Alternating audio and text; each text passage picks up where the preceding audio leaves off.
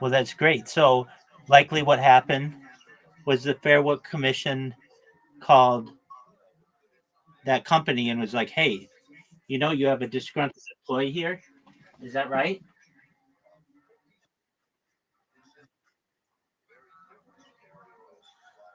Okay, so you called them up, and what did they say? Okay, why didn't you just call them in the first place? And they blocked your call.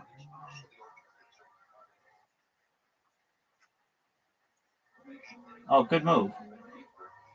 Okay, do you think you're going to get paid?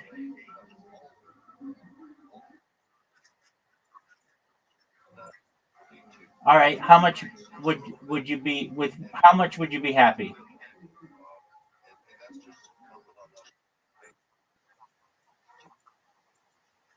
if they said right now we'll give you $1,000, but never talk to us again? Would you do it? Yeah, that's a good move. That's a good move. You would have made like a couple trips out there, no big deal, you know. So that's great.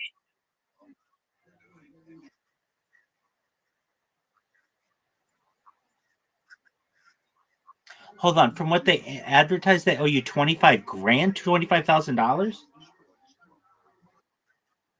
Well, you said 25 grand.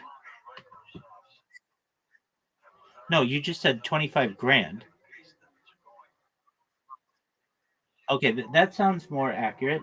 All right, I'm in agreement with you. That'd be a good deal for you. Okay, I need approximately 7 more minutes, and then we'll play. Does that sound like a plan to you? Okay, so for what they were advertising, I understand that. Okay, so in other news, did you watch a funny thing happen on the way to the moon?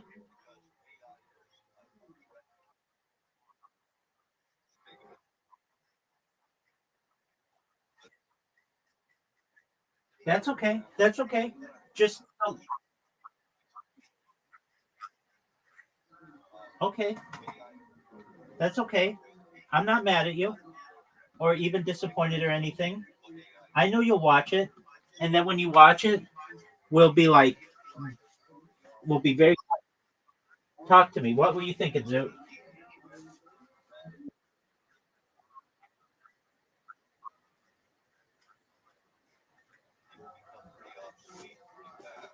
Doug. I mean, that's a great question, but an even better question is why does the flag wave on the moon? When they put it on the moon, it waves. There's no atmosphere on the moon. It shouldn't wave. It should be straight out. Well, it depends how the flags are arranged, but there was like a wire in the top. It should be like straight out. Like, can you see my hand? Like, it should be like a 90.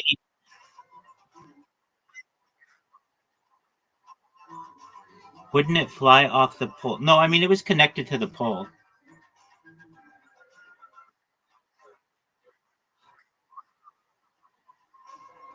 Would it still be there? Yeah, it would likely be very bleached, though. It'd be like pure white.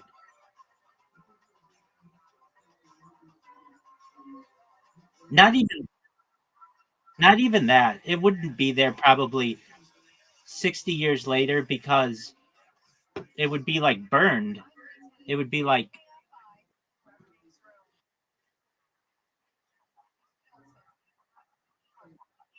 it was July 20th, 1969. July 20th, 1969. So like 55 years. Right.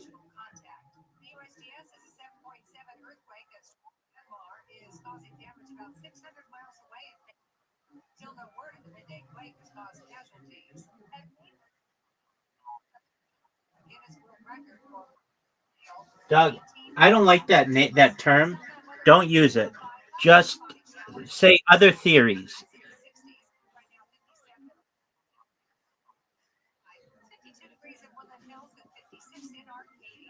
Okay, go ahead.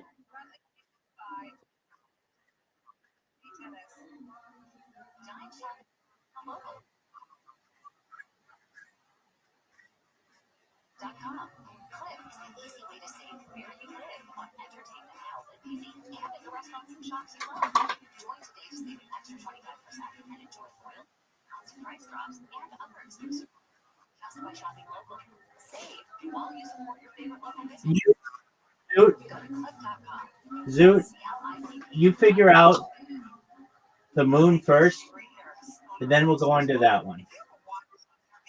I'm here. I'm here. Just one moment. I'm adjusting my devices.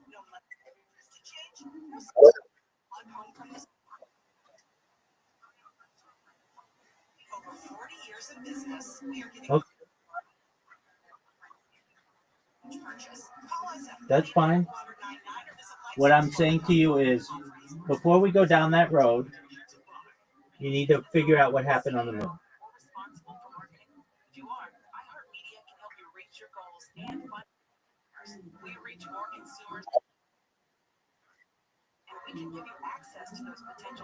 Well, yeah, but you got to be able to tell me all about it.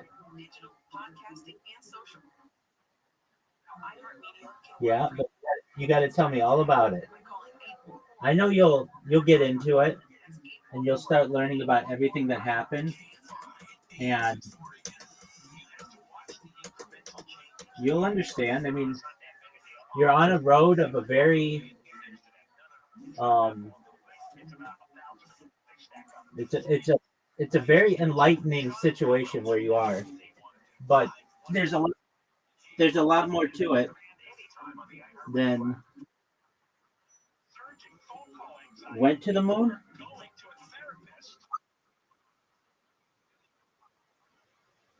Zero people went to the moon during the Apollo program.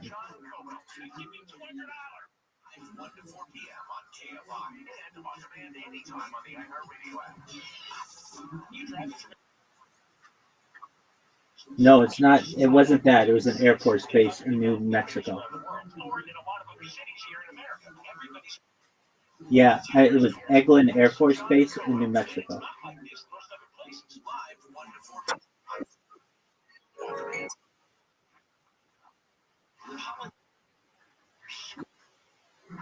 Exactly.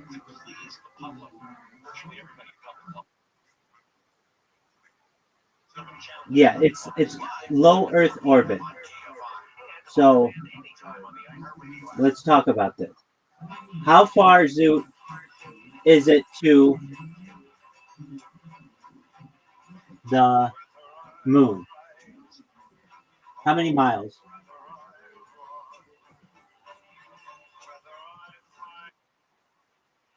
Yeah, approximately 250,000 is usually what I targeted at. Okay, and aside from the Apollo missions, no space mission has ever gone more than 600 miles off of Earth's surface. Does that make sense?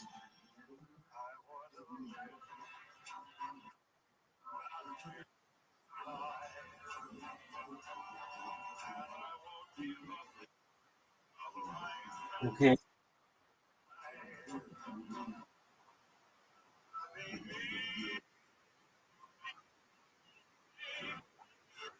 According to them, it was 3 days. Yep.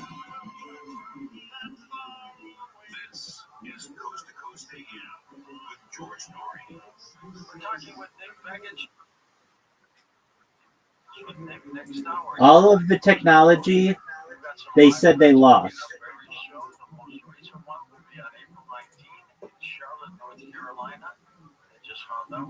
Very convenient, right?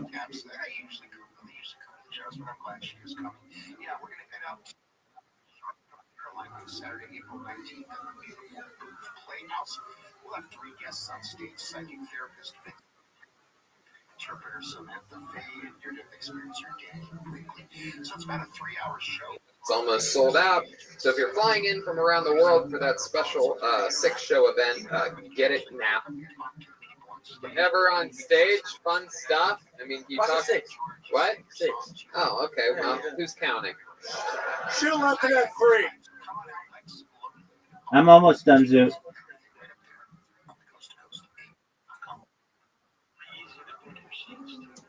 Yeah, it's very easy. A couple clicks and it gives you like a little thing to draw.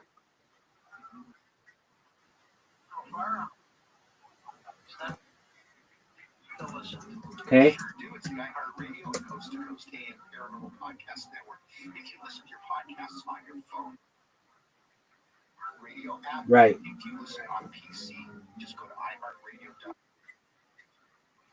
It depends on what Great shows that'll pop right up. A lot of listening. It's free, so have some fun. portion of the rocket launch you're talking. Are you talking on launch? Are you talking once it gets into it depends basically. It's not one consistent speed the whole time. Whether it's physical activity, obesity, diet, smoking, low on hormones, stress, sleep disorders, or your age. You're asking how fast did they go? Well, it's like 250,000 miles and took them like 3 days. So approximately like 75,000 miles a day, something like that. Not roughly.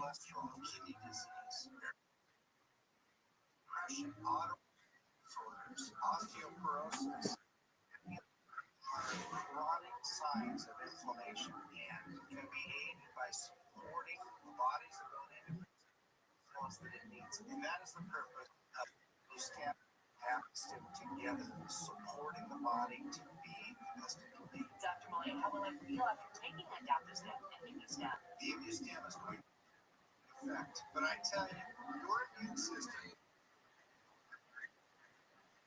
You put Yep. Adaptostat along with it, and most Here's a good one. Ask ChatGPT or Grok or whatever how much computing power the Apollo 11 mission had.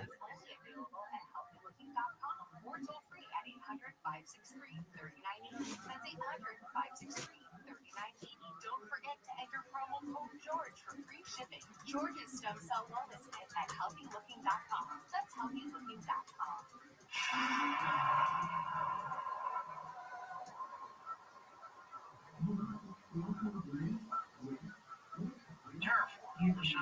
What's the answer?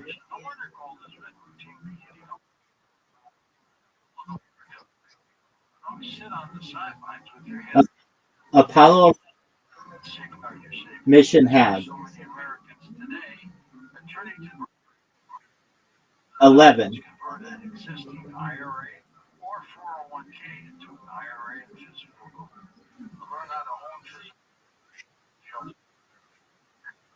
Yeah, that's okay. 11.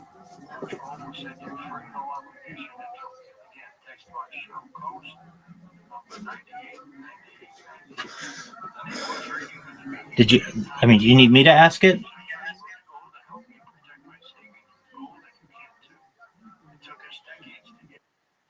How much does it say?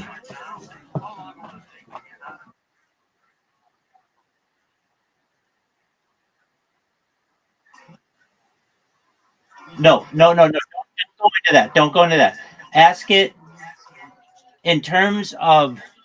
I'll ask it. How much computing power did Apollo 11 have in terms of megabytes?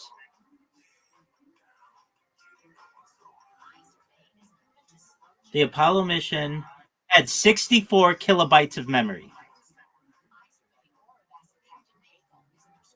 Do you know how little 64 kilobytes of memory is?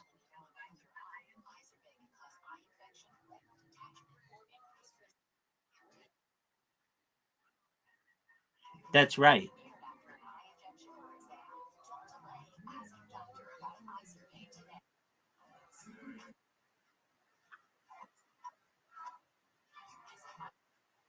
Oh, way more. So, like,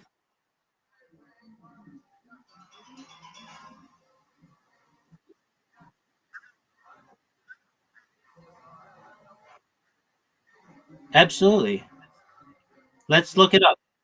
How much video time is 64 kilobytes of memory?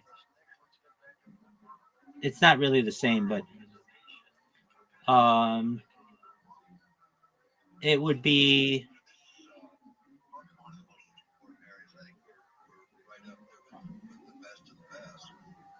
1/20th of a frame of a video. 1/20th of a frame of one frame of a video.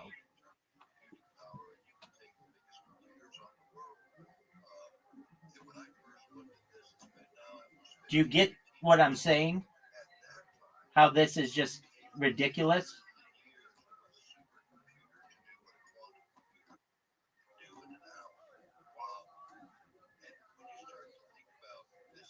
Do you get what I'm saying?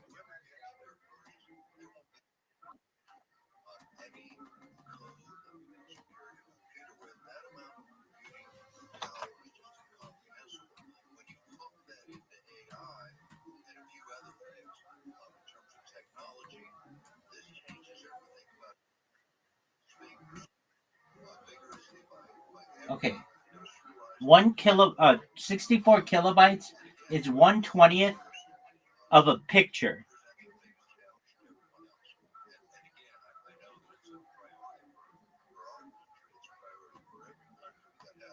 So do you get how that's the whole program? Do you get how like little computing power they did this, and they did it absolutely flawlessly?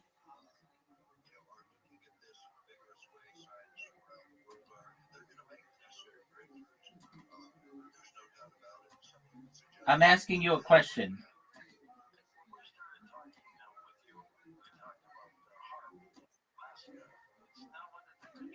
So that should tell you everything you need to know.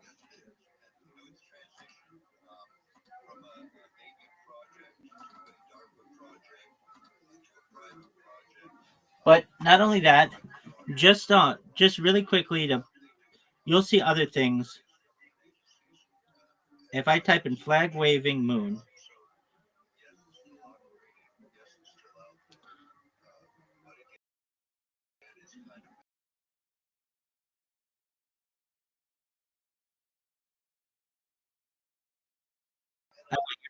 your thing's gonna say.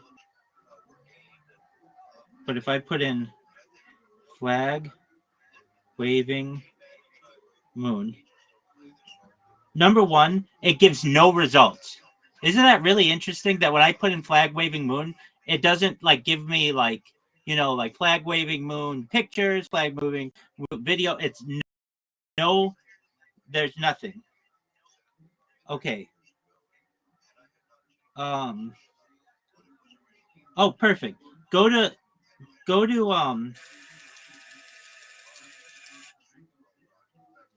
type in flag waving moon, and there's Joe Rogan's channel. It's not his real channel, it's somebody else's channel, and they've just got the video of it.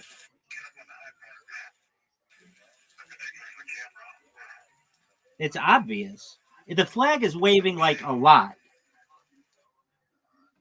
Now they say that was exhaust, but that doesn't make a lot of sense because there's no like moon rock that's being blown around.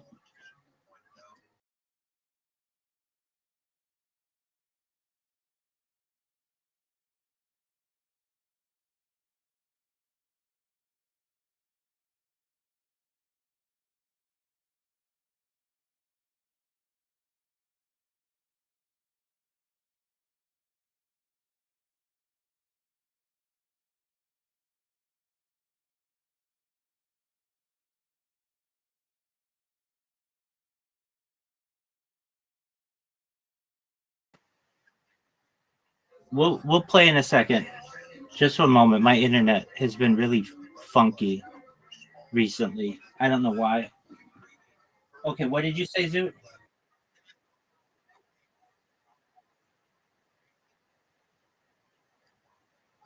I would have to have all kinds of like guarantees on my life.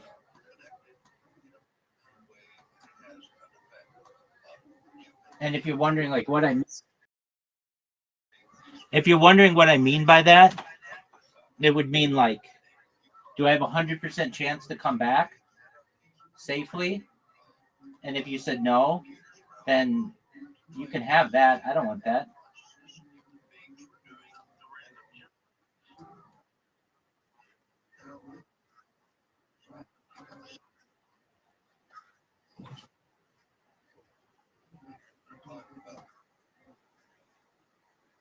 No, nobody died. No one died. You have to get this through your head. It was a very patriotic idea that you go to the moon once. It was a big deal. It was on everybody's TV. It was really, a lot of people watched it. That was Apollo 11. Apollo 12, conveniently, they have no video from it because they said that the signal didn't work. Apollo 13 got everybody's heart in a flutter and made the United States government pour a bunch of money into this program. And these guys came back and were supposed heroes. It was like a big scam.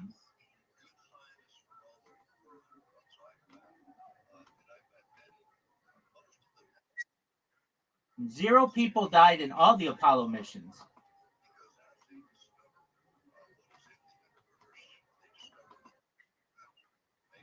Type it into ChatGPT right now, or Grok.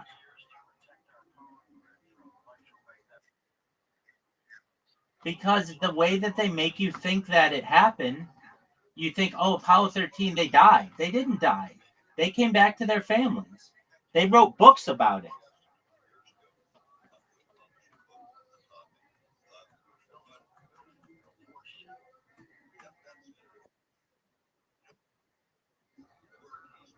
No one died. It was a failure in that it did not land on the moon. It allegedly slingshotted around the moon, when in reality, it didn't go more than 500 miles into the air.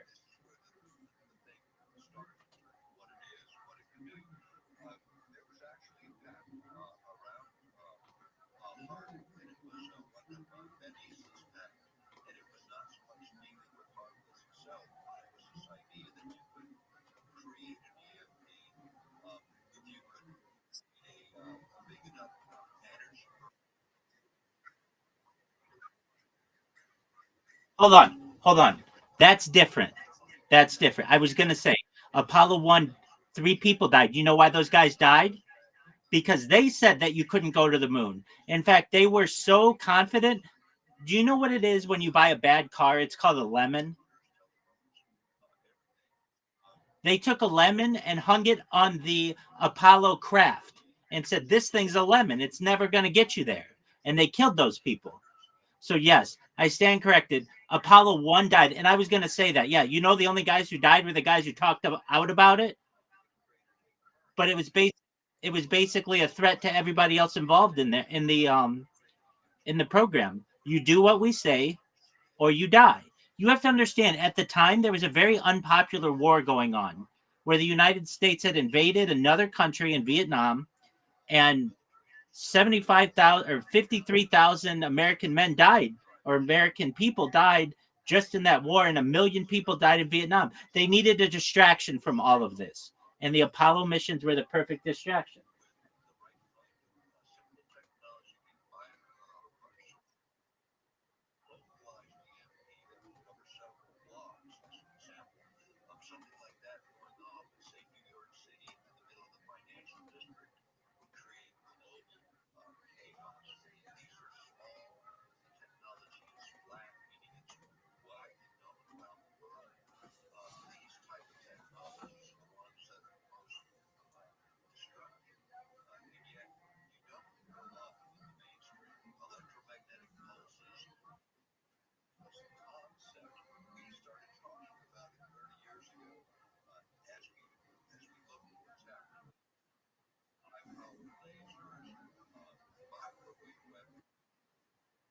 That's not what I'm saying.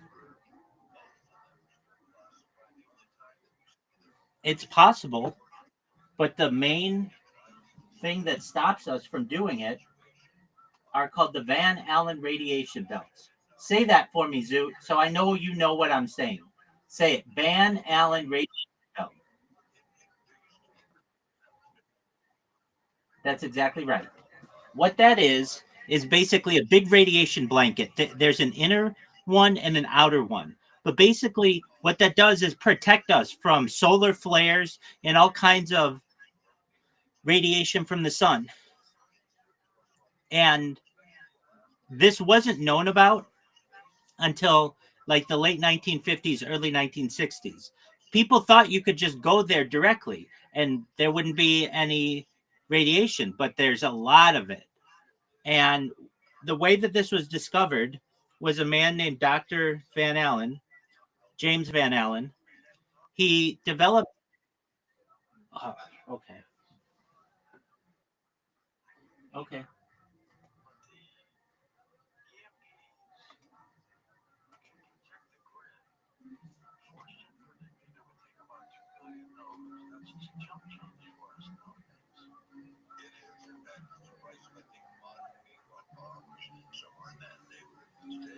But again, these are things that do need to be pursued. I can say this, that there's this administration, we may see some of that. I mean, I know that these issues are understood by some of the people in Congress and the U.S. Senate, and I would suspect that they will be part of the dialogue as we move forward, especially as volatile as world has become. The idea of an artificial EMP or a natural EMP being able to protect the nation against those things is critical. If you think about it, what we all operate on now, very, very few people are self-sufficient. I mean, 100 years ago, 95% of people could self-sustain without much of technology. Today, that's not true. Technology shuts down, water systems go offline, septic systems go offline.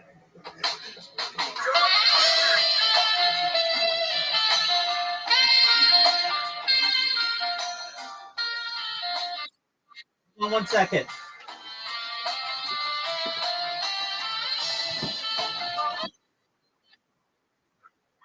What'd you say, big dog? Okay, what question do you want to ask?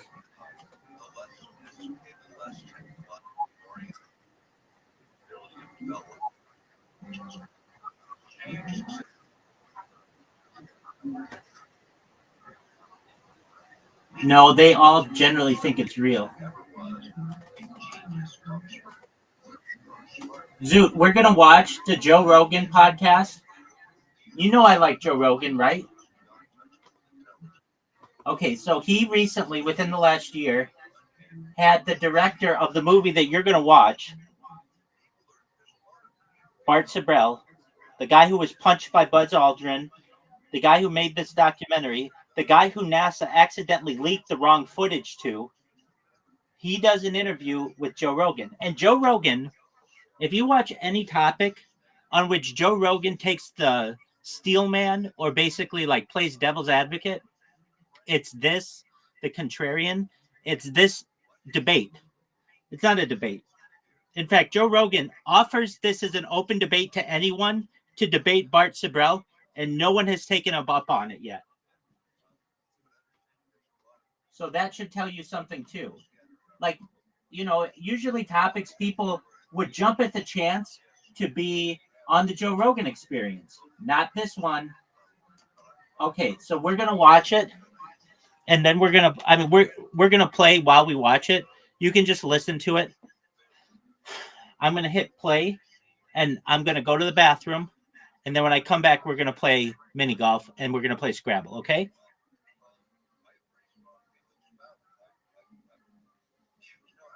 Does that sound like a plan? Excellent. Here we go. The Joe Rogan Experience. During my day, Joe Rogan podcast by night, all day.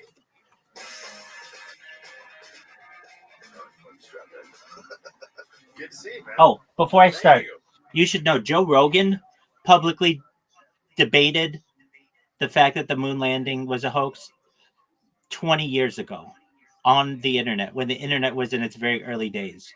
But now he has to be more centrist, though you can tell he knows that it didn't happen. He just has, if you have to understand, the moon landing has become like a religious event in the United States. And if you don't believe the moon landing, it's anti-patriotic. It's like you don't like the United States. But I could give a shit about patriotism. I want the truth. We first met, what was it, like at least 20 years ago, right? 22 years ago. Was it 22? Wow. So I had seen your movie, and I don't even remember how I got in touch with you, because this is before my podcast. I don't even. You emailed me. Exactly. That's a great question.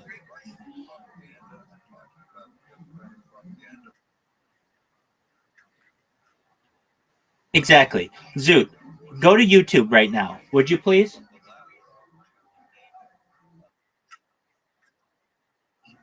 Okay.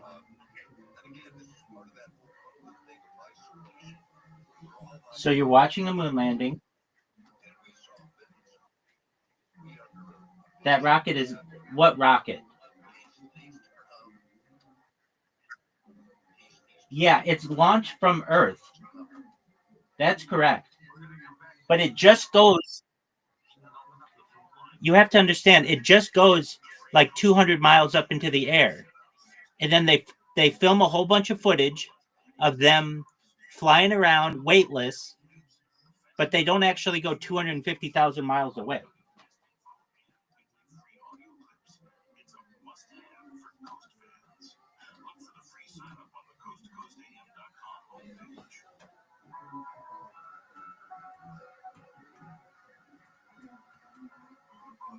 It's no secret that banning alcohol didn't stop people from living it up in the 1920s. When we're 5 years into prohibition, the government is starting to go, okay, this isn't much. Thinking back to the 1920s, No, I mean, that's a different thing. probably don't know about prohibition is that American citizens were dying due to poisoned liquor, and all along, an unlikely duo was trying desperately to stop the corruption behind The thing is that people don't know this. The general public had never seen slow motion before. So they didn't realize that if you slow down film, you can make it look airy and weightless.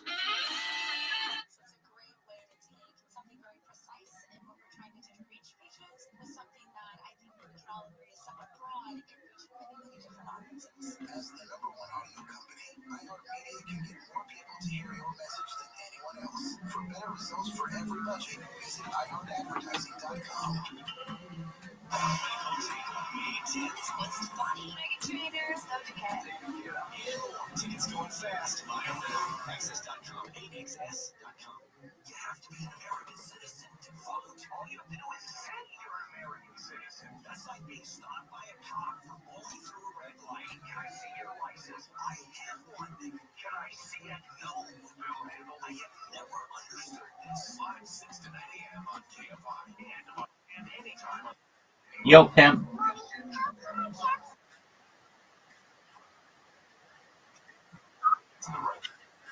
Exactly.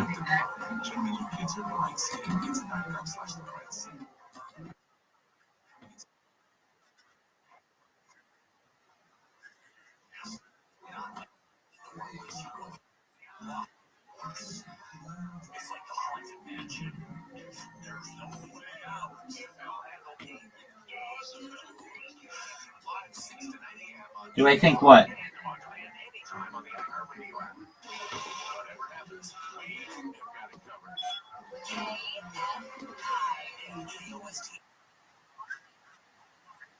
Absolutely. Think about this, Zoo. The daytime temperature there is like 250 degrees. Yet they don't have like air conditioning. Like you have to imagine, do you know how much air conditioning you would need to keep like that module cool? And what kind of power are you going to do it with? The battery power of the 1960s, which isn't as good as one single Tesla battery?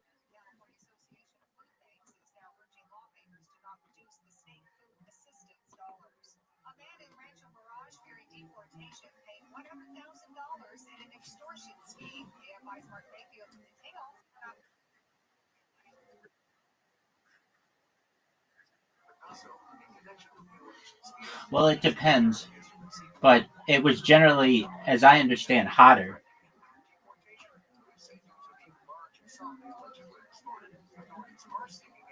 But don't get distracted with that. Just look at what's happening in the video. Now, isn't it interesting that, like, we have color pictures from World War II, color video from World War II, yet the most documented event in global history doesn't have a color camera?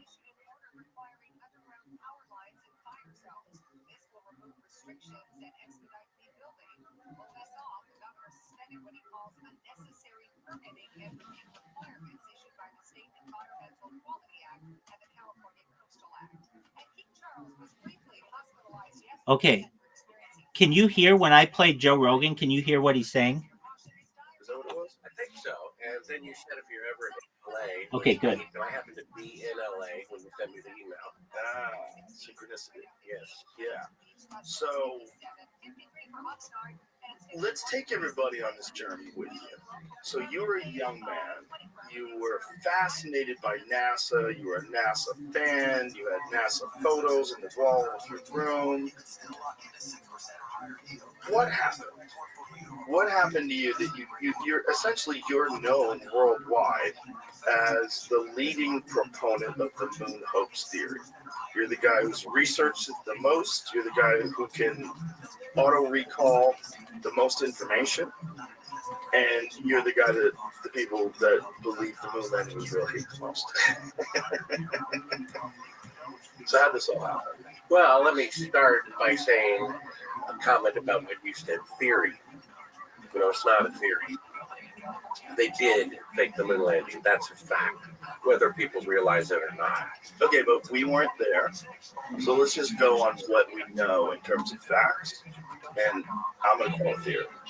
Okay, you're so Just for polite. fun. I'm just trying to, I'm going to have to steel man some of the arguments against you.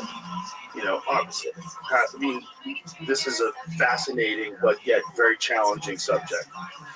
I think today, more people are aware of the insanely widespread deception that the government was involved in during the same time as the moon landing. I think this is important. And I know a lot of people who get very angry when you question the moon landing. They use terms like patriotism, they use terms like national pride, like we did this incredible thing, the scientists that we have. I understand what they're saying. I understand where they're coming from entirely. But we have to look at things realistically if we're ever going to get an accurate picture of how the world works. And I think if we look at the time that we're talking about, the Nixon administration, we talk about the Gulf of Tonkin incident where they got us into Vietnam, where there was a bullshit false flag that wound up killing how many people? It was like 1 million people dead because of that? 3 million people, including 58,220 Americans. Okay, there's that. There's Operation Northwoods during the same time period. Operation Northwoods was a plan that was designed by the Joint Chiefs of Staff where they were going to initiate false flags to try to get us into a war with Cuba. They were going to blow up a drone jetliner and blame it on Cuba. They were going to arm Cuban friendlies and attack Guantanamo Bay. So there's the Bay of Pigs. There's all these things. There's the Kennedy assassination itself, which they still won't release the files. There's the moon landing, and then there's Nixon, getting Nixon removed from the White House, which I didn't know was a giant government operation too. Tucker Carlson laid that all out, and I was like, what? And then I read a bunch about it. What he's saying is totally true. This one's the one that people hold on to the most because it's a source of national pride, and it is also like the accomplishments of NASA, the accomplishments of the scientific community, the accomplishments of these people that are able to make things like the stealth bomber and all the wild shit that we know that is absolutely real, the space shuttle, SpaceX, all of the amazing engineers and scientists. It seems to a lot of people that by calling the moon landing fake, you're discounting that work. You're discounting that amazing accomplishment from humans. What I want people to do is to say, what did they tell the truth about? If this is the one thing that you're willing to hang your hat on, because I know they lied about everything. They lied about everything. They lied about MK Ultra. They were dosing up Johns and brothels with acid and watering them. They dosed up Charles Manson. They probably trained him how to be a cult leader in prison. The whole MK Ultra thing is 100% legit, verified. There's plenty of documents on it. They experimented on people with acid. This is mind control experiments on people. What did they tell the truth about? What did they want? They said, you know what? I know we're liars and we get people killed and we're, funneling money here and there. But what? We can't lie about the moon landing, guys. And everybody agreed. This one we're going to be. This is just what it is what it is. And we're going to get the scientific community access to all the data so everybody knows it's verified. We're going to have third-party people test everything to make sure it's verified. Well, you brought up a bunch of good points. My opinion is really the opinion of the experts. For example, Robert Kennedy Jr. is 100%. He has more access to the JFK files than Oliver Stone does. He's 100% certain that his uncle, President Kennedy, was killed by the CIA. Then, as you mentioned, the Gulf of Tonkin. Robert McNamara, before he died, got it off his chest, said that the incident, the Pearl Harbor incident that got America behind the Vietnam War, never happened. He and the CIA completely fabricated it. Congress passed a law, the Gulf of Tonkin Resolution, that led to the death of 3 million people and 58,220 American soldiers without cause. So, if the corrupt federal government is willing to kill their own duly elected president, if they're willing to needlessly kill 58,220 of their own soldiers, I don't think they have a problem faking an image of the moon on television. The problem is it's a positive lie. You see, whoever killed JFK, you're just changing who did it and why. He's still dead. It's still a tragedy. Or 9/11. You can change who did it and why, but all those people are still dead. This is a positive lie. And people don't want to give up that candy, and I come along and say, wake up and smell the manure. Some people are like, well, I know America has gotten bad, but at least we went to the moon. And people need to realize the sheer arrogance of the federal government to pull off the moon landing fraud when there's virtually no eyewitnesses except 3 government employees and a picture we have to trust was on the moon from the federal government. So it was actually very easy to fake. And in answer to your first question, I was more than a supporter. I was God. Dude, what the fuck, man? The moon landing with my father in the Air Force. Just talking to entire staff nationwide, up to 200 units on one feed, and they're 100% private. They go right on the lines. So Hey, say left back free. Heck yeah. Congrats on getting up, getting cold, having fun up here. You played around well. You're a good. You got something. Thank you. Thanks for threatening us with gang violence. Hey, I don't want no trouble. I got keys. I don't want any trouble. You did great. Yeah. There you go. You did great. There he goes, Beto, everybody. Beto. He's on Twitter.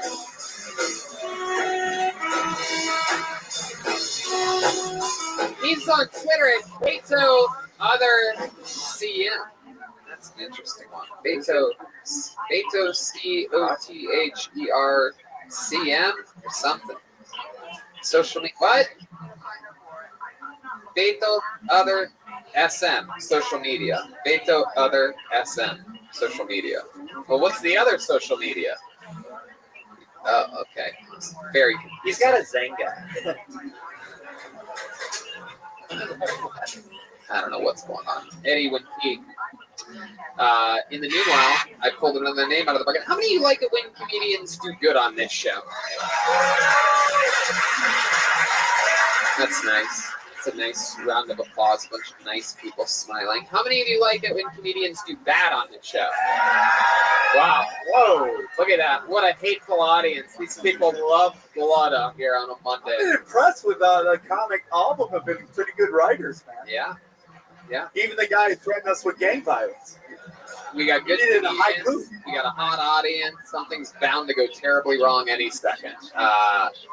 I pulled a name out of the bucket. Make some noise. 60 seconds uninterrupted. Goes to David Paulus. David Paulus. Here we go. David Paulus. I've got to, hey, get away. I've got to, run away from the... One more time for David Paulus, everyone. It's football season again. Another great opportunity for us to all learn about domestic violence. And while that's all very informative, since when did the Italian mob unionize NFL officiating? Every time there's a fucking flag on the field, they send it to Dean Blandino at the NFL offices in New York. And it's like a fucking taped audition for The Sopranos.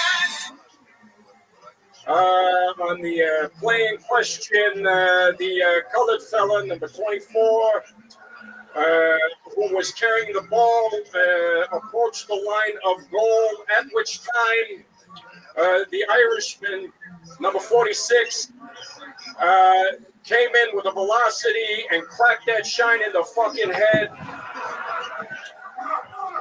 Though it was a fantastic hit, at the time of the infraction, propagated by the land speed, the call stands. Back to you, Al. There you go, David Paulus. I've got to. David, this is what, 2 weeks in a row for you? It's been a busy 5 weeks. Yeah, this is the third time. Yeah, third time in 5 weeks, 2 weeks in a row. You're a very lucky guy. What do we know about you? That you made a movie.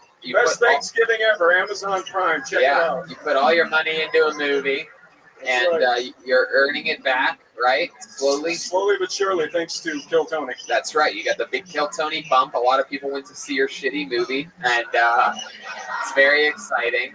What else is going on in the world? Anything else happened this past week that we need to know about? I went on a date with an Asian chick. Oh, you did? What is that about? Does she leave to San Diego tomorrow? Last week said. You don't remember last week he did on Asians the whole time. Now he's having an Asian date. Yeah? Okay. How'd it go? Went fine. Uh-huh. Wow. You're still live on the show. You know that, right? Can you tell us more than fine? I got late. It was a layup. Okay. Pussy tight? Was a layup.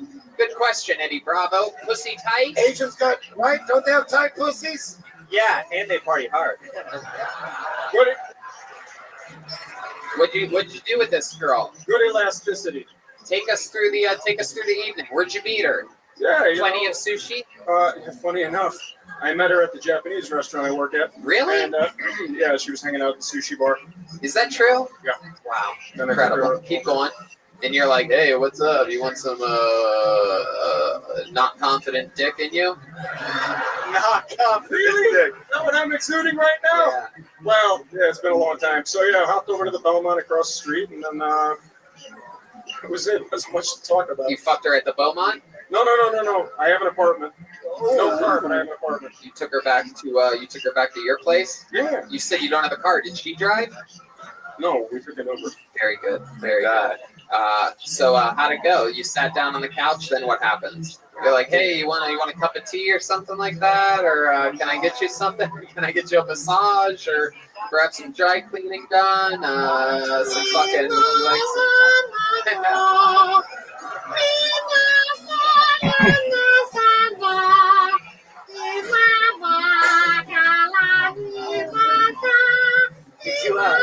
Okay. So then what happens? Take us through it. Tell us the fucking truth, David. I can tell you're conniving up some Midwest lie over there. Get the fuck out of here, man. I put on Full Metal Jacket. We had a little small talk, drank some vodka, and that was it. Why Full Metal Jacket? Why? I fucking knew it. Too low crew. David, what happened? You're sitting on the couch. Tell me. What the fuck, man? Listen, I put on Best Thanksgiving Ever. David, stop making jokes. I'm asking. This is the interview part. You put on Best Thanksgiving Ever? Is that true? No, it's not true. Tell me the truth. Stop lying. Right. Be honest with yourself and with us. All right. We were watching HBO Go. Okay, that's just an app. That's not something that you watch. I don't have cable, man. So you made it to the main screen of HBO Go, Yeah. and that's it? Yeah. You came in your pants, and that was the end of the night? No, man. I'm asking you a fucking question, David. I need you to pay attention here without lying or trying to be funny. Explain to me how the evening went. What did you put on HBO Go? Jiro Dreams of Sushi? Black Girl Sketch Show. All right, there he goes. David Paulus, everybody. Make some noise for David Paulus. There he goes. He's run out of brain energy. Doesn't know how to answer common sense questions about something that happened days ago. Yeah. After you eat out an Asian chick, you get horny 20 minutes later. I wanted to know. He would just say something stupid if we asked him that question. I wanted to know if you wear a condom because I heard they like it raw. Hey, that's an Asian joke. It's another sushi one. As many of you know, we have a what? Oh my God. Brian gave me the evil eye. So much going on right now. Guys, we have an intern on this show. Brandon, the intern, came in a couple months ago. We're making some amazing adjustments that are going to be taking place production-wise with this show, including better live feed, sound quality, and a great many other changes that are all being enacted right now. As part of his internship, when he came on board, one night his mom came out to the show, and so I threw him up for a spot to do 60 seconds. He bombed so hard it was almost depressing. And I love watching people bomb more than the rest of you, but I mean, I almost killed myself for him at the end of his set. His mom came up afterwards and destroyed. I brought his mom up. She killed after watching her disappointing son perform. Last week he told me that he had something special planned. He's ready for some redemption here. So I present to you for the second time ever, Brandon the intern, everybody. Here he is. He's going to be a hero on this show one day. But here he is, Brandon the intern. I know what you're all thinking. Brandon the intern Thompson, you came here a few weeks ago and you graciously threw a performance just to offer your poor, attention-starved African-American lesbian mother one last ray of that sweet spotlight before she shuffles off this mortal coil. She was in the Navy. You're a goddamn hero, Mr. Thompson. I actually came this week to offer a little podcast pushback on a Mr. Sam Harris.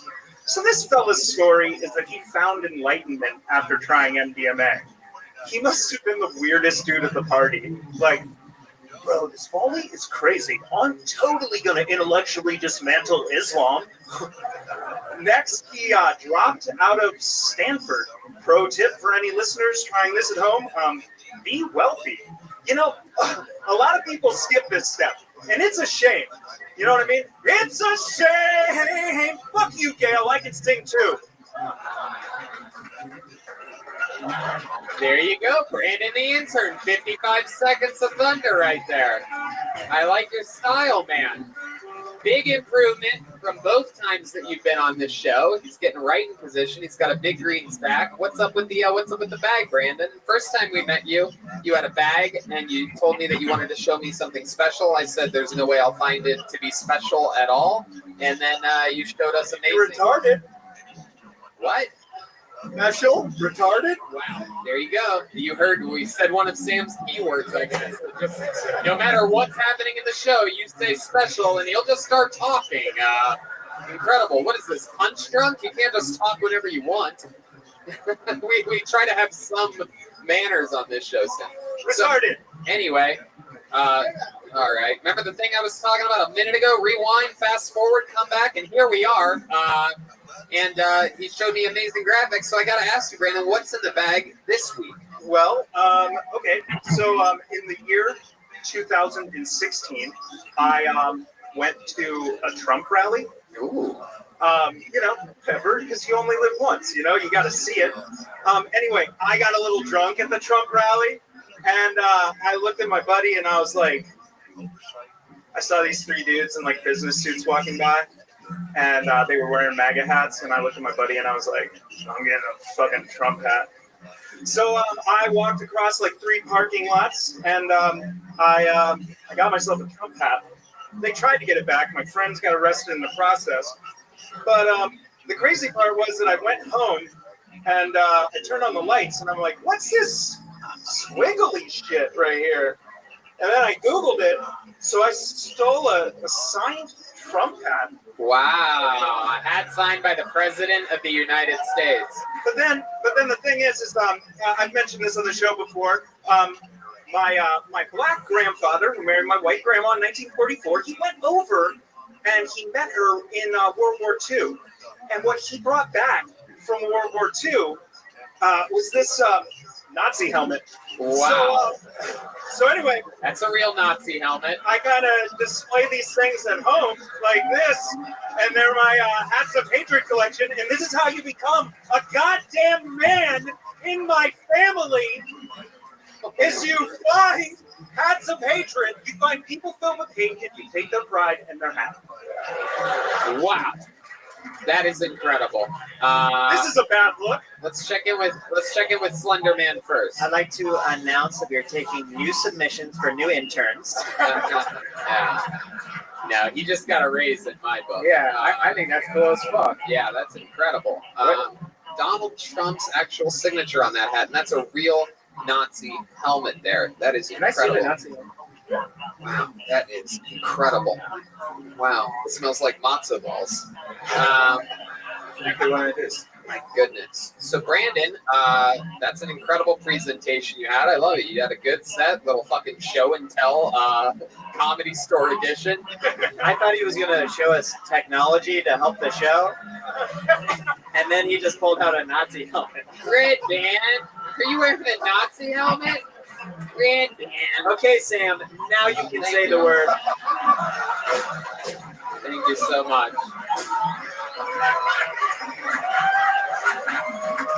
There you go. Very good. I'm going to keep this now. I represent. Wow. Well, there you go. Fun times. How about that? Brandon the intern, ladies and gentlemen. There he goes. Fun set. That was cool. I've got to. Good job, Run away. I've got to. Here we go. You know what? Let's have some fun right now. This is a set that I can always count on, that I always know is going to go good. We've always had regulars on this show. They're blowing up, all of them. I'm so excited about this one. A very unorthodox style of improvisational, extreme stand-up comedy. Ladies and gentlemen, I present to you one of my favorite top young rising comedians in the world. From Memphis, Tennessee, the great and powerful William Montgomery. Here he goes. Here he is. Live in the flesh, William Lights Out Montgomery. I have never stolen that much food from a Kmart before. That is something I said to a police officer 2 weeks ago before I went to jail. Alexa, I work at a Kmart, and all my coworkers are talking shit, and I swear to God, if they don't stop, I'm going to come back into this fucking Kmart with an AK-47 and shoot everyone.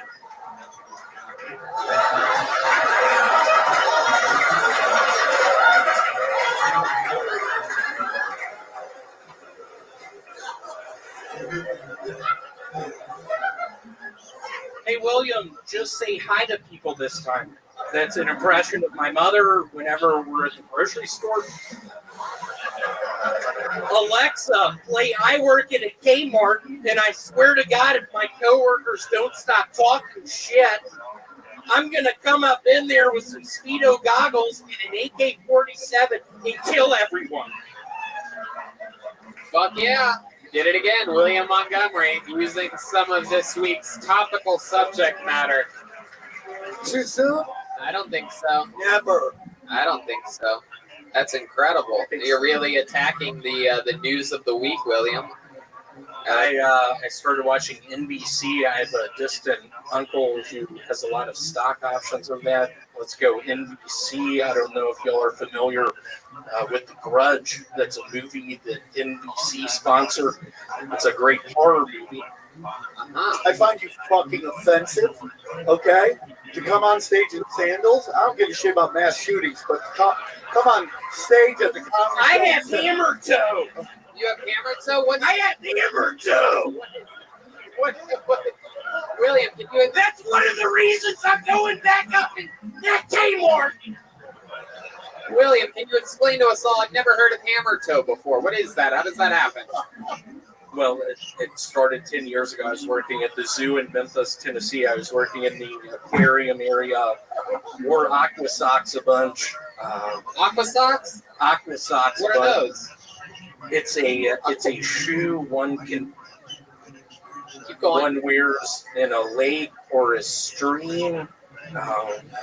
Aqua socks. Yeah. Okay. So you're wearing aqua socks, and then what happened?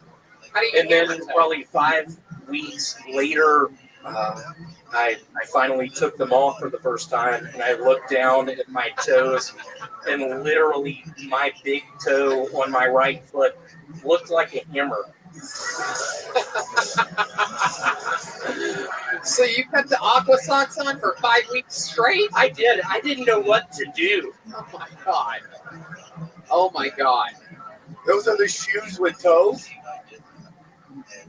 See, what scares me is if you were working in that Kmart and I had those Uzis, I had my Speedo goggles on, and you asked me that, I'll be quite frank, I think I would spare you. I would be so horrified, I'd be like, no, these aren't the 5 fingers. They're aqua socks, and I think both of us would laugh, and I would just resume down maybe the aisle where the fish are, just with my Uzi, spraying bullets. Wow. And don't ask what's in my knapsack, because it's pipe bombs. Is that true? You have pipe bombs in there? It's pretty true. It's pretty true? It's pretty true. I looked up a diagram.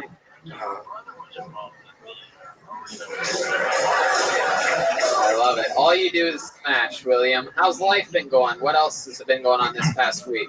Been pretty good hanging out with that girl. Oh, yeah. Still doing some acid. Yeah. Still looking at her in the face. Just thinking, oh my God, I think I'll be honest. I've been lonely for 10 years. I've only ever had one girlfriend. Met this one young lady. She seems nice. But yeah, tripping on acid, just thinking I have to pee, just in her bedroom. Her grandparents are on the other side of the door. Is that true? It is true. She lives with her grandparents? She does. And that's where you go to hook up with her? You go to the grandparents' house? When you say hook up, I hope y'all realize just sort of a scene, maybe MIA Paper Planes, like her putting on surgical plastic, whether it be plastic, whether it be just some sort of plastic material, just just her putting those on, taking. Wait, what's the plastic? Hold on, William, you got to slow it down. You just said plastic material. Where's she putting the plastic material? She is slowly whispering in my ear. It's not saying, the question. William, So, go ahead. Just do your thing. William, you seem so nice. I'm open to putting one of my fingers around your bottom. Oh. And then what? She says that, and I'm tripping, and I look at her, and I get the pistol that I carry in my backpack, and I put it up to her head. And I'm just like, bitch, I swear to God, I'm on fucking edge. If you say that shit again. Hey! All right. Wow. William, you are quite the artist. It is incredible, your style and what you're able to accomplish. I did want to say, I looked y'all up. Y'all do conspiracy theory things. What about the people on that airplane who took one of the towers to do? What about did that really happen or not? What is the deal with that? Wait, what? What's up with that? What kind of question is that, William? Planes? What planes? Just one of the planes that hit one of the buildings in New York City. Uh-huh. Just what is that? When did that happen? 1974. Oh, that one you're talking about. Oh, that really I know y'all are happened. taking notes. That is where, if you are totally realizing you've made a horrible mistake, and they're like, oh, when say 1974. Wow, that acid is ruining your life, William. So you've been having sex with this girl that you found. Sexual intercourse? On acid with a gun to her head. Yeah, but you've been putting your wiener inside of her little toot-toot? A little, lazy I heart? have not said any name. I'll be very frank. I'm playing the pull-out game, which I've never done before. What does the pull-out game mean to you? What do you... It entails me and her being side by side, MIA paper planes blaring. Yeah. Blaring. What about the grandparents? So they don't mind that song? I'll be very honest, sort of in the heat of the moment, I whisper in her ear, Yeah. and I'll change names here, but I'll just be like, hey, I think Scott is listening. Wait. Whose name is that? The grandparent? And it scares me, and then I stop, and then I think I've been smoking and drinking too much. My penis is not working how it used to. Yeah, how's it working now? Does it have hammer toe? Yeah, it works. Just me being beside her, just sort of fantasizing about being in a Kmart, maybe a couple Uzis. Okay. Hey, William, There you go. When you hear the same thing twice, that means that the interview's over. Well, ladies and gentlemen, once again, the great William Montgomery. You know, if I was starting stand-up comedy now, I would fucking hate that guy. He would infuriate me. Just the way he just fucking improvises and gets lost. I would like to watch him fuck. Tony, you should see the comments that I read on this guy. Like, it's like, he doesn't even do jokes, like these idiots. It's like, well, just kill then, you fucking idiot. Kill every week. Good luck. Tony, I wanted to know if his dick works like a Mexican or a Guatemalan. I don't know about that. I wonder if he uses a condom or an aqua sock. I bet you his dick looks like a hammer toe. I said that 45 seconds ago, Sam. You did? Just proof again that you're not paying attention. You're just thinking See, of what you're going to say next. It's called a callback. You guys think we should go back to the bucket one more time, huh? Been stirring it up. Slender Man? Yeah, I bet William's dick looks like a hammer toe. Oh. That's a good one. I wish I would have thought of that. And it parties a lot. Just picture MIA for planes playing in the background and I'm in Kmart shooting again. All right, this looks like an interesting name. Make some noise for Brandon Peterstadt. Brandon Peterstadt, here he is.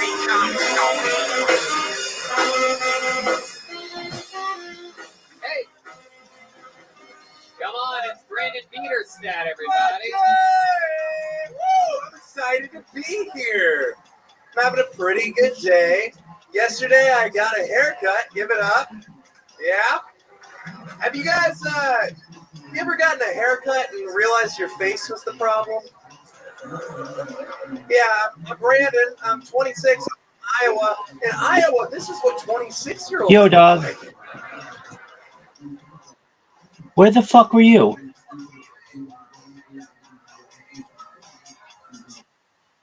Where?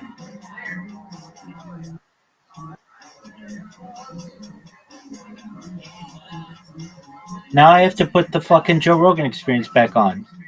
Are you going to be here to play 5 games and a game of Scrabble?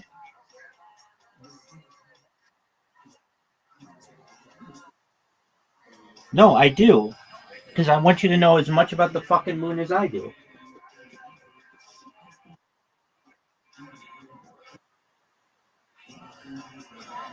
Everything about the moon, I want you to know about it. There's a lot to know. Just one moment.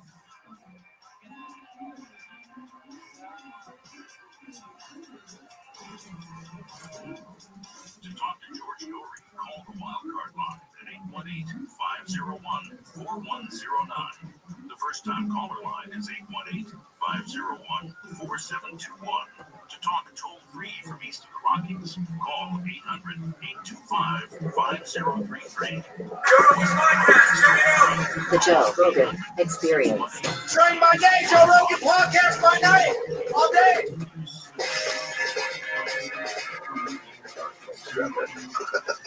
Good to see you, man. Thank you. We first met, what was it, like at least 20 years ago, right? 22 years ago. Was it 22? Wow. So I had seen your movie, and I don't even remember how I got in touch with you, because this is before my podcast. I don't even. You emailed me. Okay. So did I email you off your website? Is that what it was? I think so. And then you said if you're ever in LA, let's meet. And I happened to be in LA when you sent me the email. Ah, synchronicity. Yes. Yeah. So let's take You have an everybody invite, on Zoo. this journey with you. So you were a young man. You were fascinated by NASA. You were a NASA fan. You had NASA photos on the wall of your room. What happened? Cool story. What happened to you that you're essentially you're known worldwide as the leading proponent of the moon hoax theory? You're the guy who's researched the most. You're the guy who can auto recall the most information. And you're the guy that the people that believe the moon landing is real hate the most. Well, let me start by saying a comment about what you said, theory. It's not theory. They did fake the moon landing. That's a fact, whether people realize it or not. Okay, but we weren't there. So let's just go on what we know in terms of facts. And I'm going to call it theory. Okay, you're so Just for polite. fun. I'm just trying to, I'm going to have to steel man some of the arguments against you. Obviously. This is Pay attention to the moon, Zoo. but yet very challenging subject. I think today That was a more people are aware of the insanely widespread deception that the government was involved in the same time as the moon landing. I think this is important. And I know a lot of people who get very angry when you question the moon landing. They use terms like patriotism, they use terms like national pride, like we did this incredible scientist. I understand what they're saying. I understand where they're coming from entirely. Thanks, We big dog. have to look at Moon. things realistically if we're ever going to get an accurate picture of how the world works. And I think if we look at the time that we're talking about, the Nixon administration, we talk about the Gulf of Tonkin incident where they got us into Vietnam, where it was a false flag. Moon. Killing how many people? It was like 1 million people dead because of that. 3 million people, including 58,220 Americans. Okay, there's that. There's Operation Northwoods during the same time period. Operation Northwoods was a plan that was signed by the Joint Chiefs of Staff where they were going to initiate false flags to try to get us into a war with Cuba. They were going to blow up a drone jetliner, blame it on Cuba. They were going to arm Cuban friendlies and attack Guantanamo Bay. So there's the Bay of Pigs. There's all these things. There's the Kennedy assassination itself, which they still won't release the files. There's the moon landing, and then there's Nixon, getting Nixon removed from the White House, which I didn't know was a job. Too. Tucker Carlson laid that all out, and I was like, what? A bunch Yeah, of I did. what he's saying is totally true. So did you. The one that people hold on to the most because it's a source of national pride, and it is also like the accomplishments of NASA, the accomplishments of the community, the accomplishments of these people that are able to make things like bomber and Moon. wild shit that we know that is absolutely real. The space shuttle, SpaceX. Moon. On scientists. It seems a lot of people that by calling the moon landing fake, you're discounting that work. You're discounting that amazing accomplishment from humans. What I want people to do is to say, what did they tell the truth about? If this is the one thing that you're willing to hang your hat on, because I know they lied about everything. They lied about everything. They lied about MK Ultra. They were dosing up Johns and brothels with acid and watering them. They dosed up Charles Manson. They probably trained him how to be a cult leader in prison. The whole MK Ultra thing is 100% legit, verified. There's plenty of documents on it. They experiment on people with acid. This is mind control experiments on people. What did they tell the truth about? What did they want? They said, you know what? I know we're liars and we get people killed and we're, funneling money here and there. But what? We can't lie about the moon landing, guys. And everybody agreed. This one we're going to be. This is just what it is what it is. And we're going to give the scientific community access to all the data so everybody knows it's verified. We're going to have third-party people test everything to make sure it's verified. Well, you brought up a bunch of good points. My opinion is really the opinion of the experts. For example, Robert Kennedy Jr. is 100% certain. He has more access to the JFK files than Oliver Stone does. He's 100% certain that his uncle, President Kennedy, was killed by the CIA. Then, as you mentioned, the Gulf of Tonkin. Robert McNamara, before he died, got it off his chest, said that the Gulf of Tonkin incident, the Pearl Harbor incident that got America behind the Vietnam War, never happened. He and the CIA completely fabricated it. Congress passed a law, the Gulf of Tonkin Resolution, that led to the death of 3 million people and 58,220 American soldiers without cause. So, if the corrupt federal government is willing to kill their own duly elected president, if they're willing to needlessly kill 58,220 of their own soldiers, I don't think they have a problem faking an image of the moon on television. The problem is it's a positive lie. You see, whoever killed JFK, you're just changing who did it and why. He's still dead. It's still a tragedy. Or 9/11. You can change who did it and why, but all those people are still dead.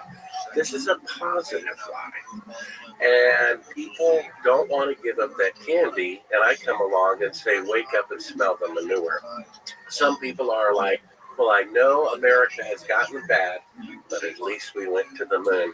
And people need to realize the sheer arrogance of the federal government to pull off the moon landing fraud when there's virtually no eyewitnesses except 3 government employees and a picture we have to trust is on the moon from the federal government. Yeah. So it was actually very easy to fake. And in answer to your first question, I was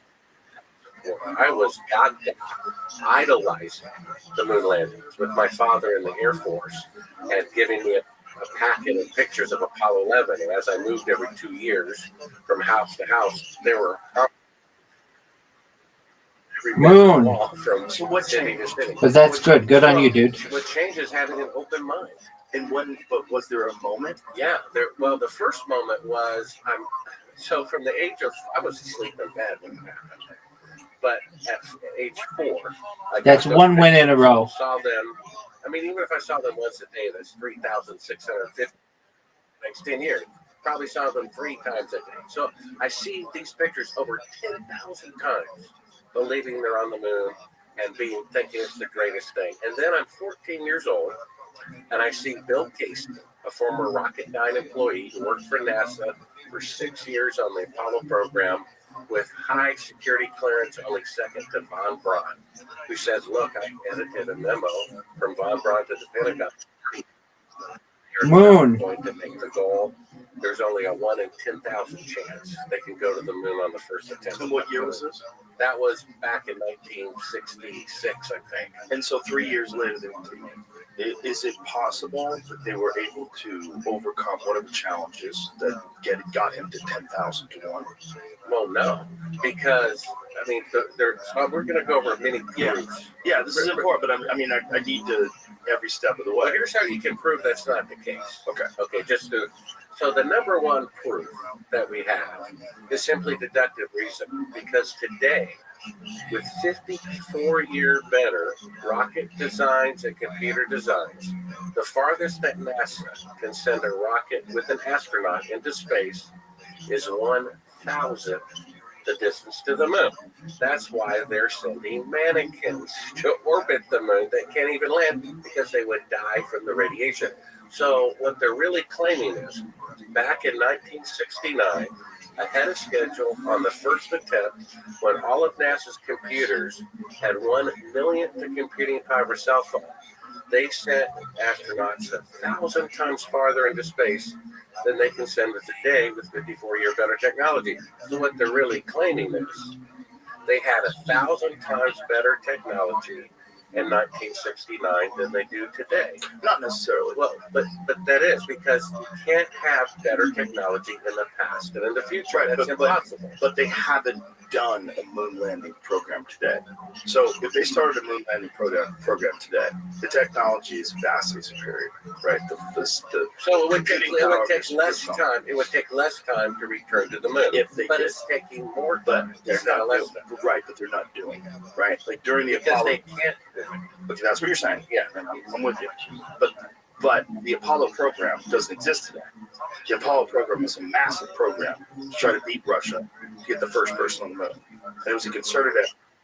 Just how many people? Moon. How many employees? How many like overall? It's very compartmentalized, right? But how many people overall were involved in the Apollo moon landing?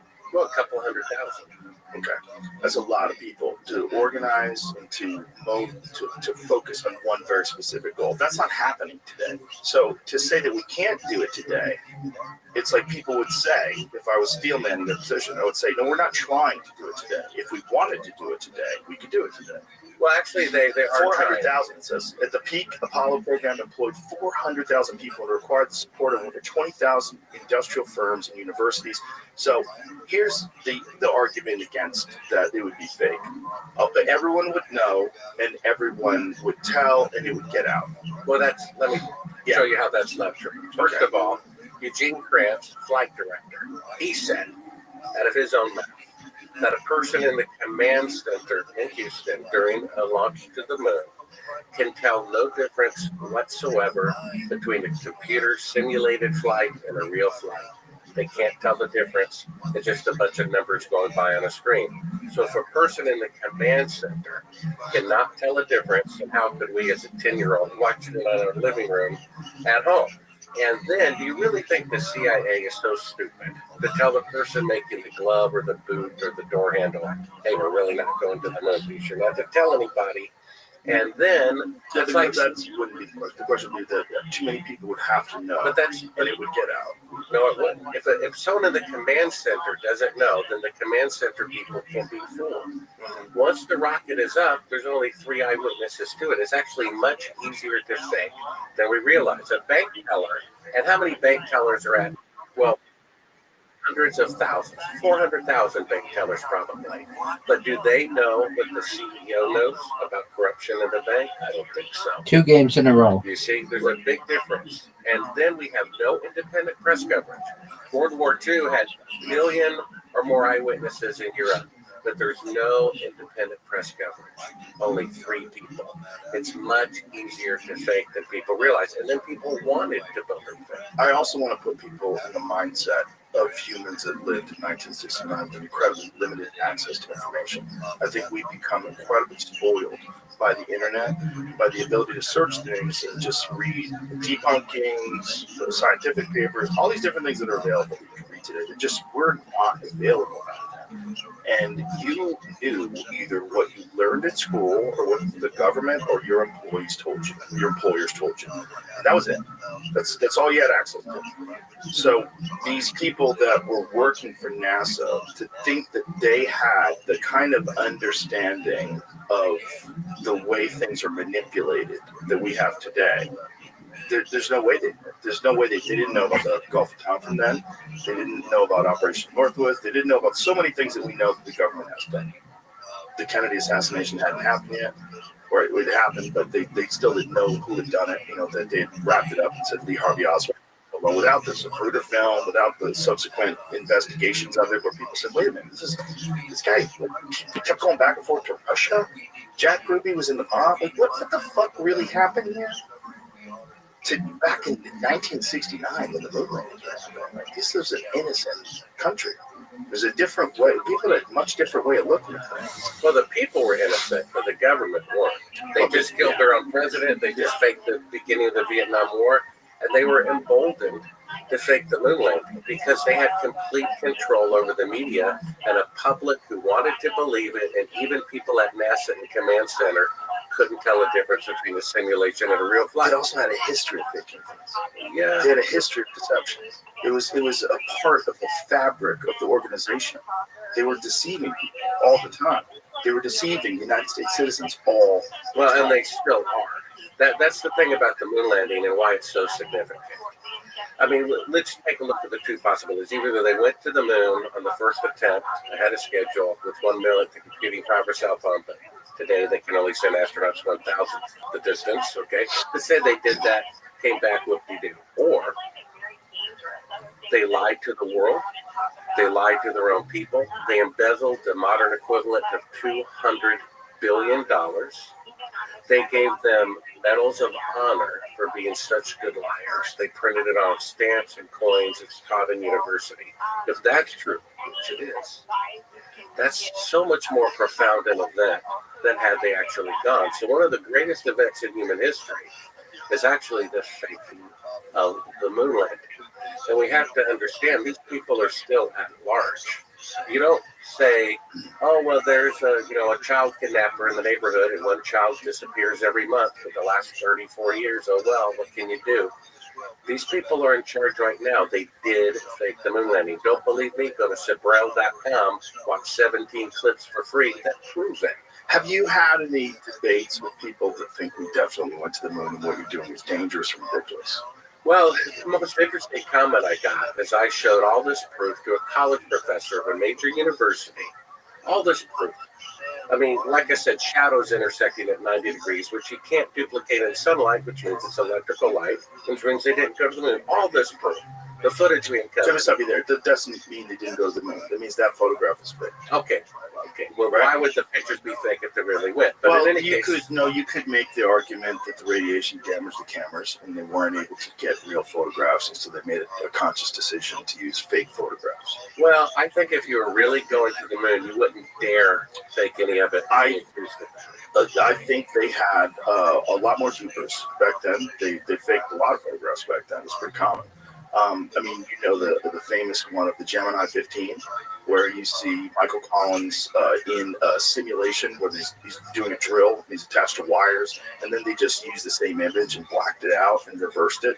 Yeah, so you're saying NASA has a track record of faking space flights before then. Yeah, you're right. Or publicity firms that work for NASA had a limited amount of photos to work with, and they decided to manipulate some so that they could have photos that they didn't have of an actual event, which really took place. Well, a spacewalk. But what we have is them faking being halfway to the moon. Right, but they do things like the spacewalk. They do things like the Space Center. So Yes. that's where it gets confusing. Well, right? they can't leave Earth orbit. That's where it gets confusing. Right. So the real problem, the question is the Van Allen radiation belts. Now, Operation Starfish Prime, that was the operation where they detonated a nuke in the radiation belts, right? Didn't they do something like that? Something kooky? They're trying to blow a hole through the radiation I've belts? heard that. I don't know. It's not confirmed. I don't know. Yeah, it's secret squirrel stuff. But what is Operation? Google that. What is Operation Starfish Prime? I remember reading that, going, they did what? They shot a nuke into space. Starfish Prime is a high-altitude nuclear test conducted by the United States, a joint effort of the Atomic Energy Commission and the Defense Atomic Support Agency. It was launched from Johnson Atoll on July 9, 1962. It's the largest nuclear test conducted in outer space, and one of the 5 conducted by the U.S. in space. A Thor rocket carrying a W-49 thermonuclear warhead designed at Los Alamos Scientific Laboratory, and a MK-2 re-entry vehicle was launched from Johnston Atoll in the Pacific Ocean, about 900 miles west-southwest of Hawaii. The explosion took place at an altitude of 250 miles. So is that essentially like where the space station is and all that stuff is? That's right. Okay. Above a point 19 miles southwest of Johnson Atoll, at a yield of 1.4 megatons. The explosion was about 10 degrees above the horizon, as seen from Hawaii at 11 p.m. Hawaiian time.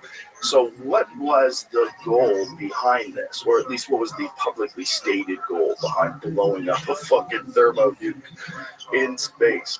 Well, I guess they were trying to 3 games in a row. open up the radiation Moon. in order to go to the moon. They knew that the But radiation was this belt. connected though? Was this program connected to NASA officially?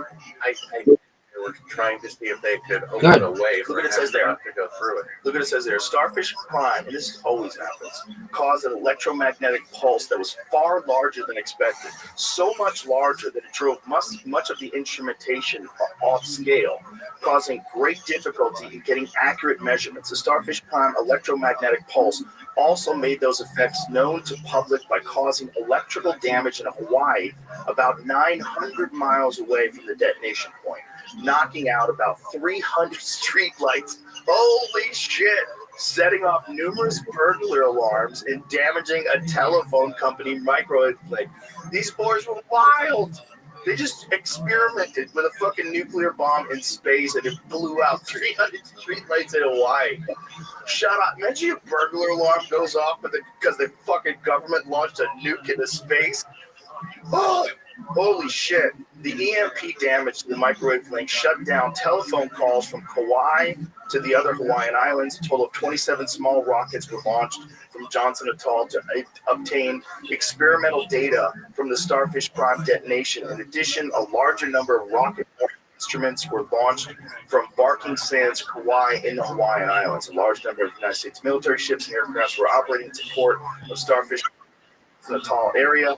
And across the nearby North Pacific region, a few military ships and aircrafts were also positioned in the region of the South Pacific Ocean near Samoan Islands. The location was at the southern end of a magnetic field line of the Earth's magnetic field from the position of the nuclear detonation, an area known as the Southern Conjecture region for the test. So does it say why they were doing it, though? Yeah. I'm interested to see, like, why did you guys do that? Give me some sort of a logical explanation why you just took a fucking chance and launched a nuke 250 miles into the sky. Okay, what they said. It began in response to the Soviets' announcement on August 30th of 1961 that they would end a 3-year moratorium on testing. It began in response, right? But why did they do it in space? I understand that they might have did nuclear tests back then because the moratorium was over. Aliens killed the aliens with nukes. That's probably why the aliens started showing up more. Well, that's all the folklore. The folklore about Fat Man and Little Boy. And when they drop those bombs, that's when the aliens start showing up. Like, hey, what are you doing? Which I would do if I was an alien. That's around the time I would start landing. Like, as soon as they start dropping bombs on cities, like, Jesus Christ. So, we know they did that. That's a real thing. Why'd they do it? The speculation is that they were trying to open up a portal to make passage through the Van Allen radiation if that was possible. Now, the people that say that it's easy to go through the Van Allen radiation belts will tell you that it's a donut.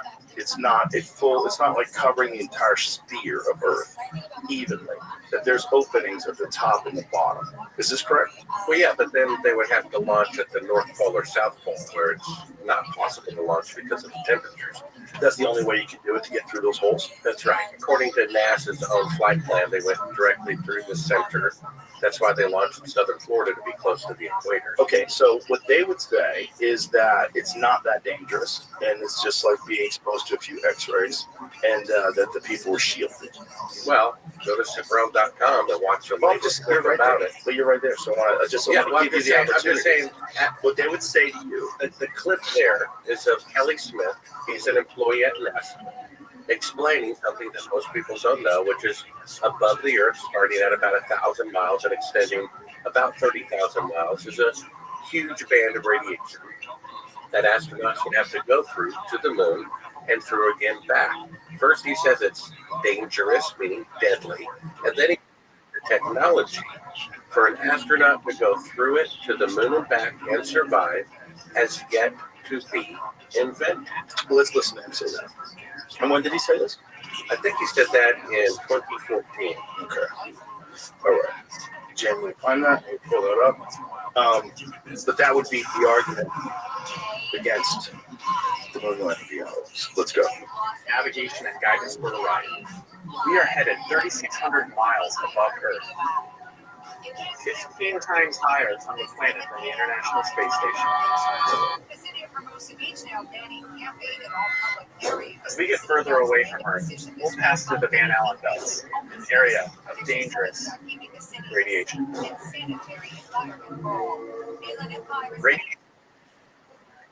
Good morning, Miss Aquarius. How are you doing? How'd you? All right. Well, we're happy that you are refreshed. You're going to have a wonderful day today, filled with laughter and enjoyment. And you're going to come back tonight, and we're going to do the same old thing that we always do, which is play games, have fun, and laugh. Okay? Have a wonderful day, Miss Aquarius. You take care. Thank you. Bye-bye. Bye-bye. Actually, we have to pass the danger zone twice. Once up and once back. We must solve these challenges before we send people through this region of space. We must solve these challenges before we send people through this region of space. We must solve these challenges before we send. Okay. Did you just say that over and over again? Yeah, well, he said Okay. Orion. Excuse me? He said it was for Orion. I think he was talking about a different time period. He said you would have to follow through when Orion comes. When was Orion? But he says he must solve these challenges before we send people through this region of space. What was he talking about, though? He's talking about sending people beyond Earth orbit through the radiation belt. And he says that What's this video from? What's that? What's this video from? Yeah, what is it? You said 2014? Yeah, I think so. And what was this? The Orion project was to have a step toward going to the moon. And what year was this? What was I think he said that in 2014. So the Orion project was a new project to go to the moon in 2014, just not as focused. Correct. They were using part of that spacecraft on the Artemis mission when they sent mannequins through the radiation belt. He says we must first solve these challenges of radiation protection before we send people through this region of space, meaning the technology to send an astronaut through the radiation and survive has not been invented. Well, that's not exactly what he was saying. I see where you're going with this, but what he did say that it was dangerous radiation. You wrote deadly in all capital letters. But what he was just saying was dangerous, and he was specifically talking about instrumentation. He didn't say dangerous in terms of like to people. Right, because that would be more of a clue that they didn't go to Well, the moon, so he didn't mention that. It would be a thing that you would go, but hey, how did they do it? And then you'd open up a can of worms. Right, So he says we must solve these challenges. 4 games in a row, And people, and then we through this play region of Scrabble. space, meaning people cannot go through it until the radiation. All right, And well, it has stop me. not yet been developed a way to send astronauts through it and survive in 2014. So if it's not been invented, it wasn't invented in 1969. well, I think another thing that is important to say that if you're saying that radiation is dangerous to instrumentation, it's going to be dangerous to bodies. Even if you, but I'm saying even if you don't say that, even if He you're said not people. saying, Yeah. he did say people before he said people. You could say, imply, I'm not saying this is true, but by what he's saying, that what he's saying is instrumentation would be damaged, and that would be dangerous. Well, and he also included people. Before we send people through this region Right, of space. but it could be because they would lose. You could interpret that. I'm just trying to be as generous as possible. You're overly generous. I'm trying to be. What is this, Jay? This is from Reddit. Someone says this is the full context of what he says. Okay, here it is. My name is Kelly Smith, and I work on navigation guides for Orion. Before we can send astronauts in space on Orion, we have to test all the systems. Only one way to know if we got it right: fly it into space. For Orion's first flight, no astronauts will be aboard. The spacecraft is loaded with sensors to record and measure all aspects of the flight in every detail. We're headed 3,600 miles above Earth, 15 times higher from the planet than the International Space Station. As we get further away from Earth, we'll pass through the Van Allen belt, an area of dangerous radiation. Radiation like this can harm the guidance systems, onboard computers, or other electronics on Orion. Naturally, we have to pass through this danger zone twice, once up and once back. But Orion has protection. Shielding will be put to the test as the vehicle cuts through the waves of radiation. Sensors aboard will record radiation levels for scientists to study. We must solve these challenges before we send people through this region of space. So the challenges have not been solved in 2014. So how could they have been solved in 1969? Well, the thing is, even if they did solve it back then, how did they do it? This is the question. This is what we know about the spaceship. What we know about the Apollo 11. What we know about the shielding that it had. They had 1/8 of an inch of aluminum. Now, when you get a dental X-ray, they use 1/4 inch lead. And so that's for 1/24 of a second. They would be in that for an hour to an hour and a half going to the moon and an hour to an hour and a half coming back. So what would that be the equivalent to, roughly, in terms of like X-rays? It would be 100 times more than a lethal dose, according to their own reports, which are documented at Sabro.com. All for free. You go on there and watch the videos and read the documentation. Okay, and to be clear, how many people have gone through that, supposedly? Well, what was the first one? So the first one, there was an orbit of the moon, a manned orbit of the moon before there was a land. Yeah, there were allegedly gone through it to the moon and back. But the footage we uncovered shows them faking being halfway to the moon from Earth orbit.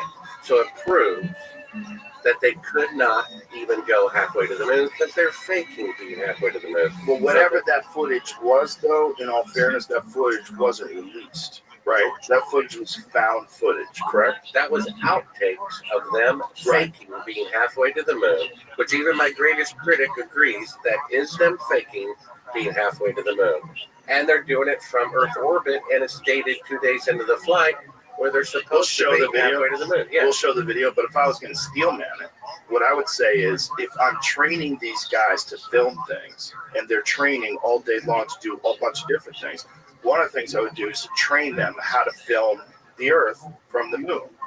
And to simulate that, I would say what you can do is black out all the light when you're in low Earth orbit, focus on one of those circular windows, put the transparency or whatever it is in front of the window, and practice that way. Except so that way you make sure you get it right. Except it's dated 2 days and 3 days into the flight when they're supposed to be halfway to the moon. Damn, that's not working. Yeah. Okay, so let's really take bad. I'm just trying. I'm just giving. Yeah, you have here's to, right? something Don't about you think I have to? No, you don't. No, you don't. And here's why. Because we've heard their side of the story for 54 years. Everybody has it. This is where you're wrong. No, their side of the story. Yeah. We've heard that the moon landings are real for 54 years. You've heard that. So they don't need extra It's time. not they. The truth It's the needs people extra time. today that are in the scientific community that believe the moon landing's real. So you have to approach it from the perspective of how they're going to debunk your debunk. Okay, well, let me tell you something else about the radiation. Let's look at the footage first, because I think we're beating around the bush. The footage is so shocking that you immediately go, okay, what is this? Like, what is this? I just want to know what logically could this be? The only thing that I could think of that was logically would be that they're practicing. This video should be showing here or not? Yeah. Oh, this is one when you compare. In a row. Scrabble time. Moon. Isn't there Moon. video that we can watch? Well, you could go to Sabrel.com, click on a funny thing happened on the way to the moon, or go to the Moon Man video links at Sabrel.com and pull this up. The time clues I know. on the most significant part where you could do the side-by-side comparison. And the side-by-side comparisons for... Well, on the left, Neil Armstrong claims this is 130,000 miles out. He claims that the camera lens is at the glass, and that's the Earth floating in space. What's on the right-hand side are the outtakes that we got an unedited reel of the special effects shot by accident. And the lights come up and you see... Okay, so this is the exact same size image. Correct. So roughly the same distance. So on the left, he claims, and this is the part they showed to the public, that that's the Earth floating in space halfway to the moon looking back. Okay. And then on the right is the outtakes where the lights come up and you see that the camera's really at the back of the spacecraft And that's part of the Earth outside of a circular window with a little crescent piece molded in front of it. And that's the take on the left-hand side. You're about to see Michael Collins break down part of the So this is special where effects. this is what I want everybody to look at. So This is where hold on a second. This is where it gets really weird. So they're saying they're 130,000 miles away. So they're in deep space. So that proves it's the window. You see that? Right. That's So an now there's astronaut. people standing in front of we used to think that we're looking out into space at the Earth, but now we realize there's people standing in front of it. So there's other stuff going on. So something there's you're filming a room, and then That's whatever really the window. Right. That's an It's a arm. window. Yeah, that's an arm getting in front of the window. That's an outtake they never showed because it shows that it's a fake shot. Okay, you think that is just a Earth in a circular window? Well, I Or do mean, you think they put something over the window to represent the Earth? another photographer believes it's like a transparency of there's a circular Let's let window. this play out. Let's let this play out. So if So you can that's see the it, window. The point is, it's the window. back it up a little They're bit. using the window to create a 1 foot model of the Earth.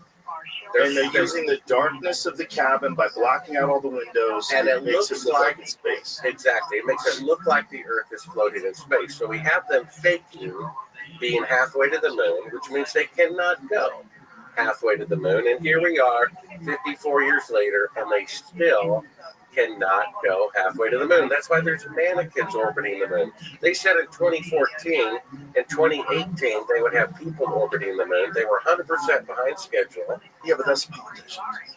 They lie about everything. And they might have had grand plans and didn't get the funding. But this is shocking, weird stuff. Because it's hard to explain. It's hard to come up with a rational explanation of what this could be. Well, that's them because if they are being saying halfway to the moon. Right. That's what it is. And but we should play the audio.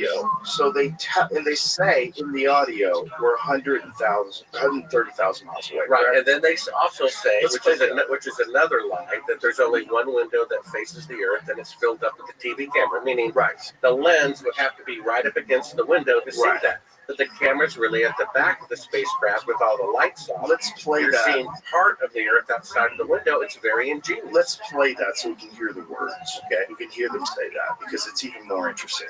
So if you see the footage and then you hear the words, you go, what could they possibly be doing here? Go to the moon. But they're faking being. This is you. Yeah. Where can we find the raw video? The raw video is in A Funny Thing Happened on the Way to the Moon. Go to Sabral.com. It's on the homepage. That's his YouTube channel. Yeah, that's not my film. That's another. No, go to Sabrel.com. It's got links up there. Let me add one thing about the radiation. So, after Kelly Smith put his foot in his mouth, I called up NASA. I said, I'm a journalist. Can I talk to the guy? No, we don't allow him to talk to reporters anymore. I said, well, you sent up 2 Geiger counters on a civilian mission with tax dollars to specifically measure the radiation in the radiation belt, which they should have had 50 years ago anyway. Right. And then I said, can I please have those radiation readings? And then they sent this. They said it's a classified military secret. I said, oh, wait a minute. When you sent probes to the sun to measure the temperature of the sun wasn't a military secret. When you sent probes to Jupiter to find out how much helium is in Jupiter's atmosphere, the amount of helium isn't a military secret. So why would the amount of radiation surrounding the Earth and the radiation belt that most people don't know about, why would that amount of radiation be a secret? Because if they reveal it, it would prove that they couldn't go through it to the moon. Or we spent a lot of money to get that data, and that data is very important if there's manned warfare in space. Like, we have a space force now. There's an anticipation that we could live in a future where there's space wars, right? This is a real thought. The space program is real. This space force is a real organization. Is it? Yeah, it really is. I have a T-shirt. Tim Dill gave. Oh, that must prove that it's real. It's T-shirt. real, dude. A Okay. T-shirt. Okay. Actual T-shirt. But no, there is a space force. I think it was Trump's idea, right? Yeah, Trump started a space force, which is awesome. Anyway, that's data you wouldn't want Russia to have. Like, so if the Van Allen radiation belts, if there's a way to get through them because you know exactly how much radiation it is, and you know you need this amount of shielding, you don't want Russia to know that. You want them to spend your own money, bitch. You can't have Good our job. data. That's what I would say. I would say that's an American secret. That's national security. If they're going to be flying around too, but they don't know how to get through the radiation belt, but we do. Then they're going to rely on espionage. Well, they've sent probes. They've sent probes, so they would put Geiger counters on there. Right, but as time they would know the radiation readings. But they sent probes to the moon a long time ago. As time goes on, the instrumentation is far more efficient. It's much better, more accurate. So the stuff that they get, the data they get now, we would both agree, right, would be way better data than you got in 1963. That's the argument people are making about now, is that the instrumentation now is more susceptible than it was then because the transistors are Makes smaller. sense. And Yeah, makes sense. the molecules. Makes sense. Yeah, it's more complex. You can start the clip if you want. That does make sense about the radiation belts when they were talking about instrumentation. Start at 34. But my point is, don't we recognize that the amount of instrumentation that would be dangerous to radiation would also be dangerous to biological human beings? Well, of course, that's why there's mannequins orbiting the moon instead of people. That's why you have to wear a lead shield when you get an X-ray, and that's why if you've ever seen those horrific images of people that used to test X-ray machines back in the day, when they would first start using X-ray machines in doctors' offices, the technician would put his hand under it and X-ray it, and they didn't know that you were fucking your hand up really bad. This guy, they had horrible cancer all over their hands. And that's from 1/24th of a second, not something that's 100 times more lethal going on continuously for So 90 minutes. the point is, regardless of whether or not it's dangerous to the instrumentation, that was the primary concern, which could be accurate, especially if the first one was unmanned. It's also that kind of radiation is probably bad for people. It's not, unless you're Fantastic Four, right? You go through it and you get superpowers, right? Isn't that what happened to them? Well, yeah. I mean, let's get back to yes. I mean, when they first exploded the first atomic bomb, 1945, just 10 years later, atomic bombs were 1,000 times more powerful. So if they could go to the moon on the first attempt with 1 millionth computing Moon. Be in another solar system by now, and there would be bases all over the moon. This is the only interesting one of the facts that there's no other technology from 1969 that's not easier, cheaper, and faster to reproduce today. Except going to the moon. Because it was a bluff, like in Poster. Okay, so let's play the video where you get to hear the audio. So the audio is really strange. So this audio is this Neil Armstrong and Michael Collins in the spacecraft, and they are supposedly 130,000 miles away, and they're talking to NASA. Yeah, let me describe it a little bit before you hit play. So basically, if they are, which they are not, halfway to the moon, they estimated with radio delay and going through the analog computers, it would be 2 seconds out for them to hear the transmission and 2 seconds back. Particular reel we uncovered, the unedited reel of this special effects shot of them faking being halfway to the moon. There's a video who I believe is the CIA. So first you'll hear, why do you believe it's the CIA? Well, it's helping them fake the moon mission. You think it was the CIA? I would presume it would be. Okay. And so NASA says the TV picture looks great.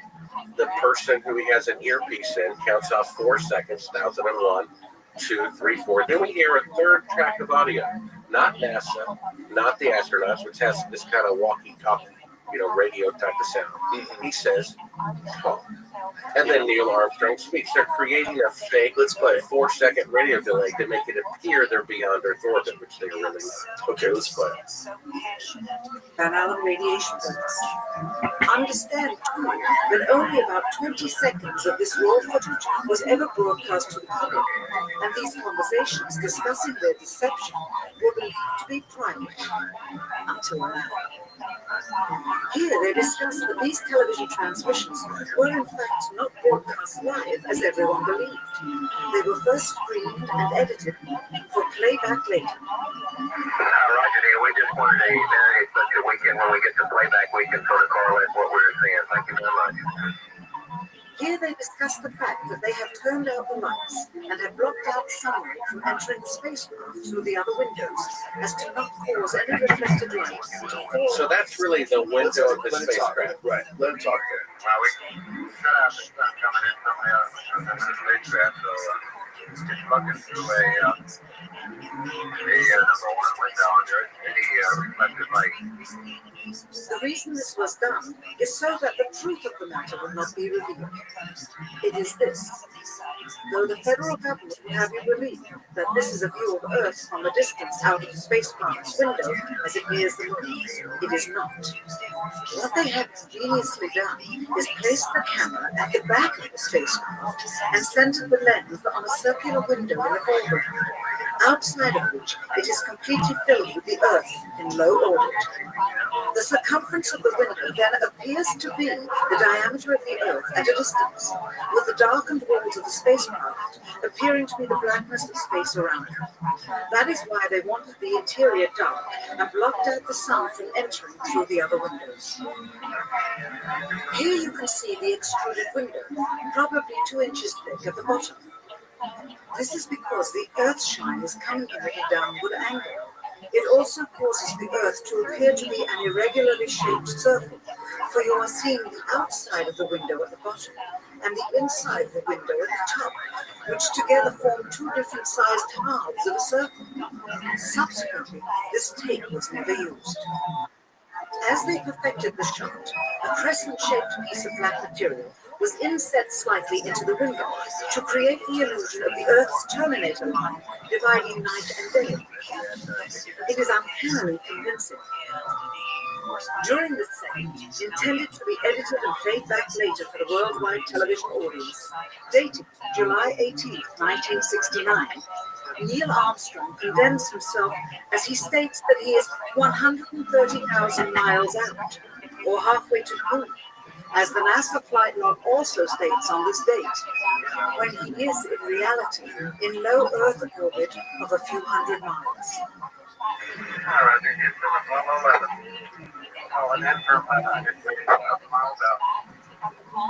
Here, during another segment, also intended to air after review, Neil Armstrong falsely explains to the viewers how the shot is attained by putting the camera's lens to the window's glass, as it would have to be if they were the claimed distance away from the Earth. We only have one window that has a view of the Earth, and it's filled up with the TV camera. If the window was completely filled up with a TV camera, as he stated, then an astronaut's arm would not be able to get between the camera and the window, as it obviously does here in this outtake. North America becomes invisible to folks beyond the Terminator or inside the shadow. You can also notice how the astronaut operating the camera reacted to the mistake by attempting to pan away from it. Yeah. Pretty white man, so thank you for transformation across the Earth. This is a segment that they believed wasn't even being recorded. Keep going. Much less suitable for broadcast, for the lens was being zoomed out and the scene was being changed to that of an interior of the astronauts at work, and apparently the stop button popped back up on the recorder without notice. Here is the diffused work light that they used to see camera controls, but not throw light onto the spacecraft's wall. Here they remove part of the crescent insert.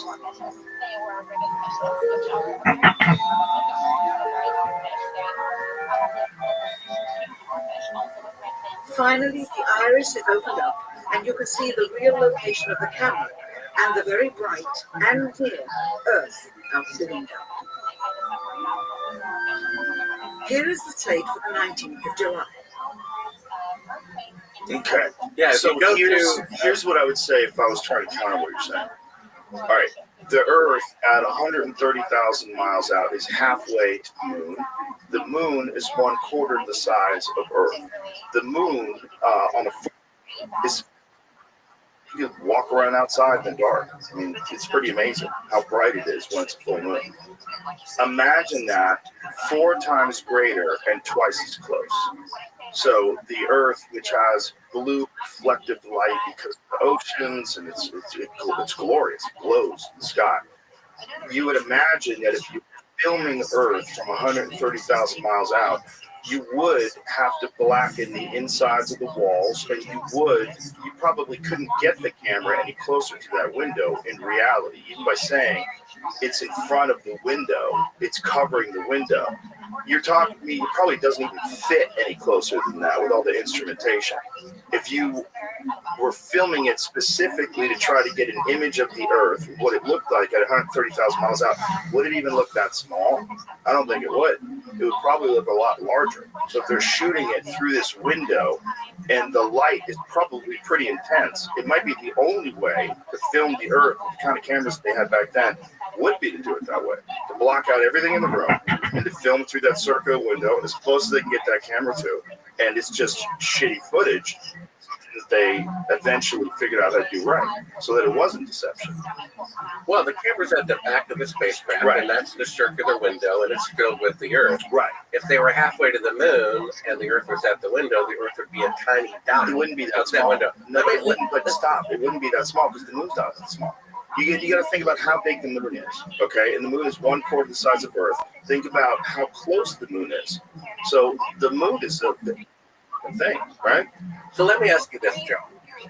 Do you think the moon landers are real or not? I'm not saying that. What Okay, I'm but saying wait to a you, minute. I just want to know what you because think. What do you think? I'm going to go at this. And I'm just going to try to ask the most logical questions to refute what you're saying without giving an opinion. I'll give you an opinion eventually. But this right now is, if you were going to film the Earth from 130,000 miles out, and the Earth is 4 times larger than the moon, and you're halfway to the moon, I would imagine it would fill up that window.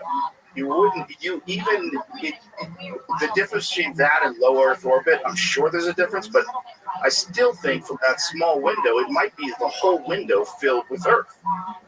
That might be what you get. Well, that's not the opinion of myself as a filmmaker and 3 other filmmakers who, for a living, our job is to make fake scenes look real.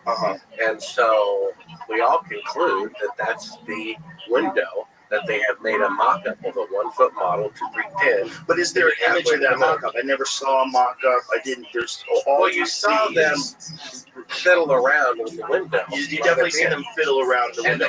And the camera, they lied about the camera being up against the glass. The camera is obviously at the back of the spacecraft to create that Well, they illusion. said the window is filled with the camera. That's what they said. But it's at the very back of the spacecraft. The lights Welcome. on the part they stand on showing. And the camera has been at the spacecraft. If they could film this shot would be to put the lens glass of the window. But it's a fake shot. And part of the faking is the camera. Part of the here. Earth is outside of a circular window, and it looks cleverly like you're floating in space. No. Jamie, go ahead. Line, like the Terminator line, correct? That's right. So that transparency. That's like, I don't know, some sort of crescent insert they put into the window to make it look like the Terminator in days. I think it looks very Use the tape. And then said they removed the tape. Could have been a transparency, I suppose, but that line is very Good one. gradient. It was like the sunset, not tape or. Well, yeah, it's less clear, right? It's less clear than like the. Like if it was a transparency sitting on a glass or something, that line would be moving. Just go back. He does that. With the little yellow circle around the window, and you can see they're fiddling around with the window. But Jamie, they only showed 20 seconds. No, I know. I was if that's what I thought it was, why not just recreate the fake scene? I guess with a giant picture of the Earth outside of it. Well, I think the point is that they represent the Terminator line That because was of mine? where they were in orbit. So if they're flying Earth and 35 towards the moon at a very specific time, you'd be able to know, like where what part of the Earth was dark at what point in the flight, right? I would think so. They knew with the calculation. Yes, sir. Yeah, but I mean, they would do it the right way. They're gonna Not make necessarily. it. Yeah. Okay. Moon. This one's a weird one, and to me, this is like the only thing that I could say if I was going to steel man it would be what I said was that maybe he misspoke by saying it's covering the window. What he meant was that the camera was pointed at the window. It was covering the window. And if you're going to film something that's incredibly bright, that's coming into a bright environment, it's going to be obscured by all the light. You know that, right? So the way to film it correctly would be to adjust the aperture correctly, darken the room, and then point towards that window. And you would be saying that the camera is covering the window because it is covering the window. That's what it's covering. When you're filming something, you're covering something.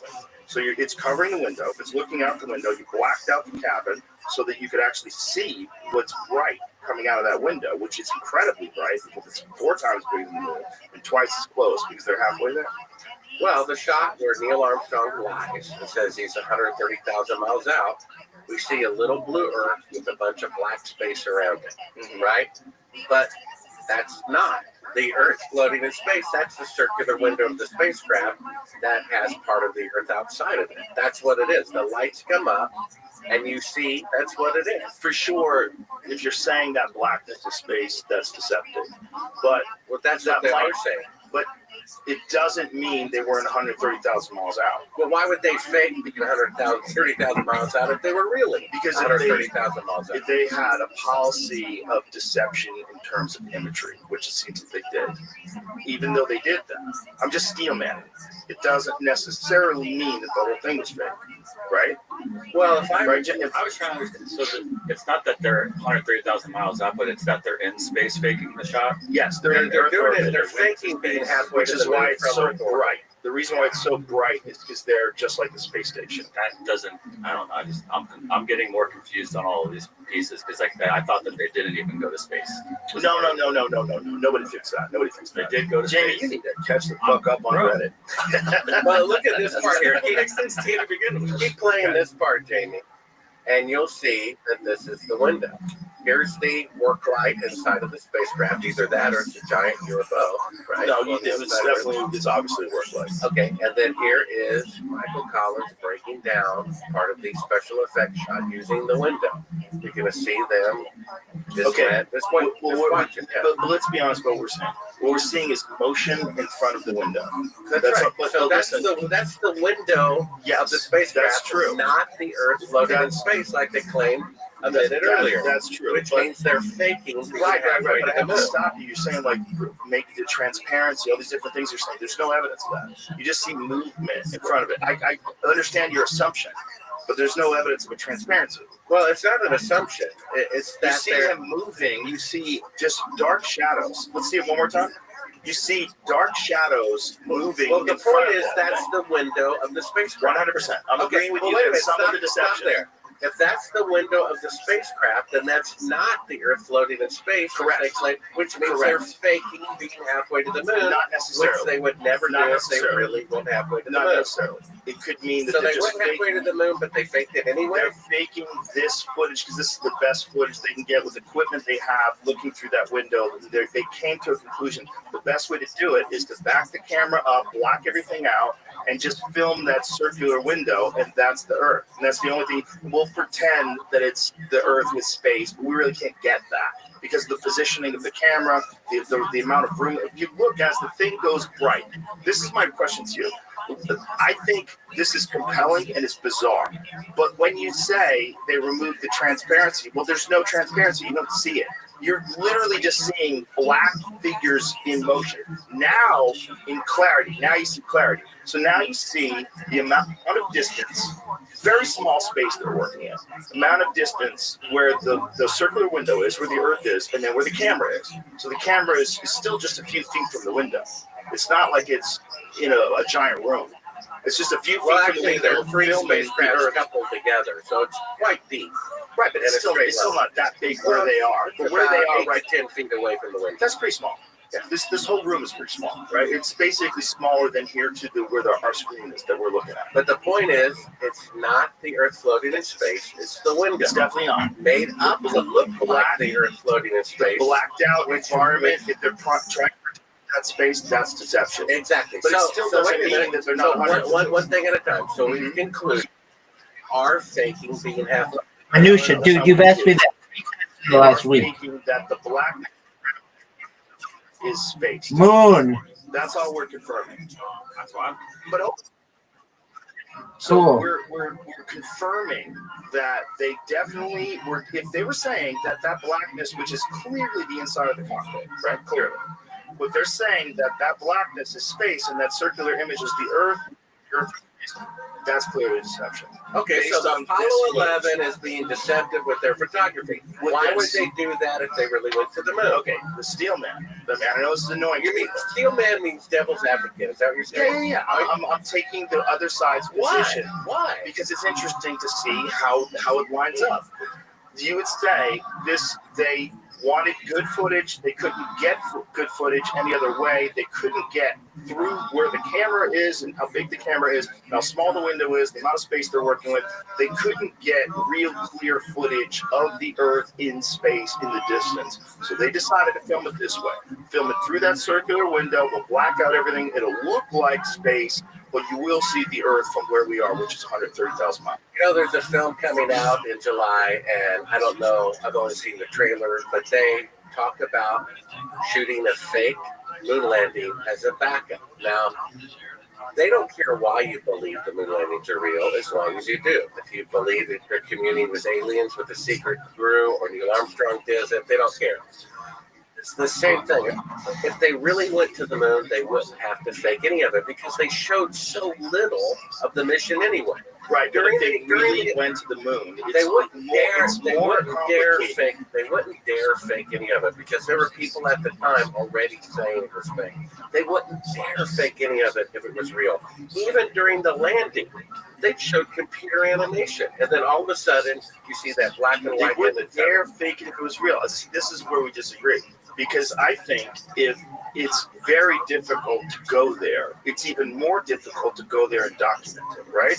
And specifically when you're talking about camera equipment, if you take camera equipment, the old school film, and you run it through old school radar detectors at the airport, those metal detectors, fucks up your camera equipment, right? Doesn't it fuck up your film? Well, but doesn't it? Isn't that correct? It wasn't difficult for them to go to the moon. They went 6 times in 3 years. They drove cars on the moon, played golf on the moon. But that's what I'm saying. And yet, for some reason, today they can only send mannequins to orbit. Zoo. And we're in agreement on this. This is all I'm saying. What's your homework?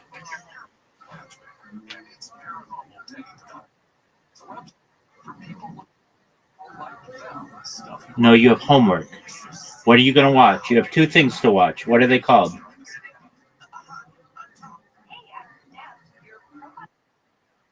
That's the first one. Good job. And the second one is called Astronauts Gone Wild. Like girls, but it's Astronauts Gone Wild. And you'll see all of the astronauts get interviewed and they all run away from this guy. So repeat back to me. What are the names of the movies you need to watch before the next time I see you?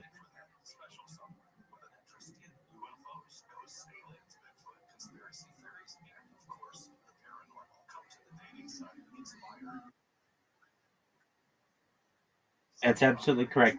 One last thing. I don't expect you to remember this, but what is the name of the belts that protect the Earth from radiation?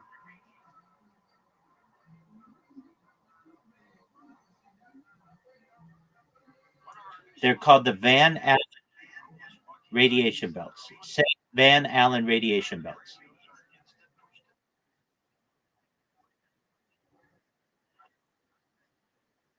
Exactly. It's like Van Halen, but it's not. Okay, and what are the name of the 2 movies that you need to watch?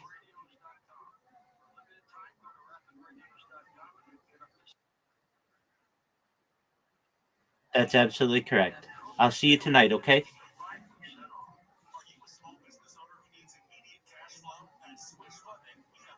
I mean, feel free to keep watching, but I know you'll stick around for 10 seconds and then leave. What I'm saying is, what you could say is that the real maybe they went and they faked the footage. And the reason they faked the footage footage because the footage got all fucked up because they went through radiation. I'm sure they would love the public to believe that because many filmmakers like myself agree that the footage is fake. So how can we possibly trick the public into thinking the moon landings are real, even though the pictures are fake? Why don't we create a feature film saying, well, we just only did it as backup and some of that footage got leaked into the real footage? They showed so little real footage to begin with. Why didn't they just have a camera on the side of the rocket showing live pictures during the descent instead of a little Atari computer animation and then suddenly a picture of them stable and coming out of the spacecraft? Because they faked it. As you know from my book, we have an eyewitness who saw them film Apollo 11 at Cannon Air Force Base, June 1st, 2nd, and 3rd, 1968. And yeah, but I have eyewitnesses that were raped by Bigfoot. You can find those. Well, you know what I'm saying? Like, if the guy wasn't here, his son cooperates. We have a video of that we can show.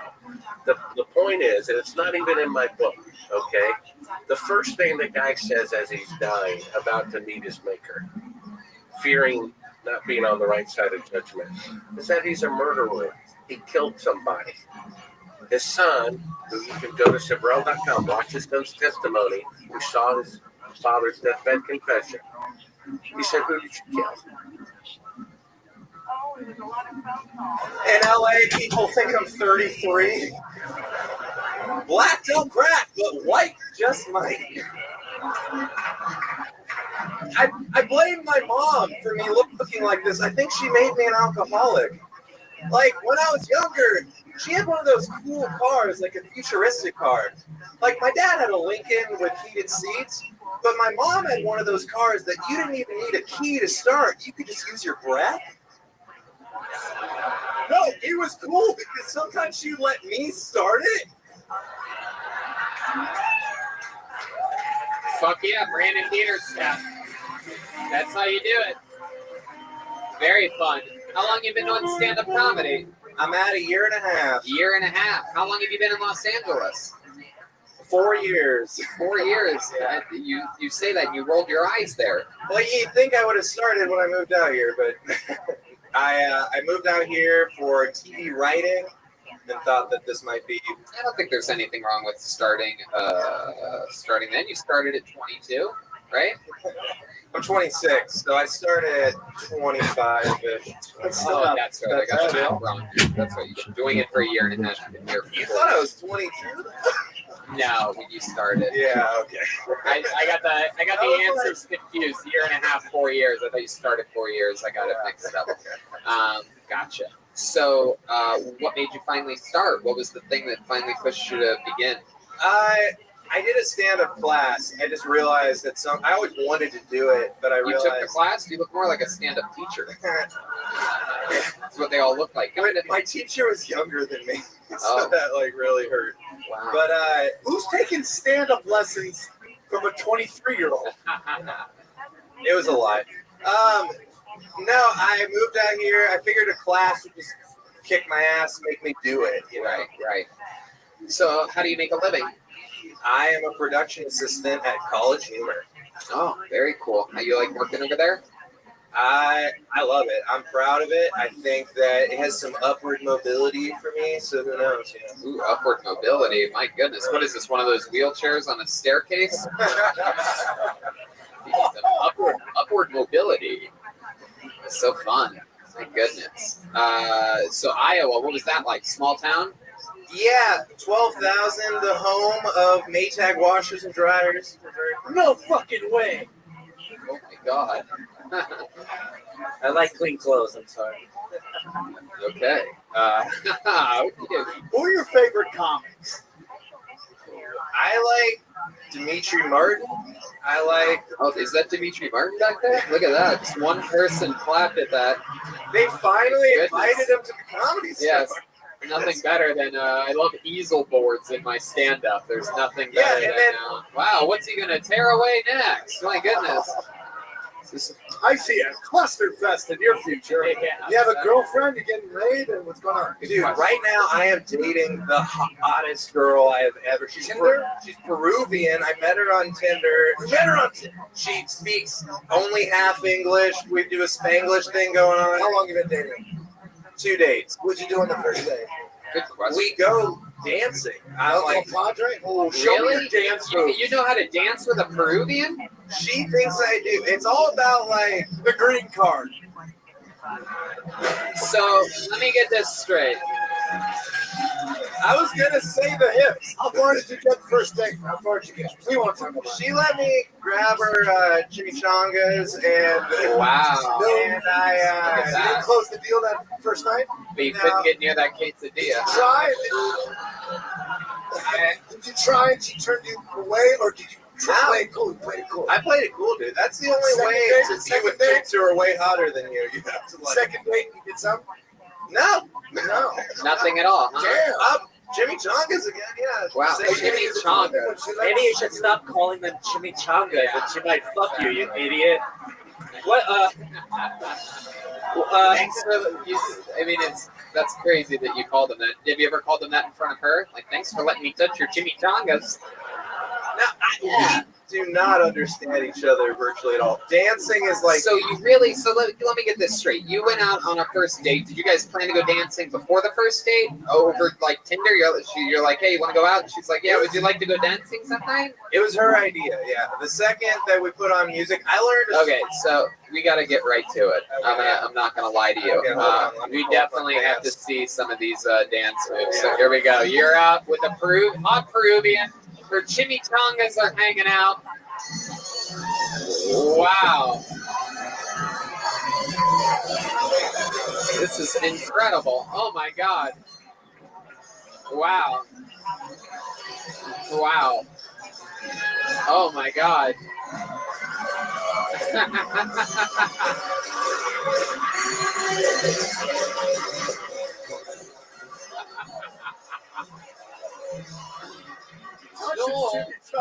Joel knows how to play a Peruvian really well. What is going on there? Oh my God. I'm sorry, my head hit the speaker and I don't know what's going on. The lights just came back on, and the patch of people that I was looking at all had their hands over their faces like this.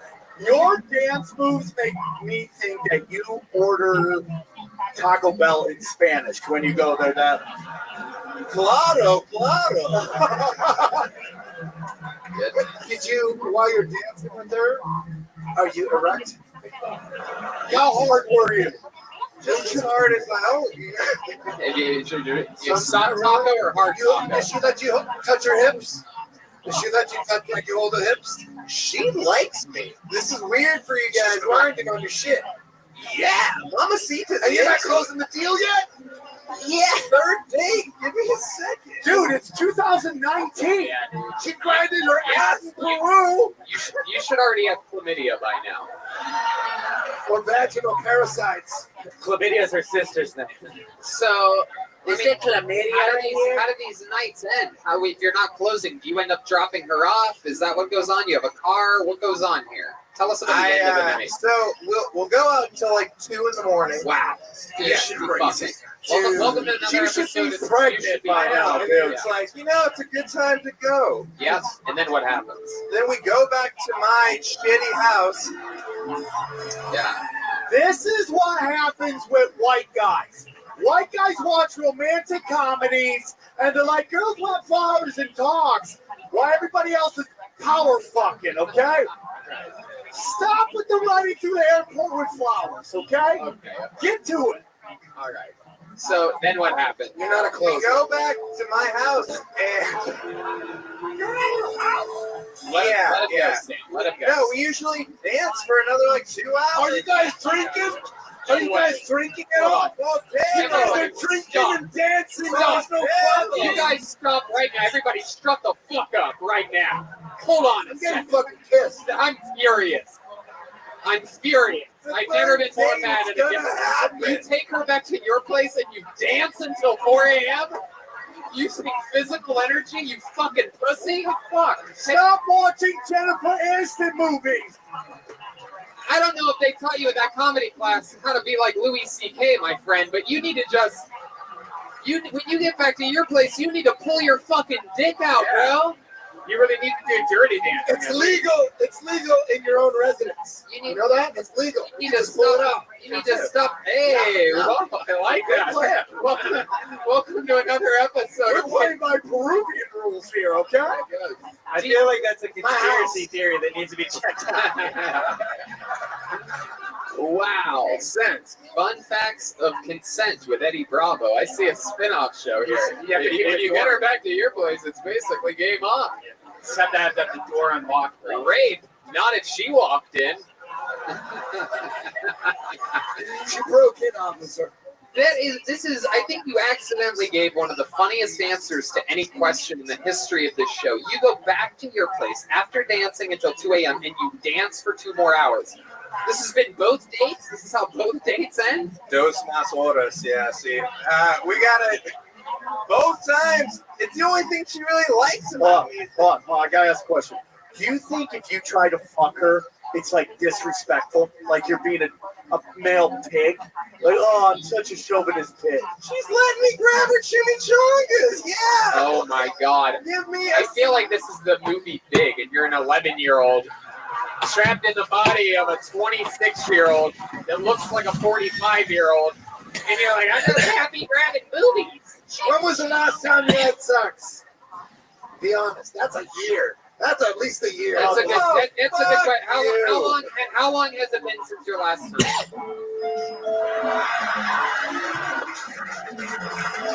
Come on, tell us. How long? Early July. Fuck off. Early July. That's a long time. My goodness. 4th of July on ecstasy. I don't remember exactly. You don't remember exactly? What happened with that monster? I was having sex back then. What did she look like? She looked like July was back in the day or something. That was back when I'm old and coon. But here we are now. Wait. And I can't even pronounce. You chose now to say the word coon? So after weird. You've been saying chimichangas forever? Well, chimichangas are the boobs, right? And those are different. What do you call the Peruvians? Vagina? Wet burrito? Panocha. An uncircumcised penis is a corn dog where I come from. She let me into her empanada. What are you gonna say? What are you gonna do? Oh my god. Wow. So Brandon, what's going to be your approach on this next one? We all think that you need to fucking close. I thought we were going dancing. Yeah, it is true. You go dancing, but then when you take her back to your place, don't dance more. Don't dance anymore. No. Stick a finger in her, dude. Whoa, Jesus Christ! I mean, eat her butt, dude. I would start by maybe giving her a kiss before throwing the finger in her. That's the difference between Red Band and I. Says, hey, come here. What are you doing? It's in your house. It's legal. Red Band. Trash can. Trash can. My goodness gracious. Brandon, I'll tell you what, dude. You gotta go. Do you guys have plans to go out again? Yes, we do. Okay. This weekend. I'm gonna tell you something. You have to fuck her. When you get back to your place after you go dancing for hours and hours, I want you to think about me, Eddie, Sam, and Brian. All right? I want you to think about us. Slender Man. Long and hard. Bloody Mary. Slender Man, Bloody Mary, and the Gordon's Fisherman. I want you to think of all of us screaming, "You fuck her, dude." All right? The next time I'm on the show, I will tell you about the conquest. I cannot wait. And you gotta raw dog it, dude. Yep. No condoms, bro. No condoms. No uncut raw Peruvian style. Let's do this shit. That's right. That's right. You've had enough salsa, enough chimichangas. It's time to move on to the main fucking course, bro. Thanks for having me, guys. There he goes. Brandon Peterson. We did it again. Did you guys have fun tonight? Look at this drawing from Ryan Shaheveld. He drew that while you were all sitting there doing nothing. Show that. Look at that. Incredible. Ryan Shaheveld.com for all the prints, the books, the posters. How loud can this place get for Eddie Bravo and Sam Tripoli, huh? Wow. Very, very, very, I mean, this is immediately one of my favorite episodes ever. All of our energies playing together like crazy. We had a great bucket of destiny tonight. You guys brought that fun fucking energy. Tinfoil Hat, Comedy Chaos, all of it. Tinfoil Hats are live. Indy, St. Louis, Bakersfield, San Francisco at Cobbs, Portland. A lot of great things coming up. Tinfoil Live. Listen to the podcast. Available everywhere. Listen to Punch Drunk Sports. Love that podcast. Love you, Tony Hitchcliffe. Check out 10th Planet Jiu-Jitsu. Everything Eddie Bravo. Welcome to the show. You're part of its history now. We can't wait to have you guys back. Thank you. Love you, Red Bear. I'm on a hand for the great and powerful Jeremiah Watkins. Slender Man. Jeremiah's got Jeremiah Wonders, a new episode out now with Danish and O'Neill. He's at YouTube at Jeremiah Watkins. He's on social media at Jeremiah Stand Up. Anything else, Jeremiah? Thank you to everybody coming out to support us on the road. We love you guys. Yeah, indeed. A lot of fun road shows. Jeremiah's going to be featuring for me all weekend in Miami. We have a big weekend coming up. 5 shows at the Miami Improv. We're going to be on the beach all weekend getting suntans. Come see Stand Up on the Spot every second Tuesday of the month in the Belly Room. It always sells out. So get There you your tickets go. Chroma Chris was here tonight, the Gordon's Fisherman. Chroma, what'd you think about tonight's episode? You were very silent tonight. I was hooked, Tony. Oh, wow. Hey, 1 for 1, Chroma Chris. Also, shout out to Ernie Ball. Thank you. Ernie Ball Guitar Strings, the newest sponsor of the Kill Tony Band, as well as Ludwig in their very own client. Come on, one big burst of energy for Joel Jimenez. Wow. Joelberg's on social media mostly. Sorry. Unbelievable episode tonight. Anything else, Joel? I love you guys. I'll be at the Ontario Improv August 8th. There you go. August 8th. See him there if you're anywhere near Ontario. Live audience, thank you guys so much. Every single Monday you guys come out. It's crazy. Next week, Big J Okerson, one of our favorite people ever. On back-to-back weeks, it's for the first time ever, the guests will be the same 2 Mondays in a row. Our favorite, one of our favorite human beings, our favorite New Yorker. I mean, he's truly like a big brother to me. And, they lost someone great, the owner of the Stand this past week, and Big J Okerson's manager, Dave Hemowitz, was brutally murdered in his house. And it's really crazy. Anyway, so Big J, we're going to have a lot of fun next week. Help him get his mind off it in the week after that. And we're very excited to have him. And hopefully we'll see you guys again soon. Thank you, live audience. Thanks, guys. Bye, everybody.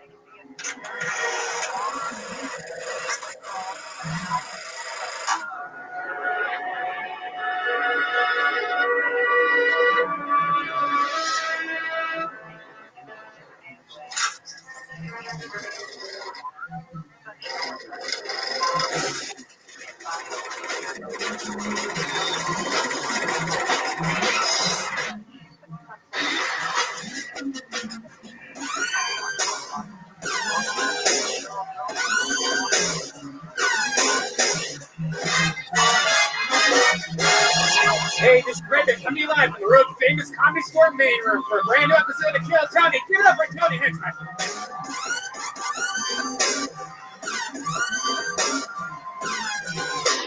Fuck yeah, everybody, make some noise. We're here on a Monday. Yeah, sounds good. It feels good. We are live. Brian Redband's here, everybody. Hey.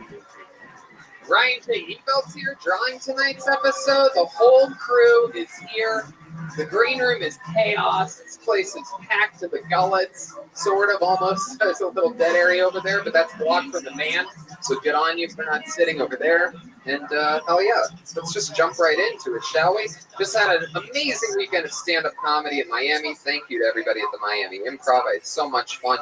And the road continues, and I have a little break here. Get to stay in town for a bit, play some Frisbee golf and whatnot, you know what I mean? And then I go to, it is Key West, right? Is it Key West? West Palm Beach. No, I've been saying Key West and I've been fucking up. It's West Palm Beach the first weekend of September.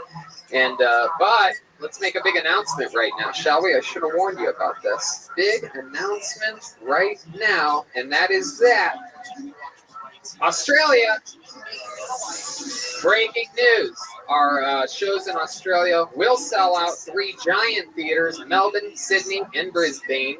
And pre-sale for that show goes on sale this Thursday. Isn't that crazy? This Thursday. I do believe it is the 19th.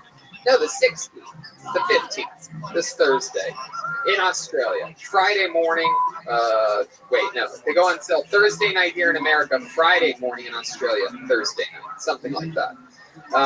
So yeah, get those tickets and they go on sale, whatever pre-sale is. And I don't even get the pre-sale thing because it's like, so they're on sale. Yeah. They just call it pre-sale so that people can be like, we sold out in the first 10 minutes. Yeah. Anyway, they go on sale next Monday for the general public, whatever those people are. Probably the people that are going to buy tickets. Post-sale. I love it. So get tickets for that. You're headlining San Diego August 17th. Yeah, this Saturday, bringing Joelberg out there. So if you want to see Joelberg, George Perez, and Sidekick Eddie, who's also been on the show before. 2 shows. American Comedy. Isn't that fun? And I'm doing a Tony Hinchcliffe and Acquaintances show at the Hollywood Improv Friday, August 23rd. Got Neil Hamburger on that. How exciting is that? You know who Neil Hamburger is? Yeah. You're going to love it. All right, so let's just jump right into today's show. But before we do, here's a word from our sponsors. And we are back. Are you guys ready to start tonight's show or what? This is very exciting. The return of one of our favorite guests, one of my favorite comedians in the world. I worship this guy. I've always looked at him like one of my big brothers on stage and off. I adore him. Truly one of my favorite comedians on the planet. One of my favorite guests on this show. Make some fucking noise for Big J Okerson.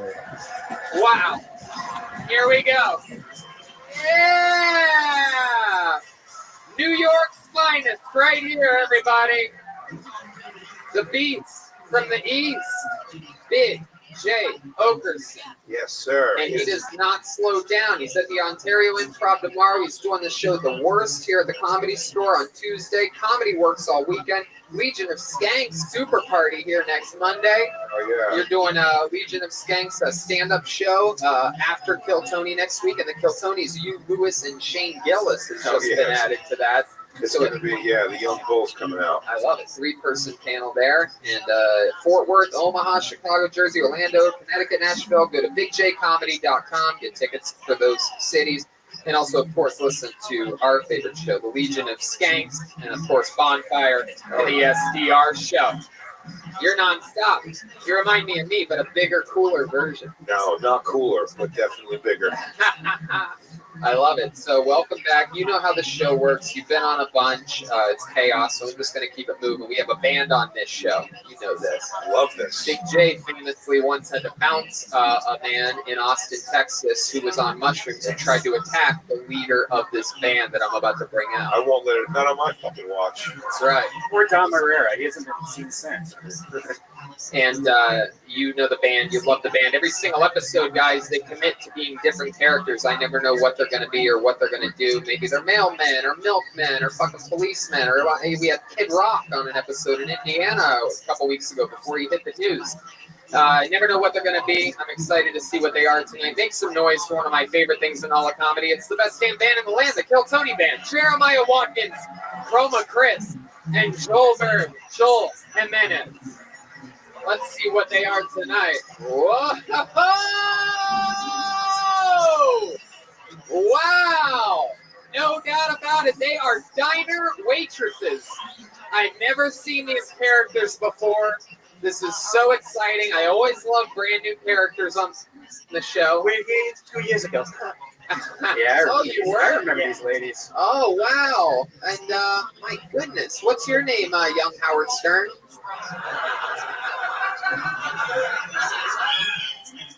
My name's Patricia. Patricia, okay. I'm going to write that down. Where did Where did Patricia find Pee Wee Herman shoes? That's a real thrift shopping for a bit. That's great. Goodness, that's where that budget money's going. Where did you find Home Alone wet bandage gloves? Whoa, Patricia fires back. You want to come with me? That's fucking sassy. Some of these characters take it well, but Patricia not taking. If you roast her, she comes right back at you. She'll serve it and dish it out at the same time. All right, don't take all my jokes, honey. Oh. I'm sorry. I only had 15 seconds to come up with that. You've had a week, so. Had 2 years. And who's this young whippersnapper sitting next to you? Looks like Meg Ryan with a brain injury. Name's Barbara. Barbara. The tits on you, man. They're hanging. Just like Brian likes them. Okay, and back here, clearly we have the little girl from the movie The Exorcist again, 2 weeks in a row. Wow. Or the mountain name is Maria, Tony. Oh, Maria, I noticed you have the same voice as the drummer of the band. It's 2019. Oh, wow. Women can have whatever voice they want. My goodness. You chauvinist pig. Oh, okay. All right. That's just for the record. That's basically what John Leguizamo does. Before you go spend money for a theater. I love it. Well, we have diner waitresses. We have Big J. Okerson. We got Brian and his wacky soundboard. And that brings me to this. It is the Bucket of Destiny, ladies and gentlemen. Before the show, probably over 100 comedians, maybe a few audience members that have never even done stand-up before. They're here. And why not make a 60-second set out of it, some people say. So they get 60 seconds. If I pull your name out of the bucket, you know your time is up and you hear the sound of a kitten. That means wrap it up then, or she's going to bring out the angry West Hollywood bear. So don't go over your time, because the bear's annoying.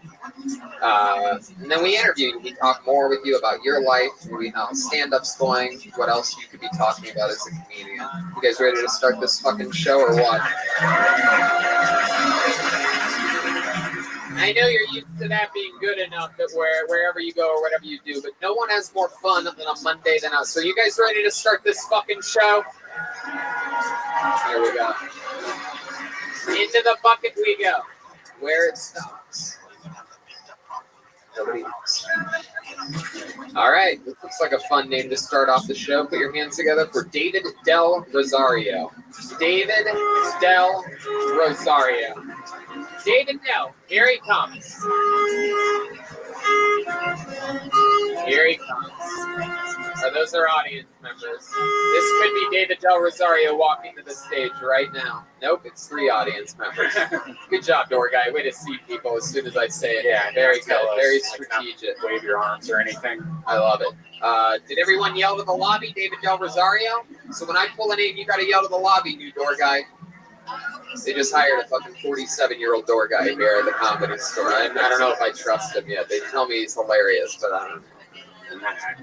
These guys come in. All right. This looks all right. Yes. Put your hands together for Bernie Mann. Bernie Mann. Bernie.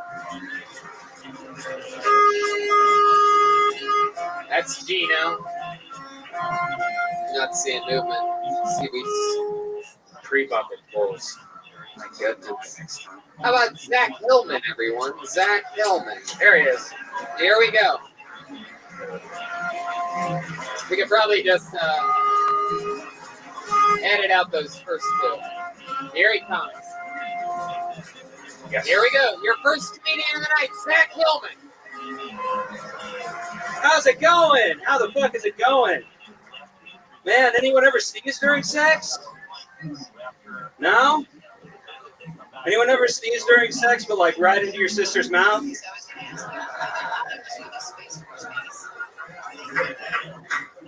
It's just me. It's still just me. It's just me. Why are guys so afraid of periods? You know? I've been thinking about this a lot lately. Why are guys so afraid of periods? Guys love vaginas under any other circumstances. Am I right? What else do guys like? Thank you, by the way. What else do guys like? Gory action movies. A woman on her period should be the Reese's peanut butter cup of things that guys like. You got blood in my vagina. You got vagina in my blood. Hey! Oh. It's not a one-to-one comparison, you guys. I'm really sorry about that. Really sorry about that. Yeah, I'll just give it There there. you go. Zach Hillman, ladies and gentlemen. Zach Hillman. Welcome to the show, Zach. Is this your first time on? Yes, my first time coming out here. Oh, cool. Where'd you come from? What part of Silver Lake? I live in Long Beach, Jack. Oh, the Silver Lake of the South. Yeah. That's cool. Is that where you're from? No, I went to school there. I'm originally from Manhattan Beach, actually. Oh, very cool. Have you ever sneezed during sex in your sister's mouth? No, but I have sneezed during sex, actually. Yeah. What happened? She got covered in my snot. Wow. So when you sneeze like... It was a big sneeze, yeah. Wow. It was an exceptional sneeze, yeah. Dude, your arms are bananas hairy. Yeah, they are. It's like Robin Williams level hair here, yeah. I enjoyed your set. I'm not sure if it was for the right reasons across the board, but I did like your real, genuine cause for crowd reaction on everything you said in the beginning. That was great. Anybody sneeze during sex? I'll hang. You got to give them a second to think about it. You got to give them a second to think about it. No, I like it. Make them come to you, dude. You don't go to them; they come to you. How long you been doing stand-up comedy? Just about 2 years now. 2 years. What do you do for a living? I'm a contract administrator. What exactly type of contract do you administer? For a construction, for a construction company. Yeah, we're renovating LAX, right? Oh, interesting. That's been you guys keeping us all fucking trafficked up. Yeah, no, we're fucking everything up. What are you building there? We're building like a lot of parking structures, a lot of parking lots. We're doing some like underground fucking tunnels and stuff. Illuminati shit? Wow. Yeah, fuck yeah. Have you ever thought about your arm hair? Perhaps taking some scissors to it or something? I'm just curious. Yeah, you're going to need a hand net for those arms if you work in the kitchen, honey. No, it never came up until tonight. No. Really? You never noticed it or thought about it? Well, I know I have hairy arms. It's just I've never gotten any complaints about it. It's really sticking out, though. Like, were you holding balloons before you got on stage or something? Or it really does in the lighting because you're probably not normally surrounded by lights, panel of lights in front of you. It really glistens. It really there's like an orb of hair around it. Yeah, dude. Yeah, you take you down with a silver bullet. Yeah. Did you just come from a petting zoo of chimpanzees? Where'd you come from? Yeah, you look like you just walked through the Temple of Doom. And that crawl space with all the spider webs. Did you just roll around on the bomb shop floor? What did you do? Yeah, what happened? If my Mexican dad was here, he'd try to take a lawnmower to them. Maria's Mexican dad. So what else, Zach? What do you like to do for fun? I like record shops. I like coffee. Anything pretentious, really. Wow. Those are such pretentious things, man. I know.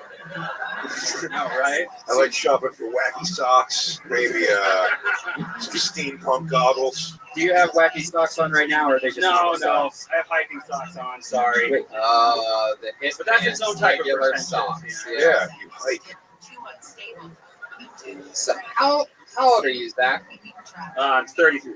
33 years old. You were born on the beach. You're sort of a hip dude. You make contracts. What's something that you what you think is the coolest thing about you? Like if there's like a special skill or talent that you have or something. Your love of Weezer. Actually, my disgust at people who love Weezer because I'm so much better than them. Oh my God, you're so hip. I mean, you like the deep cuts, but not the radio stuff. Oh man. I figured it but the Blue album. Yeah. Thank you. Yeah, come on. That's why you have to go to unicycle school too, right? Yeah, exactly. I'm almost out of hipster jokes. So. No, I can identify any type of IPA. Maria, she's in the game. So let me ask you this: I've had hit friends like you before, people that sort of hate everything. That you like, you probably don't even like the new Tarantino movie for some reason. Like you have to like rationalize why you don't like things. What do you think is the most likable thing about you? Like, what would be something in which it's like, oh, I'd like to hang out with Zach and go do blank? Like, what's a cool? I put a lot of effort into my friendships. I mean, like, I try and keep people close. If you have to put a lot of effort into your friendships, you're probably not a fun guy to hang out with. Have you thought about that? Guys, seriously, let's hang out. Let's work at a date. Dude, I'm just jammed this week. No, come on, I'm trying hard. Let's see a movie, something. I'll buy the tickets. I don't know, dude. I want to. I'll do anything. I'll walk to you. I'll piggyback you to the end. I'll make dinner at your house. Dude, I don't know. I'll have a definite out, a hard out, 10 p.m. What time is it now, man? 7? All right, you worked for it. Get over here. Hey. So is that about spot on? Yeah. Big J.O.K. Yeah. I'll be doing that one-man show in Edinburgh Festival this year. It's called Lonely Zach. Is that about right, Zach? Is that the amount of effort? What's an example of something amazing you've done as a friend? As a friend? Yeah. Did you take like a dying friend on a bucket list tour? Climb Mount Rushmore and shit. I don't know. I mean, I'll even sit through this Weezer concert with you, bro. You know what? You're such a good friend, dude. What I'll should do I it. think your fans? I'll do it for you. Something amazing I've done as a friend. Like you said that you work extra hard on friendships. When I asked you anything likable about you, you decided you chose. I work extra hard on friendships. Could have been any answer in the world. You could have said, you know how to throw a banana 200 yards. It would have been like, wow. That's I would have had no more questions. I wish I would have said that. Yeah. I've never done anything out of the ordinary for a friend. Now that I'm thinking about it, now you guys are pointing it out. I'm like, am I a good friend? Did I? No, you're not. You're not a good friend at all. I've been cooking dinner at people's houses. Am I doing something wrong, you guys? That's sort of what started this whole thing. Is I guess that you were bitter at people's houses, and I'm like, what's something likable? And you're like, I'm an extra good friend, and I'm like, what do you mean? And you're like, I got nothing. That's the order of events. What's the most money you've loaned? I never have any money to loan. I'm not that type of friend. Have you borrowed money? That's a yes. The pause is a yes. We may find out you're a shitty friend, Zach. Oh my God. Now you know we're hard at friendships. We're hard at avoiding people you owe money to. Dude, I need to borrow $30. There's a new album out on sale. The new Deluxe edition. All right, Zach. Well, here you are. You're a beach-born hipster. 2 years into comedy. I like the it made me choke my mouth. Fun times. Thank you very much. Welcome to the Comedy Store. This is a pretty fun night for your first Love time it. here. Thank you very much. Thanks There you for go, listening, Zach guys. I love Tilden, everybody. Getting the party started. Welcome to the show, pal. Zach Hillman. Hey, look at this guy. It's David Deary, everybody. Look at him running around. Look at him. Sneaking Maria fucking Coronas back there.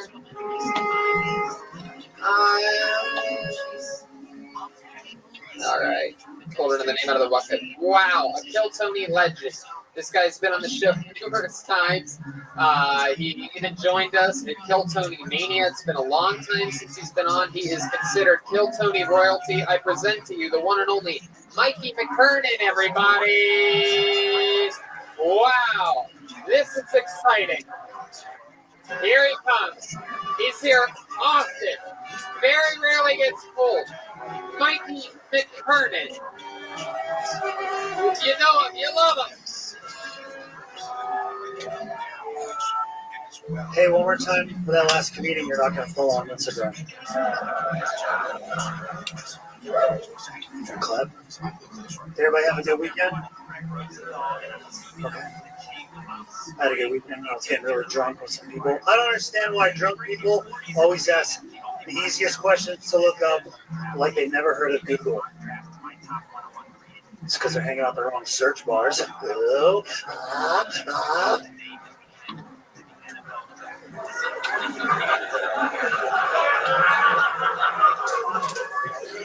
I don't like to drink a lot because I don't have a lot of money.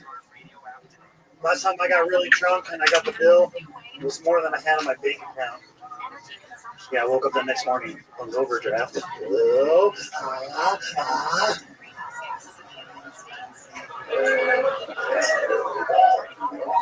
My friend's like, hey, Mikey, you're out of order when you party. That's because I party out of order. Loose pot. Wow. Mikey McKernan. So unbelievably silly. That was ridiculous. Thank you. Welcome back, guys. Good to see you. This is Big Jay's first time seeing you, right? Second time. Yeah, I was going to say, I definitely see you before. Oh, okay. I remember that. Yeah. Oh, yeah. I'm a ginormous camper, and I'm so honored to perform for you. Yeah, dude. Crackle, crackle. I love it. So, what do you think? How's life been? It's been a while since you've been on the show. Welcome back. Life's pretty good, thank you. Yeah, Tell it's us been about pretty good. I'm fucking trying to do as much stand-up comedy as possible right now. Just trying to get on the road as much. What else has changed? Are you still working at Bubba Gump? Absolutely. Wow. That's incredible. He actually, if you're wondering, like, oh, that was a joke that missed. Nope, he works at Bubba Gump. Yeah. Can you give us a new fact that you haven't given us in the past about for the movie Forrest Gump? Sure. Forrest Gump trivia. Wow. There you go. It has to do with the square that Forrest is sitting on the bench. And when the cars are driving by, they're both driving. It's okay. You know what? Forget it. Oh, man, I was so locked in. Okay, go ahead. The cars are driving and what? Somebody's like, is that correct? And I was no. Like, yeah, that's incorrect. That's a one-way street. And then you bring him shrimp? Yeah. Well, yeah, he does. So, Mikey, what else has changed in your personal life or your offstage life other than just doing stand-up or working at Bubba Gump? There must be something, right? Any new habits or fun things? Or I actually been trying to skateboard again. Oh, yeah. I didn't know that you ever stopped, Mikey. Growing up in Southern California, that's all there was to do. We were forced to jump downstairs. Right. Well, so it could be worse. Some people born and raised in Southern California have only learned how to work extra hard on friendships. So it gets worse for people born and raised. Last handful, dude. Oh, yeah. Well, Mikey, what else, man? There must be something. You still with the same girlfriend? No, I broke up with her. I've been single for over a year now. Wow. Look at that. So, you fucking rock and roll single motherfucker. You ever try to pick up a chick at Bubba Gump? You ever look for your own little Jenny? No, absolutely not. They're all tourists, so. Yeah, dude, you can get a fucking, like, a weird Texas tan turquoise jewelry, like a bolo tie. I mean, like big fake tits. Oh yeah, no, fucking Jeremiah was a bullfrog mustache, dude. Yeah, I use that's like the older hippie ladies. Yeah, I see the younger ones. Let's check in with Patricia over here. What do you think about Mikey? Well, I was just curious. Do you a catchphrase when you're in sex with a woman, like boobs, raw, dog? Good question, Patricia. Somebody asked me that already. If I do that when I come, and I say no, that'd be very confusing for my dick when I'm on stage. Do you do that when you I come? love it. I love it. Do you at least do that when you come? Do you fucking do the arch of the back and the head tilt? Only for the select few, which is nobody. So you've been single for a year. You've been dating at all? No, not at all. I won't go on the dating apps. I've just been all about trying to do as much stand-up. Oh, I know, but you got to live your life too. You got to have. It's true. I've been getting a lot of flack from friends. How long were you with your girlfriend for? 5 years, 3 months, and Oh, Jesus 9 days. Christ. Oh, okay, Ted Bundy. Sorry, You broke up with her? Yeah, I dumped her. Oh my God, That's the most fucking. See what? I appreciate time. All right. My goodness. What's she doing right now? Back under that bridge? She used to do drugs, so. Yeah, something tells me. Super single, no dates. Have you ever kissed? Have you kissed a girl since being single? Yeah. Oh, you just ruined that moment. Did you ever sneeze in your sister's mouth? No. Has anyone from the movie Forrest Gump come into your place? Because it's at Universal, but there could be a chance they're doing. Oh yeah. See, I wasn't there, but I think Sinise came in. Fuck yeah. No fucking way. Yeah. Shut the fuck I up. wasn't there. I didn't see I it. do not believe that for a fuck. That's what they tell people so that you keep working there. Yeah. Are there pictures? Yeah. Garrett Sinise You never know. In a You never know. wheelchair. Totally, bro. Yeah. Your benefits are gonna kick in any day now. I do agree that I always know when you come into work, that could be the night. That's Denise walks back to that door. What's the story? You know, the waiters probably have to tell each other the fable of when he came in. he just stopped by. That's all. Story that Brian. But I didn't eat. I don't think he ate. Oh, So. that's not a good Didn't commercial. fucking happen. Yeah, there's no story. Are you hiring any waitresses? No, tour season's over, unfortunately. Yeah. Halloween Horrible Nights is coming up. Oh, that's what you call it because you work there? Yeah. Oh boy, that's creepy. Bunch of group of like 10, Whoa. young adults. Oh. I went to So you Halloween call Horror Mexicans? Nights. I went to Halloween Horror Nights. Might be the shittiest thing I've ever been a part of. Yeah. Really? What happened? Stupid. It's worthless. Yeah. It's a bunch of mazes. It's like a bunch of high school, like haunted houses. It's so bad. You probably look like scarier than the people that are supposed It's to very scare people. awesome. You know what's hilarious? In fairness, too. Who you, motherfucker? In fairness to any Bonfire fans, Christine, my girlfriend's here. We went to Halloween Horror Night in a major fight. So we were walking through haunted houses. It was like The Shining, like Jack Nicholson with like an axe would be like, yeah, and I'd be like, yeah, right, you fucking bitch. You don't know how to fucking act. $200 for these goddamn speed pass tickets, you goddamn, you ingrate motherfucker. And you want to know what's funny? I swear to you, the only time we got along and smiled, the fucking Jabberwocky show. I tell you, those guys started dancing, and we were both into that. God, that is so. So my point is, maybe it's fine. Yeah. Every time I go to horror nights, it's just a bunch of cholos who paid to get in, and then they talk about how nothing's scary. Yeah. That wasn't even scary, Didn't fool. get cholo-y. I was about to punch that fool, man. He jumped out at me. I got to eavesdrop on those 7-minute escalators. Well, Mikey, fun times, dude. Thanks for always coming up. I love the people always an that honor. Thank you, guys. consistently come on and have fun. Mikey McKernan, legend, Bill Tony, icon. Tony, they're like, next time let's go to Knox Scary Farm, fool. Knox is better, fool. All right. This looks like a new name. Maybe I'm wrong. Put your hands together for Michael Silver. Michael Silver. Here we go. Michael Silver. Here he comes. How about a hand for the band yelling it tonight? Here he is, Michael Silver. Oh, big crowd. Shit. So, found out today, Brother Christopher, he texted me. He's like, hey, pretty sure our stepdad hit mom. I was like, fuck. What the shit? And I was furious. You know what I mean? Like my mother.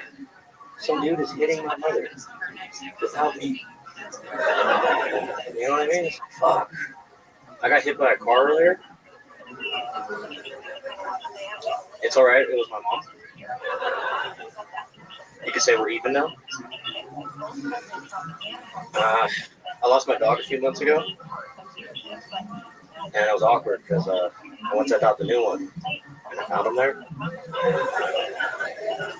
and I had to act like I didn't know him.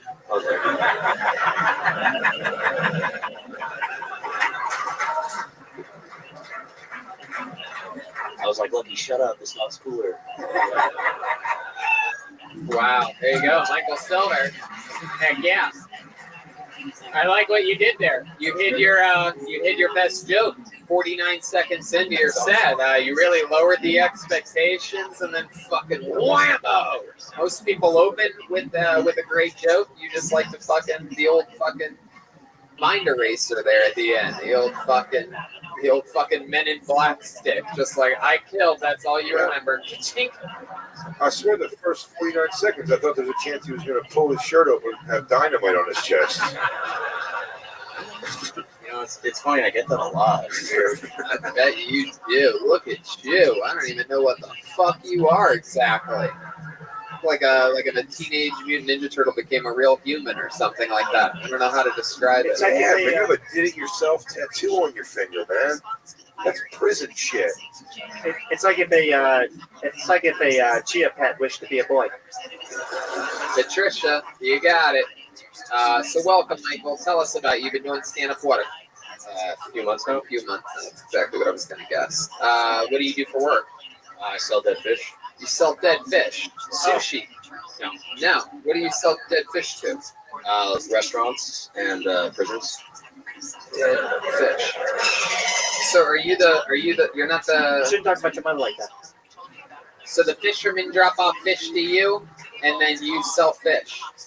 Basically, we buy it wholesale and then distribute it out for a markup. Wow. Is the prison fish really bad quality? Like, oh yeah, it's god awful. Like, how bad? Yeah. I mean, 3 eyes. It's basically like 75 cents a pound, kind of bad. Wow. Honestly, fresh fish means something else in prison too. I mean, it's frozen, so fuck it.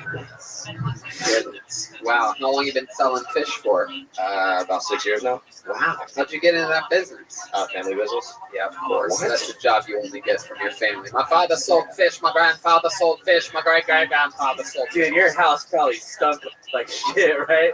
Oh, yeah. Wait a second. You sell fish and your name is Michael Silver. Are you the grandson of Long John Silver? I just did the math on this.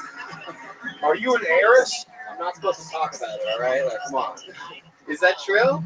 No, you're no relation to Long John Silver. Can't say.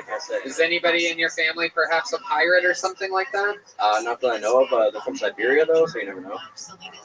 Siberia, one of the hardest levels on GoldenEye 007. Do you like fish? I like salmon. That's about it. Just salmon. Salmon. Everything else is gross at this point. Pretty much. Like catfish. Catfish. Bass. Yeah, it's all right. Trout. What do you like? You're close to the scene. You ever just take a bite out of one of those fucking fish heads? No, can't say I do. Pussy. What's the craziest thing you've ever seen happen with another fish? Anybody ever get into a fight? And this fucking fuck you, dude. Well, like one time the fish started because it's supposed to be dead or it's supposed to have been dead for like 3 days, and then we get it shipped over to us, and then the fish started twitching, so I thought it was alive, and I started freaking the fuck out. So I was like, no. What was it? It's a salmon. No, but I mean, well, it was alive, so it was twitching. Yeah, it was sometimes. not alive? No, it wasn't alive. They just twitch dead? They just do that. Yeah, they do that. That's evil. Yeah, it's like mind tricks. I don't like it. Fuck that. What are you going to do, like hug it to death after that? Just like hit it or like just... Hit it? You hit it? Did you do that? Yeah, I was scared, man. Like, I didn't know if it was haunted. Like, You were a twitchy salmon cover? Yeah, that's what I would have thought. It's like a stigmata. I didn't know what to do, man. There's only so much. Grandpapa, what do I do with a haunted salmon? No, I had a fucking razor blade. I was like, all right, let's cut this shit. Like, Es spiritus et sanctus, el sanctimonium. E pluribus unum.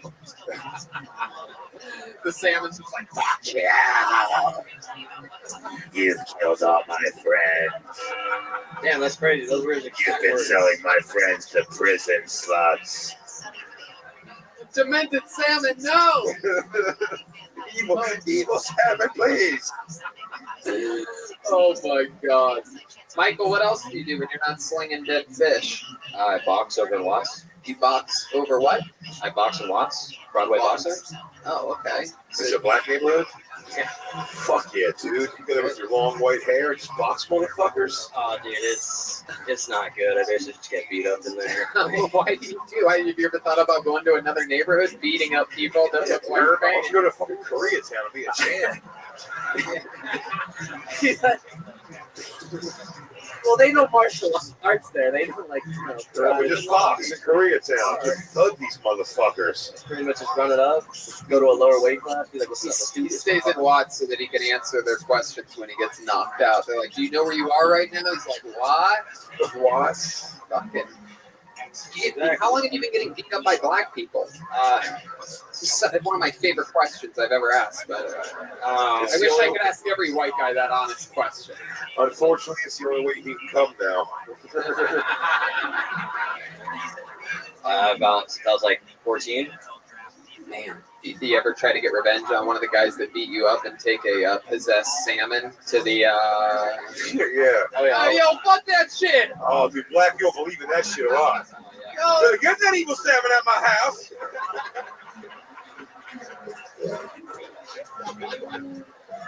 My cousin Deshaun got possessed by an evil salmon. I heard the stories. I heard them. Oh yeah.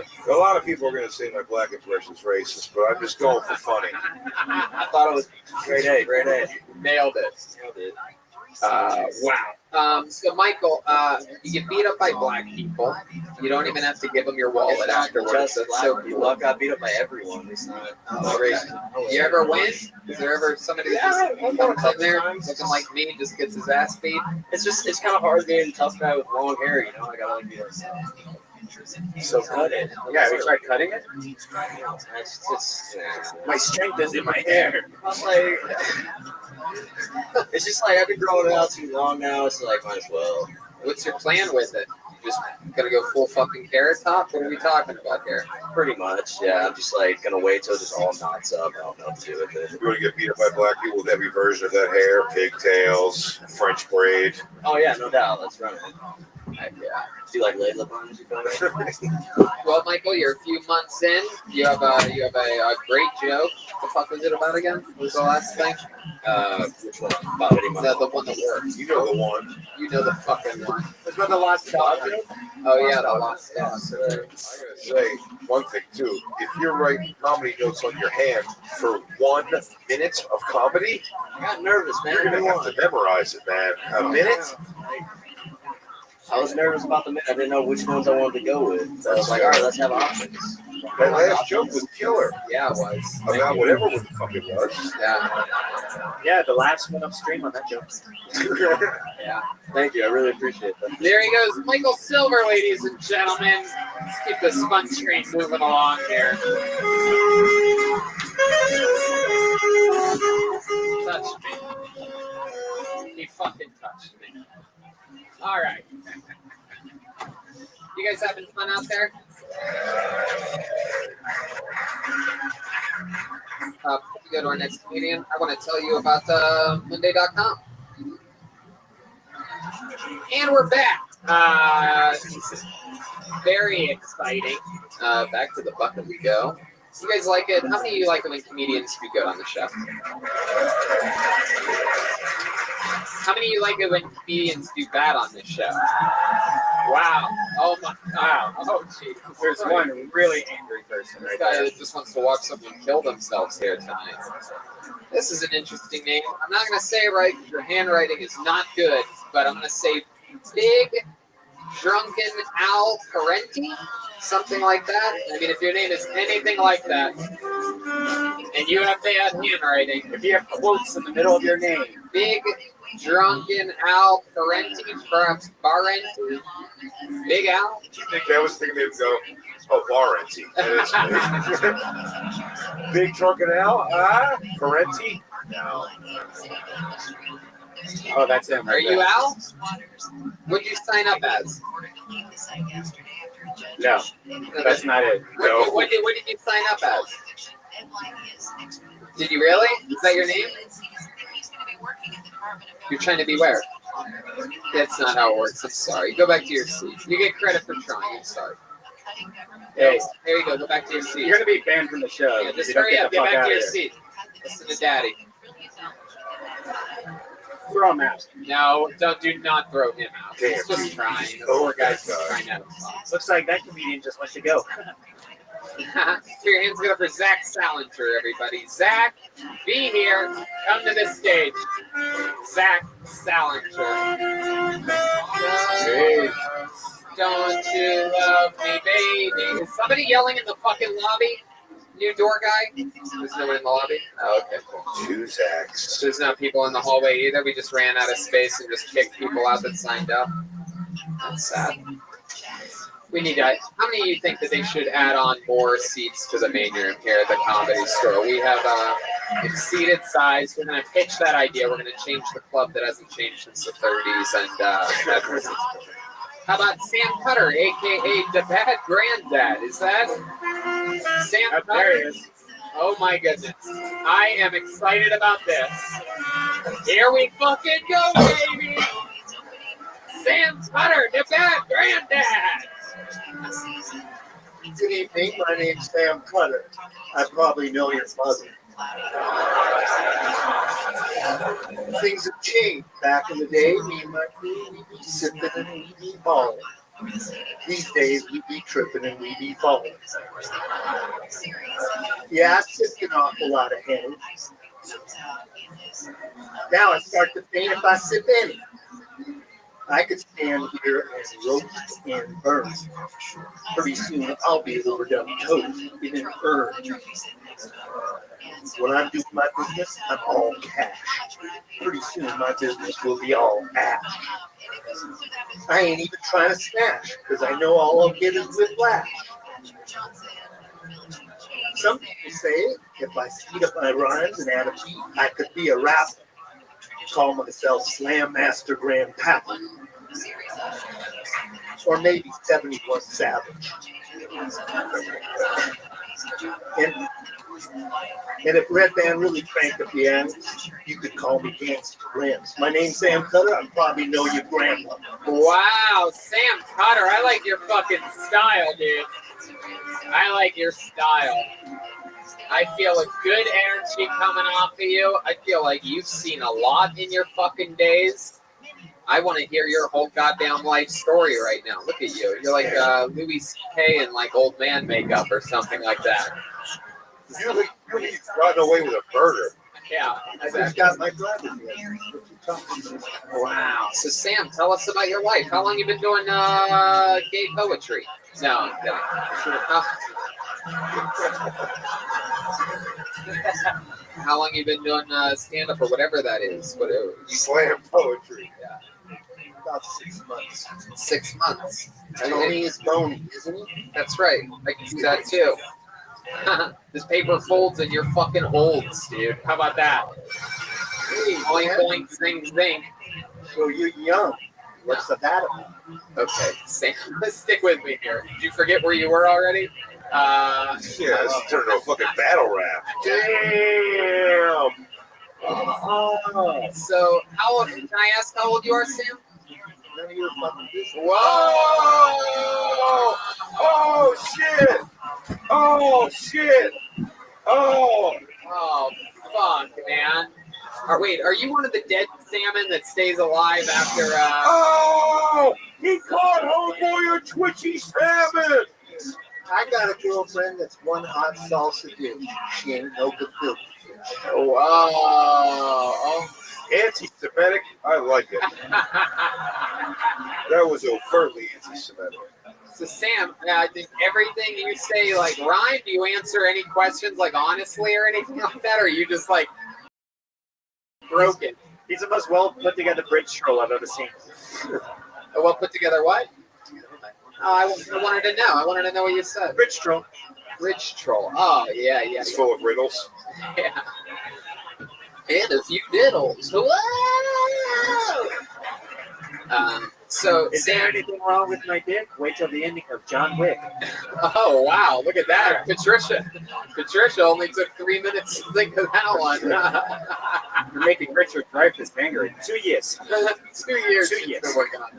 So Sam, tell us about your life. A real answer here. We love compelling stories. Not every answer has to be like Tonight Show levels of funny. Yeah, tell us about your life because we know you have a good life. No, yeah.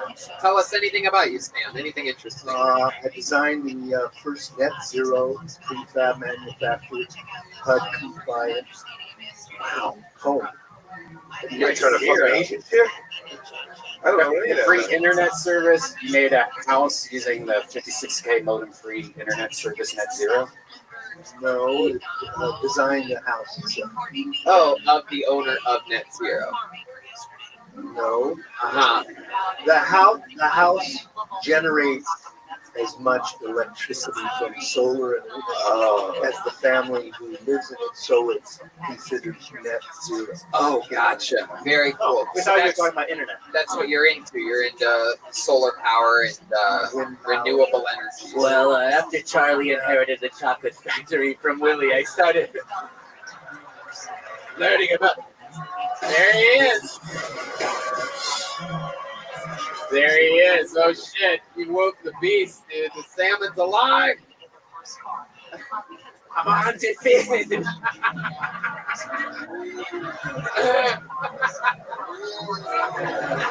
I'll do fucking anything for a laugh. All right.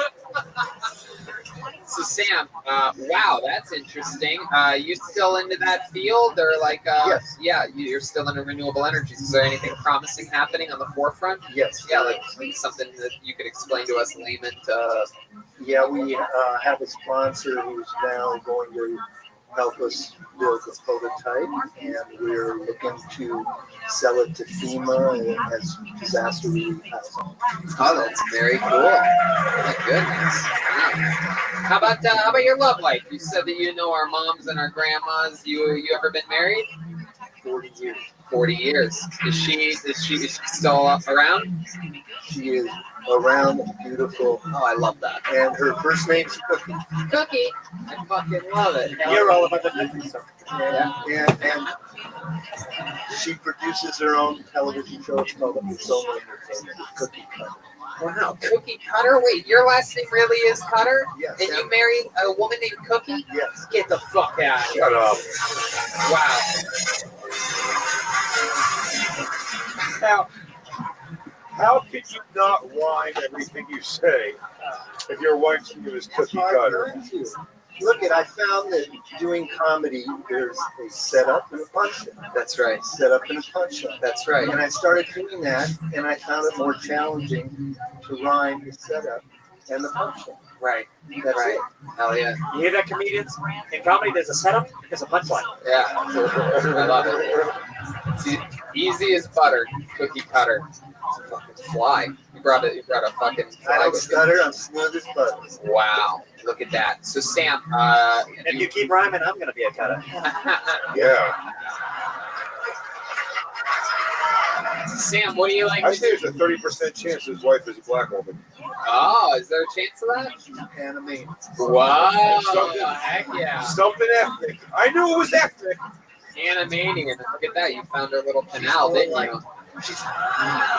I put her right in that. Oh, you take your little fucking sailboat. Ketchup, she's salsa. Oh my goodness. My God. Chunky. She's a little bit thick. You did say she's around at one point. Yeah. 5'8" and very thick. I love how tall you think 5'8". I'm 5'8". She's a gargantuan 5'8". When she wears her platform. Oh, hell yeah. And she's tall, thin, and gorgeous. Oh my God. What's your favorite sexual maneuver to perform on her? You like, what do? You do the fucking... The chocolate chip. That's where I bring a black guy over. He fucks her. His name's Chip. No chocolate chips in Lenore- this cookie. More like oatmeal raisin. The Noriega, while you jerk off while she is blast Metallica music at full volumes. This crowd doesn't read the news. Well, I am the Gramps of the FEMA camps. Okay. I fucked your grandma. What's your favorite sexual maneuver to do? You do anything special? None of your business. Whoa! This guy knows how to fucking do an interview. Oh, I thought that was the name of the move. I can't wait until some young buck on next week's episode comes up here and just tries to do what Sam Cutter is able to get away with, and he's like, none of your business. And I'm like, get the fuck out of here. Man. Only you can get away with that, Sam. You're like the fucking... Your elders. That's right. Absolutely.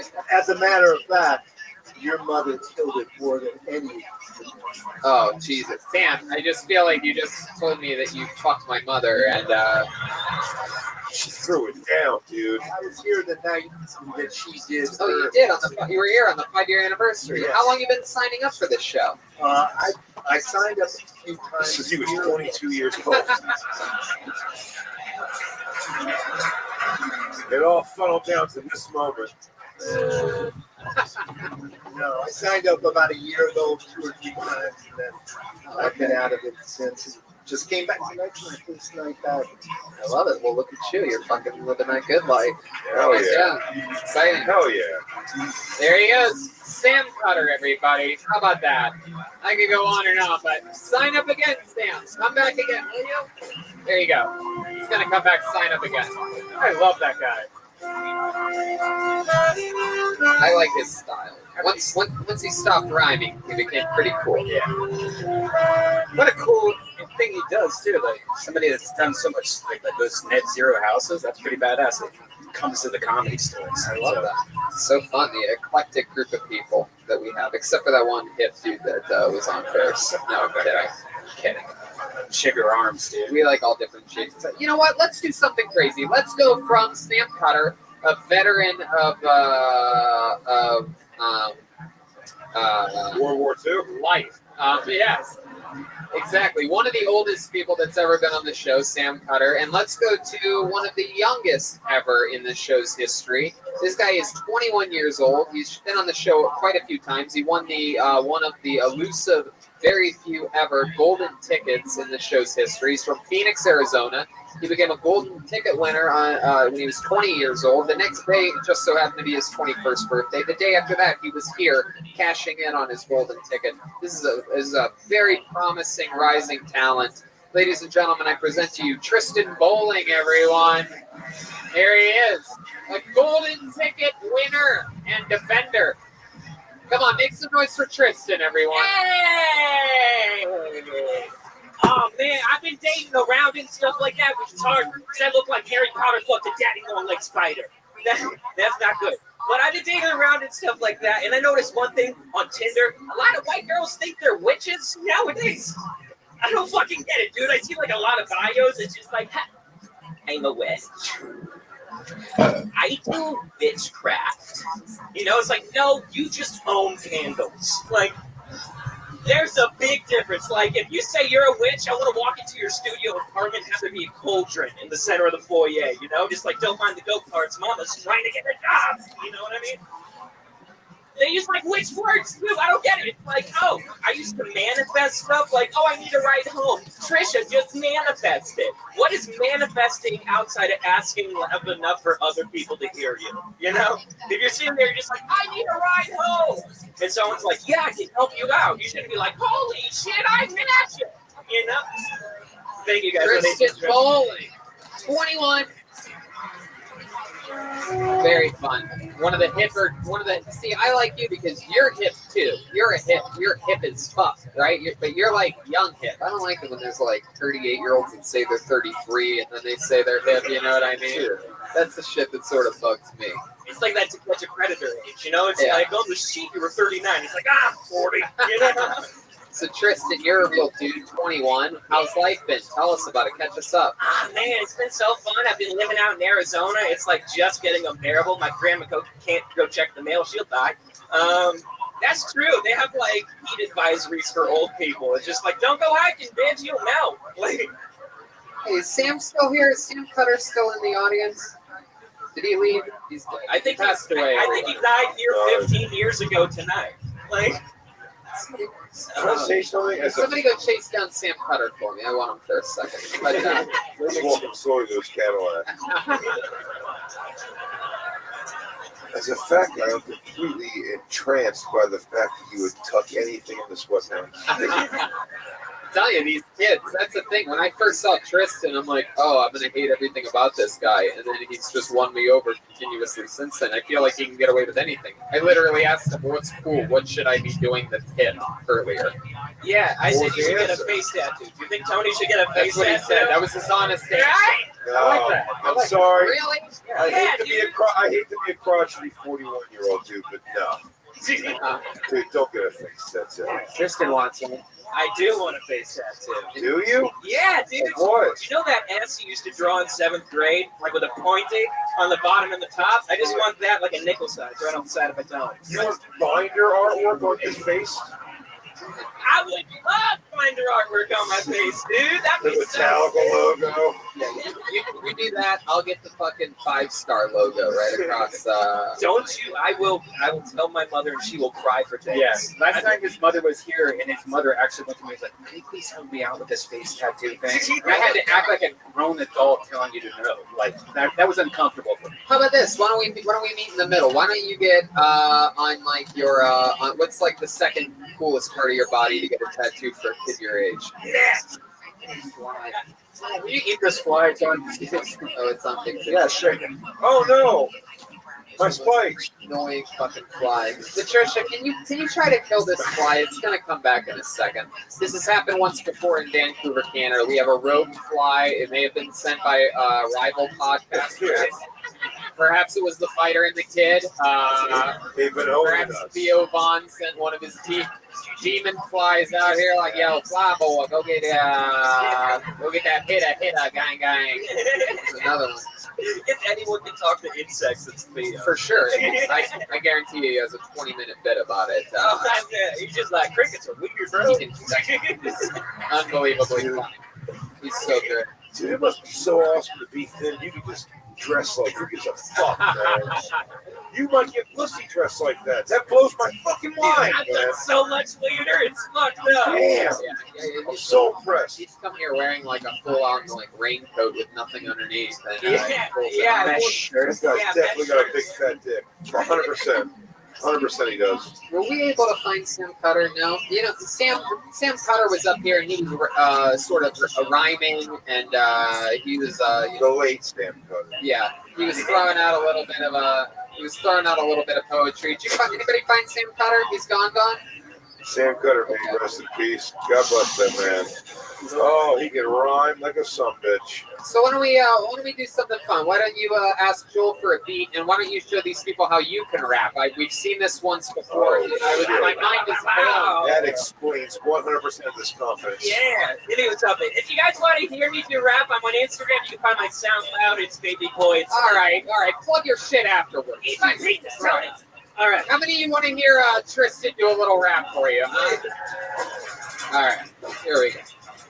I'm a Robbie, I go fast, picture a Fisker, no go fast, out the Molly smoking gas, pull up the hammer, I curry my stash. I'm a Robbie, get go fast, picture a Fisker, no go fast, out the Molly smoking gas, pull up the hammer, I curry my stash. Oh my god, and this shit is like this starting on your bitch, I'm not in person, I'm gonna get your body for those with body, but that's my shit. You know my hip on my DJ make up, and we need the bitches, I know I ain't loving. What's in the rose, only free the sheep bucket, switching my body, might want to start something, got a motherfucker in the middle of my sights, pull the trigger button, you can do that outside. I've seen none of the motherfuckers that like, switch me, supposed to go overnight night, they wanna fight me, my wrist is so icy, I'll hit you with the glacier, sick Titanics on the high seas, bitch, blades, fucking with me, you really fucking with me, throw on the corner, face on the streets, and up to the corner, skip the sheets, please, motherfucker, working with the minutes, look at the many bitches, then, walking on the back of the caddy, the bitches pop to Abby's like it's M&M's. Wow. Tristan Bowling. The pronunciation was shoddy. Why would you waste your time with stand-up comedy? Who gives a shit about comedy? That's way more awesome than comedy. I started doing stand-up first. Yeah, but then just stop. It'll be here if rap falls apart, but that was awesome. Thank you, man. Thank you. I put a lot of time into it. I just put out my first stuff actually by meeting someone.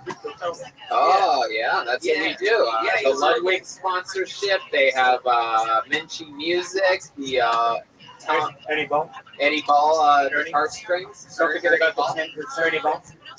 Yeah, it's called the Kill Tony Bump. Yeah. And people like you that start. How old were you when you started stand up? I was 16. 16 years old. You're 21 now. He performed at the Comedy Store a day after he turned 21 years old. I mean, this is a kid that fucking puts in the work and that you're going to know about forever. And you're going to say, I saw him here tonight on Phil Tony. And to start is something great. It is Tristan Bowling. Anything else for Tristan, guys? Any other last thoughts or anything? We're going to let the kid go. I look forward to seeing what he does, man. Yeah. What a weirdo. I love it. You have to drive back to Phoenix now, huh? Oh yeah, tomorrow. I'm really not looking forward to it. What's your living situation while you're in town? I'm staying at my uncle's studio apartment above his garage. So like it's pretty cool. I got my own place, so it's like yeah. It's that fancy shit. He's got that corporate one, you know? Wow, really? Yeah. What does he do?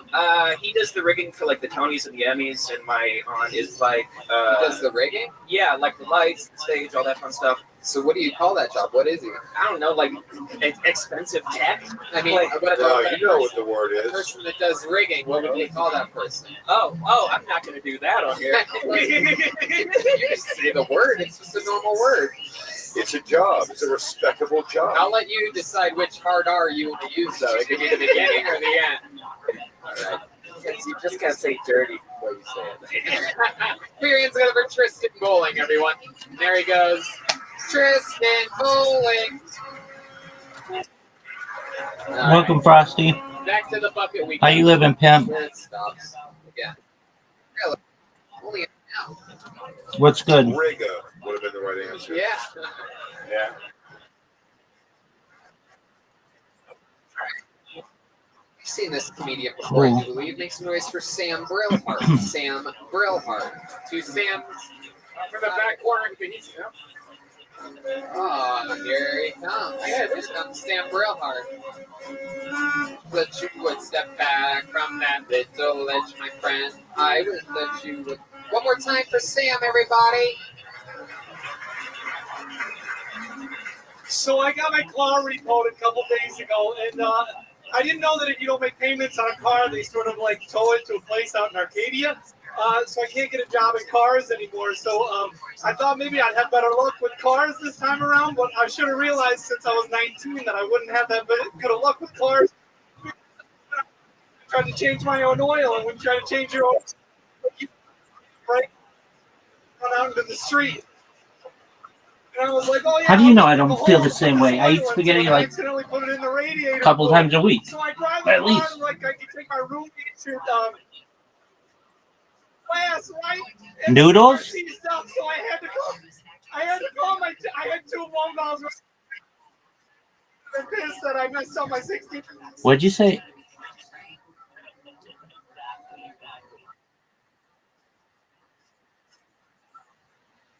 Yeah, but I eat spaghetti very often as well. I ate spaghetti last night.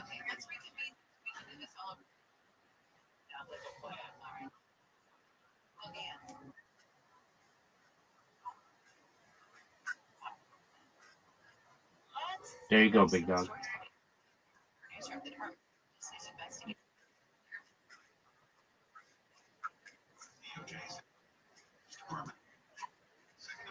Very cool.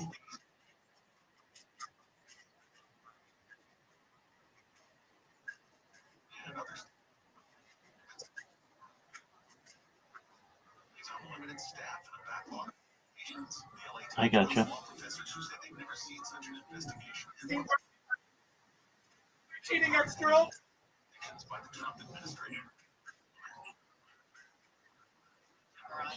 Right?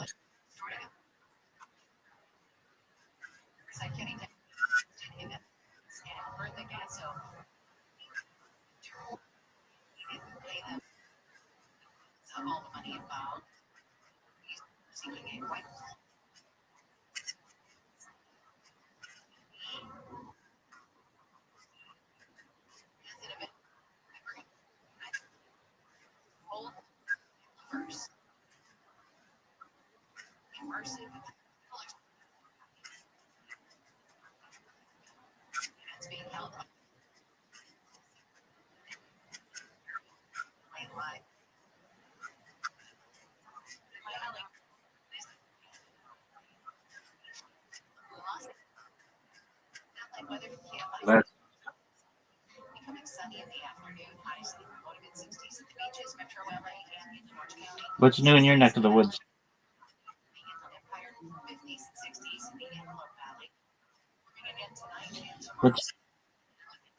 What's new in your neck of the woods?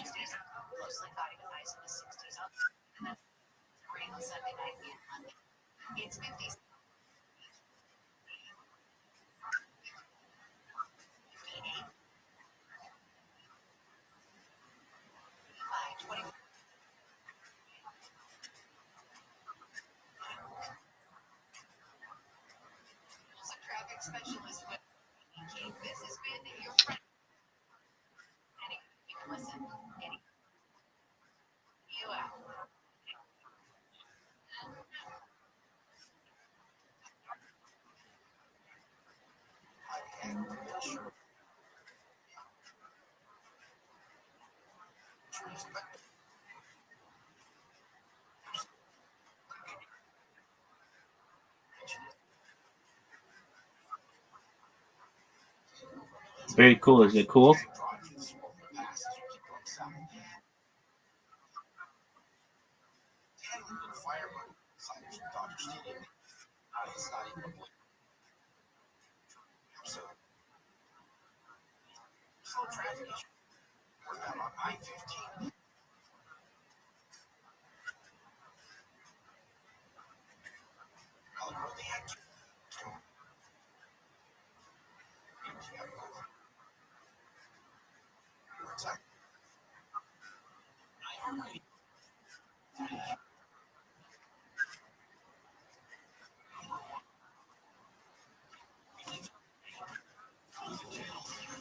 Okay.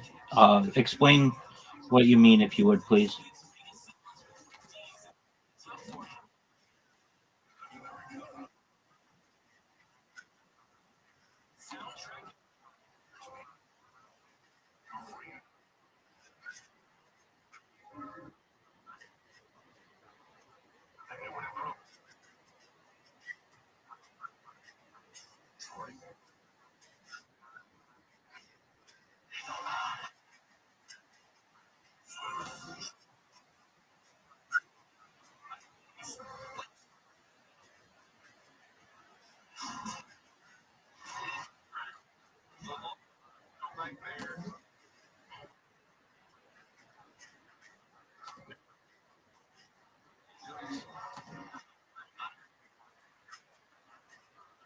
Okay.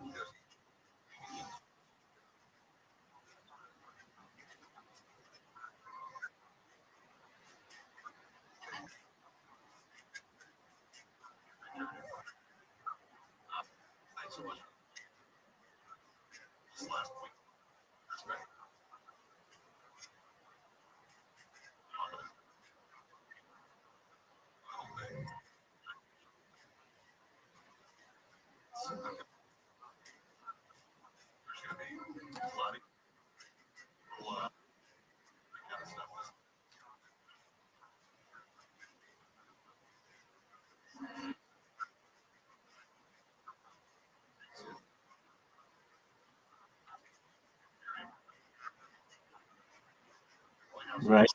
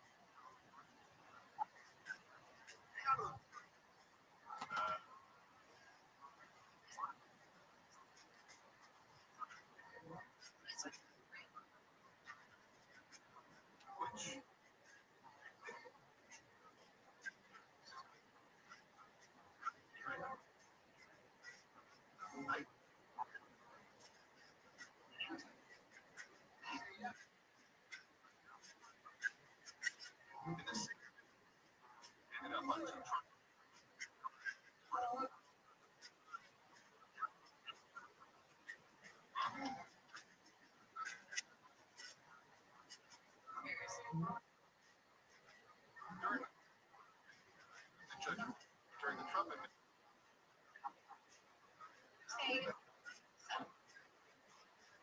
Okay.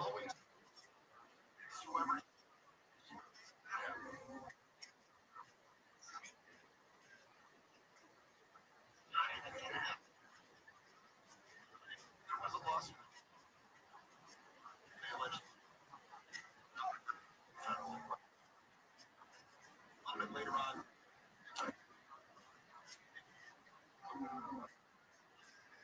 And that is that, Mayor Bass is she was like, lead it. How does that happen?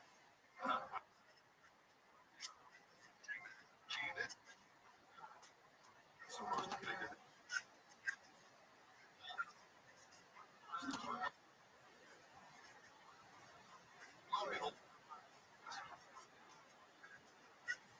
Messages. And so what the judges charge well, fortunately,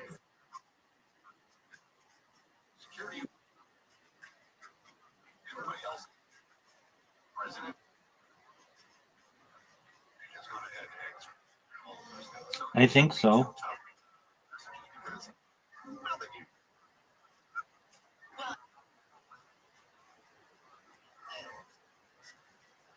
Of course.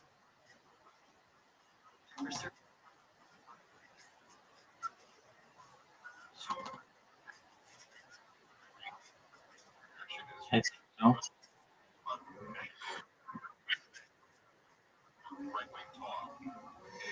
Okay. Have you been able to quit smoking?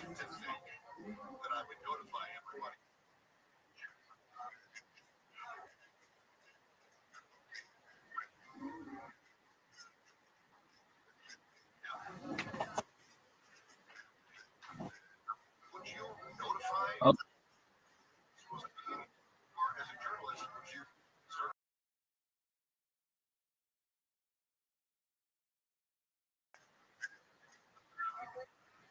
It's interesting. We're talking about how, as journalists, and when you have relationships Are with you people, sometimes you get information that you're not supposed to share. are you feeling like you're completely healed? You can't let this out. And whatever. And so, people have a lot. So I don't know though how you. And I would like to reach out to whoever started it and go, hey.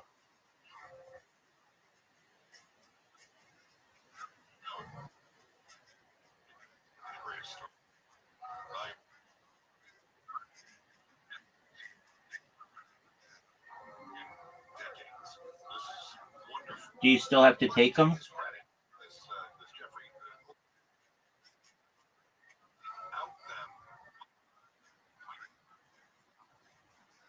had said, publish something while the attacks were being planned. Okay. Yeah, that's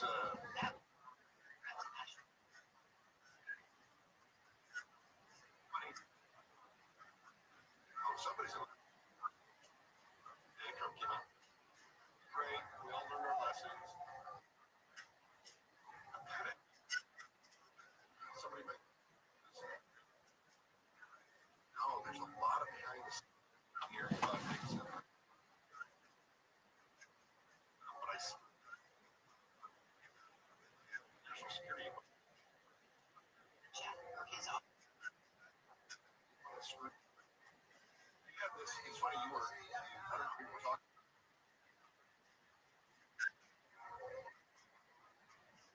The whole situation.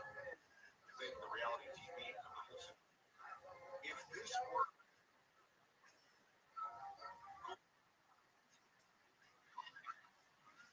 had to be dismissed, Trump fired.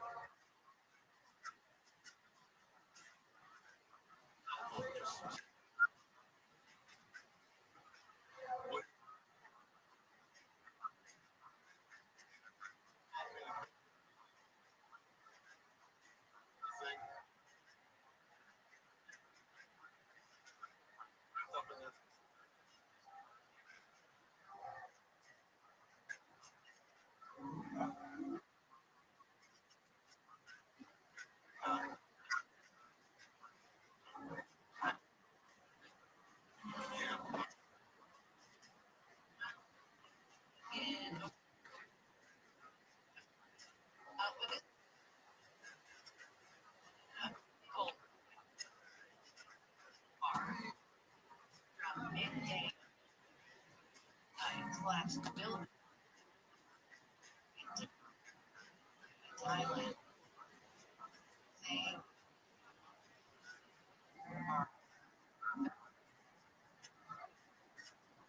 Towns to let's see high rises, and there's video of it.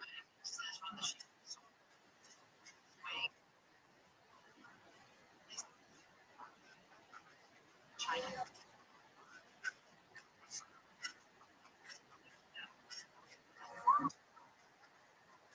Northridge was 7.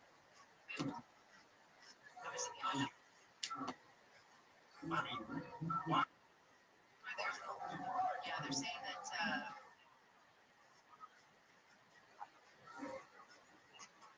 there's traveling.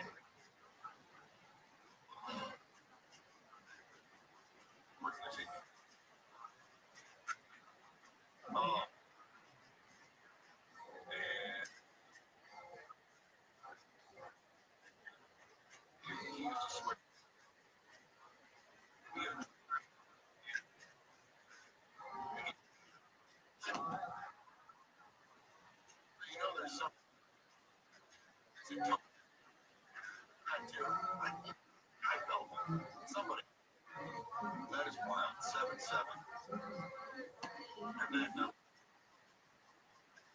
right, they was it damage in Bangkok as well? Oh, I've had issues that have occurred, certainly.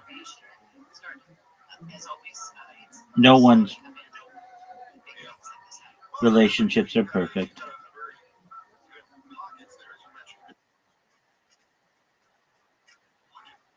And so, devastated by that. The economy is trash, and they are literally fighting with this.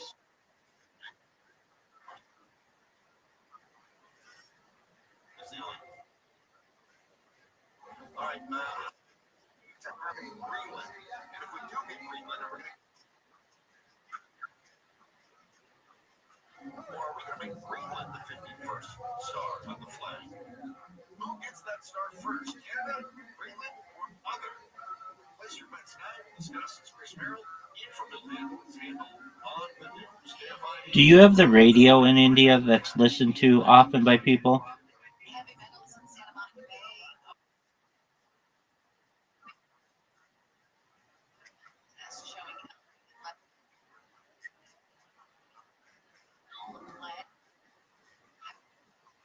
Following the Pacific Palisades in January, LA is sued.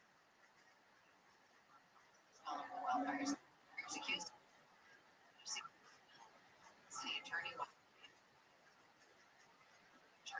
so to make them pay and pay down millions of dollars. Investigation fees and long wait times. Concealed carry permit, California. Lawsuit that checked an 18-month wait for sheriff's. Hours that Sunny Scott. This report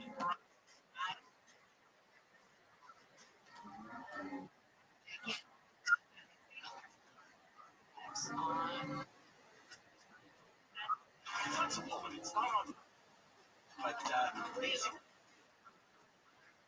Open a Boulevard right there at Century.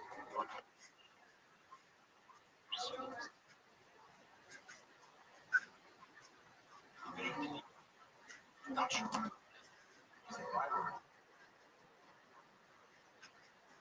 Yes, 105. And that looks Century. So, as you're playing it, it is extremely.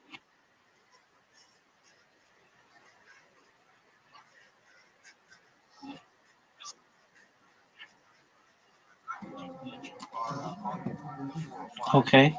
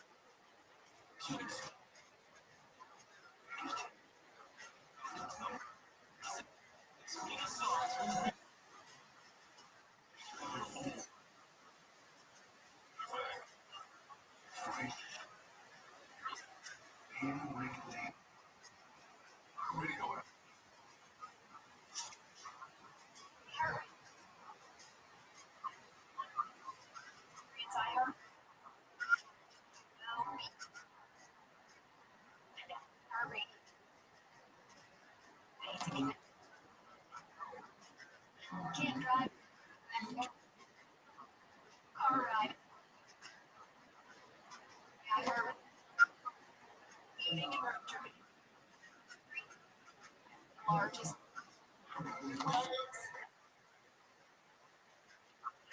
Also, playlist. Music icon. Screen. Heart rate.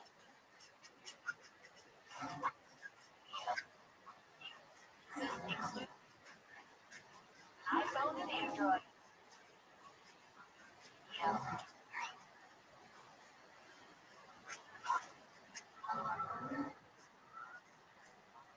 It's iHeartRadio Countdown. Here's what you be popular by getting your stream on. Max. That's followed by Yellow Jacket on. Born Again on Disney Plus slips back a couple to 8 this week. The new Peacock drama Long Bright returns a couple to 7. Third season of the private. The top 3. Right. Drama pair. And the new British.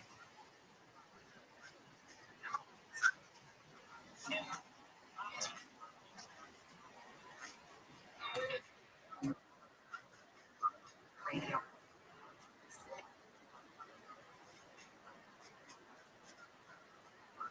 Tax. All right. It's 5,000. It doesn't work. Where you are. 5,000. So.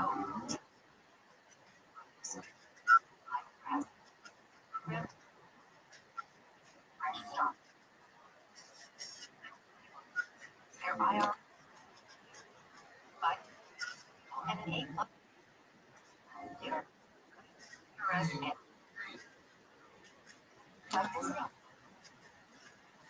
Or call. 506.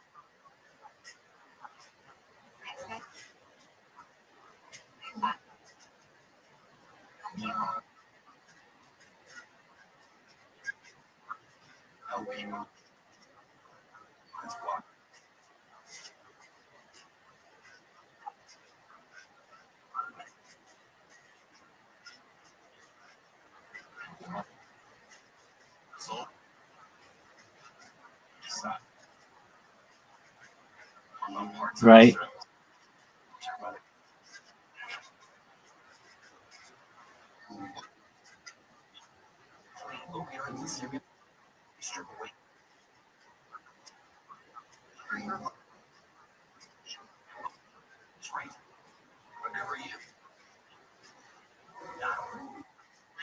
I think so.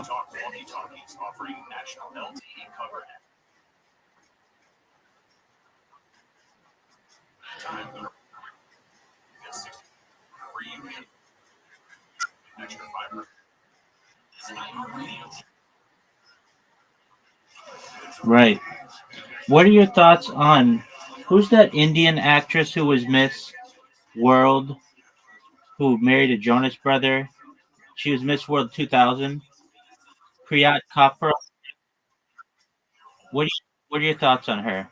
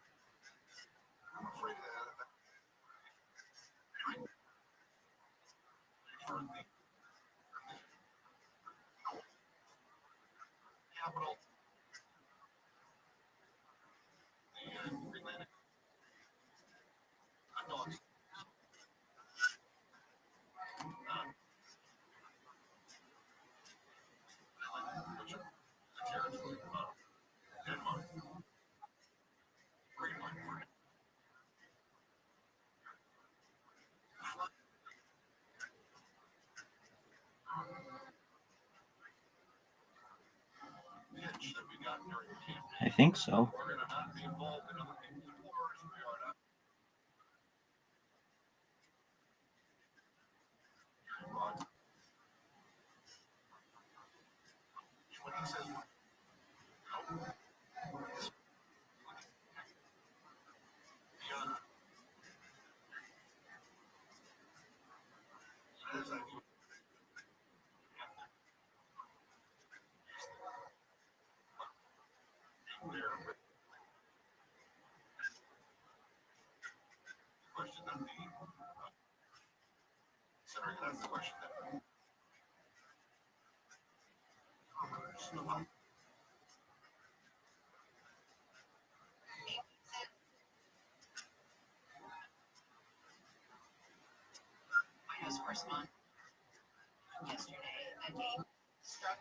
I think so.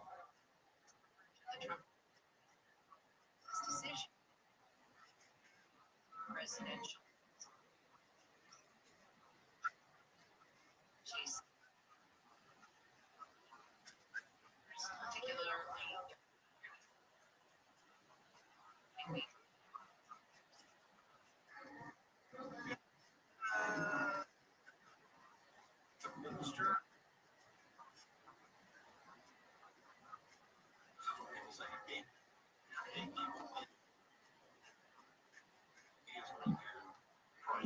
I think so.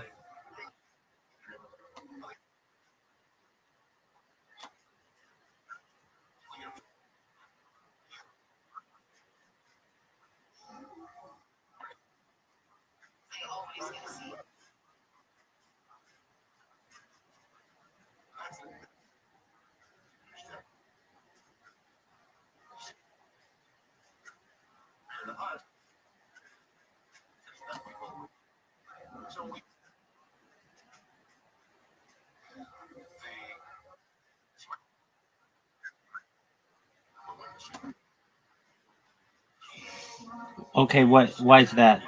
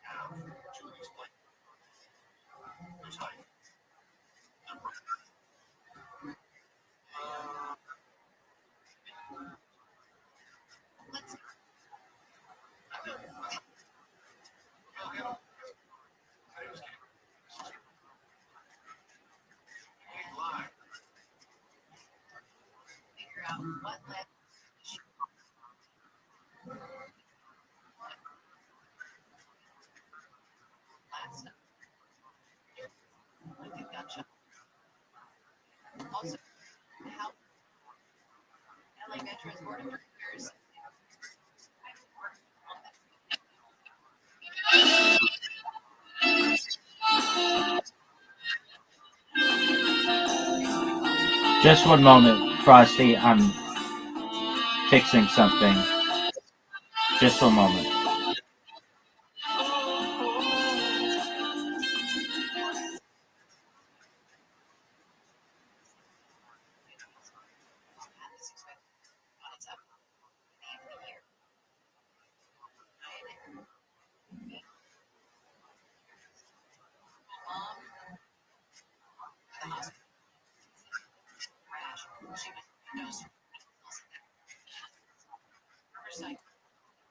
Negative for the virus. The cause of the child's symptoms remain. Like, are you talking like T series? Are you talking like T series?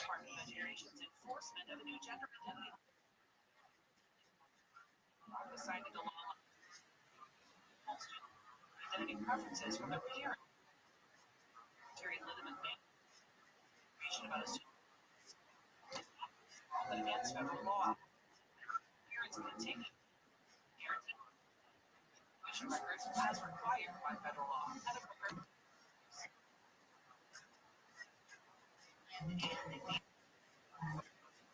These three dozens under a 30 and collect says 9 is still trying to find anyone. See, wait today. Here, delay, which is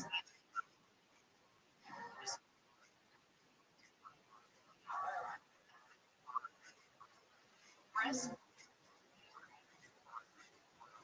in 9 months. 2 and 1. This treat.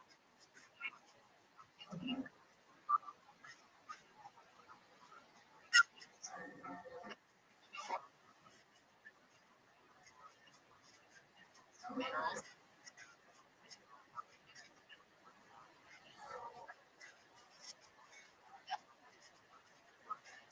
Showers. Bed setting. Eyes in mostly nice in the 60s. Got a slight it's beach, and we've been slowing in East LA on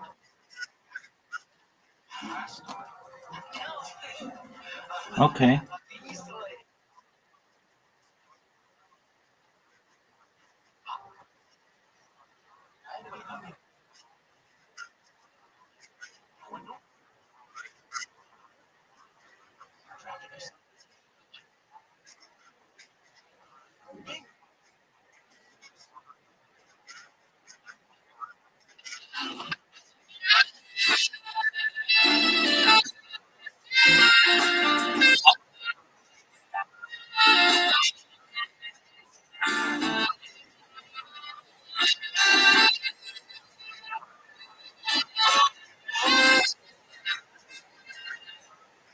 Yeah, what are your thoughts on Russell Peters?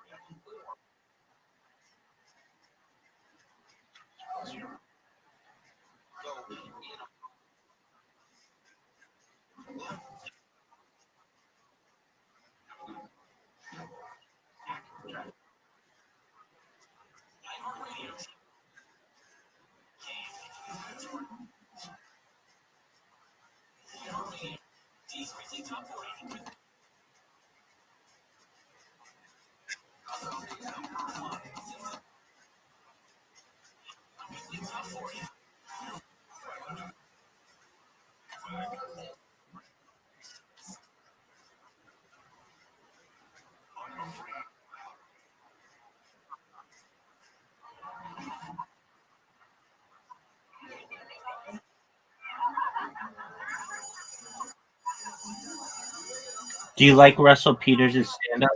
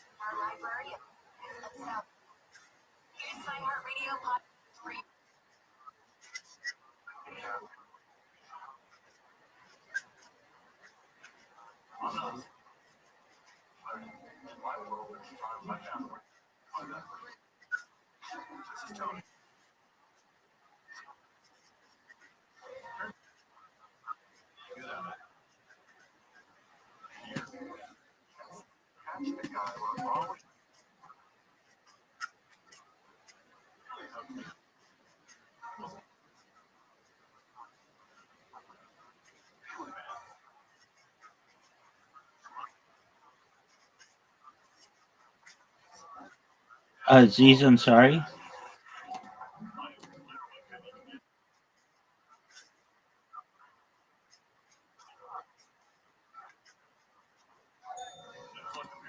It's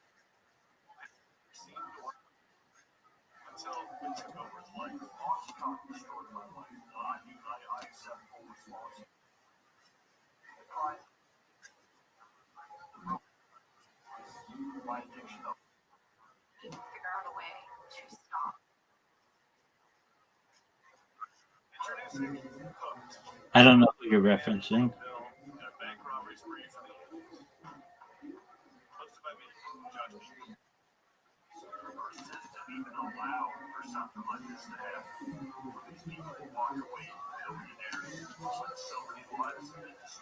Listen and follow this podcast for free on the iHeartRadio app. Number one for music, radio, and podcasts, all in one app.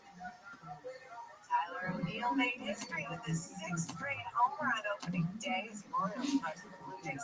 Also making history, Austin Wells became the first catcher in history to hit a leadoff home run opening day as the Yankees beat the Brewers. The Pacers torched the Wizards 162-109 to set a franchise record for most points in a single game. Josh Giddey nailed the half-court shot at the buzzer to lift the Bulls past the Lakers. Talks about his shot.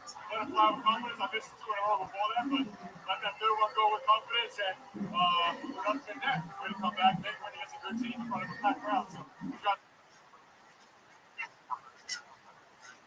More teams have locked up.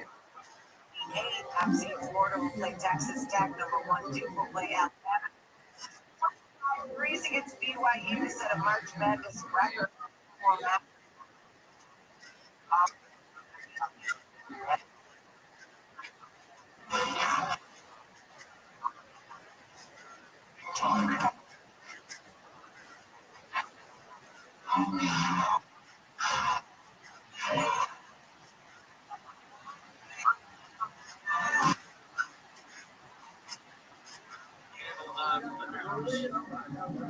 I'm just, we were talking off the air here, Amy, about our brackets. Because Well, what do you mean by edgelord? scoring and Toronto continues to ignore the 21.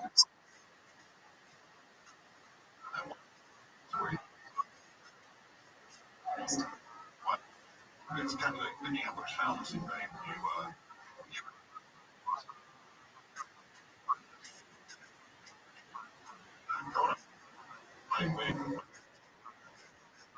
The top 1%.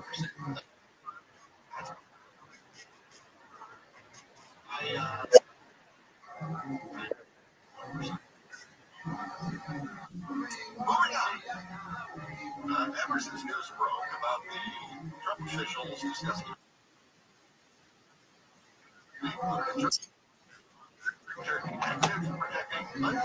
Okay. Oh, no. Let me look him up. Because other defense officials later in the week were skeptical, especially after the Atlantic magazine that printed some of the signal chat. Yeah, I think I've seen this guy.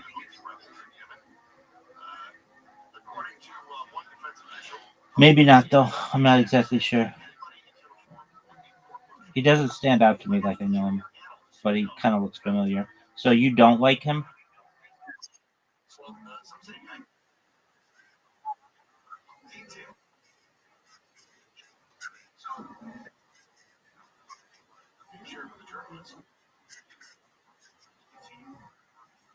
We're leaving at drop here at time very specific.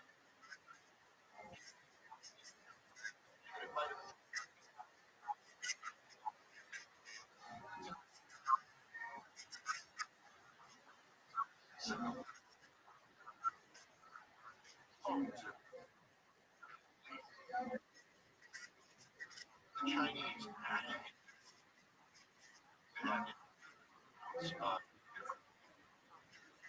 gotta believe.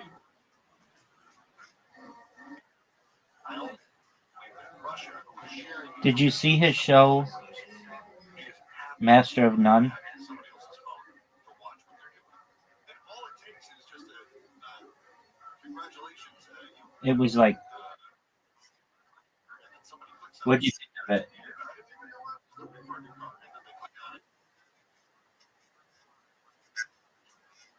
No, you're right about that. He's American and he's born in South Carolina. What I find to be the most interesting on this single chat breach is the hypocrisy that is raining down from both sides. It's so. What are your thoughts? What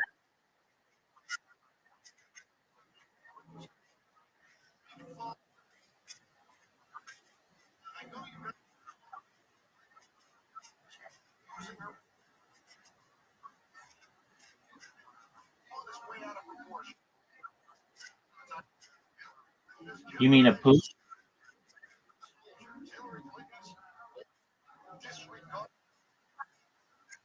He's putting American lives apart.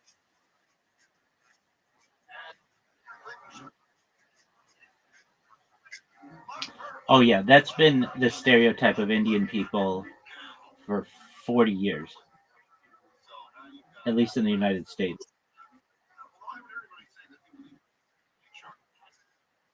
Well, there's that,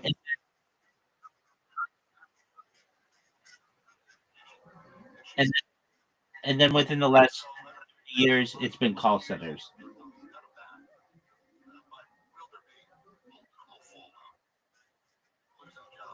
But India is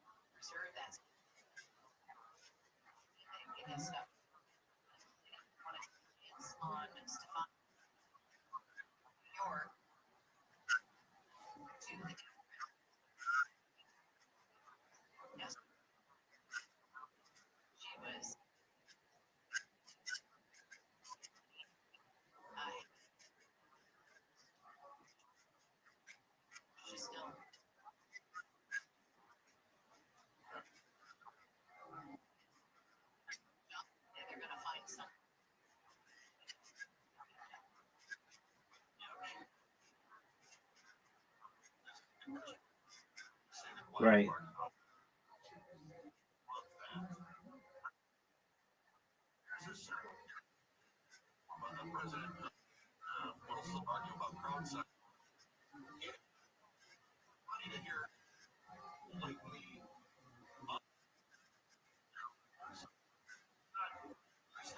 Right.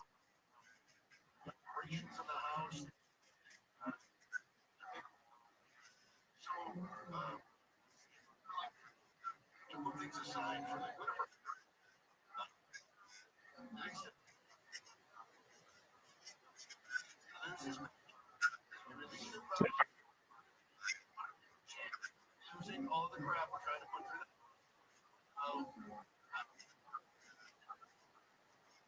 Let's see if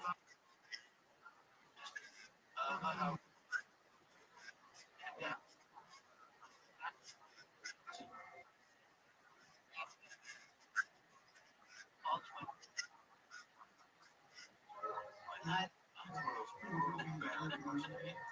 So terrible.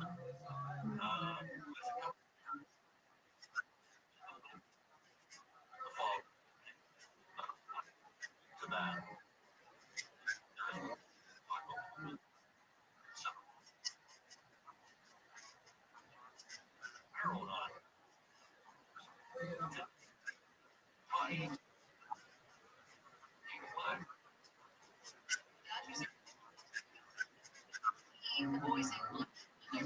I think you're right.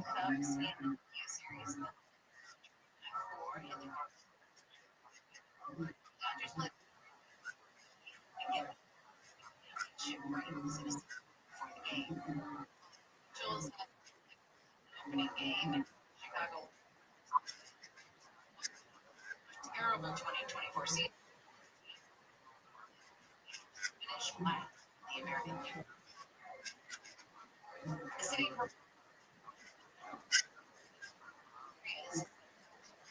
this week saying the city in its words, Right. a safe and sanitary environment for all. It's the latest city in Southern California to ban camping in all public spaces to combat homelessness.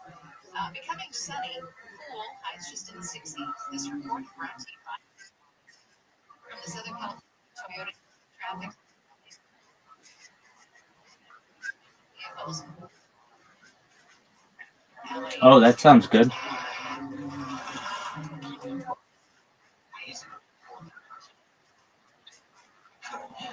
Very nice.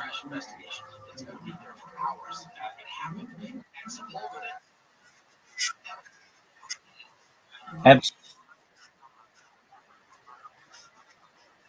I, I have most always, big dog, always. You take care, big dog. Peace. My pleasure.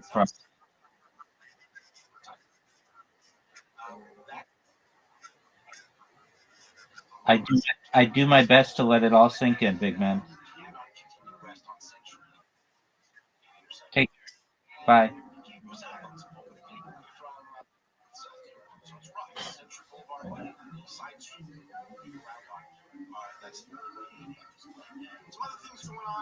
Brandon by AAA, and the tow truck driver ended up showing up, and it was the guy that she cheated on me with. So I got shit for both of them all the way to the thing. All the way to the thing. Oh my God, Sam, what the fuck was that, dude? Holy shit! I don't want to come down you because clearly you had to walk here through a shallow tide.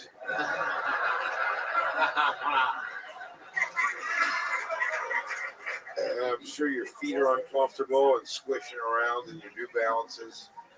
But I don't know what you said, man. Yeah, it's crazy. I don't know. You sound different since the other times that you've been on this show, right? A little bit different. You've turned into a Jewish mother of some kind. Or I don't know what happened. I put the fluid into the carburetor. Everyone was going crazy. There was a fucking defended salmon on the ground. I don't know what to do. What happened to you? I've never been on the show, so it's probably just really? Yeah. Oh wow! So you always talk like that? No, not always. I don't know what came out. You don't know what you said, man? Oh no, I know what I said, but I don't know what came out. Oh, wow. Okay. You're a wacky one. I like it. Okay. Just take some time for me to make my adjustments here. Recalibrating my sensors for you, Sam. So, how long have you been doing comedy? Stand up like 4 years. What else? Other kind of comedy? Improv, acting. Yeah. You ever do any acting that we might recognize you from or anything like that? Any like Double Dare appearances or anything?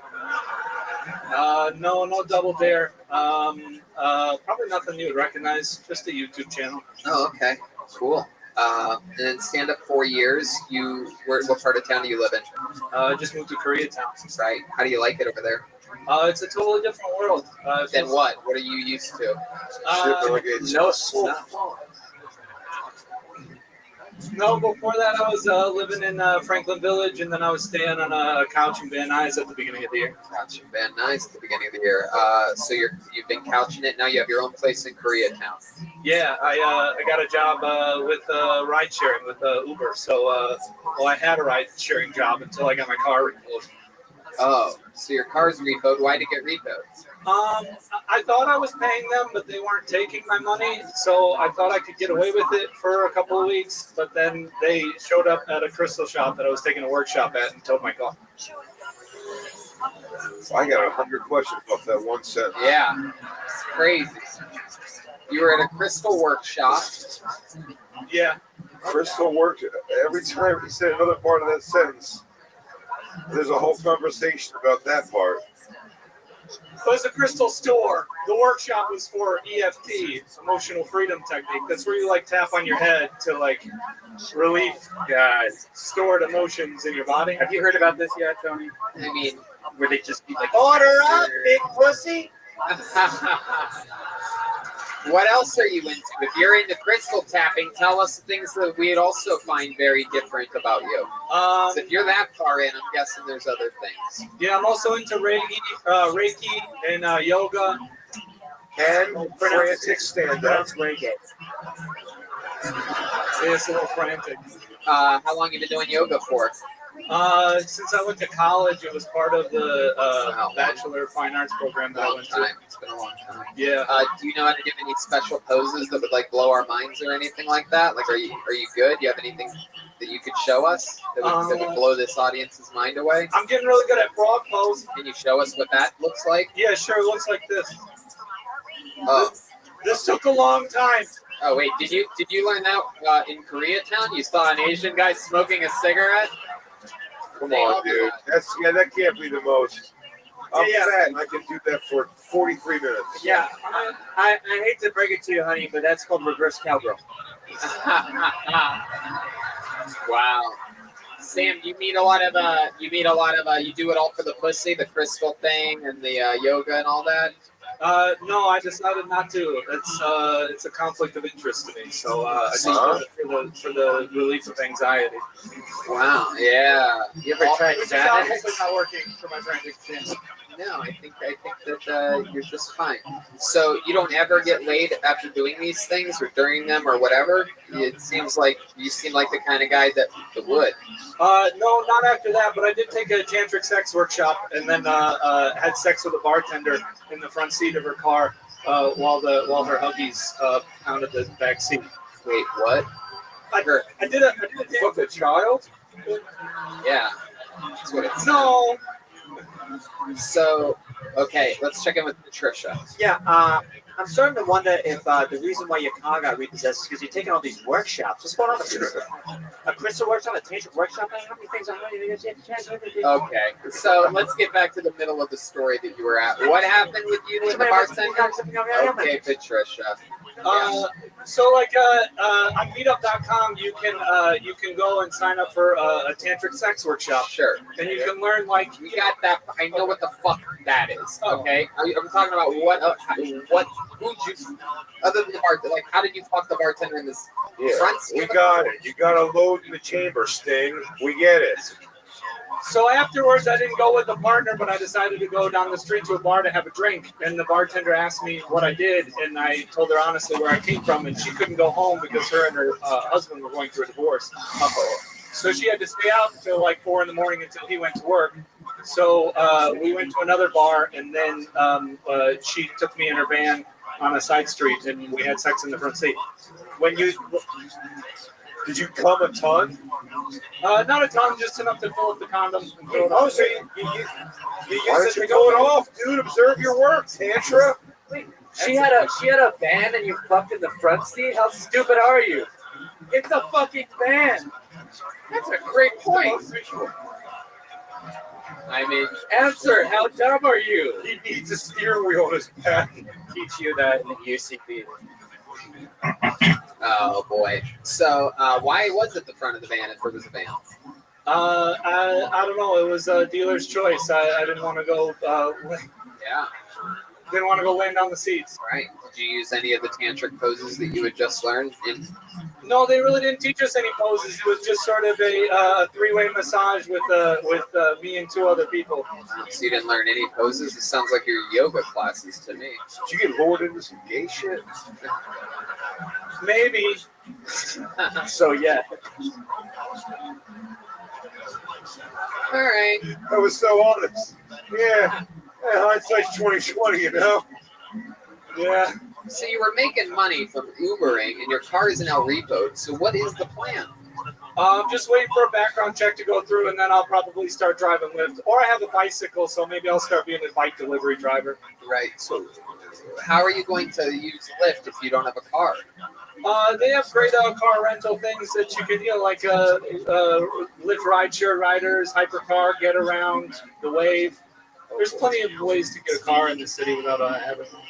Surprise, surprise! The guy with the neck tattoo is nodding when he's talking about changing laws. For sure. Well, Sam, I can't believe you haven't been on the show before. You have such a familiar face to me. Welcome, welcome. Congratulations. You're a funny spirit, a funny soul, and I'm going to be looking for an update on this whole car repoed Lyft driver story. All right, cool, man. Thank you. There you go, Sam Brillhart, everyone. It's a show. But it's not this next guy's first time on the show, because he's the regular on this show. Every single week he writes and performs a brand new minute. He is so fun, so silly. He has a different style than everybody else, sort of just lies the entire time. Master improviser, I would say. And very fun. Ladies and gentlemen, I present to you one of my favorite comedians. Put your hands together for William Montgomery, everyone. Here he is, live, in the flesh. Lights out, William Montgomery. Here he is, everyone. I smoked a little weed earlier, and right afterwards, I was like, no thanks. What is this, K2 Spice? Where are we? The Philippines? I don't get it. Why are people Indonesian, yet they're talking in a Spanish accent?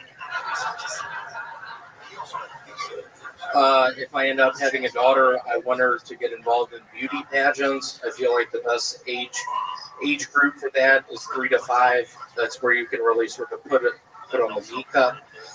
How you like, you can really dress them up how you like. They don't ask if it's Pantene Pro V you're putting in their hair, even though it's White Rain coconut.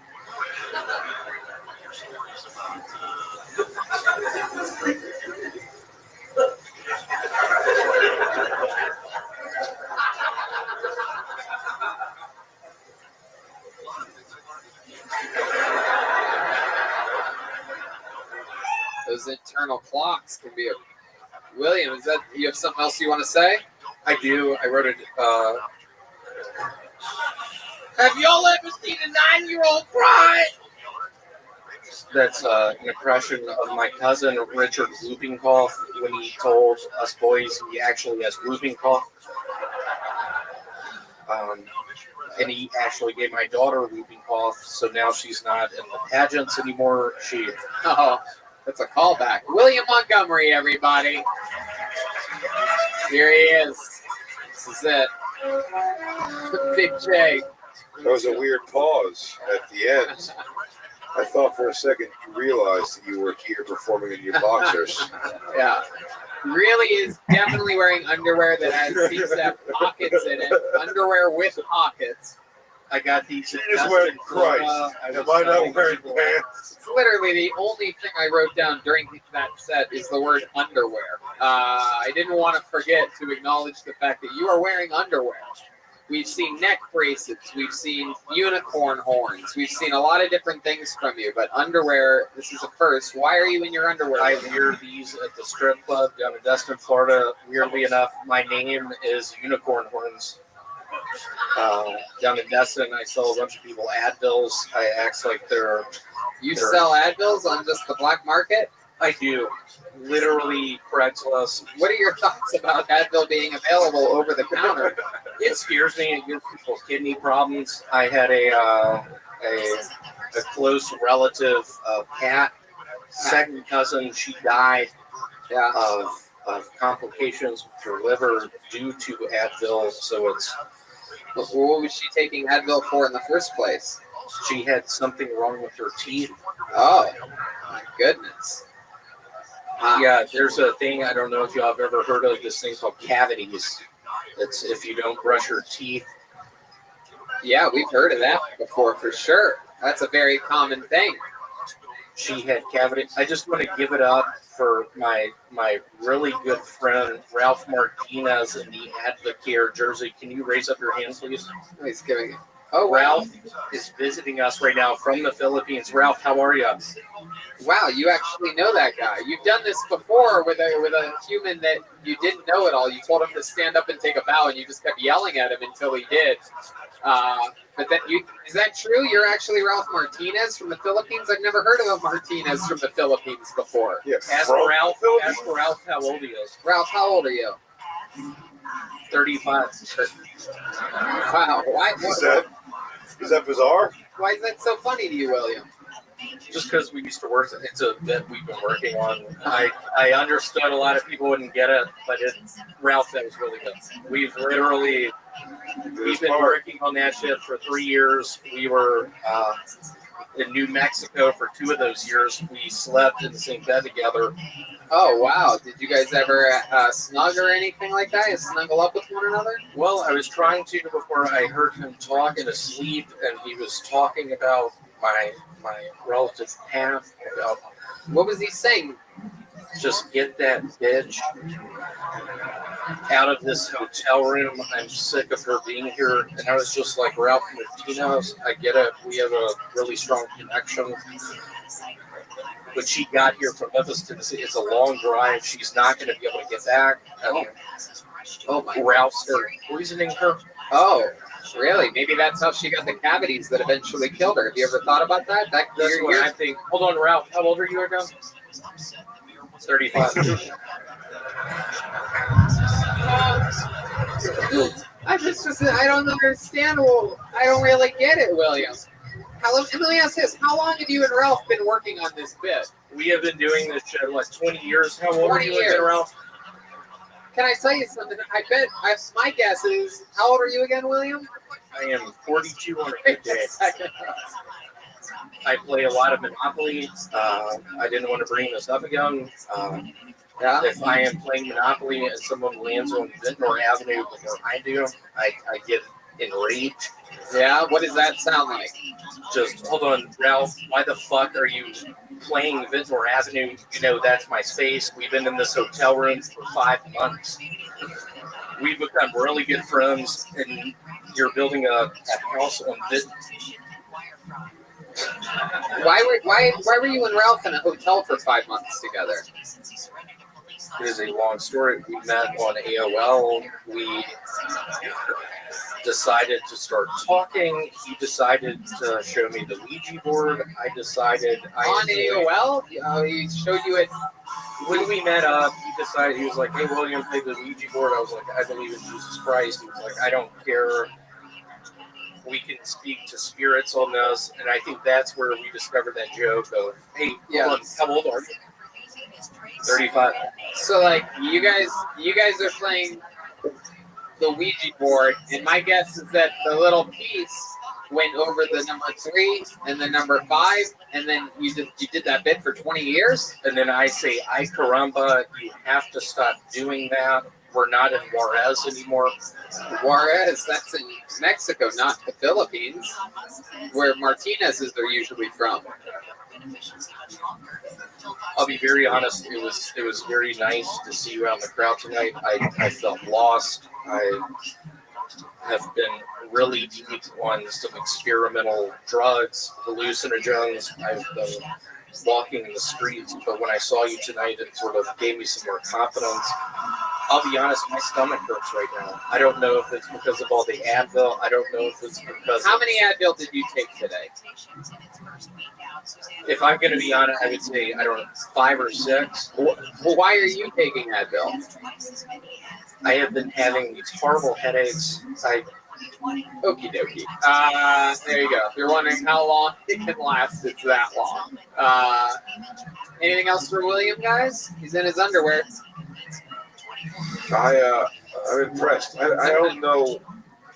I have no idea what just happened in the past 5 minutes. Yeah, it's all. I do know that guy is 35. It's all a chance for us to sit back and remember how great it's hot in Los Angeles. Yeah. There he is.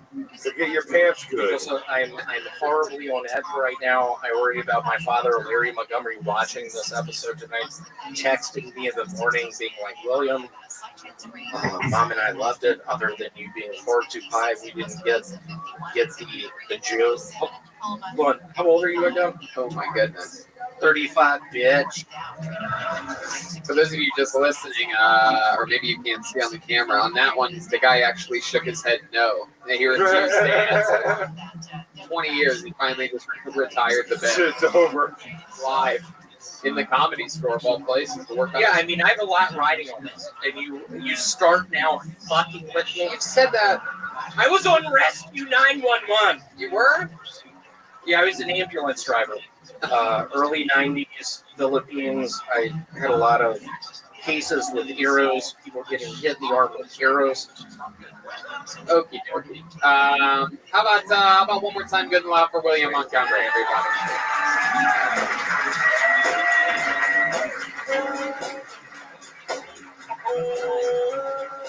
There he is. What do you guys think? Should we go to the bucket one more time, huh?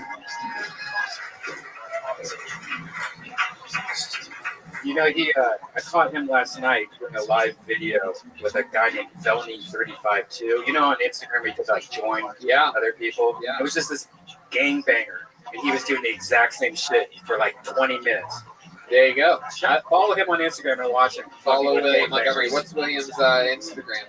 William.f.montgomery1. Yeah. William.f.montgomery1. So for those of you that love handles that seem like the password, it's probably his password. You could just be William Montgomery right now on Instagram if you'd like. All right, this is interesting. I believe this is the first time I pulled this name out of the bucket. Catchy name. Put your hands together for Pink Fox. Pink Fox. Is Pink Fox here? I hope so. It's a very charismatic name. Everybody's looking down the hallway. Aphrodite, you know this lady? Oh, god damn. I was psyched to Big Fox. You should bring us a woman as the last cover. Have we not had a lady on tonight? Not one tonight. No? Alright. You guys think we should get a lady up here, huh? Alright, so the first one I pull out will be the one. We know Streeter, we know Lionel, we know Austin, we know David. Yeah, this is how it works. How about Cat Moore? Cat with a K. Is that a? Oh, that's a guy. Oh, okay, perfect. Okay, how about Vanessa Jeha, ladies and gentlemen? Vanessa Jeha. Did everybody? Yeah, you know what happened tonight? It's very, very, very interesting night because normally we It's a packed house except for the people who signed up. We had so many audience members come that we ended up having to. How about Kim McVicker? Still here? There she is. Okay. Yeah. Woo. Here she comes. Your final comedian of the night, Kim McVicker. The woman that you had to see. Because you needed one. Oh, man, I learned a weird fact today. Did you know that only 3% of male birds have penises? This is a real thing that you can Google, and I'm not talking about a specific type of bird. All birds. Only 3% of male birds have penises. Yeah, but a million years ago, 100% of male birds had penises. It's a real thing. What happened was the ladybirds didn't like having sex with the male birds. So over evolution, the male birds' penises just got smaller and smaller and smaller until they just disappeared. So there's hope, ladies. There's hope. And let that be a lesson to you guys out here. If you don't start being better in bed, your species is going to lose their pay base. And if you already have a small one, you can thank your great grandfather for being such a shitty leg. That's evolution. Good God, Kim McVicker. Yeah, well, I guess hey, sorry. How's it going? Great. You have a bad sex life? Oh, yeah. Well, I am married. You are? How long have you been married for? 5 years. 5 years. How big is your husband's penis? Show us with your hand. Oh, no. Yeah, I don't do know. it. No, do I it. won't. Do it. Show us where it hurts in your belly. You're not going to tell us? What? You're not going to tell us? No, I don't know. Oh, that's huge. Good Are you exaggerating? No, I don't know. What do you mean you don't know? I've been Man, married. you hope to God. Where do we marry? Like, how long have you been married for? 2 years. Yeah, okay. Give it a few more years, and then she won't know. What the fuck are you talking about? It's gonna happen. What do you think? I fucking married Who's married? It's gonna happen. If your chick describes your dick with open palms hands, that's a good sign. Yeah. You never want it to be fingers. But how big is it? Yeah, that's good. When they get full palms, that implies girth. That implies girth also. Yeah, Good point. Really thick. That's a good point. Patricia, what's your love life like? You ever, I love big throbbers. Hey, what? I love big throbbers. A big throbby vein you put right inside me. I love those. Oh my God! What's your? Can you show us with your hands what you? Wow, it's Open good. palms. The kick is good. Yes. Oh my goodness! How about let's go right down the line. How about you, Barbara? I always just think, more than a mouthful's a waste.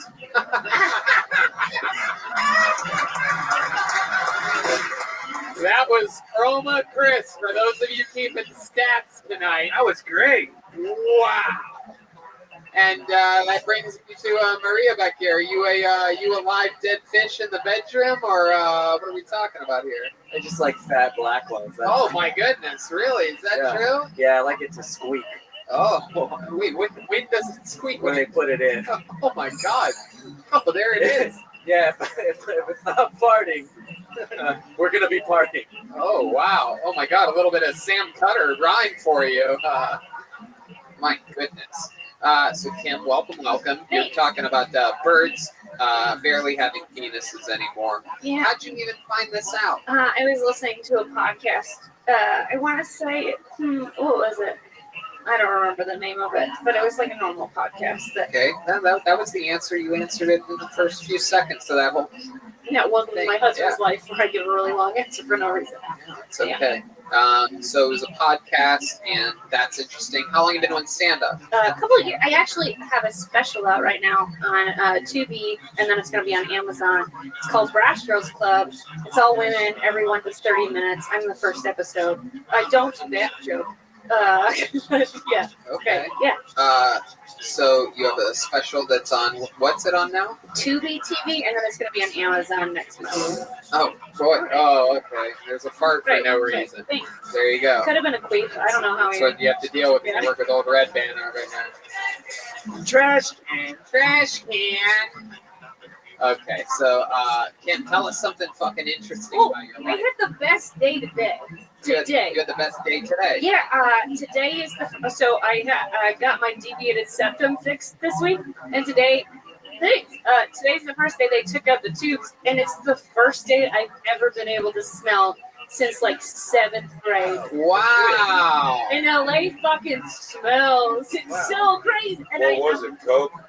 Yeah, I like super high today, not on that, but because I have never had this much oxygen to my Yeah, he's brain. asking what was your septum fucked up from? Oh, Coke? so many things. I had a bicycle accident, and then my turbinoids from using too much Vicks vapor. And that led you to Coke?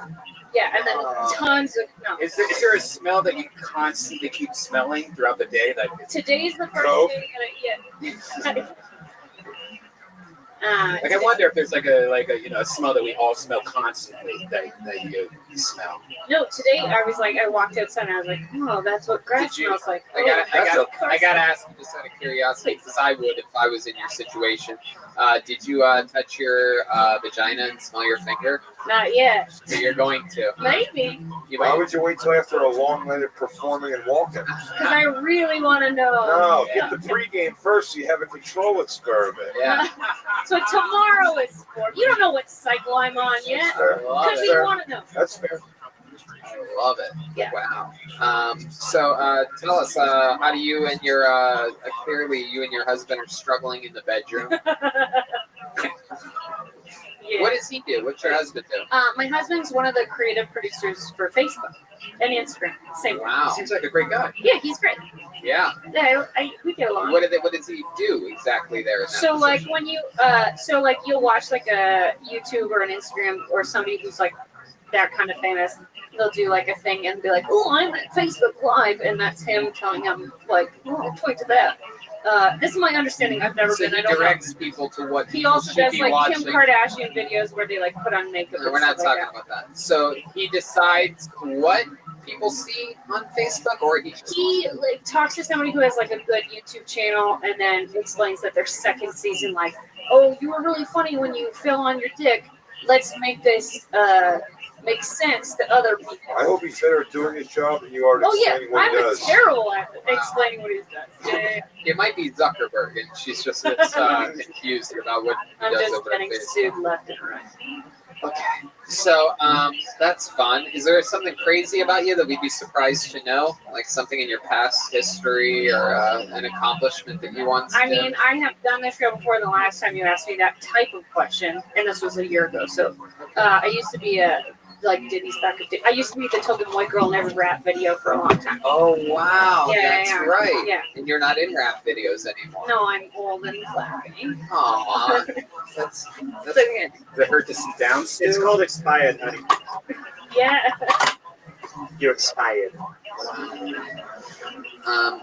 used to be a professional dancer, basically. Yeah. Wow. Did we ever have you go? You made me tap dance once. It's terrible with the lights. Really? And then you can't backup dance on here because it's just drawing and it's. You can't hip hop dance up here? The fact that you use the word hip hop dance in a sentence is basically. I'm 41. I don't know how it works. It's great. It's great. You can't do rappy He's dancing? looking me up on right. What? You can't do rappy dancing like the black fellas? I wish I could rap like that guy earlier. I'm like, woo, woo. No, I can't. I just do. They're talking. What video were you in? I was with Puff Daddy for a while, and I danced with MC Hammer. And I have danced for MC Hammer, who's taught me how to do the Running Man and Paul Abdul and like things MC like that. Hammer, you've been dancing since I'm old. 1987? I'm 36. Wow. So MC Hammer taught you how to what? I have a video of him teaching me how to do the Running Man. What is the Running Man? It's just, everyone knows what the Running Man Really? is, right? Can you give us a little example of It's what minorities do when the cops show up. No, it would be. All right. It's the Running Man with my satchel, yeah. Goodness. That's the 10th of all of MC Hammer's failures. Yeah, that's where he went wrong. Hiring me. That's where we took a left. He's got to pray just to make it today. Did you know that white people are so bad at dancing that in 100 years from now, only 3% of them are going to be able to dance? That's a good fun fact, Patricia. There's the tag I need. Thank you. Heck yeah. All right. Well, I feel like there's something we could have covered that we're missing here. I feel like there's something I mean, about. I'm just thankful that you went through every woman and that you had to end up me. Sorry. Why? Was your Wait, husband you dance? said what? No, my husband can't dance. What? Oh, one more person. Yeah, that makes sense. One more female? I think we've had enough already. Yeah, it seems like it. Definitely seems like Yeah, they all learned about Today's your special, penis is Brian very upset about it. I was kidding. It's okay. I'm messing. So there you go. Okay. How about that? Is there anything else compelling about your entire life that you could tell us My about? entire just breathing today is. I mean, I literally asked you, and you're like, well, a year ago when you asked me that, I said, No, yeah, okay. I love Band that. Usher in So this 97? whole week I wasn't allowed to go out and walk around, which is wait. when you get your nose done and all of that, you're not allowed to exercise or do anything fun. Okay. So I built a Stranger Things Lego set. That was the most exciting thing I did this week. And then I got a nosebleed while I was No doing wonder it you're 11 and felt really cool. Jesus, no wonder your husband's not fucking you. Yeah, it's fair. What It's a okay. dork. That bird dick idiot. Lego set.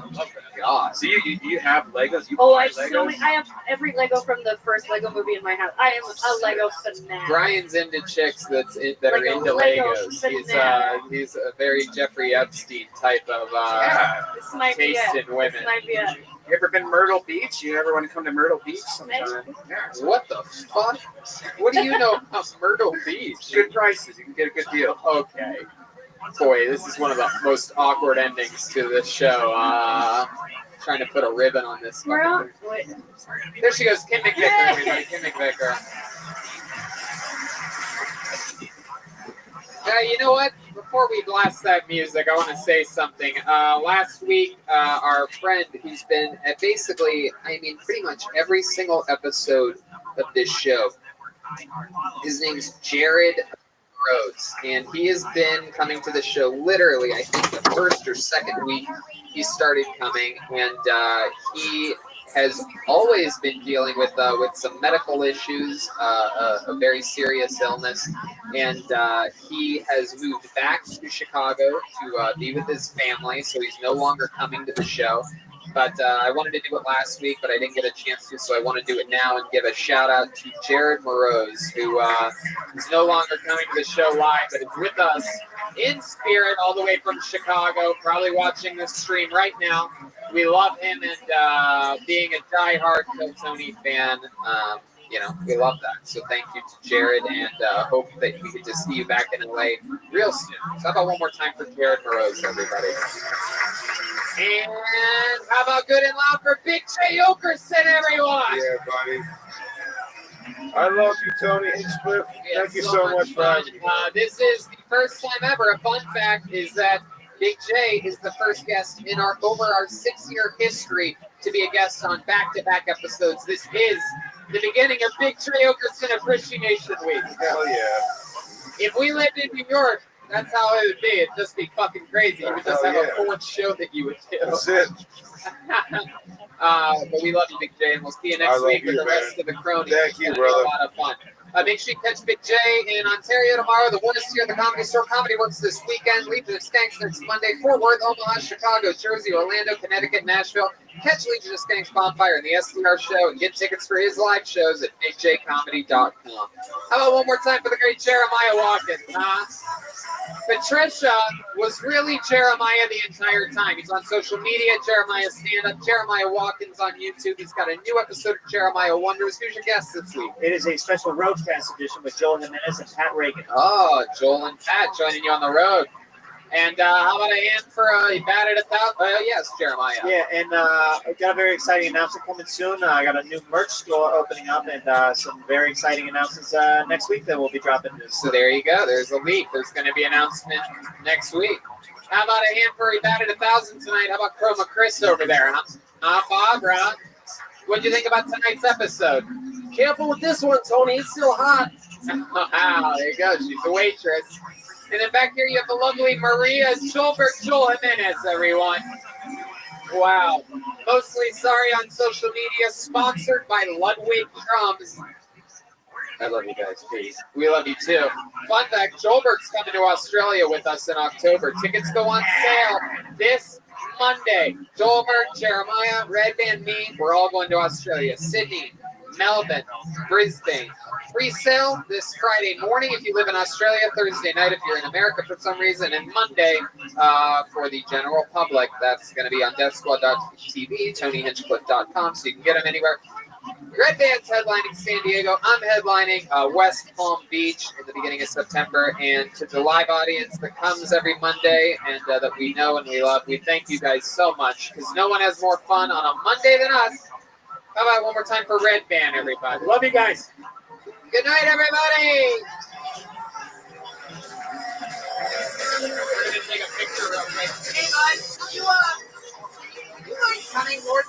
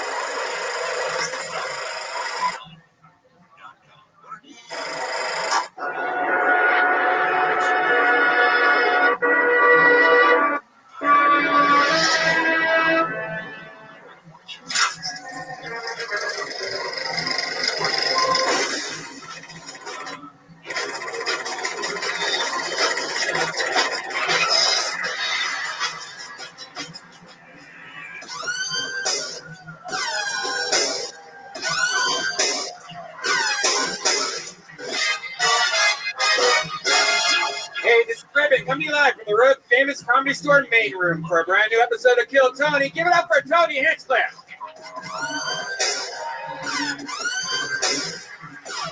Guys, it's Monday night. You have to make more noise than that. We're doing this shit. Ryan Redband is here. Hi. Ryan Shaidfeld already drawing tonight's episode. This is incredible. We are live streaming around the world. For people that maybe live in West Palm Beach, I'm going to be doing stand-up there the first weekend of October. And no, September, that's next month. And then in October, we do Kill Tony Mania in Sacramento and San Francisco. Barely any tickets left for that. And today is the day the tickets went on sale for Australia. October 25th in Brisbane, the 26th in Melbourne, and the 27th in Sydney. We're doing big venues in Australia, so come see us there live for the first time ever. But tonight's about tonight, right, guys? We're here at the Comedy Store for the #1 live podcast in the world. Red Band's here, so let's just jump right into it. Let's get this party started. Before we do, here's a little bit about the great people that helped put on tonight's episode. And we are back live here at the Comedy Store. Tonight's guest, I mean, what can I say? This is 3 of the funniest people on the planet. You guys know what the fuck is up. These are the Legion of Skanks, Big J. Okerson, Louis J. Gomez, and Shane Gillis, everybody. Wow.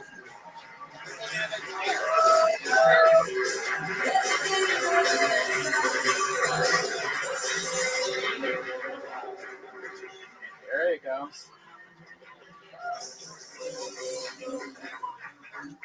They came out and then went. Shane Gillis is here for the first time ever. This is Shane's first time on Kill Tony. We've wanted to get him forever, and finally, it has happened. Welcome to the show, Shane. Say hi to these people. What's up? Shane's going to be in Harrisburg, D.C., Austin, Texas, Indianapolis, Minneapolis, and Raleigh. ShaneMGillis.com for tickets. Woo. And this is your first time on Kill Tony. Look at these people. Monday Night Animals. You excited to be here? Yeah, man. It's got 2 Miller Lights. This party's ready to go. Ladies and gentlemen, how about Louis J. Gomez and Big J. Okerson, everyone? Yeah, baby. Wow. I love it. Here we are. It's been all the way since the great Skank Fest, since we've had Louis J. on. Big J, this is, we're rounding out our first ever guest appreciation week. This is his 2nd week in a row. Welcome back, Big J. Okerson. Yeah, Louis J. throwing joints out in the audience. Stirring shit up. He's excited to be in a place where pot's legal and you can do things like that. Unlike out there on the New York side of things. How's it going, Louis J? I'm very excited to be here. You guys know that I hate most people from LA, but we're going to get through this. Heck yeah. I love that. You guys have martinis? Yeah.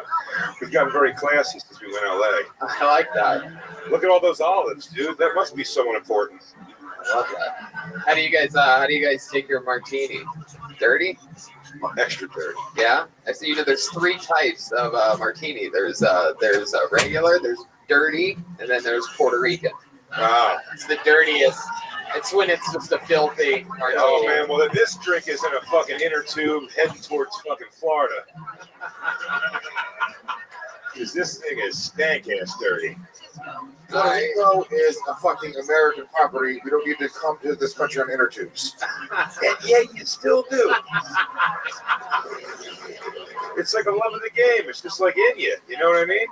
Louis J. Gomez has Louis J. Gomez presents Louis J. Gomez, available everywhere. You can go to bigjcomedy.com for tickets to see him in Fort Worth, Omaha, Chicago, New Jersey, Connecticut, Calgary, all that at bigjcomedy.com. So we have our guests for tonight, which brings us to the band, ladies and gentlemen. Every single episode, they commit to being different characters. I never know what they're going to be. They have a separate green room in the back. Maybe it's a return of some of their famous characters. Maybe it is a brand new character that we've never seen before. It's one of my favorite things in all of comedy. I love these guys. Make some noise for the Kill Tony band. Jeremiah Watkins, Chroma Chris, and Joel Jimenez. Whoa!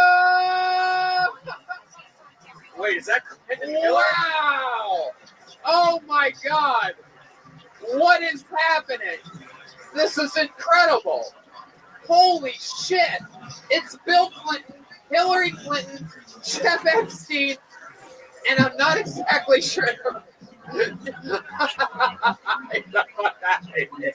Did he say to you? Oh, we're going to find out in a second. This is incredible. Bill Clinton for the first time ever on the show. This is incredible. Welcome, Bill Clinton. I'm a huge fan of yours. Yeah, me too. Hell yeah, dude. I love this. And clearly that is Hillary Clinton there next to you. How's it going, Hillary? Oh, Tony, I'm so glad you asked that question. I think everybody here wants to know the answer to that question, and I just gotta say it's such an honor to be the first lady here of the Tell Tony band. Hell yeah. There you go. Heck yeah. This is why I usually do the talking. Yeah, Bill. The guy who knows how to get the W. And Jeffrey Epstein is here. Wow, this is incredible. I mean, Paul, that's mind-blowing. How are you, Jeffrey Epstein? Good. I was just here, Tony, just, you could say hanging out. Hey, 1 for 1. That's Chroma Chris. We only took a couple flights together. No biggie, okay? Wow. Bill, Hillary, Jeffrey Epstein, and clearly we have what appears to be, what is this? Louis J. Gomez's dead dad? Sorry. My name's Nicholas Tartaglione. I was Jeffrey Epstein's cellmate. Oh. I just want to say I'm sad he's dead because I used to rape the shit out of that guy. Wow. Nicholas Tartaglione. Welcome to the Tartaglione. Okay. It's just sad he's gone. He had so much good butt pussy to give me. And now he's dead. So now you're in the cell all by yourself? Yeah, just jerking off, thinking about that ass. Wow. All right. Were you there when Jeffrey Epstein hung himself? I wish I was. I would have fucking fucked his dead body. All right. Wow, really? I'm a criminal. Seems like you really only have one thing about you, really. They don't offer improv classes in that prison. And even if they did, I wouldn't have taken them. Okay. Improv is for fucking Bill. Oh my goodness. This is so cool. Bill Clinton with his classic saxophone. We got the whole fucking New York crew up here. Which brings us to this. It's the Bucket of Destiny, everybody. A bunch of people signed up for the chance to get on this stage tonight. Do 60 seconds and stand up and get interviewed by me and my illustrious panel of pals here. If I pull your name out of the bucket, you get 60 seconds uninterrupted. You know your time is up and you hear the sound of the kitten. That means wrap it up then, or else we're going to bring out the angry West Hollywood Bear. You guys ready to start this show or what? Let's jump right into it, shall we? I'm going to pull a name out of this bad fucking bucket. And the show will begin. I don't think we've ever had this many people on stage for an episode before. This is so exciting. What an amazing crew. All right, your first comedian getting uninterrupted 60 seconds tonight goes by the name of Brendan Crick. Brendan Crick. Hell yeah. Keep that one. Brendan Crick. Here he comes. Wow. Damn. Here he is. One more time for Brendan Crick, everybody. Thank you. You ever think about how 9/11 was so long ago it's not even in HD? Like, you watch 9/11 now, you're like, what is this, a VHS tape?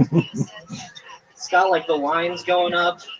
I'm waiting for, like, the Blue Master to drop. The Blu-ray remaster. Like, 9/11 was a weird amount of time ago, right? Like, it was a long time ago, but also everyone almost had smartphones. Like, we so narrowly missed a Snapchat 9/11. You know, just like a guy on the planes posting to his story, oh my God, they have box cutters, they took the cabin. To my darling wife and my children, I'm going to miss you so much, but he has dog ears. Just a guy with the boomerang making the towers go like, whoop, whoop.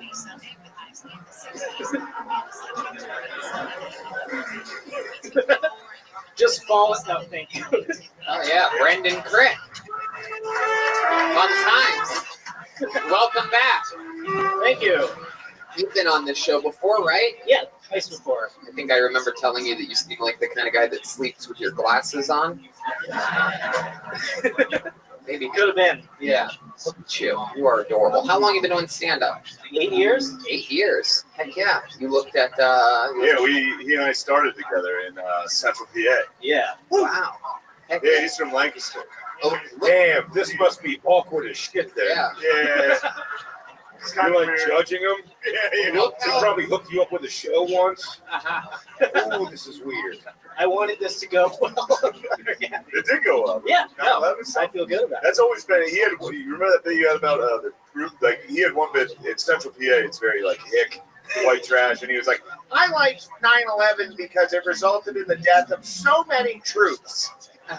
yeah, the crowd. He bombed constantly. It's Central PA, but yes. I love that. How long have you lived in LA? Like 2 years, a little bit, year and a half. Remind us, how do you make money? I work at a bank during the day. Yeah, that seems about right. Yeah. It looks like you fogged up your glasses to clean them off, but you forgot to clean them off. I just don't care about myself. Is that true? Oh yeah, I neglect myself. What are some other ways that you neglect yourself? Can you share more with us? Biceps. Yeah, for sure. I eat candy and drink soda all the time. Really? I tell people I work out, but I don't. You know. You ever been fucked by an Italian criminal? Been fucked by criminals, but women, I think. Yeah. Have you met my wife? Hello. Right. It's very funny, man, but certainly nervous and shit. Very hot up here. Yeah. Anything crazy ever happening when you're working at the bank? Anybody ever hand you a note and you're like, hey, I might try this on stage tonight or something like that? I had a guy reach over the counter and caress my whole arm. Wow. Yeah. I mean, if he's caressing your arm, imagine all the other arms that guy must be caressing throughout the day. It was Lewis looking for your biceps. Wow. So what's your love life like? You admit to not taking care of yourself. You say you drink soda and eat candy. Oh, I'm very celibate. You know, I'll fuck like once. Me too. Yeah. Oh, Billy boy. How celibate are you? I fucked like 6 months ago, and you know, no more of that for me. So no more of that for you. We'll be fine going forward without that. Did you hurt her? What happened? No more. No, just you know, like I fucked badly. Eventually, it's just like there's so much explaining. Eventually, they turn 18. What kind of explaining? How badly do you fuck? Give us a. Well, I fuck fine, but I never come. What do you mean? What do you mean you never come? Well, you know, just are you putting your finger on the tip of it, or like what are you talking about, Red Dan? Dude, Jeffrey Epstein had less reason to kill himself. Yeah. Shane, you hurt me, fuck. How did it sound? I've heard you fuck. Oh yeah, we also lived together in Philly, and Wait, what shit? You should have started off with that. I forgot. I totally forgot. That's how forgettable you are. You forgot you lived with him. Well, he was like living because he's like real autistic, so he's like living with like a weird cat. So like he would come home and like run straight up the steps. He'd be like, hello, and just run away. Okay. Forgot that he lived with him. Have you ever come having sex with someone? Oh yeah, I used to come, but no more. What happened? What was the moment in which you're like, I can't come ever again during sex? Seems like you made the decision. Well, I'm not like. Have you tried for him? You can try. Can one of you hook me up with blue chews? Does anyone have blue chews? For him. We have for him. Yes, we here on Kilkenny, we have for him. That's all we have. It's the best. Yeah, it absolutely is. When do you come when you jerk off? Oh yeah, you know, no one's there to hurt my feelings then. So hey, so you're just in your head while you're fucking this shit, and you're like, I'm not gonna come. You start to sweat. You're sweating like a motherfucker right now. Oh yeah, it's worse than this. Were you in love with a girl? And that was the last time you came was with this girl when you guys broke up. You can't come again. Hey, Red Band got it. Yeah. I mean, pathetic. That is one sad story. Was that when we lived together? Ah, fuck. Was that her? Oh. Yeah, I remember her. Damn, I don't want this online. No, I won't say anything. Oh, I guess I did. Well, what's gonna happen? What are you talking about? You don't want it online. I want it online. Let's fucking talk about it. All right, whatever. What happened? Wow, you really are. I see puddles in his neck, by the way. Holy shit.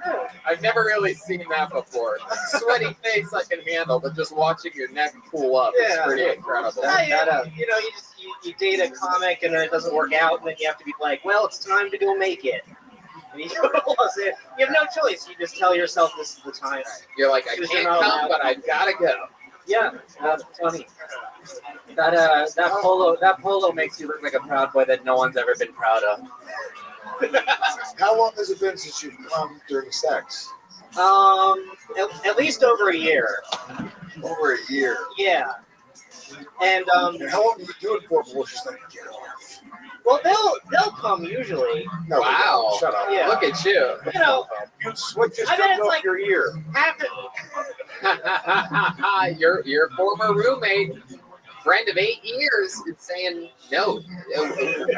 How long into sex do they usually say that they just came?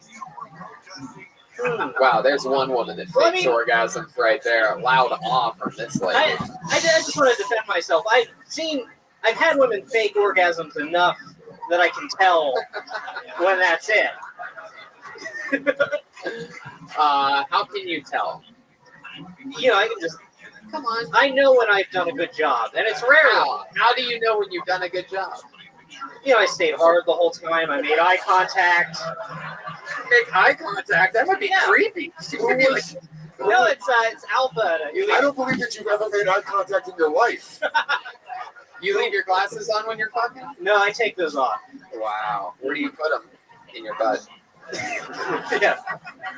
No, I just throw them vaguely on the nightstand. They fall down, get smudged. Wow. Put them in your butt. Maybe you'll come. Yeah, dude. You gotta try it. Glasses to asses, bro. That's what we call that. Glass to ass. Yeah. That should be a subgenre.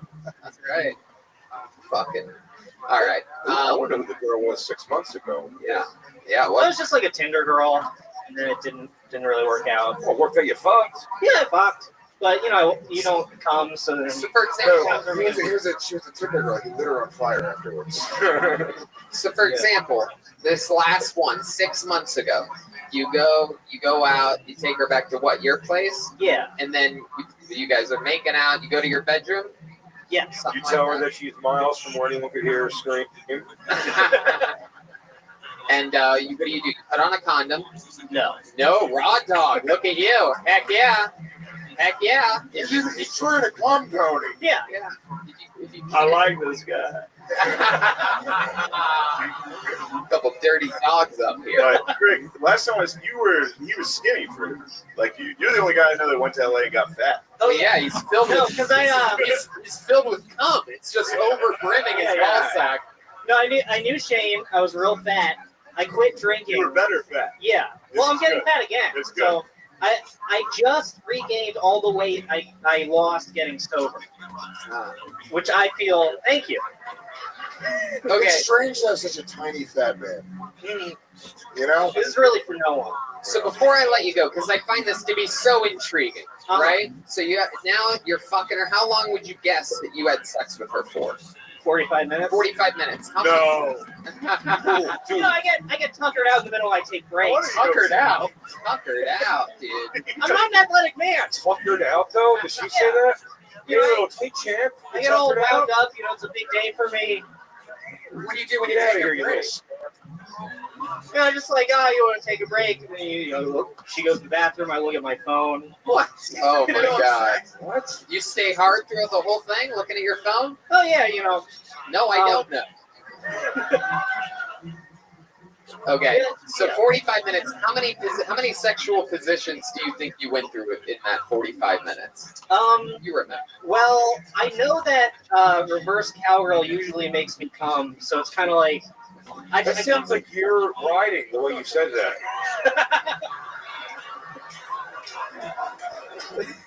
Reverse cowgirl? That's a weird way to say, Yeah, I don't know the angle of the hole or whatever. So if you're laying on your hole or whatever, Are you talking about laying on your back? I'm on my back. The girl is on top, facing this way. So I kept Facing the other way, right? Facing, yeah. Right. So why do you think that position's the Yeah, how do you make eye contact then? Oh no, that you fucking liar! He holds out one of those handheld mirrors like a selfie stick. Just Have you tried guys? Hey, That could be the problem. Hey, he knows you better than any of us. Hey, before you answer that, don't ask, don't tell. Hey. All right, Brandon. Well, fun times. I'm glad you were on again. Very fun set and a great interview. How about that, Brendan Crick? Getting it started. Brendan_Crick.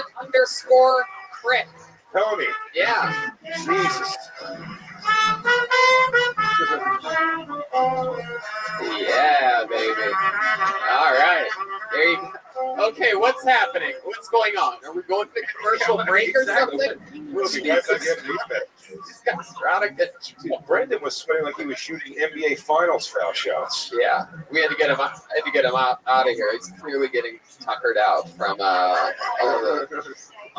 What a little stinker. Well, that's a way to get the show started, though. You guys having fun yet out there, huh? All right. Then onward we go with your next comedian. Goes by the name of Quinn Wright, everybody. Quinn Wright. All right. Yeah. Here we go. How much better is it when the interview is really good? Don't you love that? Great. Isn't that so much better? Here he comes. Quinn Wright, everybody. Thank you. So I'm a virgin at 28, and I realize that's sad, but I have found the upside of that, and that is, even in this culture, I can't be accused of rape, yet. You guys heard of escape rooms? Escape rooms are kind of like Saw as a party game. They're very popular in the country, I've heard, and I tried to take a friend to one, surprised her for her birthday, and she just called it an abduction. I don't really understand.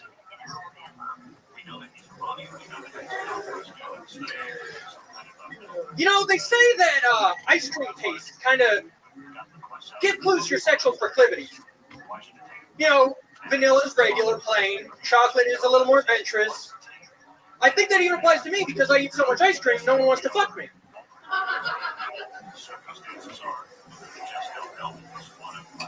Anyone like sports? I like the Colts. I like the Colts, but primarily they're automatics. The revolvers are a little, Thank you. Heck yeah. Here we are. This is what Kill Tony is great for. Giving mass shooters things to do on a Monday. Yeah, really. It's amazing how good the Legion of Skank shirt goes with a guy who looks like he murders bridge hookers. Absolutely. Thank you.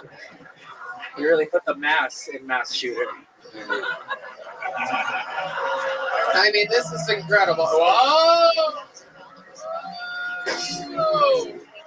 Nicholas Tartaglione. Oh my God, he's warming up back there. Look out. This is incredible. So Quinn Wright, you are a 28-year-old virgin. This is incredible. 2 people in a row on this stage that can't come with a woman. And is this your first time on the show? This is my third, actually. Third time. That's great. How long have you been doing stand-up? About 2.5 years or so. 2.5 years. Since I was 25, so 3 years. How do you survive? What's your living situation? Photography. Photography? Yeah. So how do you survive? Not very well. You make a living taking pictures? Yeah. What do you take pictures of? Events, typically. You feel like you're the type of guy that likes to take a picture secretly and then threaten the person with blackmail to release it? Yes, it's the old blackmail piece. Centerfold. Yeah, I don't like the look of this guy. I want the. Yeah, Bill, what are your thoughts about someone like this? I think my blackmail. Oh. I'll take care of it. Hey, Hillary. Always got his back. So Quinn, will you ever go on any of these dating apps? You're 28. I tried Tinder for a while, but it never worked out. I actually did have a date a while back, and that's just she wants to be friends, but that's okay. So you lit her on fire? Wait. Yeah, dude, definitely.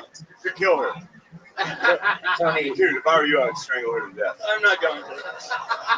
You want to be famous? Because this ain't it.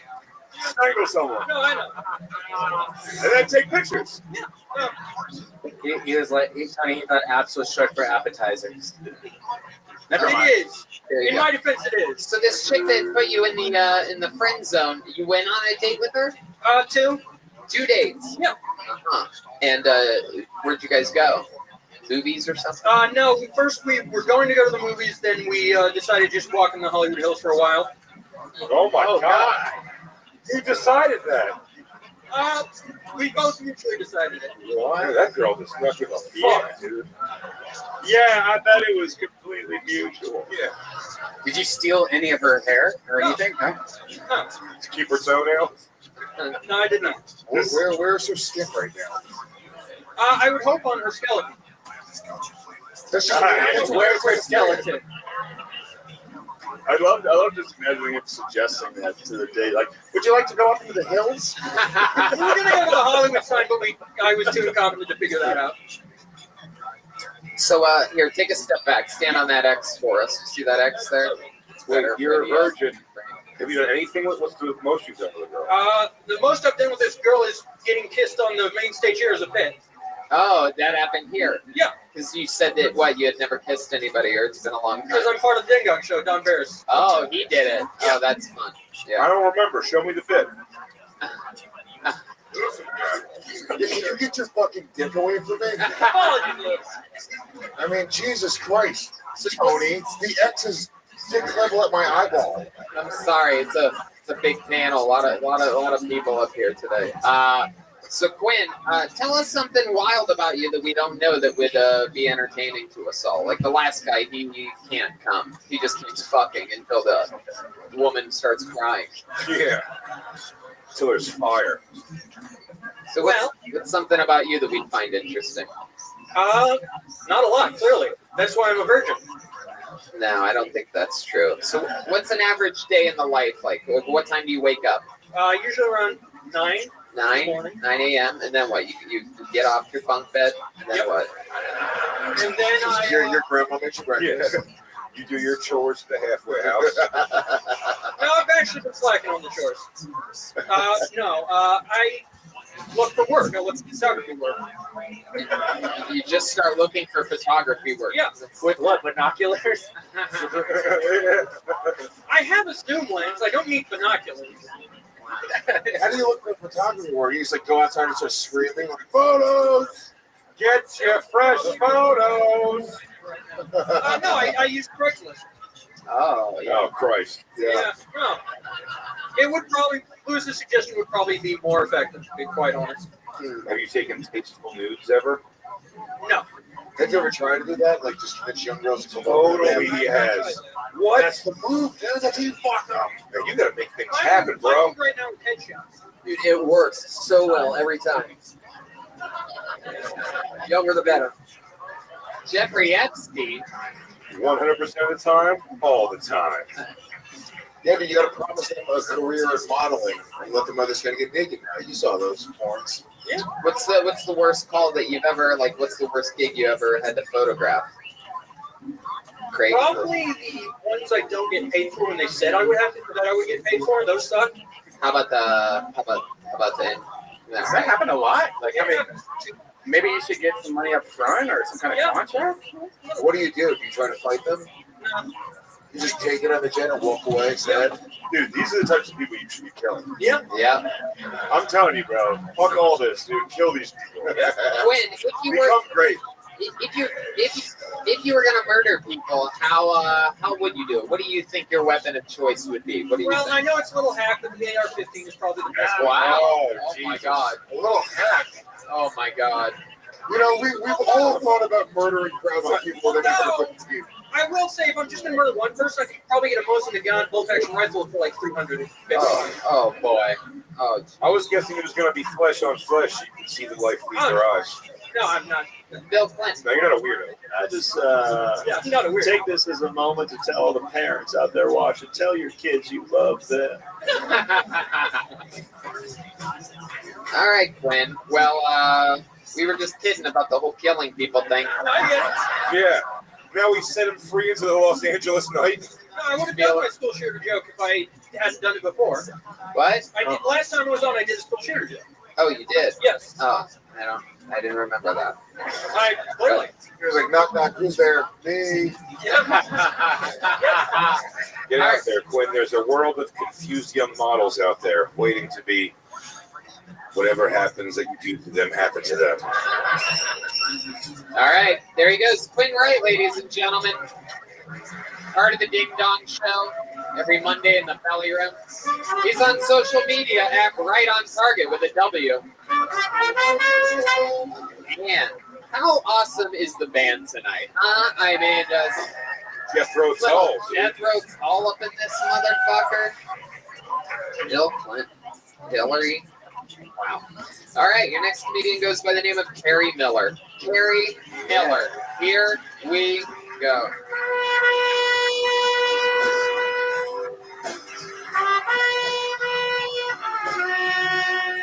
Hey.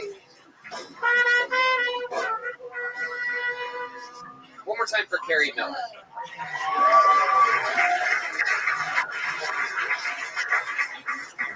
I'm so glad I saw you. You were hitting on me when I had the camouflage shirt on before, and you did one of these. And I was like so confused. When does that work? Like, I don't understand. I was hoping. That's fantastic. I was like, I gotta change my fucking shirt.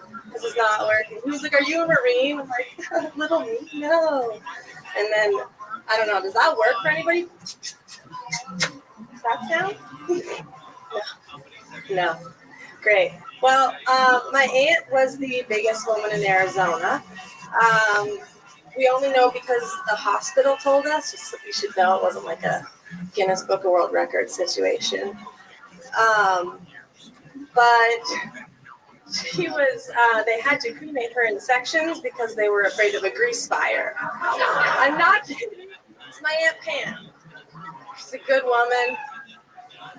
Heck yeah, Carrie Miller. Welcome. That was great. Holy fuck, that was so good. So good. That was so great. I can't believe how good that was. Shit, she's good. Funniest woman I've ever seen in my entire life. So hot. Yeah. Hot off the press is funny. Wow. I was the one who said you were good, not Jed. For real, I leaned over to him. I was like, "This is fucking good." I told Shane I was going to tell you how good you were, and then he started elbowing me and taking the microphone.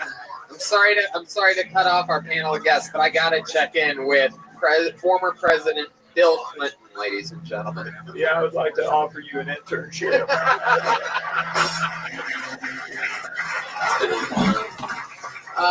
So Carrie Miller, is your first time on the show?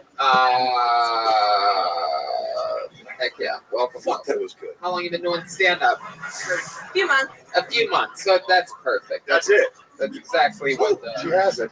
That's quick. That's good. Can I just say she is a natural? With a couple of private lessons, you could probably be doing produced car shows in a couple of weeks. Or a Showtime I mean, I don't want special. to fast track you if you don't think you're ready, but it's. Who's hitting on you? Yeah, sure. That guy? Oh, no, okay. Sit down. Goody, dude, look at his confidence. Are you out of your fucking mind, sir? It was an interesting move. You took a chance calling him out. That's really what he did. He did the kissing noises. And you brought it up. Didn't really have taken chances. So That guy looks like Forrest Gump from when he was jogging across Yeah. the That's right. Just never stop. We're the true Carrie Show guy. You know, with the beard. Carrie, Carrie Miller. So what made you want to start doing stand-up? I like making people laugh. Oh, really? Where do you do that at? No, I mean, like where were you doing it before you started So stand-up sweet. comedy? I So did sweet. improv for a long time. Oh, you did improv for a long time. You live here in California? So you're comfortable with saying yes, and I like that. These guys, Bill Clinton is a very, very horny president. So Carrie, what do you do for work? I'm a studio coordinator. Oh, like what exactly does that mean? I like work around a studio that shoots content for a big company. Oh, what an angel. Yeah. What an absolute angel. Yo, dude, you want to cut it out, bro? Fucking respect her, dude. I'm sorry about these fucking dudes. I'm fucking sorry. Yeah, stand on the X. I used to shoot content into Jeffrey Epstein's head. Now, for those of you that just listened to the podcast, which is, believe it or not, the great majority of consumers of this show, clearly I hope that you've caught on to the fact that Carrie Miller is a beautiful girl, right? Yeah, like even the video people can't see her ass. Chill. Doggy, I don't know what to tell you. Dude, but it's just like it's more than that, though. It's like, sure. She happens to have a fantastic ass, but like, I mean, you gotta look past that if you want to be with somebody. Let me just take a moment to talk to whoever is writing a blog about this as they're listening. That it was Carrie who brought up that she gets hit on at the beginning of her set. The first half of her set was about that, so that's why I feel I can completely rationalize doing this to a human being pulled out of the bucket. Go ahead, Bill Clinton. Yeah, have you ever been to an island before? Carrie, do you get hit on a lot? Is that a common thing? You get a lot of like catcalls and things like that? I wouldn't say a lot. No. Like other than this guy back here and everybody on the stage. Like how often does that happen? Not that often. I don't know. Do you have a boyfriend? No. Oh, you're single. Wow. That's interesting. So what? Strong, independent woman. You have really cute feet. Oh my God. Now that's where I draw the fucking line. Jesus Christ. Really cute feet. What do you even... All right. Size of a baby's. Okay. All right, so if you had to pick one of us to date, hypothetically, I'm not dating anyone. why aren't you dating him? What's wrong with you? So I'm trying to focus on my comedy. No, don't.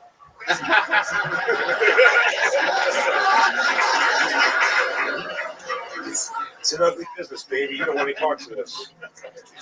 That's great. So, Carrie, how often do you get to do stand-up? Doing a lot of spots per week? Yeah, I'm going to like 3 a week. Right. And your job as a studio coordinator, that leaves you nights open? Right. Yeah. Interesting. Carrie, if a guy that you were having sex with was to tell you that he cannot come by having sex, what would you do to try to help him? You know, I don't know. I think it would depend on each individual person. I like it sounds like we're trying to get spank the bank things from her. It goes, hey, if you were gonna make it that come like in a bathroom quick, like what would be like the move? Like what's the thing? A lot of spit, a little bit of spit. Tony, You gotta vibe it out. I'm gonna check in with Nick Tartaglione. let me just tell you, I've never been happier to say that I'm only turned on by butt fucking pedophiles. Oh, And, I'm the only one that's immune to this right now. it's true. Not into the ladies at all.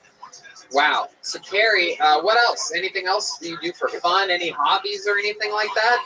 I like skateboarding. Skateboarding. I do too. I love skateboarding. You do? Wait a second. Hillary, you skateboard?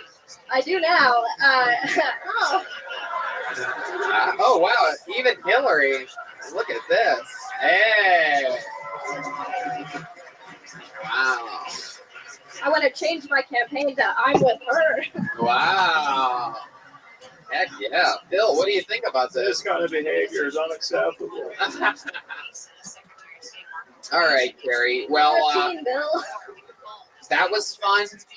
For a few months in, you're doing it. You're fucking taking chances. Like, I don't know if it was a good move to acknowledge the guy that hit on you, but if you had something to go to, like, it's like that type of thinking outside the box is good. You just gotta have, something that is gonna fucking make it all worthwhile in the end. But so there's, a cool thing, these glimpses of you taking chance. Like nobody really does that because it normally wouldn't work, and it didn't. But Do you have a joke about that? Trying things like have that. you written about this experience before? I mean, that might be a good joke No, about I this. tried beforehand. I couldn't quite complete anything, so. Bill? Yeah, I want to know about her fat relative. We completely glossed over that because she's so hot. But she said something quite interesting, actually, the listener said, about having her relative cut up into pieces who was so fat and, didn't want to start a grease fire. So let's get into that. Wow, Bill Clinton. Even listening. All right. How about one more time for Carrie Miller's first time on Kill Tony? She's on Instagram at Carrie Miller with a K-A-R-I beginning. Thank you, Carrie. Very fun. All different shapes and sizes. How many of you like it when comedians do good on this show? How many of you like it when comedians do bad on this show? Wow. On this show. How many of you like it when comedians do good on this show? All right. How about one more time for Carrie Miller's first time on Kill Tony? She's on Instagram at Carrie Miller with a K-A-R-I beginning. Thank you, Carrie. Very fun. All different shapes and sizes. How many of you like it when comedians do good on this show? How many of you like it when comedians do bad on this show? Wow. I love it. Put your hands together for your next comedian, Andy Van. Andy Van. All the way to the deepest corner. Here he comes. I wish that you would step back from that little. Here he is, Andy Van, everybody. I know it may not seem like it, but I have fucked before.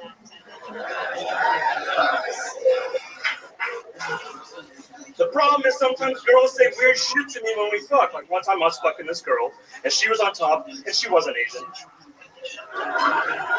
And we're going at it, and she's like, yeah, give me that Vietnamese dick. I didn't tell you I was Vietnamese. So you nailed that one. That's crazy. Does it feel like a spring roll? What's happening here? Jesus. I don't know, man. Sex is a weird time to bring up race, right? Am I crazy? Am I crazy? I think we should talk about race in this country. Black men still getting shot in the streets. Central Americans, Mexicans come into our country treated like pests. Asians are underrepresented. We got to talk about race. And we should keep talking about it on Facebook. Don't put that shit in the bedroom. The bedroom is where I'm closing my ass and thinking about my ex. Oh, fucking ruined. Thank you, guys. All right, Andy Van. Man, does that band sound good. God damn. Isn't it weird that he was like technically a better comedian than the last girl, but way less enjoyable? I miss Carrie so fucking much. I wish Carrie was up here right now. We would Carrie back up just the air portion. We don't want to talk to the guy. Has it ever happened a double interview for one person on full time? Poor Carrie, I've never seen a girl I've seen someone get Me Too'd, but I've never seen someone get Me 7 before. Okay, so let's talk about Andy Van. Andy, okay, Red Band, come on, that's not nice. Red Band brought out an Asian guitar sound effect machine. Okay, all right. Andy, you're Vietnamese, that's true? I am Vietnamese, yeah. Did your parents or grandparents fight in any of our wars with Vietnam? With Vietnam? No, my parents escaped. My grandparents, we all escaped. I didn't, but they escaped in the 70s. Uh-huh. I was born in America. Yeah, sure. Where'd those cowards go? You gotta stay and fight, dude. Where'd those cowards run off to? My goodness. So, Andy, how long Where did? I thought it was funny. Sorry. Yeah, no, it is. Where did they run off to? Where the cowards run off to? The cowards came to America. Those pussies. Yeah, the pussies came to America, and then they met here, and then they gave birth to me here. Yeah, We're talking about Vietnamese pussies. yeah, Vietnamese pussies. They smell. They're sideways. They're slanted. Is that what you said? Yeah. So, Andy, how long have you been doing comedy? This month will be 1 year. Wow, happy 1 year anniversary. My goodness. Lucky numbers 7, 21, 34. Back of a fortune. Yeah. It's good. Thank you. Yeah, it is. Solid. So 1 year anniversary. What do you do for work? I'm a waiter. I work at a restaurant. Oh. Yeah, I work at a Japanese restaurant. Whoa. Well, it's awesome. It's all right. They can't tell. When you told your parents you worked at a Japanese restaurant, were they like, "What the fuck"? What the fuck? Yeah, no, that's good. That's good. That's good. That's really good. Yeah. How long have you been waiting tables for? About a year. Uh-huh. Yeah. Did you move here a year ago? I moved here about a year and a half ago. From where? I was living in San Diego. I was teaching high school there, actually. Ah, yes. San Diego, very popular with the Vietnamese. One of the first American stops coming from that direction. Why is your shirt so short? Like Not so much why is it so short, but why is it so short that you chose to do half your set with your arm up? Yeah. As a fat guy, I was just befuddled. Correct show. I love it. I love it. I don't give a fuck. Heck yeah. Nobody on this show ever wants to get laid. Yeah. It's interesting.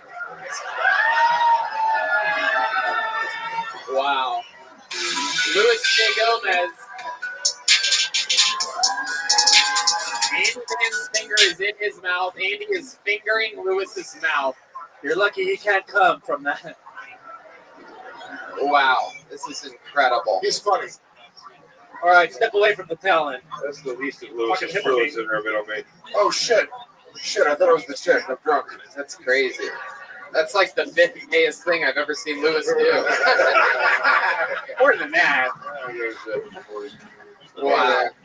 So, Andy, what do you do for fun? You have any wacky Vietnamese hobbies or anything like that? You ever fucking... Just normal hobbies. Like what? Fingering Puerto Rican mouths. Yeah. Just normal hobbies like fighting scorpions in a bucket. You know, just your run of the mill Vietnamese hobbies. You know, just selling gremlins to nice families. Like, what are some of your hobbies? I play basketball. What? Really? Get the fuck out of here. Not like good though. Can we get a basketball, David? Send Brandon. Somebody look for a basketball. Ask one of the Black Door guys if they have a basketball. If you told me you were world class ping pong, I'd believe you. But even street level good basketball, I'm not buying that.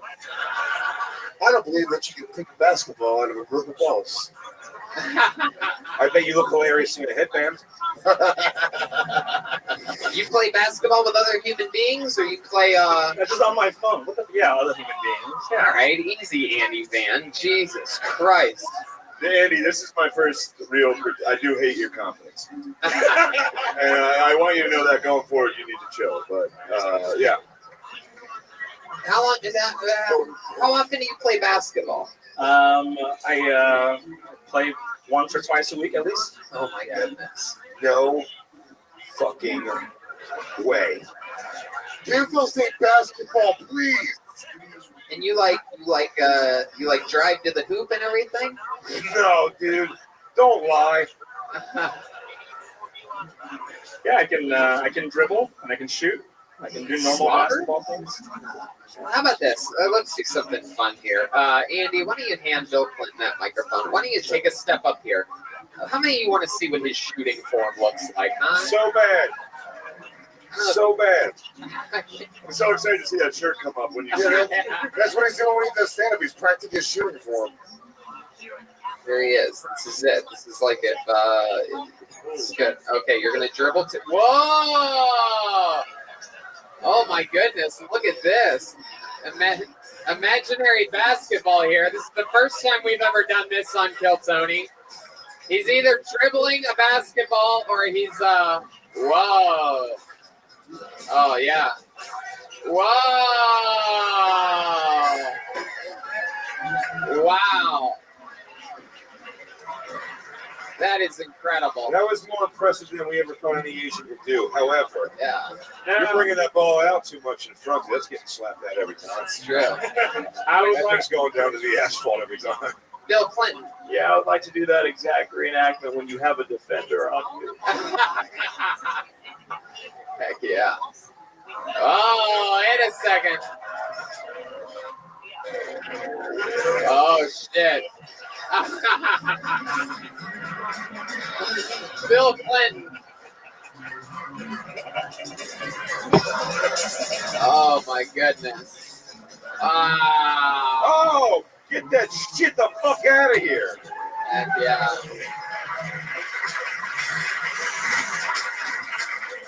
Wow. He's good. He's really good. He swatted the imaginary basketball. That was incredible. Get that shit out of here. Andy, you ever get in a street fight? I have not gone to. I've been in bar fights. Really? What happened there? That's what a street fight is, you idiot. Doesn't mean in the street. I was in a kitchen fight. I was in a supermarket fight. 3 street fights. A bicycle rental place fight. The Burger King fight. Have you ever high school cafeteria fight? Never a street fight. Have you ever gotten in like a guerrilla warfare fight? Is that how you fight the guy? Do you like punch him and run away? Because the goddamn cowards. Give us an example of what happened at the bar fight. We're just at a bar and someone was hitting on my cousin. Wow, was it a sushi bar? Yeah, go ahead. Well, your cousin is a female? Yeah, right. Yeah, that'd be weird if you were just cock-blocking your cousins. Well, I don't know how much you know about Vietnamese girls, but they are so horny. Yeah. It's true. Accurate. So someone's hitting on your female cousin, and they were being disrespectful. They were being very disrespectful. Yeah, were they doing like Asian boys? Yeah, but they were playing gongs and Asian guitars and stuff. Wow, that's so how dishonorable were they being? On a scale of 1 to 10, super. Like that being very undishonorable. Was there really something? Tell us the truth, Andy. What was like? Do you remember something offensive that they did? I don't remember. I was pretty drunk. Sure. I think they were getting touchy, and I was like, "Hey, you want this guy?" She's trying to like get away. Yeah. So I just pushed him. And you pushed him? I pushed him out of the way. We kind of exchanged blows, and then. What kind of blows? With our fists. At what point did everybody start kung fu fighting? Hey! Got it. Wow. I told him, don't hit on my cousin, and I started sucking his dick. I said, if you come around here again, I'm going to suck your dick again. You watch yourself. It's always going to come to blows. The full circle. Ironically, that was his cousin's name. Come to blows. Shane Gillis. ShaneMGillis.com for tickets. Harrisburg, DC. So Andy, fun times, dude. Another fun set. You got your finger sucked tonight by Luis J. Gomez. No. I got my mouth fingered. Oh, that's right. By Andy, whatever his last name was. Andy Band. There he goes. Andy Band, ladies and gentlemen. Hell yeah. Fun times.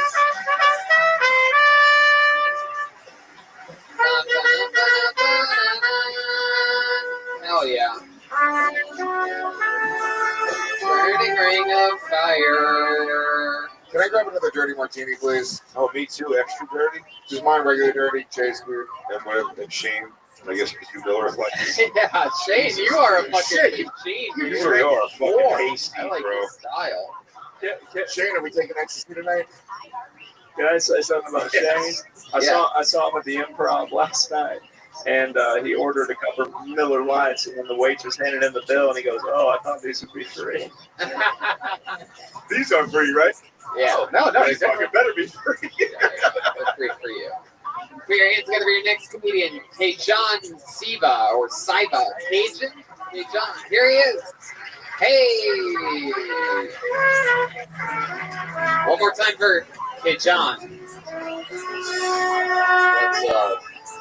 I actually had a strong feeling I was going to get picked up right now. That was some psychic level shit right there. All right, let's do it. Who do you think is like an intelligent person? Like who's really a rapist? He's trolling. Einstein, that's what I thought. And then that's what most people think. Clap if you agree Einstein is like an intelligent person. So, yeah, so is Einstein really like an intelligent person? Because like his like thinking created like the bomb, really, right? So you gotta think like who else is like an intelligent person? Because like he's like a parasite. If you like really think about it, he like created a bomb. You know what I mean? So you gotta think like people that really bring people together would be a real intelligent person. Hey, John Siva, ladies and gentlemen. Heck yeah. Hell yeah. I mean, clearly I'm just guessing that you smoked all the pot before this. Is there anything left? What are you, man? Yeah. I don't even know. I feel like you're some sort of like a Mad Max Thunderdome racer person. There really is something going on. Post-apocalyptic. For those of you listening, he looks like a he looks like a white guy from Oregon in blackface. Don't know if I've ever seen anything He's quite like dancing now, and it was wow. How do you think that went? That's all I wanted. I enjoyed it. I had a lot of fun on it. No way. I did. That was good. That was a good bit. Thank Yeah, you. bro. So you were like, Yeah. he's smart, Einstein. I don't know if he's smart. Like, that's a good set. That's a good set. This is the best guy of the night by far. Dude, yes, dude. Fight someone. Fight someone tonight, dude. Go nuts. I brought everybody here tonight. Yeah, you brought everyone here? Yeah, everybody knew you were bringing that Einstein shit tonight. Yeah. That's like a big bit. A lot of people in LA were talking about that bit. Heck yeah, Bill Clinton. Yeah, he looks like Slumdog Millionaire became a lost boy in Neverland. Wow. Root Around the Rio. world right there. Kate John, am I saying that right? Kajan. Kajan. How long have you been doing stand-up? Yes. Nope. How long do you think? You give me the answer to the question I just asked you. But less than 5 years? Yes.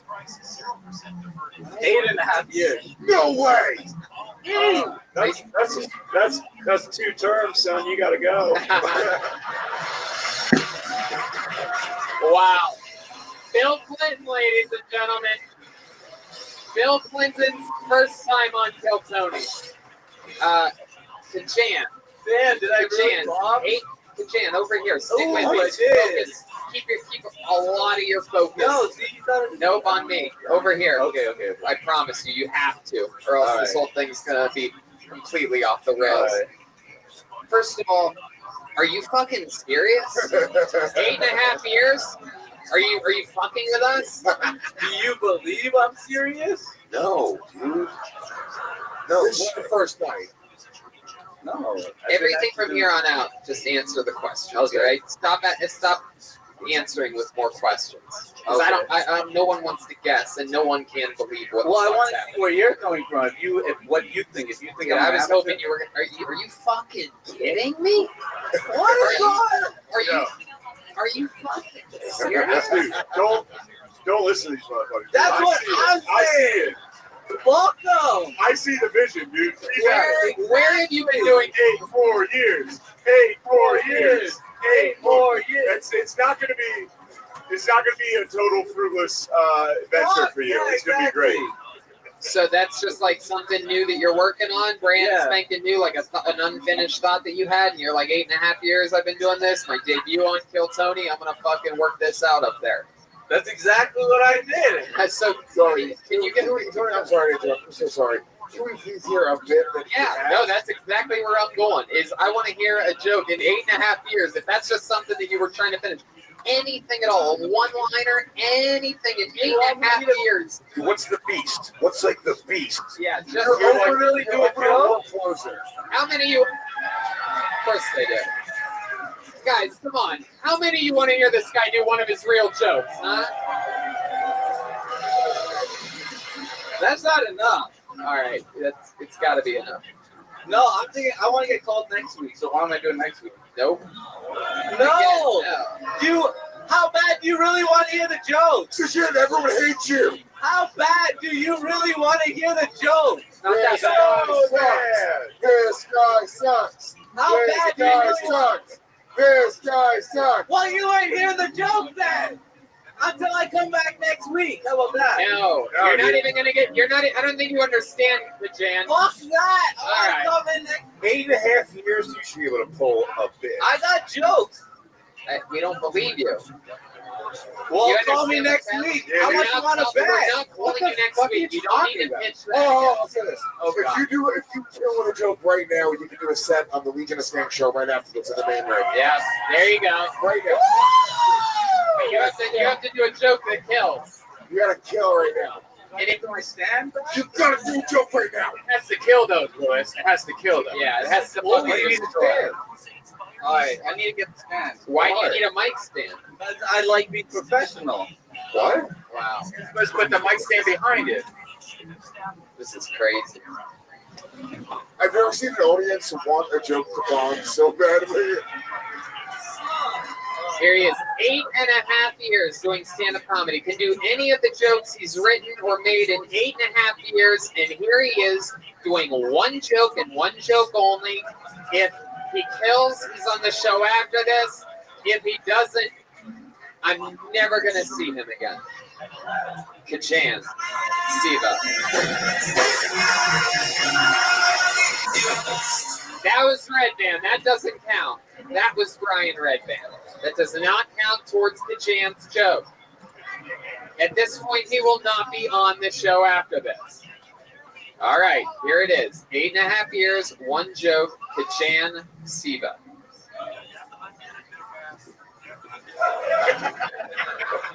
But no, I'm joking. All right.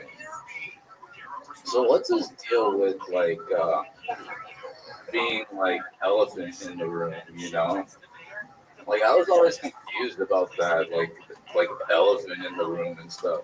Because growing up, like the elephant in the room, we just called it God. There you go. Nothing there, Kachan. Damn, dude, you are bananas. All that for nothing. You haven't really been doing it 8.5 years. Where? No way. Where have you been doing it for 8.5 years? Toronto, Ontario, Canada. What Oh, is fuck here? Canada. What are you? Yes. No. You fucking fuck. God, I hate you. He's I hate Indian. you so He's much. Indian. Then why does it matter? Yeah. He's Indian. Why? No. There he goes. Kachan Siva, everybody. There he is. You'll never see him again. Kachan Siva. If he's not Indian, This is the kind of guy that. if he's not Indian, he's definitely Indian-y. Hey, Tony, could I make a quick announcement? Sure. So the Kill Tony band's been working on a secret project for a while. It's finally done. We have a Kill Tony band calendar that's coming out for 2020. Wow. There you go.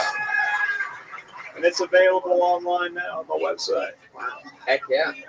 A real paper calendar? All your favorite characters, and it is 87% more accurate than your normal calendar. Never miss a date again. Get the Kill Tony band calendar. Jeffrey Epstein. Who would have guessed? A little bit of product placement there. They still make calendars. Right, yeah. Clearly, Bill Clinton bringing some of our favorite things from 1996 back in 2020. A paper calendar. Pull a name out, put your hands together for Cameron Torrey. We know the Cameron Torrey. Oh boy. Cameron Torrey.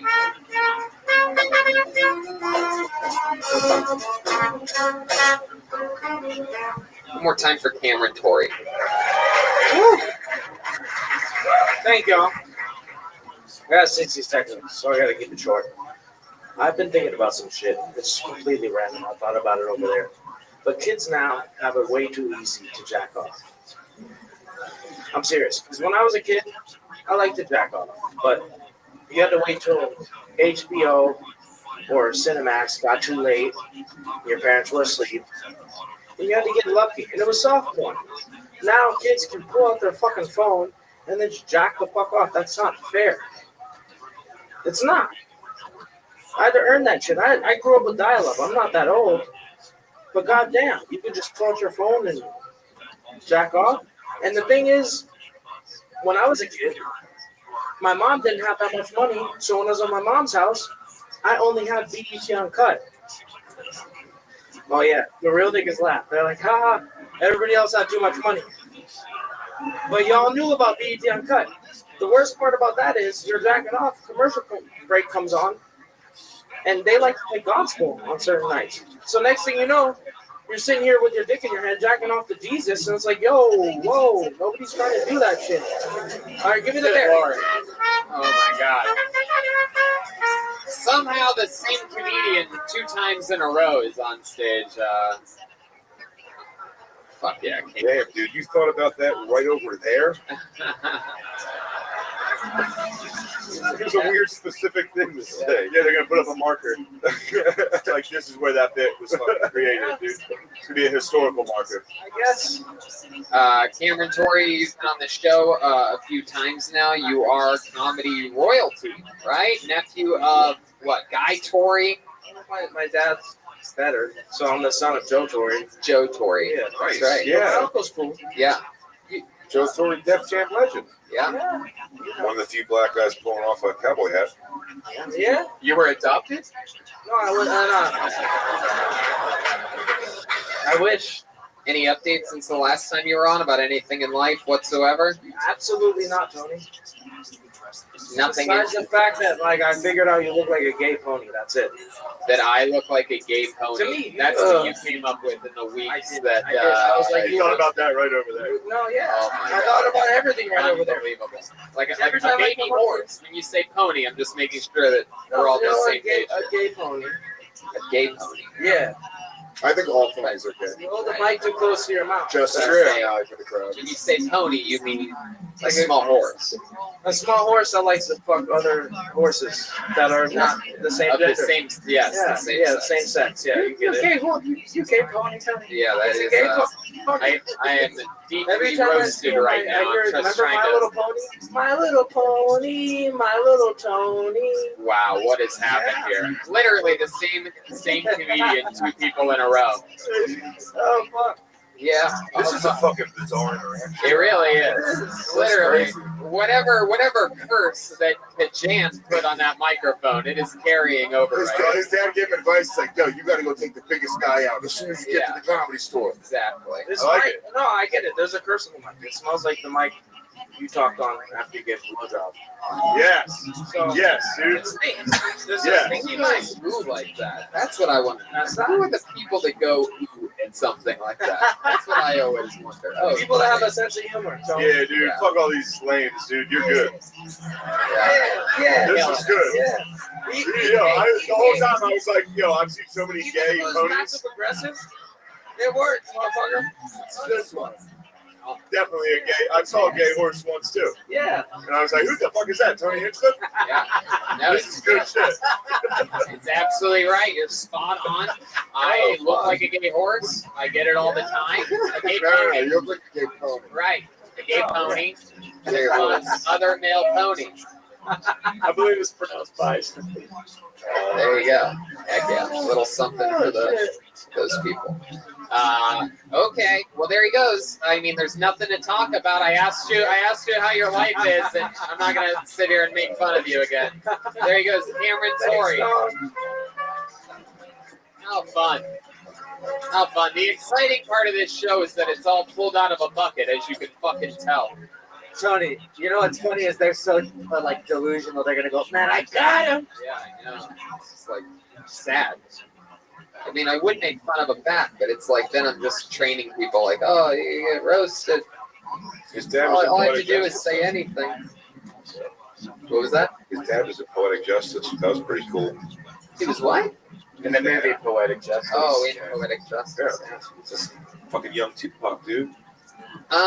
Let's do something fun. Let's get a little reset here.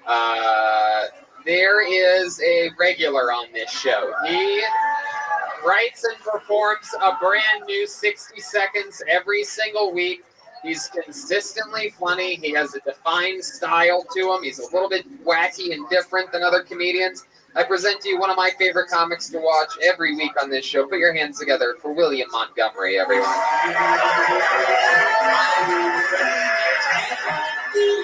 William Montgomery getting a big ovation here.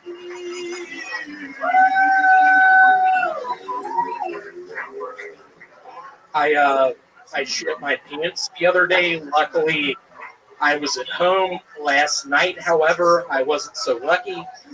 I work at a Chili's. What's the deal with the Twilight Zone? See, that scares me. There weren't more laughs. That was the punchline. Oh God. Watch it, kid. That's my impression of the taxi driver in Home Alone 2.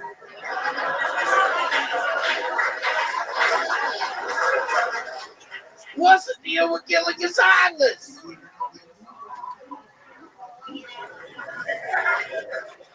I am so sorry. Tony told me if the set doesn't go good tonight, I'm off as the regular. I have a lot of pressure on me tonight. I have a lot of pressure on my small toe. Heck yeah, out there in exactly 60 seconds, William Montgomery. Who told you that I said that? Good friend Zine Heichel. He's part Iranian, part Mentian. Really good at mathematics. His brother's really good at English. Where'd you meet this guy? In high school.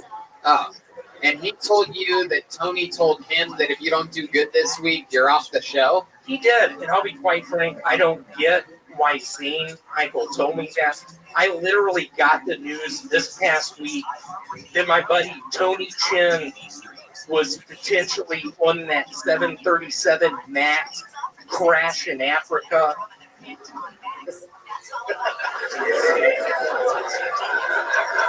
So Tony Chin may be dead?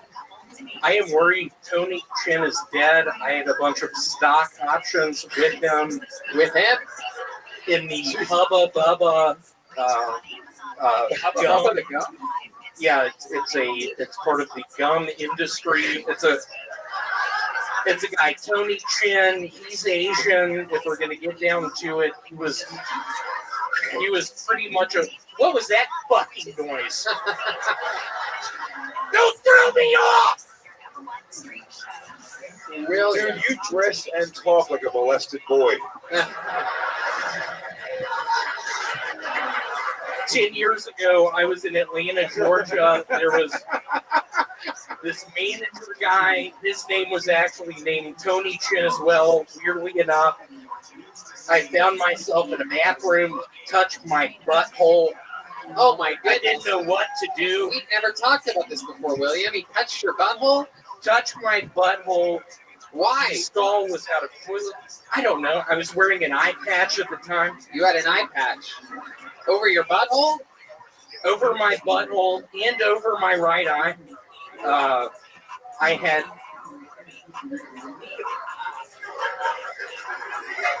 So what did you do? What did you do when he touched your butthole?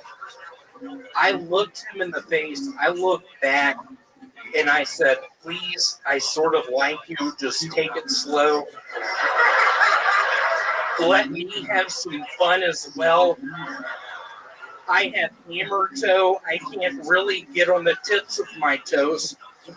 So what did you do? You wanted to have some fun as well. What did you Don't repeat this, but I took a slurp out of my Coca-Cola Icy, and I looked back at him, blinked out of my left, and I was like, go to town if you want to. I have to be honest with you. I am, in fact, HIV positive. I have 2 years to live. Is that true?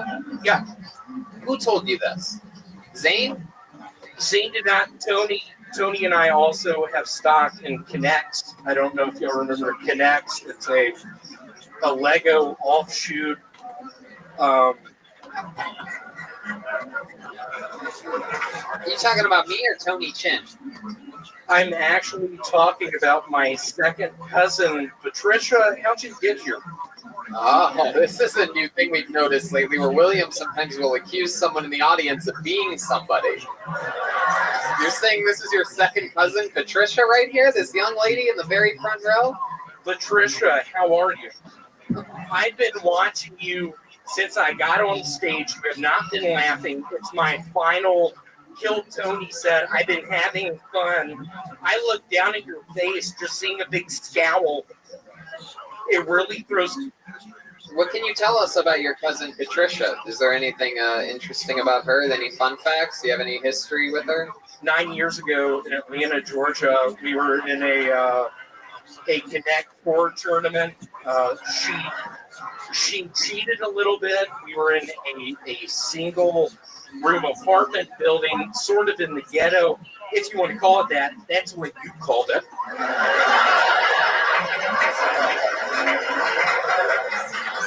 Just cheating somehow at Connect 4 to this day. I don't know how you do that. The guy was like, hold on, what are y'all fucking doing in here?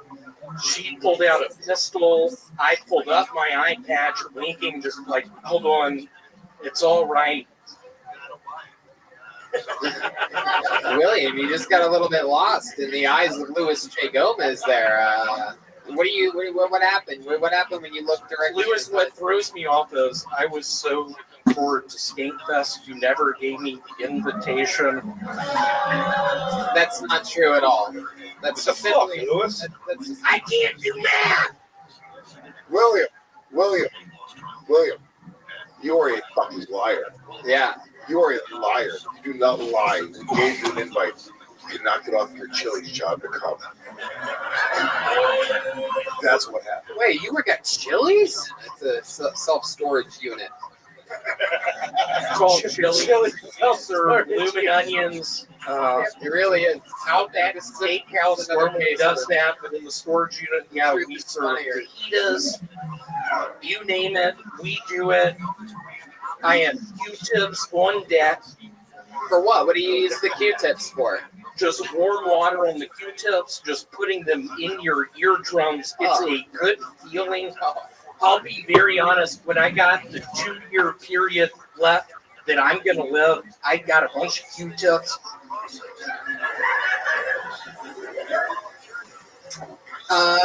So William, Shane just left. Yeah, Shane's gone. You really pissed him off, dude. Yeah, something about the Q-tips. 2 nights ago, Shane and I had gotten a really bad flight. A really bad what? Fight on a Delta flight. Yeah. You name it, we were doing it. Budweiser's, Bud Lights, ecstasy tablets, LSD. This is what you and Shane Gillis were doing? Yeah, I think that's why he left. How did the night end? It ended with a what? I'm kidding. That's a character I'm working on. Just sort of pause. It ended with both he and I getting thrown off the plane in Atlanta, Georgia. Me not understanding what's going on, just wondering where Shane went. I can't hear at that point in time. I have an ear rape. He is on a row ahead of me. I don't know where my head. Let me ask you something. I'm going to stop you there. Now, you're known for your incredible comedy style of just blatantly lying about absolutely everything. A lot of other people, the truth is comedy and this and that, but you seem to be sort of the exception to that rule. Sony, I'll be very honest. I've been down recently. Yeah. I've been very down. I'm working at the storage unit place. I've been fooling around with a young lady. It's been fun. I worry about her talking about her ex-boyfriends because I could never fill those shoes. Literally and figuratively, I have webbed feet. I can't wear. All right, William, do you ever do like anything different outside of what you're comfortable with? Like, you have a formula every week. You pretty much, to go off on like Applebee's or something, and you do that every week. Is there a different version of your set that like? Do you ever do like a more traditional set? You have jokes that you do in a set when stuff matters. I've seen you. Because this is your last performance here at the Kill Tony show. Can I give y'all a couple of my best jokes? Yeah. Yeah, I mean, we've seen them. You've seen them. So I can get on the show later. I think y'all like these. Oh, no, that's not how it No, I'm works. kidding. No. I'm kidding. Escorted Jesus, what is the deal with people asking for shit tonight? Hey, Gus. I like it when my mom goes out of town because I get to sleep on her side of the bed. Classic. We love it. It's great. I have a friend who's paralyzed from the waist up, which is a blessing because he's a dancer.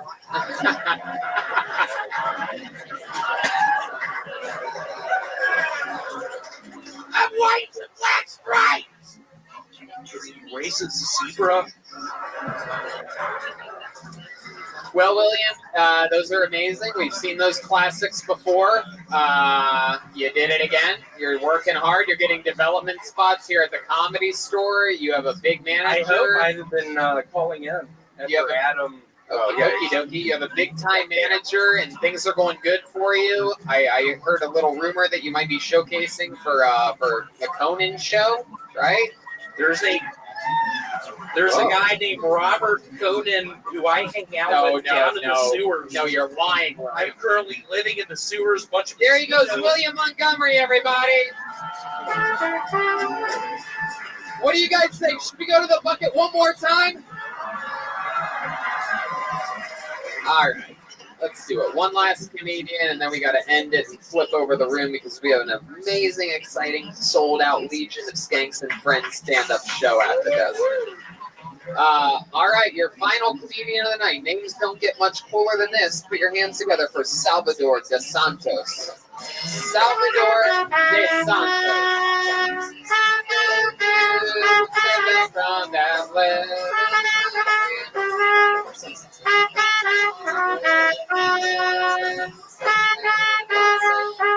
Salvador de Santos, everyone. Come on, it's your final comedian of the night. Make some noise. How are we doing? I'm from Mexico City, born and raised. What? Okay. This is how Mexican I am. It took me 12 years. 12 years. After I moved here to realize that Big Vaporru is actually pronounced Vicks Vapor Rub.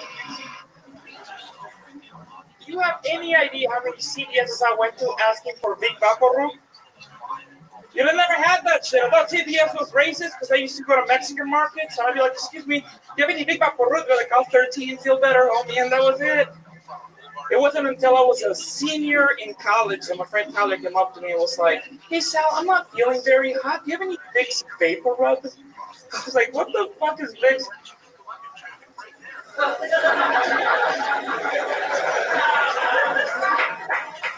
Yo, CVS is racist. I'm just a fucking pendejo.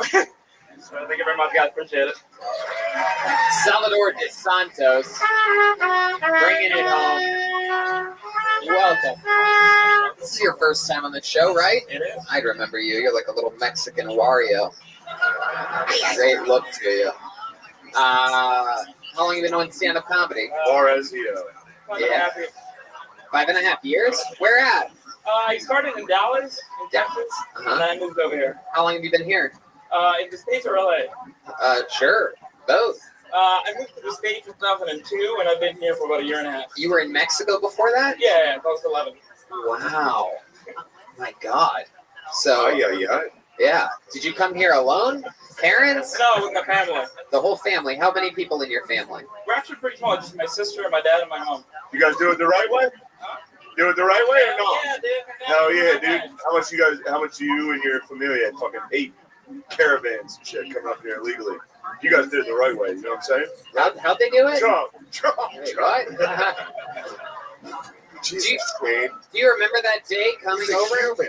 Did you not say that word in front of my wife, please? So you were 11 years old. What do you remember about it? I remember I was actually very scared that the shit that's happening now was going to happen to me back then. But I'm white, so I was fine. Let me ask you something. So, like, your parents told you, like, it's a big day. We are going to the land of freedom and opportunity. Like, they tell you that? But in Spanish. Yeah. Right. Oportunidad. 1, 2, 3, 4, 5, 6. That's what my dad told me. All the girls say I'm pretty fly for a white guy. We're going over to America. Land of opportunity. Okay. So, you're doing it. Do you remember anything about it? Were you squozing into something or something like that? I was like, I knew enough English to like be comfortable coming here. I thought I did, and then I got here, and then like everybody like. I was also Mario when I moved here. Yeah. I wasn't nervous until I got here and realized I didn't really know as much English as I thought I did. That's crazy because that's how, like, when I studied abroad in Spain, it was like the same thing. Well, I feel bad for you because like Spanish speaks so fast. Even Mexicans are like, "What are you saying?" Right. So you guys, do you know which route you took? Where'd you first end up?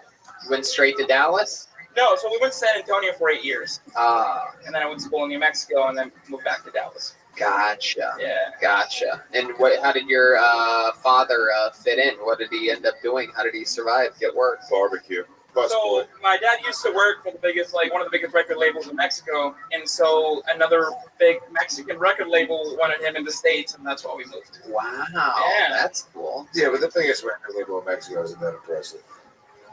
It's all mariachi music. Nobody cares. It's all the same song over and over.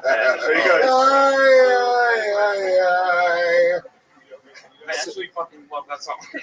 Really? I do, yeah. Wow. All right. So you guys are rich. No, well, my parents, we So yeah. Would you check your fucking privilege, please? Huh? Please check your privilege. Brown people. They have 10 million pesos. So they're well off, but not completely rich. Yeah, so he opened his own company, and then he lost the company, so we had to come back to it. Just like that. How'd they lose the company? What happened? A bad one bad Enrique Iglesias album. That's all it takes. Actually, you're not far off. So there was a big band called Intocable who came up with the name Intocable of the album, but the rights, somebody else had it, and so my dad got into the whole lawsuit. Yeah. I don't understand. He said Menudo?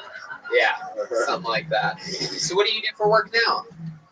Probably go to company, man. Really? Wow, with Mikey McKernan.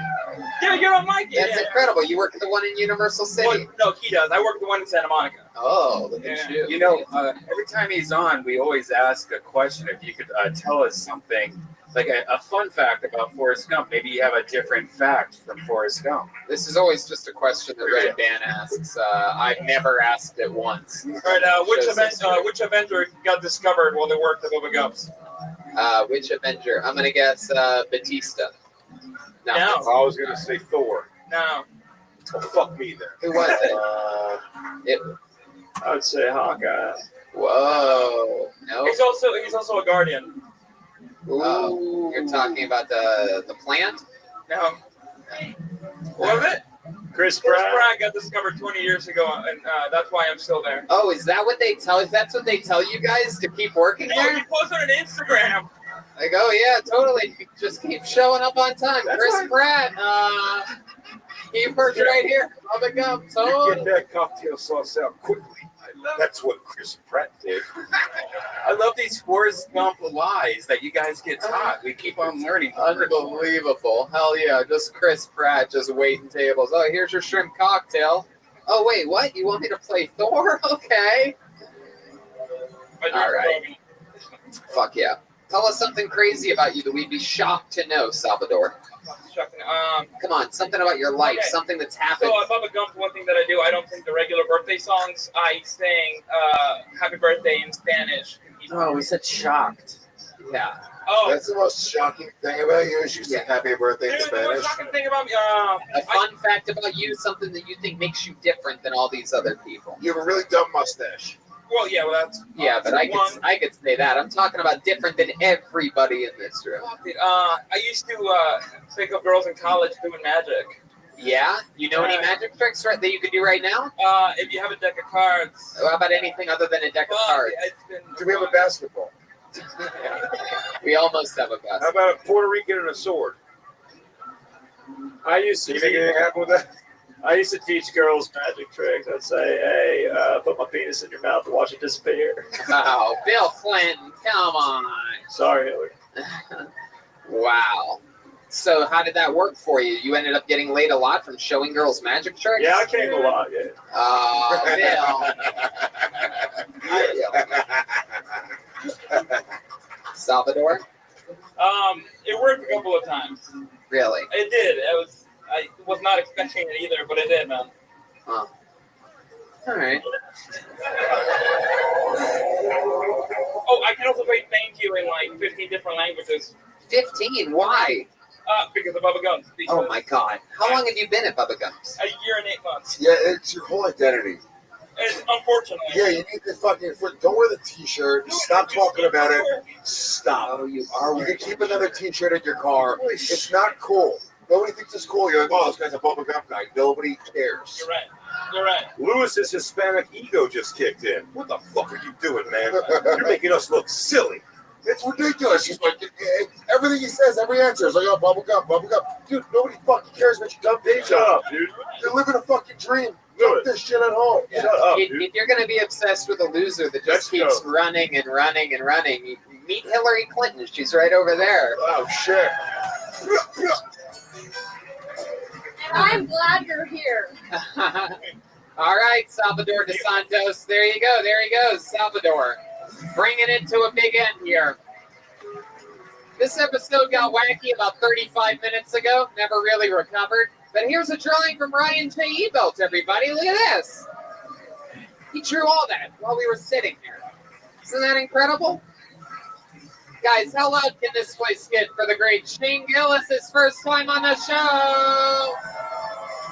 Big J. Okerson!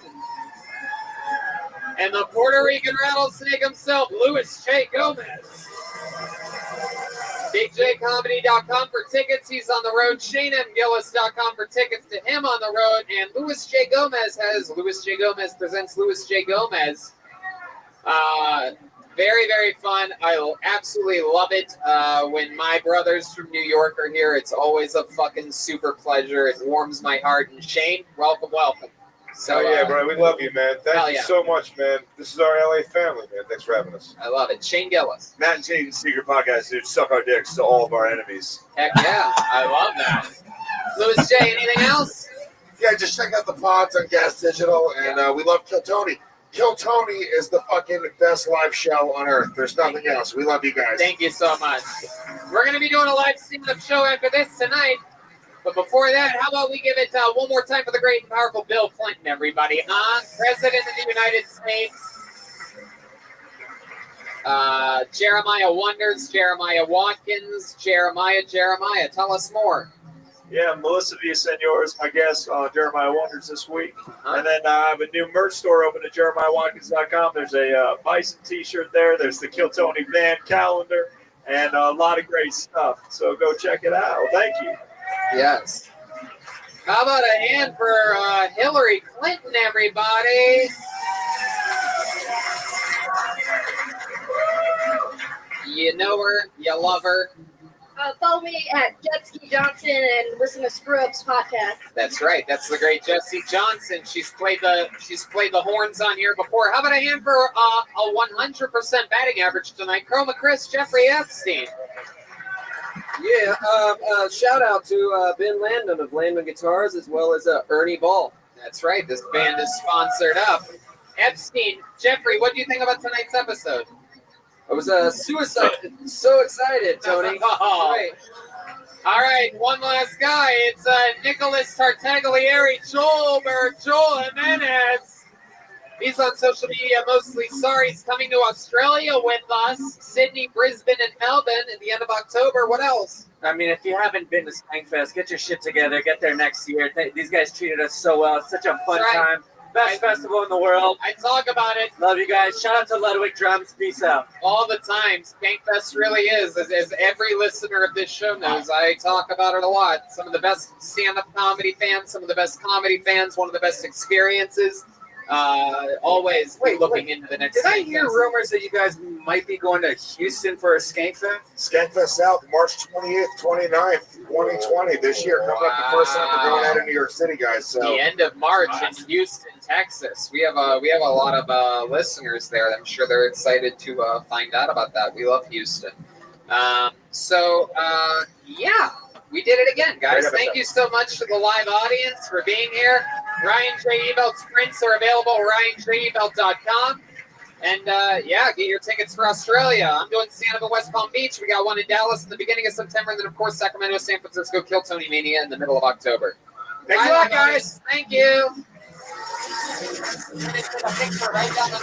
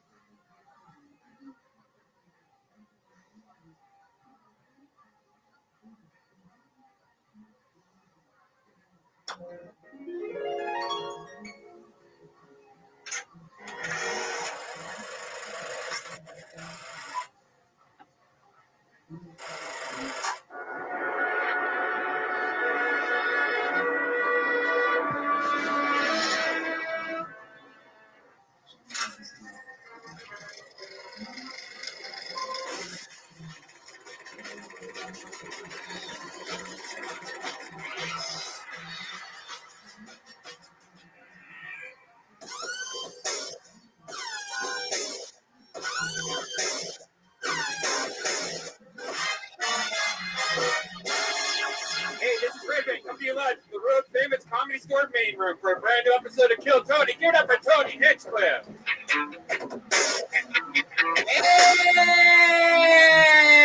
Hey, everybody! Hello and welcome live. We are live. Listen to the sound roar here at the Comedy Store. Make some noise, everyone. Yeah, We're here yeah. live on a Monday night. Yeah, there it is. Booyah! Live at the Comedy. Brian Redband's here. Hey, guys. Hey, guys. Guys, I don't know what's happening here. Maybe it was because the sound was a little bit low. I need you guys to make some fucking noise. We're live at the Comedy Store on a Monday. There you go. There you go. And it has begun. That's where we'll start the show. Brian Redband's here. The great Ryan J. Ebelt is already drawing tonight's episode. This is very exciting stuff. We're all over the road, of course. That never ends. I'm going to West Palm Beach just to do stand-up comedy in Florida next weekend.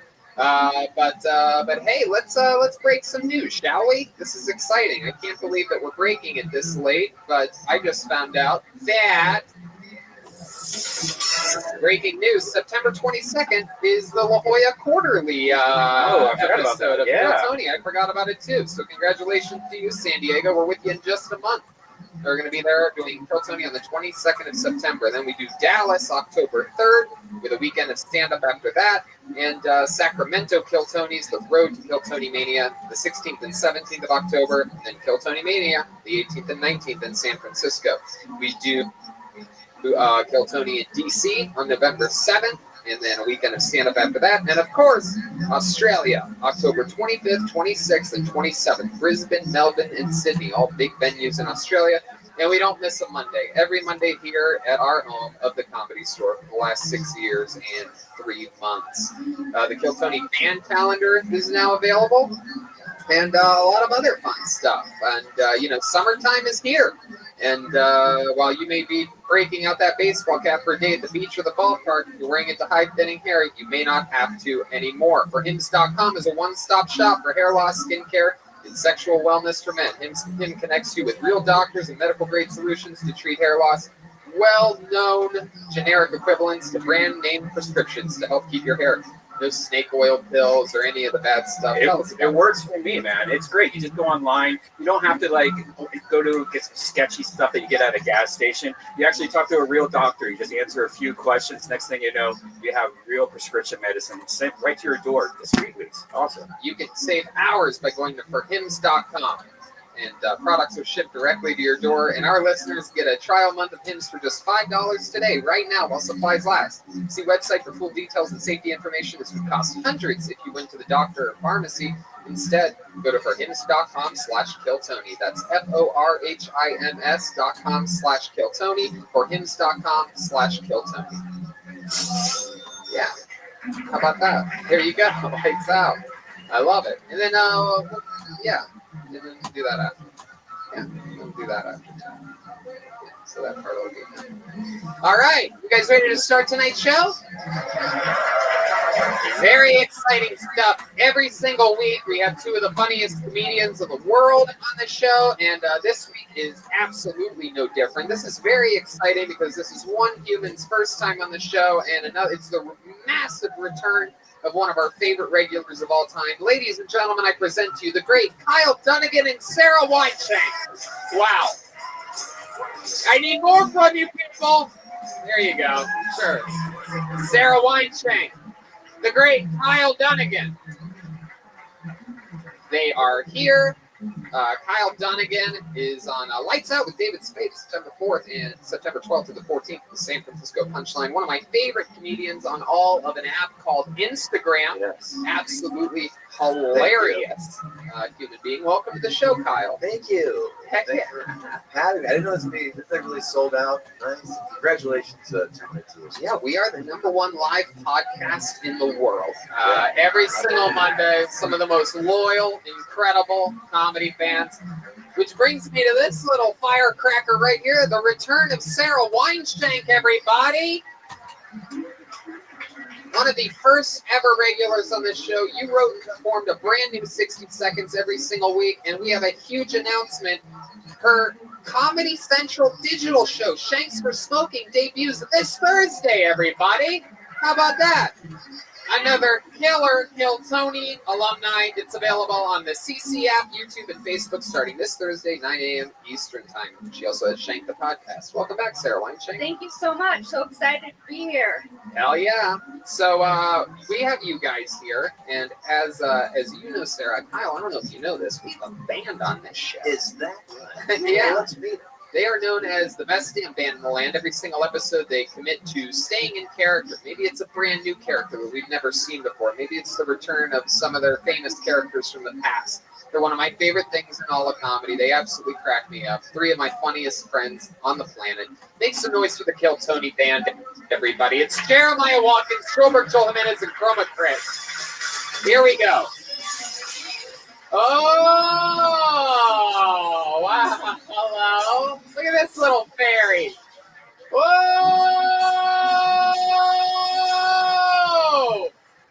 Wow. We know this guy. One of the most famous characters in the history of the show. It's Bumnar. Wow.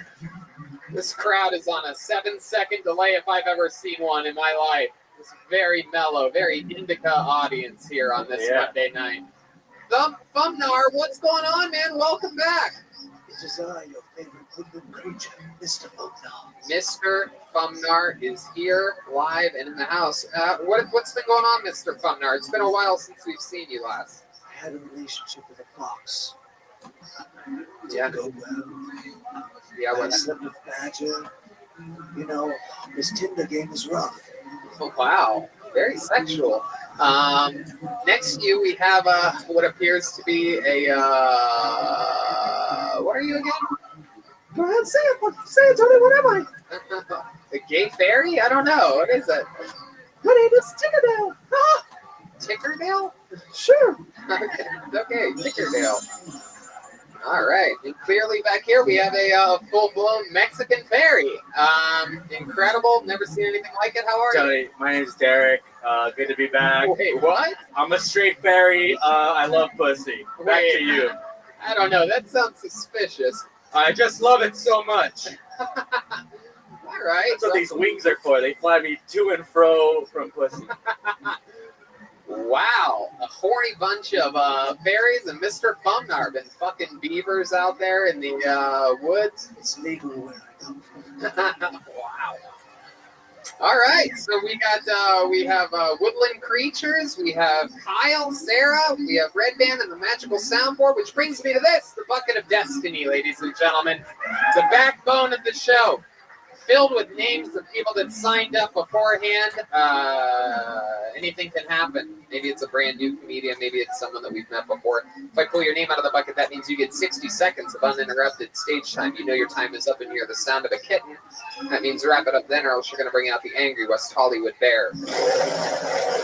Afterwards, we interview you, find out more about you, about your life, maybe ask you some personal questions. The truth is always going to set you free. You guys ready to start this show? It's Kill Tony live from the Comedy Store on the Sunset Strip.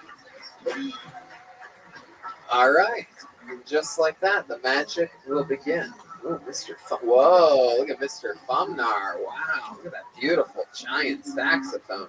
Mr. Fumnar, did you learn how to play the saxophone when you were in the woods, or did you learn that in any of your time in the city? Yes, there was a flute player that captured me for a while, and I learned the woodwinds. There you go. You never know. All right. Okay, you guys ready to start tonight's show? All right. I'm going to tell you something right now. I know a good episode when always at the start. This guy has been on the show at least twice, has always made a huge impact. You may recognize him as the guy who had a pet snake before getting a job, before having a stable place to live. He tied the snake via a rope to a chair, and his roommate made him get rid of the snake. The whole thing's crazy. It's always interesting. Put your hands together for the return of Osiris Henry, ladies and gentlemen. Mr. Snake on a Rope himself.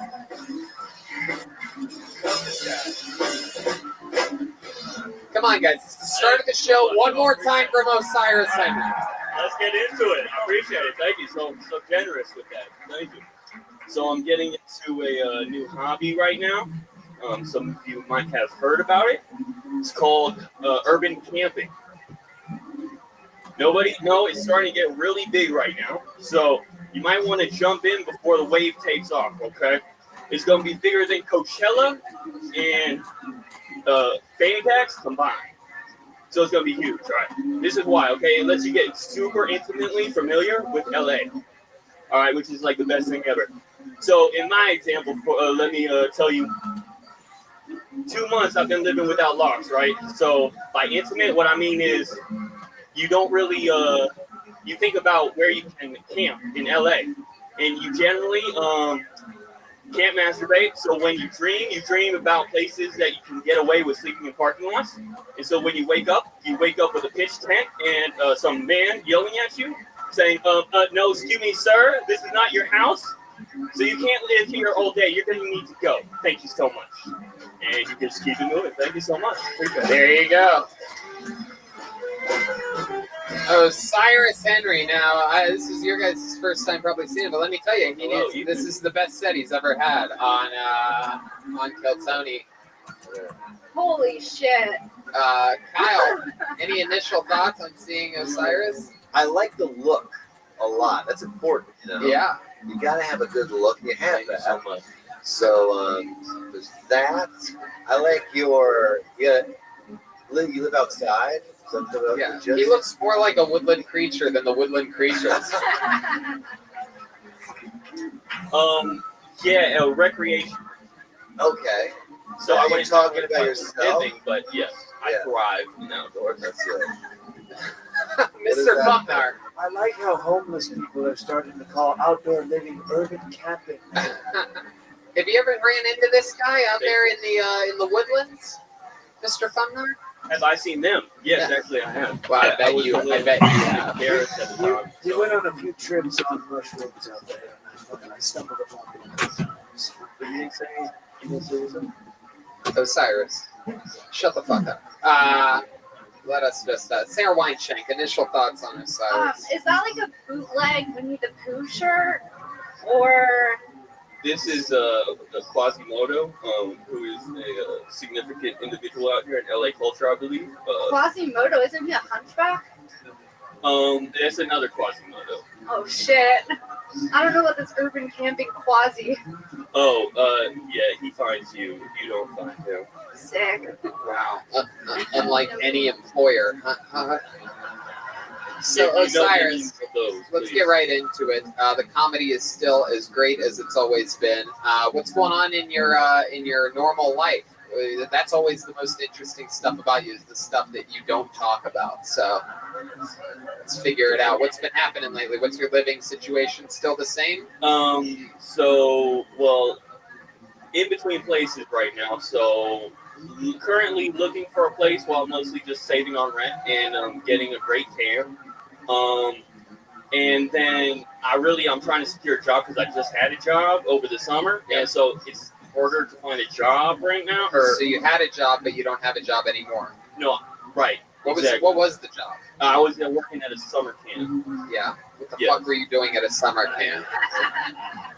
I was trying to keep my resume looking tip top. I was trying to keep it was a job, and it what was the job exactly? What were you doing? It was a summer camp, and I was watching kids make sure they stay safe. I don't think you should be watching kids. Why is that? You're a guy that at one point thought it was safe to tie your snake to a chair on a rope. It ended up getting loose around your apartment. Your roommate made you leave. Previously to that. Yeah, I think you said that the snake was friends with a dog or something, right? Yeah, but it didn't really get along with the dog so well. You remember any of this? Right, but I don't work with kids that small. Right. I'm not saying that they would get near the snake. Wow, we're talking about a couple different things here. Really hard to interview someone who's not present. Apologize for that. It's okay. So Osiris, you would watch the kids? You were the responsible one out of the bunch? Well, I mean, it wasn't like every day we try to figure out who was the most responsible one, but I probably would have put myself on the top of the list. I don't know about them though. So how did this job at a summer camp end? Because I got some news for you. It's still summer. Tony, we're woodland creatures, and this guy has me going, is this dude real?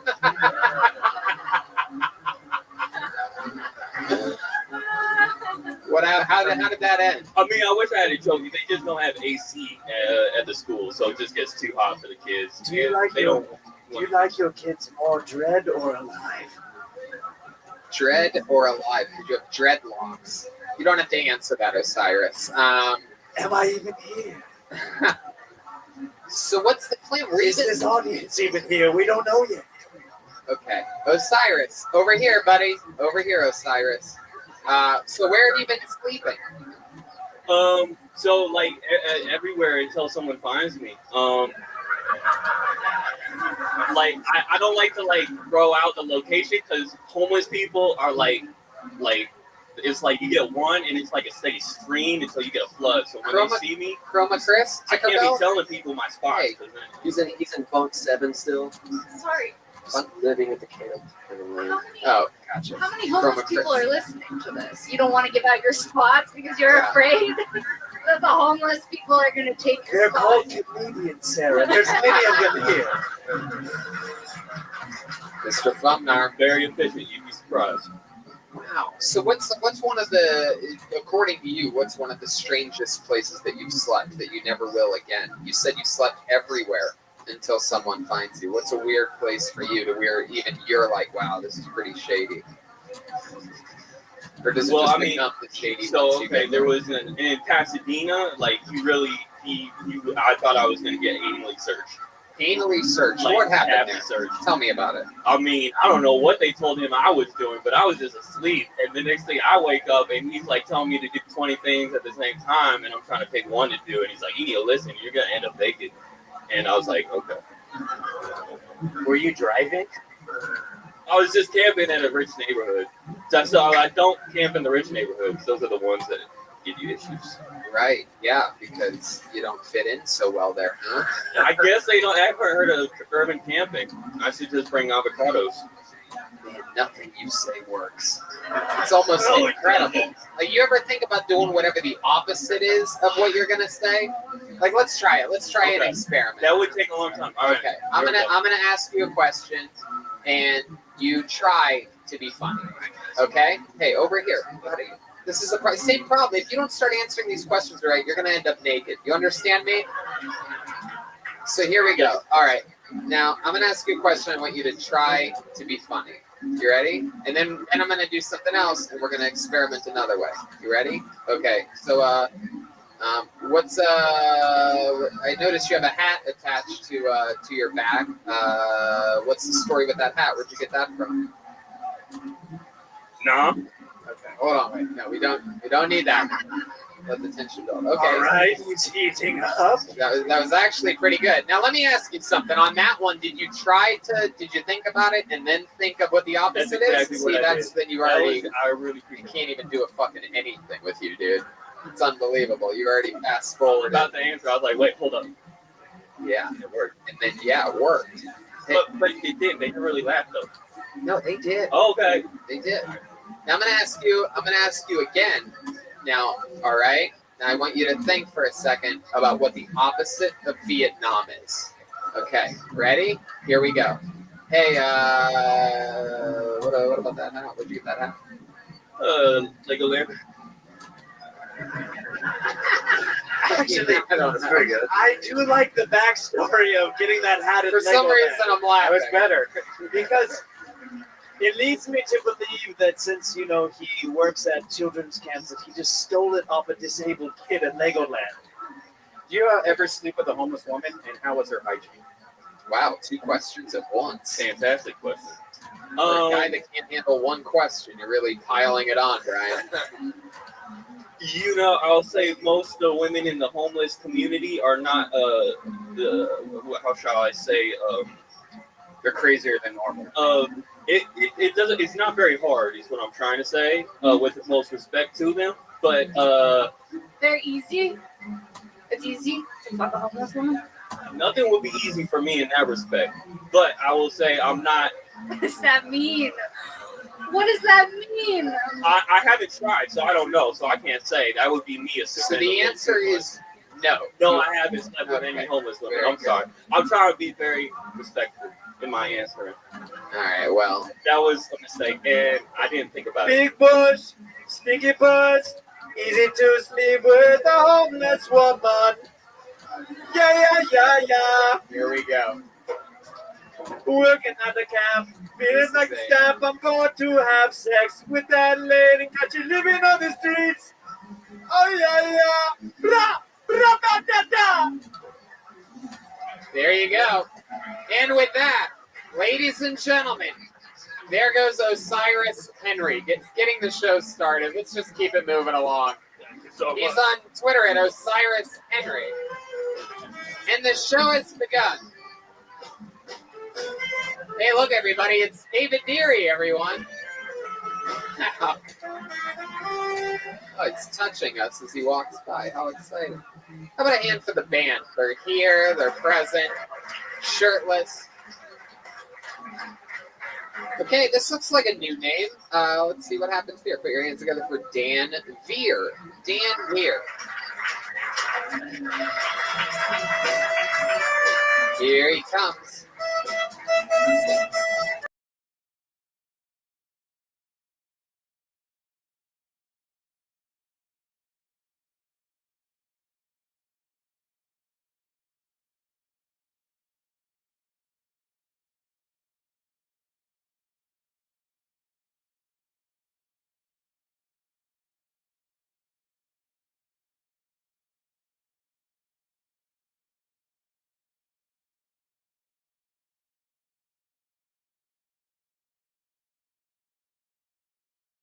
anymore because I spent the entire night running away from John C. Reilly because he thought I touched his drum set.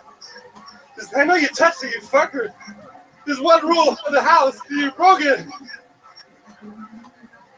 Can't watch Forgetting Sarah Marshall anymore. The entire time, Rand's just trying to have a threesome. So like an orgy, he's like, all right, this side of the room, you're gonna get all naked, all of you.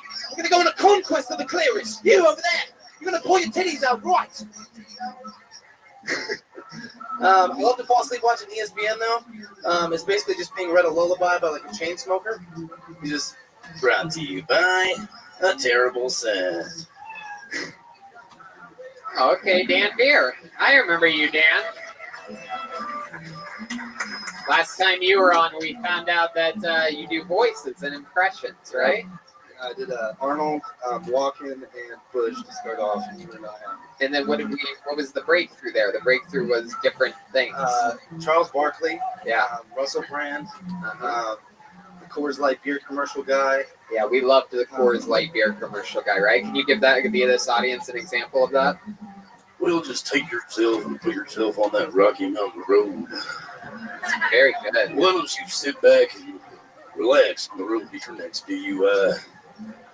I love it. That's exactly what the last comedian does all the time. He relaxes right by the road. Wow. So Dan, how long have you been doing stand-up? Like 2 years now. 2 years. All of it in Los Angeles? I started at Arizona State just with like one open mic, and like 30 of my friends showed up. Arizona State, the home starting place of the great Stephen Brody Stevens, the late great. Arizona. So 2 years you've been doing that. Now you live in LA. How long have you lived here? I lived in the same house for 2 years. It's pretty cool. I've been running like a comedy show out of my backyard for a year now. Oh, very cool. Have you ever gone out to your backyard to start the show and you noticed Osiris Henry was back there sleeping? Doing some urban camping? I mean, my house is kind of like a crash house. It's always been kind of like the flop house where everybody comes. So, has anyone ever told you that you look like the Undertaker's little brother? You told me that last time I was here. Yeah. Really? Did I ever tell you that you seem like you'd be the youngest pastor at one of those mega churches? No, I would love that. Yeah, that's my new one. Sometimes I watch that and I like dub it over with like a Gilbert Gottfried voice. Really? What does that sound like? How about all of you over there? Give me all your money. It's just going to be one big pool. I'm going to throw it at you. Yeah. That sounds more like Gilbert Gottfried's agent than Gilbert himself. Wow. I'm still a little like, I feel like I'm a little nasally. Still like a little from the party. We just threw the show last Saturday. So. You're still hungover? I buy a keg and it's free beer, so I drink a lot like throughout the show. How many beers do you think you had? Probably around like 15 or 16. 16. Throughout like 5 hours though. So what you do yesterday? You must have been really hungover yesterday. I went to work Sunday night. I was struggling to work as a server. What do you do as a server? Yeah. So you went in hungover. Pretty standard. Yeah, Mr. Fumner. Sometimes I get drunk off of the hummingbird nectar that rich folk realize. I will confidently bomb all night. I know. It's a tight crowd tonight. I like it. Letting us really know where we stand. So Dan, what else has been going on? Tell us something about you or your life that we would be surprised to know that we didn't find out last time. Any fun facts about you? I played Division I football at Arizona State when I was there, so that was pretty chill. Got a lot of friends from that are in the NFL now, so that's kind of cool. Yeah, offensive line? Yeah, a couple. He actually just retired though. He was in the league for 3 years with the Bengals, Christian Western.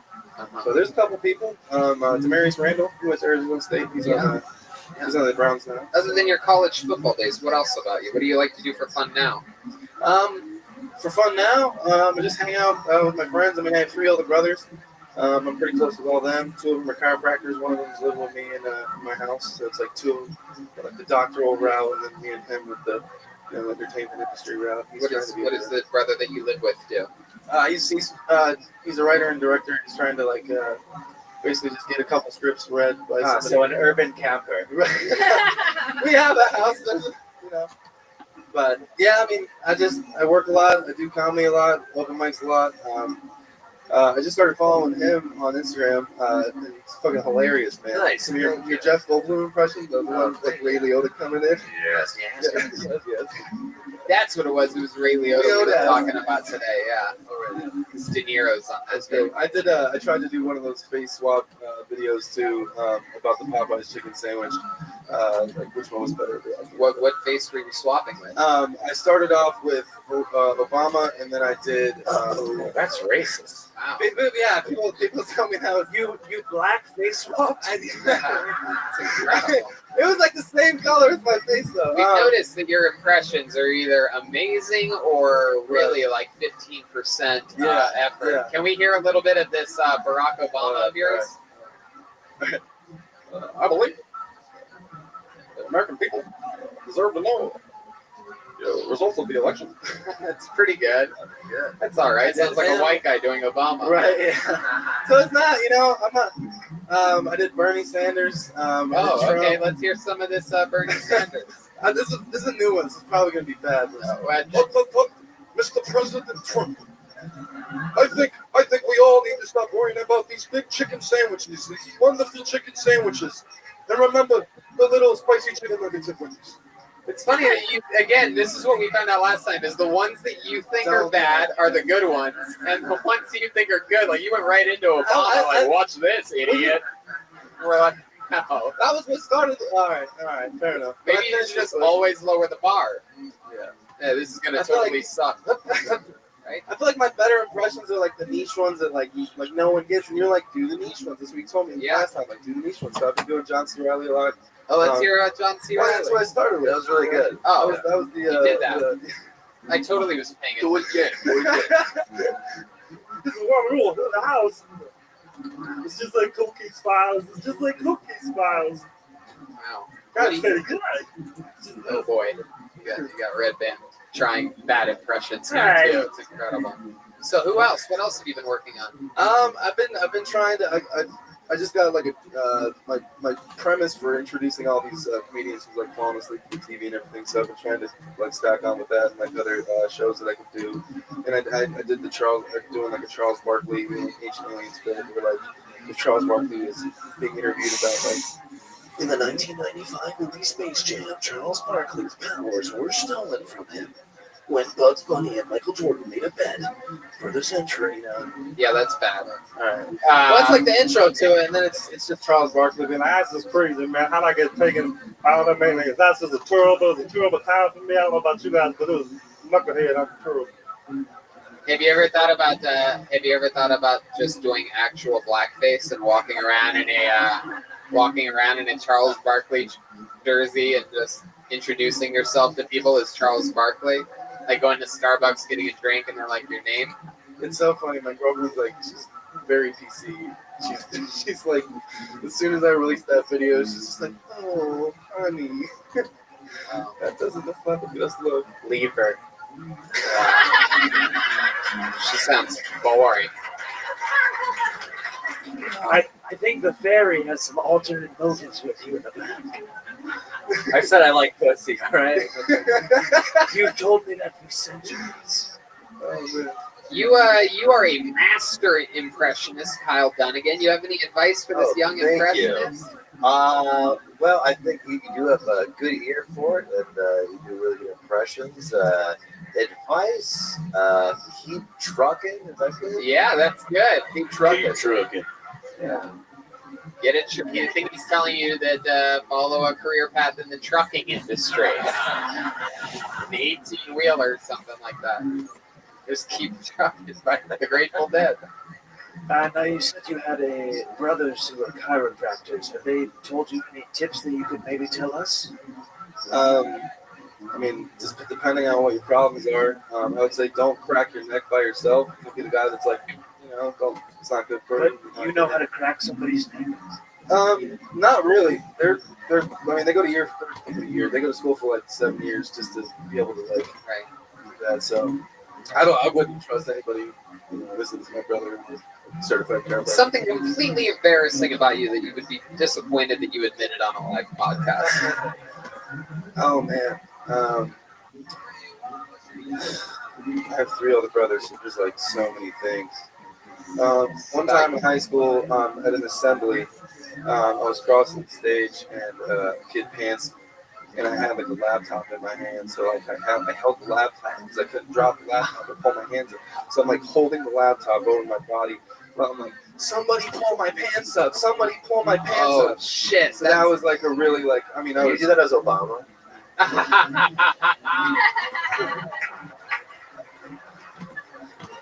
Can you do it?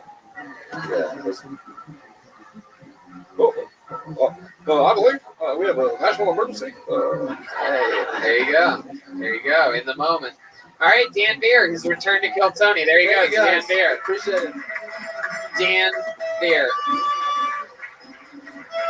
There he goes. Dan Beer.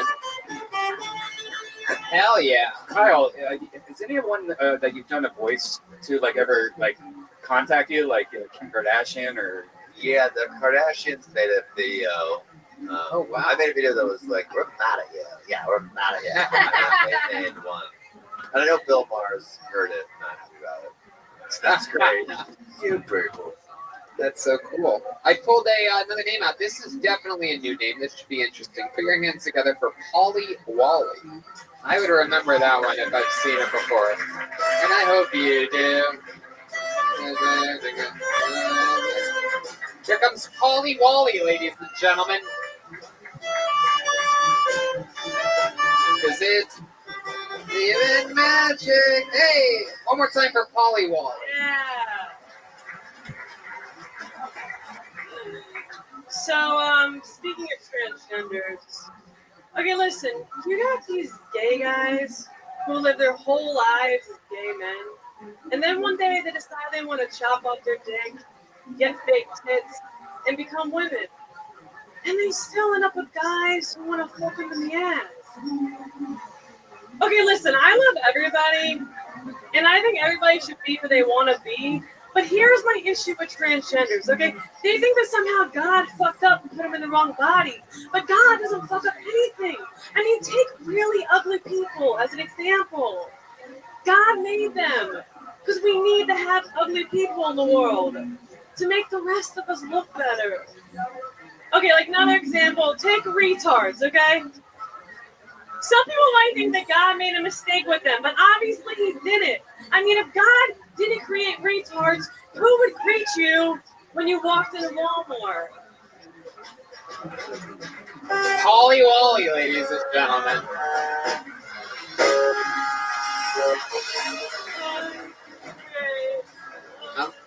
Thank you. Thank you. I don't believe in magic anymore.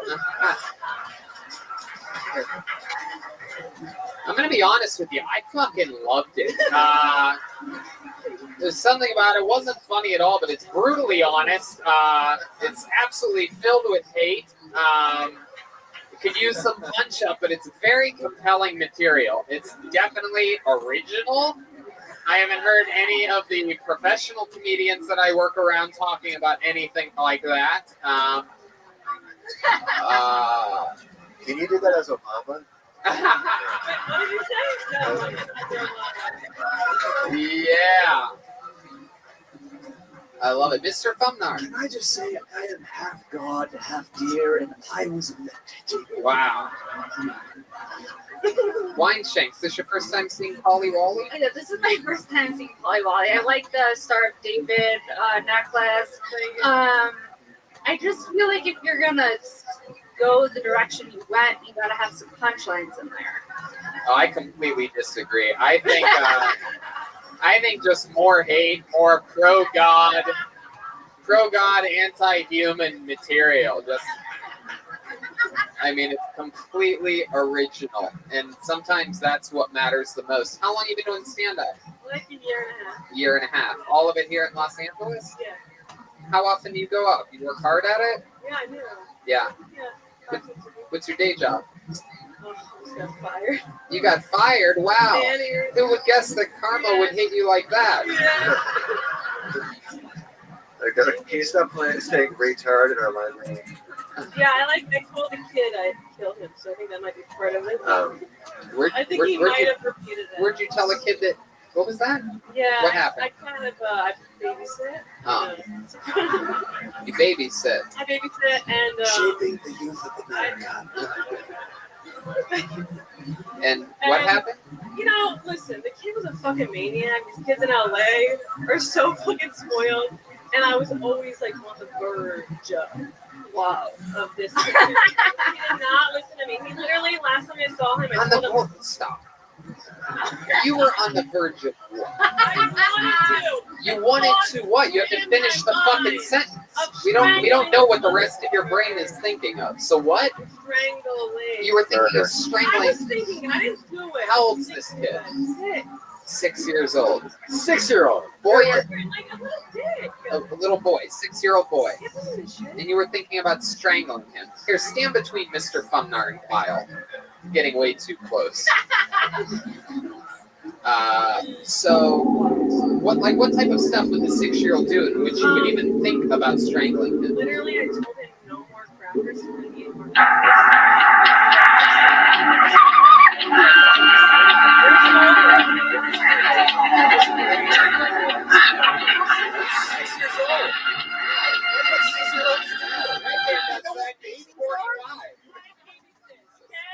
No manners. Yeah. I gotcha. Mr. Fumnar. I actually know a bear in the woods that can handle this situation properly. Okay. So Polly Wally, what was the problem with him licking the crackers? They're his crackers. They weren't. I told him to save it for his sister. Oh, so you babysit 2 kids. Yeah, and like before, it was like they told me 2, Whoa. but then I was like babysitting more. She has every right to murder him. Now that I hear the story. Yeah. He licked crackers. Deserves death. Right, yeah. How long you been babysitting kids for? Like 15 years. 15 years. Wow. We have the 15-year veteran babysitter. We have Osiris working summer camps, and we wonder why there's school shootings regularly. Mind-boggling. So you've never disciplined any of these kids before? I wanted to. Right. If they gave me permission to hit this kid, he needs to be. Okay. You can hit our kid, just FYI. You threatened to kill the kid and then you got fired. Is that what happened? Yeah, but I don't know. You don't think that's why? It could be. Listen, Yeah, it there's could like be. multiple reasons. There's multiple options. What else did you do? Well, I told him, Mom, I was like, your kid's a dick. And Wow. I was like, I don't know how to deal with it. What did you say? I know. He was like, I'll come in on Tuesday and I'll stay with you. And then today I got a message from him saying, we don't need you. I'm like, why? Yeah, what did they He say? said the kids are going to school. Oh, yeah, okay. That's a big dick that you just did that with. Yeah, Very girthy. I do that. I do thought that. you were hanging around 6-year-old boys, and then you pull out a hand job like that. Oh shit! Man, All right, she you might must be have into been- black You guys. must have been hanging out with deers again. Oh, are deers known for their giant cocks? Wow, incredible. Polly Wally, what if you could create a dream guy in a machine? What would it look like? Black Jew. Really, a black Jew? Really? Oh my! Really about black Jews? Yeah. Can we hear some of your song? Yeah, that's what I do. Yeah, it goes like this. It goes, I don't want no boy. I want a Jew toy. I want a Jew toy. And then it goes at the end. I don't want no boy. I want a black Jew toy. I want a black Jew. Oh boy! Wow. I'm actually looking for a cameo right now. I don't understand the words that she just said in the native tongue, but I am angry regardless. Like, what is it about a black Jewish guy that you fantasize about? I mean, what are we talking about here? The kind of guy that'll steal somebody's wallet and then not spend any of the money that he gets? I mean, what exactly is it about? He's good with money. He wears his yarmulke backwards.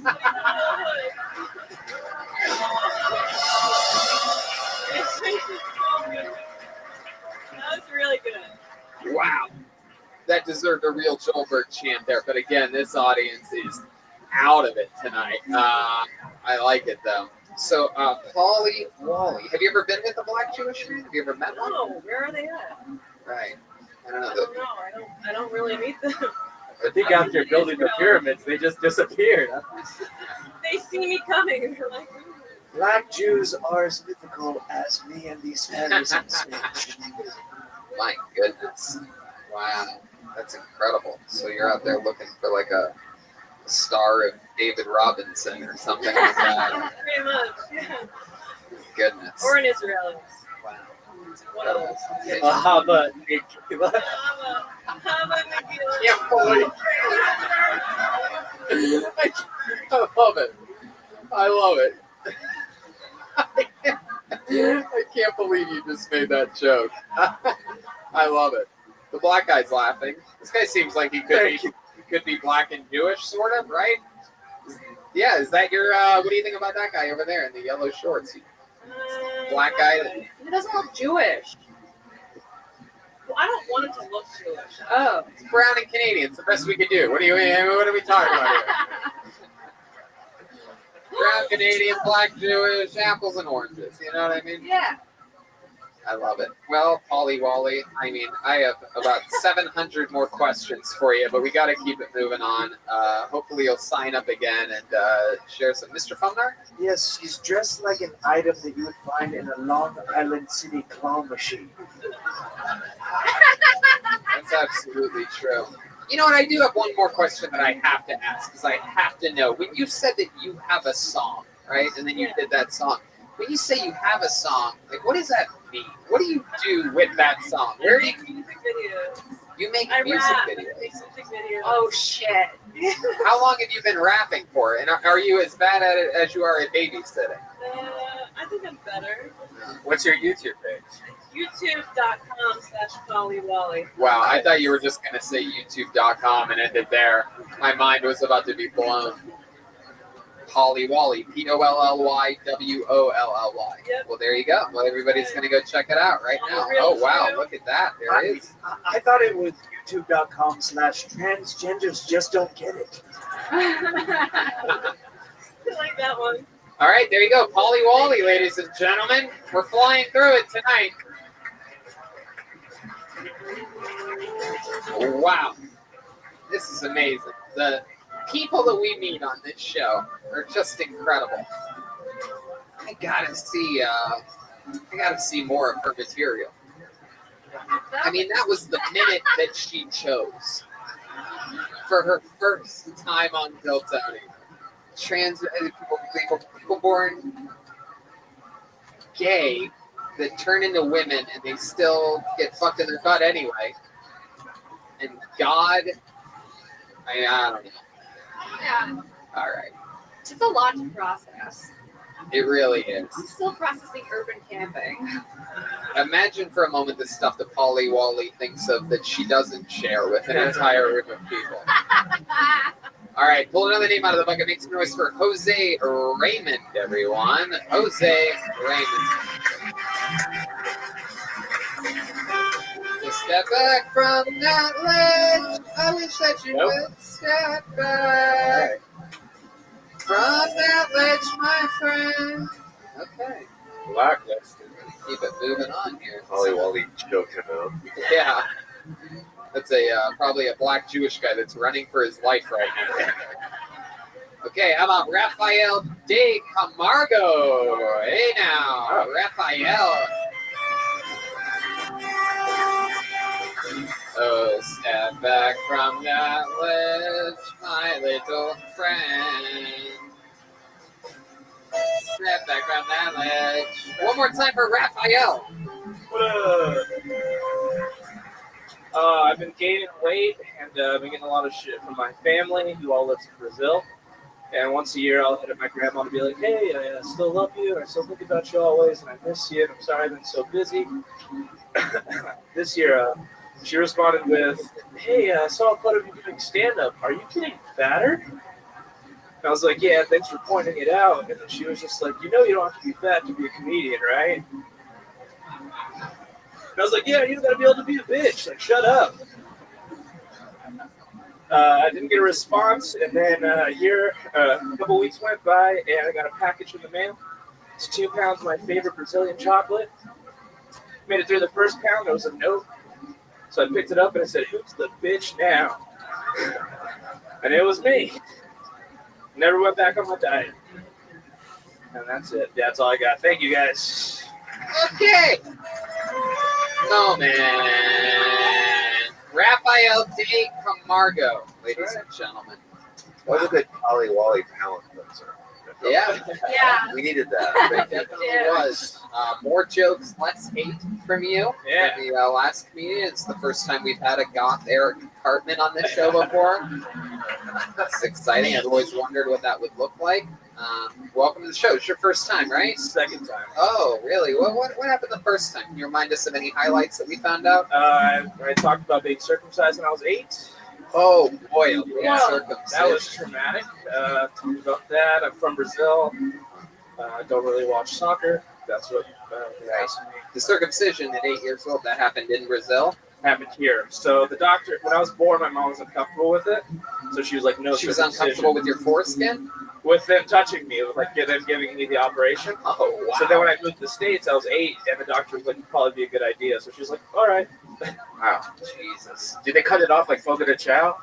Hey, I like that. Brazilian circumcision. That's funny. Yeah. You have to flip your coin over to green when you're Whatever, ready for it. Whenever you want some more. That's incredible. So that must be sort of traumatizing. Did that scar you for life? Sometimes I have trouble peeing in public restrooms, yeah. Really? Wow. How about with girls? Are you ashamed for girls to see it? Like, Nope, I have a pretty cool scar, so I get to be like, hey, check this out. Really? Prove it. Really? Yeah. Girls love a full guard up the I house, like right? a dick scar is Yeah, what it gets goes- me wet. Yeah. Sarah, it's more texture. It's actually cool. Oh my God, red man. All right, so matters what the backbone. Yeah, of I've gained What up, Zip? about 70 pounds the last 2 years. Is there a reason? Like, Wow. have you started eating something different? Good. Well, it started when I started doing comedy. I was just out late, eating at bars, Dude. waking up later than I usually do. Did you watch those documentaries?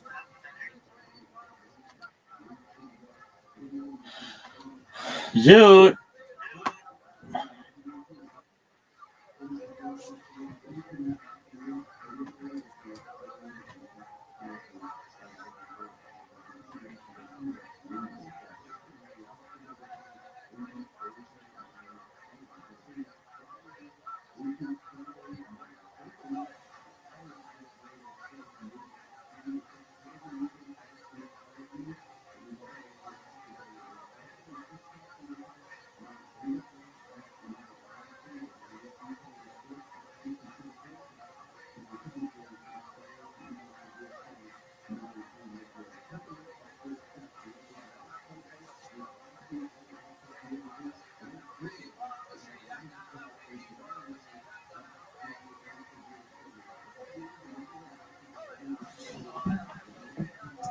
Time to prepare meals. Just You read my book.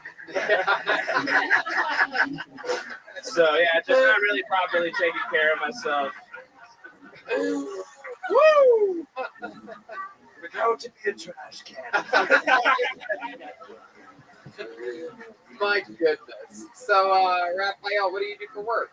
I'm a server at 2 different places. Uh-huh. You eat a lot of the food that. Yeah, it's very convenient. Yeah. Eat a lot while I'm working. Yeah, that's fun. 2 different places, huh? Yep. So you're working sometimes doubles, and long days. No, mostly just nights. So I switch it out like every other day between the 2 places. Very interesting. And your love life, how's that going? Yeah, not going at all. Really? Last date you went on, what happened there? I've been on a date. I had sex with my upstairs neighbor like a few months ago. Oh, that's very interesting. Can you give us a little breakdown of the timeline of that? Like, how did that happen? You helped her carry in her groceries, started snacking on your way in, and she's like, if you're going to eat that, you got to eat this neighbor pussy. And you're like, let's fucking do this, chick. I got a fucking scar on my dick. You got to see. I woke up, they're like drinking upstairs, and I woke up because they're talking about Joey Diaz, like very loudly, and I was just like, oh, they're having a comedy conversation. So I went outside to smoke a cigarette, and they were like, hey, man, come drink with us. And yeah, after a while, like her roommates went away, and it was just me and her, and then we ended up, having sex. Wow. Oh my goodness. Yeah, Three's Company over here. That's incredible. So, how did that sort of break down? Like, you guys started making out, and then what? No, she was like, "Hey, come talk to me in my room," and then when we went to her room, she goes, "Can I see it?" No. That was the batch of words that she said? She was like, "Can I see it?" And so I was like, "Yeah, sure." And it was like flaccid. She just grabs my dick out of my pants. I was just, she's like, "Yeah, it's pretty nice." And I was like, "Yeah, check out this cool scar." So, what? Do you have like a legend around your apartment building? Like you have the elephant man of dicks or something? Did she start sucking it? Yeah, she did. Did you have like server? Flaccid. Did you have server dick? Was it a little swampy? Oh, no. I had gotten home and showered by then. I mean, respiration from sleeping, but nothing like. Now, when you want to fuck, do you send her an eggplant and a knife emoji? When she was giving you a blowjob, at any point did you call her Scarface? So wow, so she started sucking it, and then how long does that go on for? That went on for about 2 minutes, and then she laid on the bed and she was like, "I want you inside me," and then Who is this girl? Yeah. Are you sure this wasn't a guy? Yeah. Drinking heavily, talking about Joey Diaz. What the fuck? Down to fuck a guy who gains weight very fast. Red Band needs this address. Yeah. She's a comedy fan. Is this my girlfriend? Mr. Thumnar. Next question. Did you raw deer? Yeah, no protection for you, right? She asked me in the middle, she's like, "Yeah, I think I have condoms in my car." And I was like, "Well, we're already here, so." Melted condoms. Melted? Yeah, of course. You think condoms last in LA 120 degrees? Those are not good condoms. Is it weird now? Like, you have the seer in the complex, you have the mailbox together. What's the vibe? It was weird shortly after, because the next day she was like, "Hey, you want to come up and hang out?" And I said, "No, I have stuff I got to go do." And I told her I was like, "I got to go shower and stuff." And then I was just like, "Oh yeah, busy day of showering." Well, I got to shower and take off, and then 15 minutes goes by. I'm just sitting on my phone, and then I get a text message like, "Yeah, we can usually hear the shower when it's running." Oh. And I was like, "Oh man, I'm fucked. Like, how do you ghost your upstairs neighbor?" You know, like, I don't know. Why wouldn't you want to fuck her again? I keep imagining what this thing must look like. Yeah, it's like smell. It was a drunken mistake. Yeah. Wow, that's incredible. So, my goodness, that's incredible. So is it uncomfortable now when he's here? Or? No, now we're cool. Yeah. It just needs some time. She's seeing some other dude that she brings around, so I feel like it's. Right. There's no. You've been there, you've done that. Yeah. I love it. That's so fun. Well, Raphael, very fun times, fun set, good interview. Got the show on track. He's on Instagram at @the_Raphael_De Camargo. DECAMARGO. How many of you like it when comedians do good on this show? Wow. So these guys really like it when comedians do good. How many of you like it when comedians do bad on this show? That's almost 50-50. 50-50. Yeah. So good people. That's why they've been pretty tight all night. Quiet. It's interesting. All right. Put your hands together for your next comedian, Alex Holiday, everyone. Alex Holiday. Oh, God, he's jumping. Wow, here he goes, all the way from the lucky corner, straight over. Places,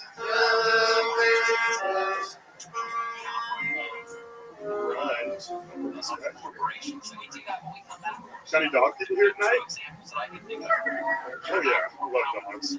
Dogs are great because that's one thing I get to cuddle with, but I definitely don't want. Like I can cuddle with my dog for hours, but I'm not going to have sex with him at all. Not even a little bit. But I'm a single guy, so anytime I get to cuddle with a person, if I'm trying to fuck them or I just fuck them. But not him, it's great. He loves to cuddle so much that he wants to fuck me. Yeah. Like, he always initiates the cuddles. I mean, has he been rubbing up for me years like, "Come on, man, make a move. Like, stop teasing, move that belly rub down a little." It doesn't seem like that crazy to stop teasing, because like, he tries to hold my leg. If that's not a sign he wants to fuck me, I don't know what is. Alright, guys. Fuck yeah, Alex Holiday. Doing some dog cuddling. Cuddling with the dog.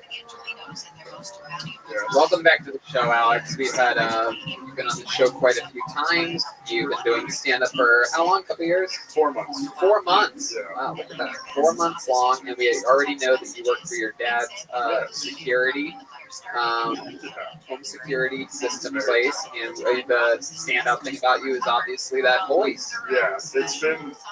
Yeah, it's very.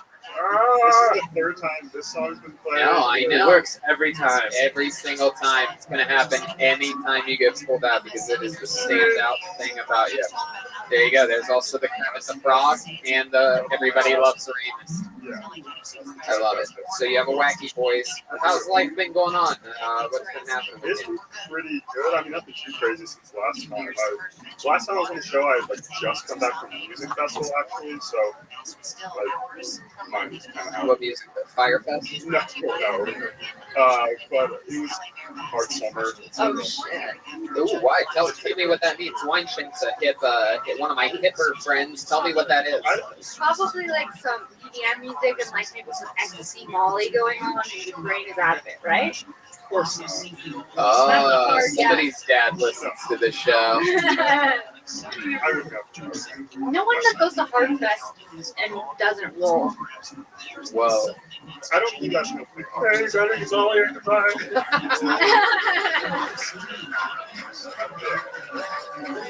Oh my goodness. So give me a kiss, man. No son of mine will buy Molly and bring it into my household. Is that what it's like when you and your dad talk? So I listened to you on Kill Tony tonight. It was really disappointing. Does your dad have that sick voice? Got him 41, leave me alone. Does your mom have a weird voice? No, they both sound like regular people. I left out. It's incredible. But you get in trouble from your dad? Is that why you don't want to talk about it? Well, I mean, I just rather not think but how old are you? I'm 23. What did I say about Secret Son? So what was the highlight of your festival? I mean, you're shy to talk about what drugs you did, but I'm sure you'd be happy for your dad to know that maybe you had sex with your upstairs neighbor or something. No, it wasn't that eventful. Jeez, you are a fun interview, Alex Holiday. I danced with my friends. It wasn't that weird. Yeah, can you give us a little example of what? How many of you would like to see him dance, huh? Yeah, can we get some EDM music or something? Here we go. Ladies and gentlemen, live from the Comedy Store. Here he goes, the one, the only Alex Holiday. Here we are for live. Oh. Oh shit, yeah. Wow. I don't like the sound. Mr. Bumner, hold on a second here. Mr. Bumner, what just happened there? Everybody was dancing nice, and then Mr. Bumner, for those of you listening to the podcast only, started sucking his dick. It's incredible. My goodness, that was incredible.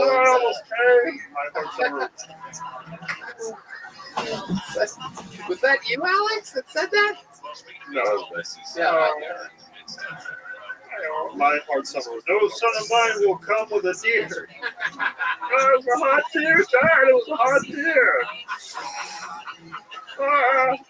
Son, tell me if the deer penetrated you. We have to go to authorities immediately. Who are some of the people that played Hard Summer?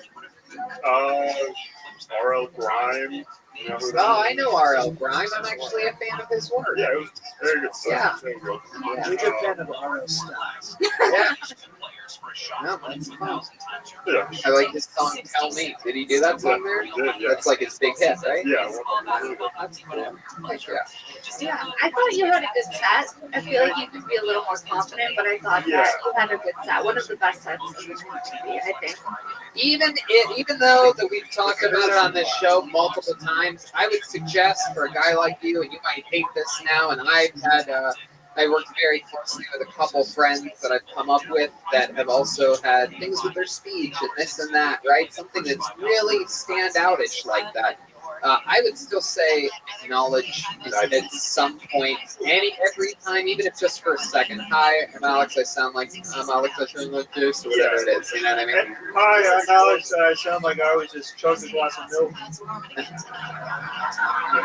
And then get into the thing you want to talk about. But other than that, Shut the fuck up here. Oh, come on, guys.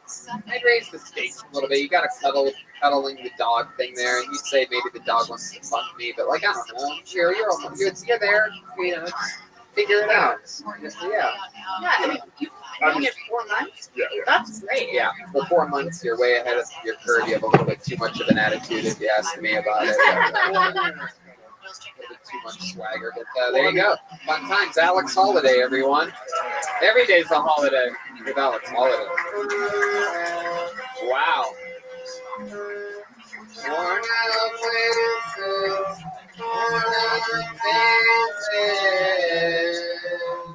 What another hand for the band. I mean, aren't they just incredible?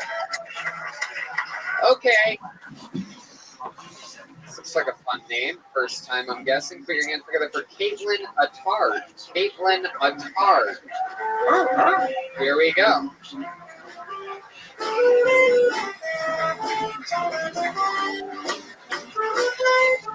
Caitlin Attard. Hello. How are you? My full name? Caitlin Mary Attard. But I think I'm just going to marry autistic. Gotta keep it with family. I went to Germany a couple of years ago. Learned how to say slut in German. I've been suchen dick. So it's fun. You guys, I'm on Tinder, and I like Tinder as much as the next guy, and the next guy, and the next guy, and the next guy, and the next guy. But I think I'm just gonna go on date night date, because then you know you're single. You know you don't have to worry about anything. Man. I was dating this guy, and he was really bad at planning dates, but he was like really good at planning drugs. Heck yeah, Caitlin Attard. There you go. That was really good. You know what? I don't get? You have the purse, and then you're holding the phone. The purse is so close to the phone. You can just put it in. Is that part of it? But it's the yeah. That's incredible. Free hand. It's like when a child learns that the cylinder goes in the cylinder-shaped one, the square goes in there. Everything goes in first. That girl was my babysitter. I didn't wear anything. Hey, I like that. A little callback. How long have you been doing stand-up, Caitlin? A Couple years. All of it here in Los Angeles? No, I'm actually from San Diego. I just moved here a couple weeks ago. Oh, wow. Congratulations. Good jokes. Yeah. Were you in the military? Because San Diego, that's the only Well, reason. most people live in San Diego. Not most people. Yeah. No, not even close. That's how I look at it. No, that's a big fat pie. Wrong pie. No, it's a big pie of wrong. You could slice it up and then share it with so much wrong with everybody that most people in San Diego. Wow. So, Caitlin, what do you do? I was working at a restaurant in San Diego, and now I moved to Mexico. Well, there's plenty of jobs Just here. up to character Hollywood Boulevard. Is that true? What character? Right now, it's Captain Marvel. You look like you're one bad life thing away from becoming Catwoman. Do you make a lot of money doing that? Like, do you? Are you an urban farmer? Almost. Okay. So, how long have you been doing just the 2 weeks? The character? No shit. Yeah, I flew down here like 3 weeks ago, so I was staying here for like 3 weeks. I exactly like 2 rooms. So that's where you make most of your money? Yeah, I have savings too, so I just save up. From waiting tables, you saved up a lot of money? That's cool. What's your living situation here in Los Angeles? 3 weeks in? I live in a closet. So does my friend.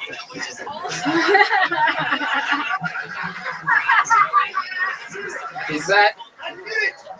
I know your sexuality. It's 2019 and it's okay. Is it true that you really live in a closet, Caitlin? Well, it actually used to be a kitchen, but we made it into a room. It was a 1 bedroom converted into 3. I walk in closet. So you have, what do you have, 2 roommates then? Yeah. And you have 1 bathroom? Yeah. That's interesting. So, like, what can fit in this old kitchen? A bed? A small bed. And then, like, what else? You have, like, a dresser? Yeah, I just have a dresser and then, like, 1 tile. 1 tile. What is that? 1 tile. Like 1 tile. Yeah. Wow. Other than that, it's pretty much just lay down. Yeah. Is there a man with a massive dick scar in the room too? Not yet. How are your roommates? Are they both girls or guys? Or? Now, a lot of your material went around you. It seems like you're very sexually active. Yeah. Have you been with someone since moving here to Los Angeles? No. No one. You haven't shared your tile with anyone? Let's just say she's in a band called The Grateful Dead. Damn. All night. Why do I feel like there's incense and hacky sacks in your bag? Oh, that's a good guess. Is there either one of those things? Is there something of the hippie nature other than the purse itself? Like More what? crystals? More crystals in the bag? Come on. I knew it. Really? Can I smell your crystal? All I have is my glasses case that's broken. Show us those crystals, sister. Do you really have crystals in your bag? You have one on your neck. Anything creepy in your purse? Stop asking to smell her items. Yes, it's very bizarre. It's hopped up on Red Bull here today. Red Bull and vodka, the drink of confusion. Aggressive confusion. Red Bull gives Red Band's chicken wings. It's true. You actually got chicken wings too. Caitlin, tell us something interesting about you. A fun fact about you, Caitlin, that we would be surprised to know, or about your life, or your family, or your history, or anything like that. I have 20 cousins. Wow. How about another?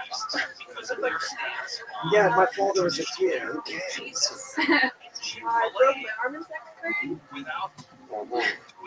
I don't have fun facts. I'm not fun. Yeah, right. I bet you have so many fun facts you don't even know that they're fun.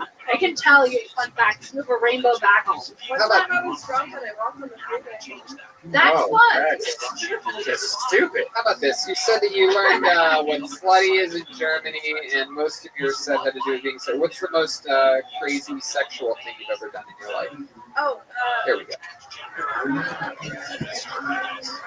Yeah. One time I went on a date with Ivan and I went home with Miguel. Wait, whoa. What do you mean? Like I went on a date with this guy and I went home with someone else. You went on a date with Ivan. It was Ivan and Jimmy. What happened? What went wrong with Ivan that you left with Miguel? We were at a concert and then what concert? It was some like random toxic one. I don't know. I don't care. And then he got me a shirt. Like he won me a shirt and he said, well, you can go home with this guy. Wait. How did he win you a shirt? What did he do? Like caught it or midair. Hey, What a winner. Wait, did somebody have a t-shirt gun? Yeah, and then he was like, you can go with this guy, but you have to give me the shirt back. And then I gave him the shirt back. Where did you find Miguel? Dancing. Wow. My goodness. You think he just said his name was Miguel? Was he getting his dick air sucked by a centaur? Oh, that's Miguel. You have an air scissor? Probably. I like how you turned a beach towel into a dress. You want to hang out? It's true. Caitlin, you smoke a lot of pot. You are dressed like someone that. Yeah. I do. Yeah. I got a question. The characters on Hollywood Boulevard, is that a union gig? Yeah, it's a side. Have you ever met somebody that dresses up as? Yeah. Never mind. Anyway, well, Caitlin, fun times. If we drive by on Hollywood and Highland, I'll give you a beep. There you go. Caitlin Attard. She's on Twitter or Instagram at Show Me Your Bits. Show me your bits instead of bits. Can we do that now? Okay.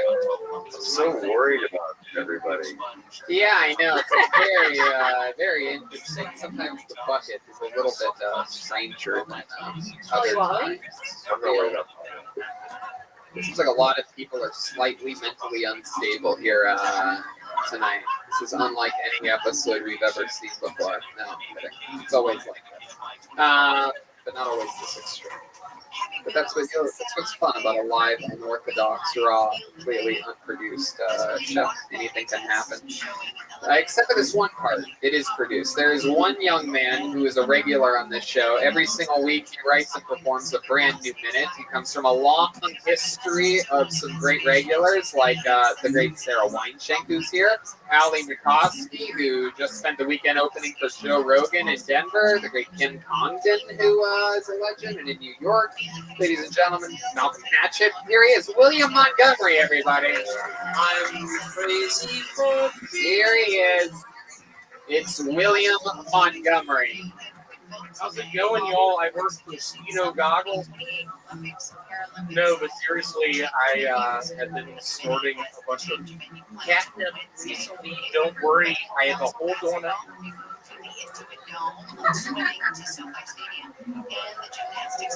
I wrote that 5 years ago. That allowed me to open up for Cat Stevens, the guitar player, father and son, will be played during my funeral.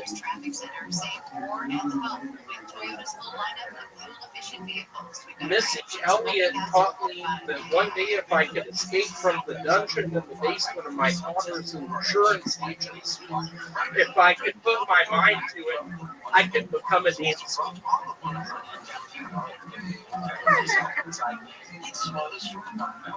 Fantasy football, Jeff. Fantasize you're out there playing tackle football with human boys instead of rotting in the dungeon below your father's. So you want to finish? Can I tell my last joke? Yeah, of course you can. We've got one more. I'm a librarian, damn it!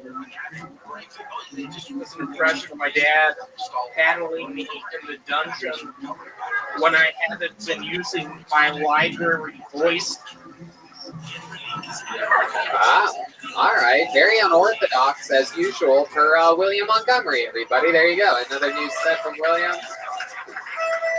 There's this classic look for approval to the guests. I'll be quite frank, I'm just pumped about Rosh Hashanah this year. William, take a step back so that the people can see you clearly. So that people can see you, William. So having a stare off with Mr. Bumnar wouldn't be the way to. I grew up with a man named Rosh Hashanah. His father was Tony Hashanah. His grandfather was Ralph Hashanah. I don't know if I believe any of this. So I'm going to be honest with you. I don't know if I'm buying it. It just kills me. I'm a believer in Jesus Christ. I'm full of Jewish folks that also believe in Jesus. They're called Messianic Jews. When I was with I thought last week was your last episode. I thought. I didn't know that wasn't a thing at all. What he said last week was that I said that if he doesn't do good that week, that he would be done. But that was a complete lie. And what scares me is I'm just feeling the tension of the audience right now. It's going really bad. This literally is probably my last episode. I'm gonna let y'all in on a secret. I have dreams at night that I remember at times, and there was one with a man named Rosh Hashanah. I was looking at him in an elevator. The elevator sort of moves around a little bit, and we end up sort of collapsing in the elevator. And I look at Rosh, and let me ask you this. Have you hung out with a lot of people named after holidays? I have. I'm really good friends with Peter Easter. Peter Easter? He's a really nice black man. He's involved in a gang in Memphis, the Bloods. I was with him 3 years ago. We went around shooting people. Wait a second. Parking lot. Now this is a new level that we've never gotten to. Now your entire comedic style is based heavily on the truth, and so now we're finding out that you shot people.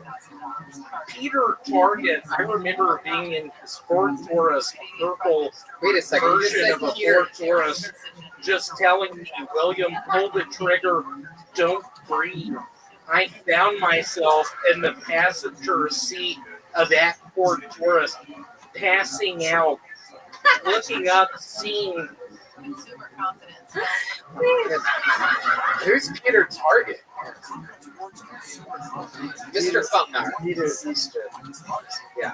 Peter Easter is a man that started a church outside of Memphis. He was a believer in snakes. William. That's right. He started the movie Good Friday after that. I remember. He also started that one movie. What is that called? Where the people are out in the desert. It has Kevin Bacon. Tremors. Yeah. Okay. So how many people did you and Peter shoot that day? I think in the movie Tremors, the amount of people Peter and I watched from the outskirts of it, sort of winking at them, was maybe 35. I just remember being out in the desert sands, holding Peter's hand, thinking to myself, I hope this never ends. Hey, Red Band, put on, get my... Oh my goodness, this is, that's not Paper Planes at all. That's not Paper Planes. All right. Here's Cat Stevens. Just picture me being some sort of a plumber type person in Memphis. After this comedy thing doesn't work out, I get bit by a spider. I slowly die in the net. And the song is playing. Red Man shows up. And then what happens? I lean back at him. And then what? I take off my mosquito goggles. They're fogged to the max. And then what? I said to Red Band, you were so sweet to me. I'm a simpleton from Memphis, moving out to Los Angeles. You allowed me to put these songs on. And Red Band says, do you believe in Jesus? Dreams may not. Wow. So, Kyle... And I look at Red Band and I'm like, Red Band, I pray to God you believe in Jesus. I have a bad feeling you don't. I get that you play the Ouija board. I get that you go to Kroger's supermarket. I get that you raised up my son Vance. I don't understand it, but I get it. Why did you have to wear that wig? Why did I have to wear those shorts? And then what happens? No, William. Hold on. Let's slow it down for a second. So, Kyle, this is, I believe, probably your first time ever seeing William Montgomery perform. Yes. I've never seen him. I like Kyle, him. I am a giant fan. You are wonderful at impressions. Can you please sort of answer from your gut right now? Is there any way when you are opening up for audiences, maybe they're in the Philippines, maybe they're in South Korea, can I feature for you? Oh my God, William, you're not allowed to do that. What did I tell you about that? You're not allowed to just ask people on the show if you can. I'm from the Philippines. I was gonna ask. No. Your what? I can't feel it. Your left leg? my right sort of this muscle up. It goes numb when I'm eating the foot long. It costs $14. That's why I got the app. All right. That's incredible, William. My goodness. That have you let a doctor look at that at all? Well, last time I was there, Teresa, how are you doing? Teresa's my aunt. Oh, there you go. She said hello. It's been confirmed that is your aunt. I was worried when my brother Vance and I were on those train tracks and got cut in half that you could not be fixed. Nice to see you. Can you stand up and do your shirt up? Can you see those stitches? No, you don't make her show her stitches, William. This has been a pretty common thing the last few weeks. I've noticed that you recognize somebody from the audience as a family member and you ask them to stand up or say hello or something like that. And normally it's just simply never the person who you say it is. And I feel like the only reason I bring it up when I was talking about the new trimmers, I don't know if you remember the scene in that movie where they're up in the water channel, but I was in fact up there. I was messing around with my pistol. I was learning how to shoot it, learning how to pull the trigger, learning how to aim. She came up there with me. She was like, "William, how are you doing?" And so nice to see you. And I just promised it's so nice to see you right now. You have really thrown me off. I'm worried about the text message I'm going to get from my father, Mary, tomorrow. Is that William? You need to write for. Is that the aunt from that side, your father's side? It is. I also had an aunt from my mom's side. My grandmother, B. Vance, I was her favorite. Actually, Okie dokie, William, I'm going to cut you off there. Really don't have the momentum here. Now, you've been having sexual relations with a young woman as of late, right? And that's sort of a newer thing for you. Is that correct? Y'all just picture me, just maybe in a Laser Quest arena bathroom, just living it up. Maybe my name is Arnold Schwarzenegger. Maybe William, did you hear William over here? Did you hear the question that I just asked you at all? Like at all? I have been crying my hardest to when I feel like I'm about to ejaculate, pulling my penis outside of her body and just praying to God she doesn't rub his thighs on my thing because it gets sensitive. I don't understand. Yes, you are describing pulling out, William. That's what you are describing. I have been having so much fun, but I'm looking. No, it's okay. No, William. Okay, so you've been hooking up with a lady for the first time in a long time. Wineshank, you see a stud like William. Do you have any advice for him to maybe? Hey, Wineshank, I'll be very frank. You and I having that development spot, getting on shows together, there have been points in time I've looked at you just wondering what you asked for Rosh Hashanah. Okie dokie. This is a wacky William Montgomery appearance. But I will say this, is that I did a show on Friday, Tony Hinchcliffe and Acquaintances. And I have to say that out of almost every single comedian on that lineup that night, it was mind-boggling how great of a set William Montgomery had. I know that a lot of you. William. You can't just start talking whenever the fuck you want. I mean, I have no idea what's that. Are you okay? Are you you're on a live show right now? And I was in the middle of complimenting you. When I try to go to sleep, if I go to sleep on my back, I have these dreams where I can't breathe. Yeah. And I literally wake up and I'm not breathing. Yeah, William was trying to compliment you and interrupted for a weird riff. Yeah, it's very bizarre. He was building up and then you're like, no. But this riff is not going to work real quick. One of your longest interviews ever where really, there's just hasn't been a butt ton of momentum behind it. It's not exactly, I would say this isn't exactly your crowd. Well, why'd you come back this week? Right, you're trying to make up a storyline. It's never a storyline. Way too much confidence this episode, Red Band. Let's just keep the forward present show moving. Keep show bringing was it so, up. What are you talking about? You keep going back Well, I to think this it's a good idea. You brought up a good idea. The show was last year, so wasn't fun, it? y'all. I'll be quite frank. Probably one of my best lines I had during the show, in between killer jokes. I said, "Yeah, I'm single. I'm holding out for a black or an oriental." There you go. That was a joke. Look at that. Mr. Fumnar. Yes, Kyle Dunnigan just gave you set 2 blinks up. You can only use Oriental in regards to a rug in 2019. Last day's chat. Hey, Sarah, I'll be very honest. There was a point in time before I started hanging out with this book, I had a big crush on. Oh, but I'll be shit. quite frank. You saying that right now, it really throws me off. I've been feeling it tonight. All right. To talk about. All right. William Montgomery had fun times. There he goes, everybody. He might not be back next week, according to some Nothing Burger storyline. There was never a thing in the first place. There he goes, William Montgomery.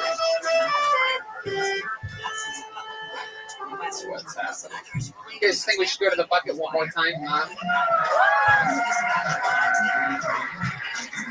All right. Put your hands over your final comedian of the night, Billy DeWolf, everybody. Billy DeWolf. Billy DeWolf. Hey, worn out places. There you go. No Billy DeWolf, it appears. Blacklisted. Okay. All right. Put your hands together for your next comedian, Carrie Douglas, everyone. Carrie Douglas. So Carrie Douglas. Carrie Douglas. This is weird. Yep. Oh, that's weird. Oh, here we go. Carrie Douglas, ladies and gentlemen. Were the best I ever had. Carrie Douglas, everybody, come on. This is more people. I was going to clean Billy DeWolf, and then you actually pulled my name out of the bucket. So let me see if I can do this. I'm having a little bit of an identity crisis lately. Not with my gender or anything. I've been getting in touch with that a lot lately since my divorce. So I know that. No, it's more or less. Actually, you know what? I have a question. Maybe the audience can answer for me. Is it considered incest when your uncle and your father tag team your mother? I'm not saying it happened. I'm just really confused because I look a lot more like my uncle than my father. Huh. All right, there you go. That actually got a laugh somehow. That was amazing. Carrie Douglas. Okay. That's not a beta. How long have you been an amateur rollerblader?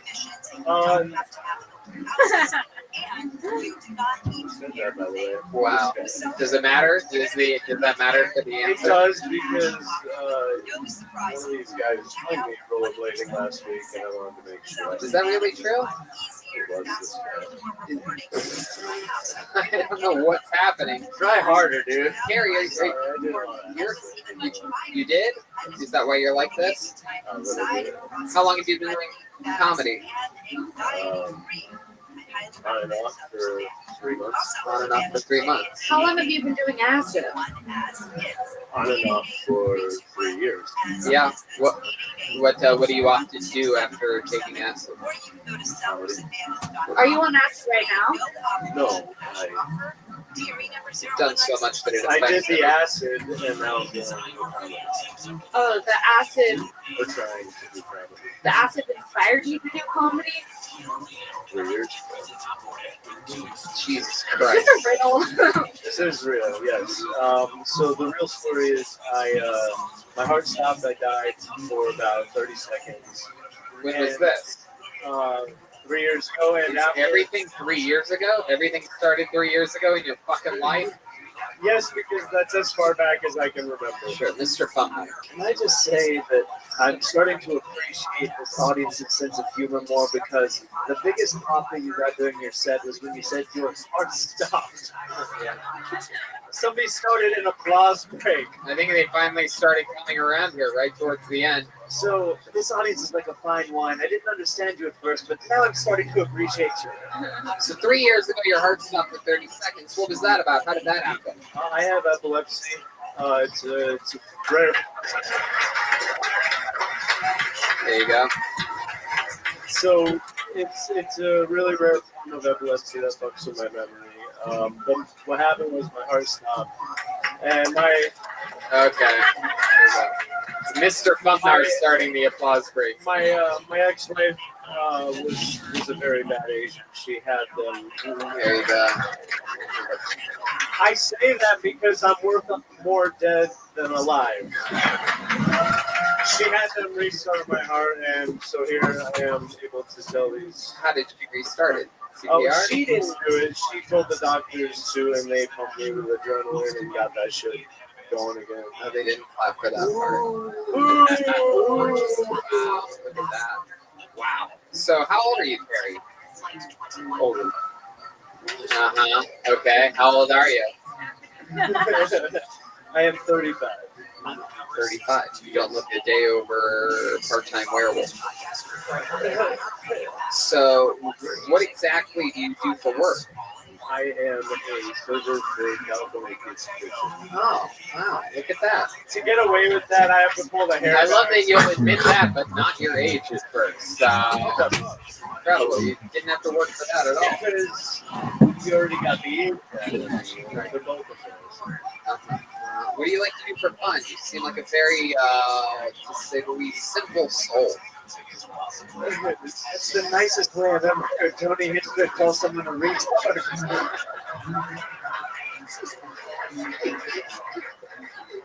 Hands down the nicest. Seems like he has good intentions. It seems like there's like a good spirit under there. But yeah, I do think you're retarded. Mr. Funmeyer is correct. Okay. There you go. This is very bizarre. Let's definitely never make a habit of this clapping thing. Okay. We're never going to see this audience again. No, but this is really helping with my identity crisis. Yeah, well, tell us more about this identity crisis. What else is going on? Tell us about your low lows. My low lows. I really don't know how to answer that because I'm retarded. No, we don't really think that. We're just kidding around. I can't believe you guys use the R word. We're supposed to say mentally challenged. I forgot. Only your people use it.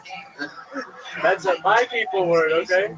Gary, what do you like to do for fun? I honestly, this is it. I know this. This is it. Yeah. What else? I walk around the city. I work and I come in because I am living in a. Hold on a second. I'm gonna check in with. I was just gonna. Was your first life more interesting? Yes, much more interesting. You got chroma. Oh boy. Oh my God. Okay, before this, I've had 38 jobs, so I've done a lot of different shit. And you counted 38 jobs? I did. I recently counted because I needed to keep track of what I'm doing. What are some of the other jobs you've had? If you've got 38 of them, I'm pretty sure you a maintenance guy on sailboats. I've been in the Navy. Yeah, that's actually what the Navy's all about. That's all. Holy shit. Was your first life more interesting? Once again, I'm just not. Okay. There he goes, Gary Douglas, ladies and gentlemen. Wow, mind-boggling what can happen on this show. Wow. All right. I just simply cannot end an episode like that. I can't bring myself to do it, so we're going to go back to the bucket again. We were so close.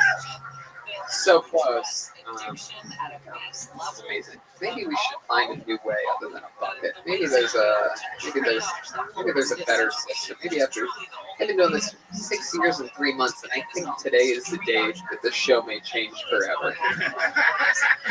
So thank you to those of you pulled out today. Your constant inspiration of evolution.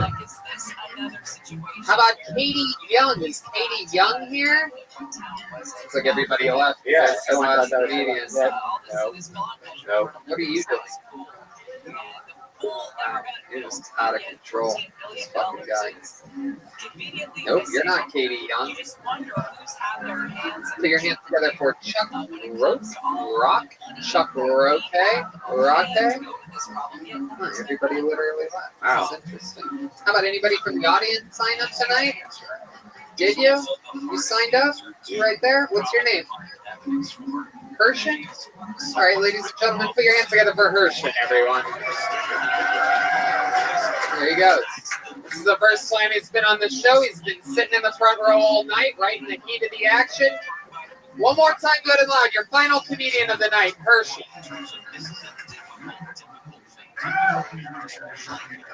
What's up? I have a 13-year-old son. He needs slow me. I don't know if you guys ever been slow. Took my drink and I asked him to take my drink. He said, "It's me." I said, "Why do you do that?" He said, "It's just a drink." And that's what pissed me off. I walked up to him and said, "What is it?" Then his eyes off slow. Gets up, he's taller than you. So it's hard to look mean or tough as a parent. Your child is looking up at you like this. You may take you down there. I also have a month. I also have a little daughter. She just turned a month yesterday, right? She lays the biggest farts, by the way. They sound like little rockets, right? So whenever I'm holding her, I'm walking around, and, around people, she lays a fart. People look at me like I'm the one that did it, right? But it's not me. Fuck yeah. Hell yeah. How about that? So let's jump right into it. Give me your name one more time. Person. Person. Just like the word person, but instead of a G. I'm saying it with a G on it. Person. Okay, person. Welcome to the show. So you've been sitting here in the front row all night. What do you think about tonight's episode? Awesome. Really? Yeah. Wow. That's one of the biggest lies I've ever heard in my entire life. It's incredible. I love it. So first thing, you a fan of this show? Where are you from? San Pedro. You come here often? This is my second time. Second time ever, and you've signed up both times that you've come here? I was late the first time. But you signed up tonight? Yes. And you've been ready to do this for a while. Now, when was the last time you were here? That was it. I've only Right, but when was that other time? Last week. Oh, very cool. So, that's fun. And is that your first time doing stand-up comedy? Yes. Wow, how about that? A first time. On a show where it appeared like it was everybody's first time, it was actually his first time. Mind-blowing. What do you do for work, Kirsten? I work at a dispensary. A dispensary? Wow.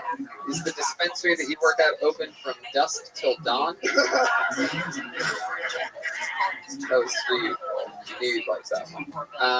That's fun. You sell a lot of pot? Yes. I get the feeling that you were selling pot before it was legal. No, I've actually only been smoking for 3 years. Really? My goodness. Your hair seems longer than 3 years.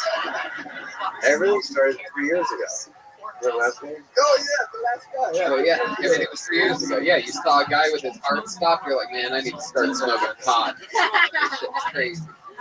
That's fun. So you have a 1-month-old daughter. What's the other kid? 13. 13 years old. Yeah, that's incredible. Man, 13 years old. How old are you? I'm 38. 38. Yeah. And you work at a dispensary. You live in San Pedro. Is that where you're from? Born and raised? No, I'm from all over. I live in Utah a little bit. Now, Heck yeah. What do you like to do for fun? Get away from the kids and look What's your hobby? Jiu-jitsu. Oh, hell yeah. Wow, that's awesome. I love it. My goodness. You do, you go to any one camp in particular? It's in Hawthorne. It's called Systems. Systems? Yeah, with Associate Systems of the Down. Yes. You do look like all the members mushed together. Jiu-jitsu and Systems of the Down. What else do you do for fun? You know, eating seeds for pastime activity. Yeah, I'm at home right now with my daughter, so that's all I'm doing right now. So right. Keep her away from the toxicity of the city.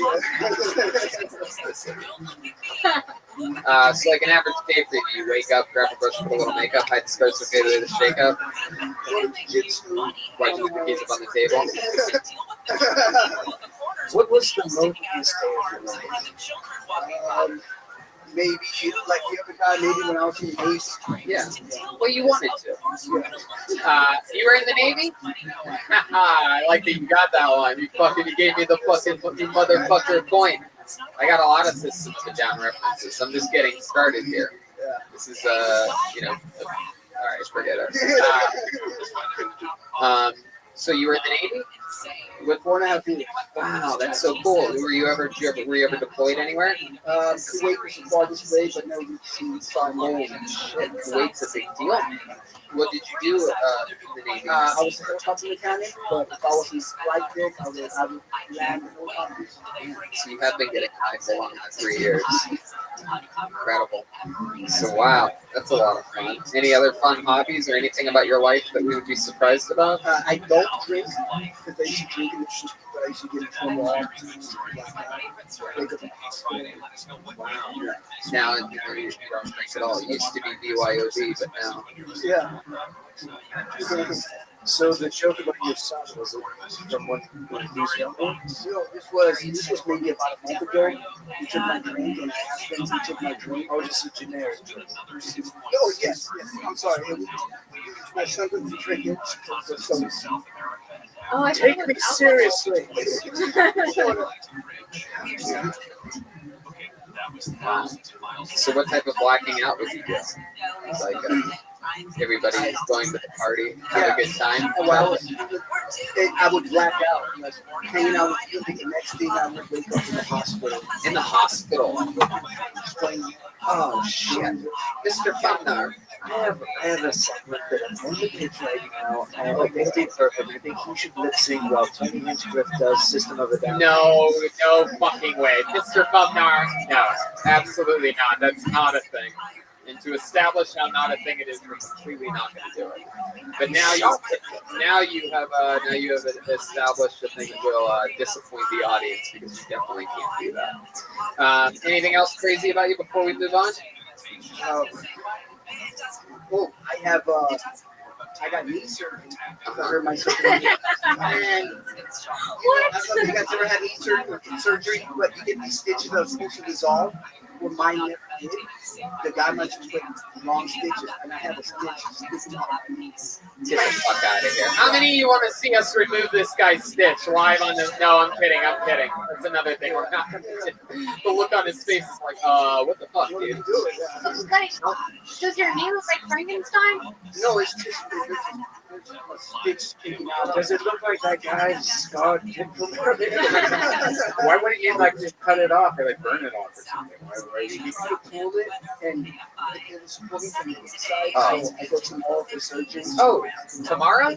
Wow, how cool. What are the odds of that? So next time the stitches will be gone. Wow, look at that. Kyle Dunnigan, you just watched this young man's very first time on a stage. Any thoughts or feelings about this?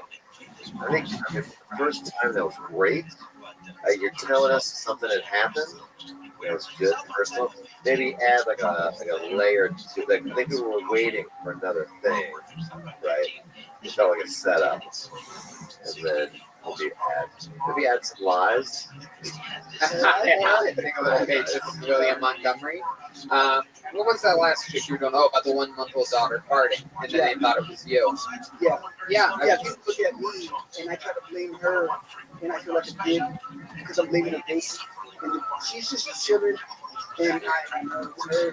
Right. And So then maybe people it's look at like, oh, she farts, the one with all those huge farts, and when it happens in public, I blame it on her, and then people look at me like I'm the asshole for blaming it on her, and then I realize that it would have been better if I just admitted the part for myself. If you say it like that, but with your voice, it'd be funny. Yeah, that's how it works.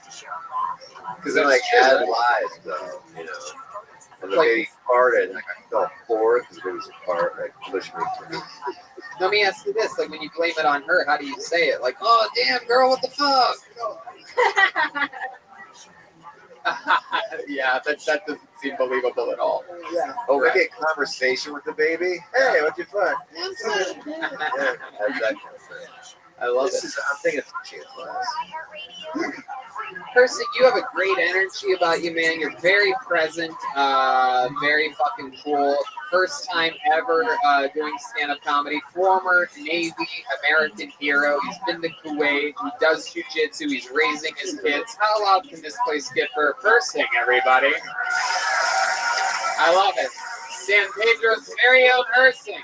Don't forget, we're going to Australia in October. West Palm Beach, I'm doing stand-up next week. Sacramento has 2 Kill Tonys. San Francisco has 4 Kill Tonys. DC, Brisbane, Melbourne, Sydney. How about this drawing from the great Ryan J. Belt, everybody? Wow. Oh, my God. I mean, that is fucking unbelievable. Just incredible work. RyanJebelt.com for all those prints and the Kill Tony book and all the past Kill Tony posters. How about a hand for the great Sarah Weinshank, everybody, this Thursday, 9 a.m. Eastern. Shanks for Smoking on Comedy Central Digital on the CC app, YouTube, and Facebook. Thank you, Sarah. Thank you for having me. So fun. Check out Shank, the podcast, as well. How loud can this place get for the great Kyle Dunnigan, everybody? Yeah. He's on Lights Out with David Spade, September 4th, San Francisco, September 12th to the 14th, the San Francisco Punchline. And definitely make sure you follow him on Instagram, everybody. You're about to get the Kill Tony bump. Thank you. I'll let you know how big, yeah. I'm going to keep track. See what the bump really is. I love it. Started from 2 hours ago, because that's when we went live. How about a hand for the great Jeremiah Watkins, everybody? Mr. Bumnar, they have the new Kill Tony band calendar. It's available now. He's on YouTube at Jeremiah Watkins. He's on social media at Jeremiah Stand Up. He's got a new episode of Jeremiah Wonders out right now. Who's your guest this week? It's Josh Wolf this week. Oh, very cool. We love Josh. And then Mikey McKiernan is next week. Oh, very cool. Hoo-ha. We love him. Awesome. Yeah, go to JeremiahWatkins.com and shout out to Eric Staniford who takes photos. He shot the band calendar, so he did Indeed. We love Eric Staniford at ESP Eric. How about a hand for I believe his worst night of work ever, 0 for 4. I always give him huge compliments when he bats 1,000. I figure first time ever will Chroma Chris, what do you think about tonight's episode? Very enchanting, Tony. Hey, you know what? 1 for 5. Yeah, there you go. And also, just a shout out to Ernie Ball. Thank you. I love it, Ernie Ball. And how about the great Joel Jimenez, everybody? He did it again. Yeah. He's on social media, mostly sorry. He's, what else, Joel? Shout out to Ludwig. I love you guys too. Yeah. There you go. That's another episode of Kill Tony. Make sure, oh yeah, in La Jolla, September 22nd. That's a really big deal. And we thank you all for coming out to this crazy live show, a diabolical episode of Kill Tony. Red Band? Thank you, guys. Thank you. Good night, everybody.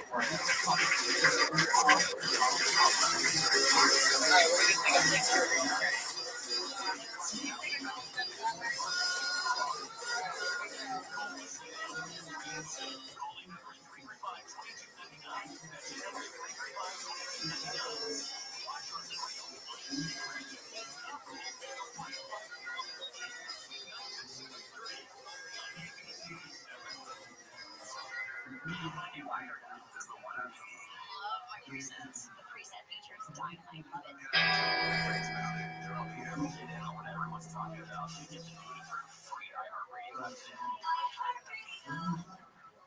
Who's on the side of that murder?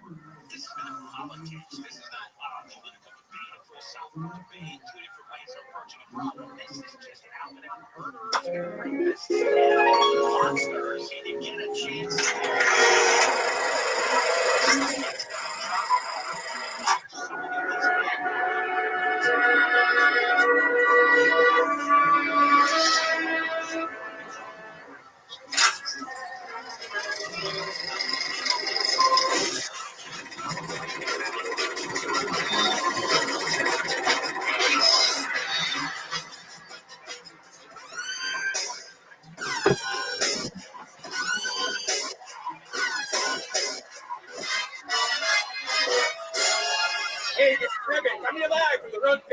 Comedy Store main room for a brand new episode of Kill Tony. Give it up for Tony Hitchcock.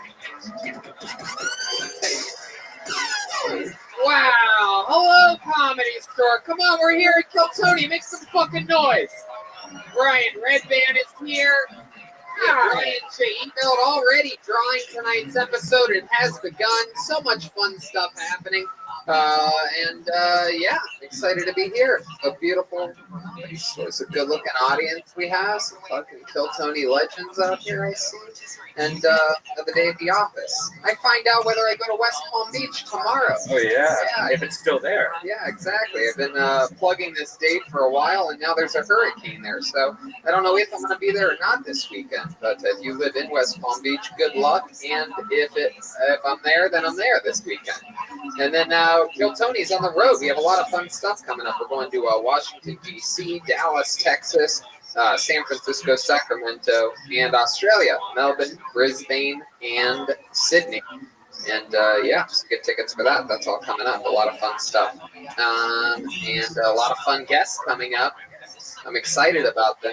Mark Normand at the end of September. We have just got Luis J. Gomez with Michael Bisping for the first week in October. Exciting stuff. You know, booking the show is not easy. Hiring is challenging, but there's one place you can go where hiring is simple, fast, and smart. A place where growing businesses connect to qualified candidates. That place is ZipRecruiter.com/KillTony.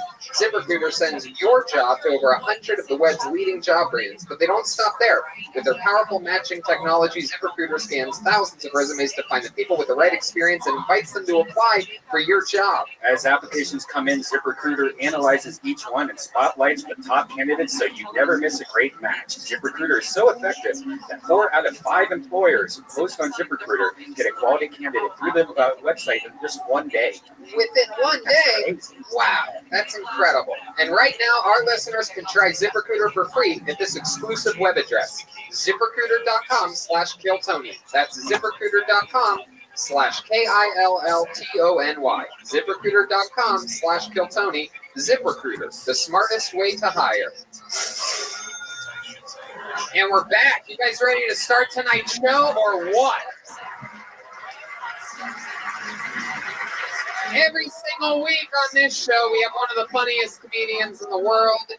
Sometimes two, but sometimes one. When I have a guest on that I'm excited about, and I like to let it breathe and get to have as much fun as we possibly can have with that guest, this is one of those episodes. This is her first time on the show. She's an unbelievable, one of the greatest comedians in the world. I had to go up after her the other night. I went up before the other night too. I mean, it's just crazy.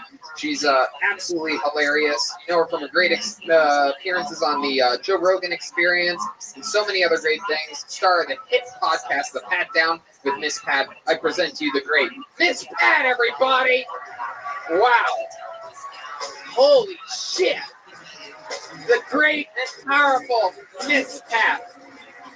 We've waited a long time for this. I told her before the show, I said, Miss Pat, I have had every single other great comedian on the show. I've been waiting a long time for this, and I'm excited.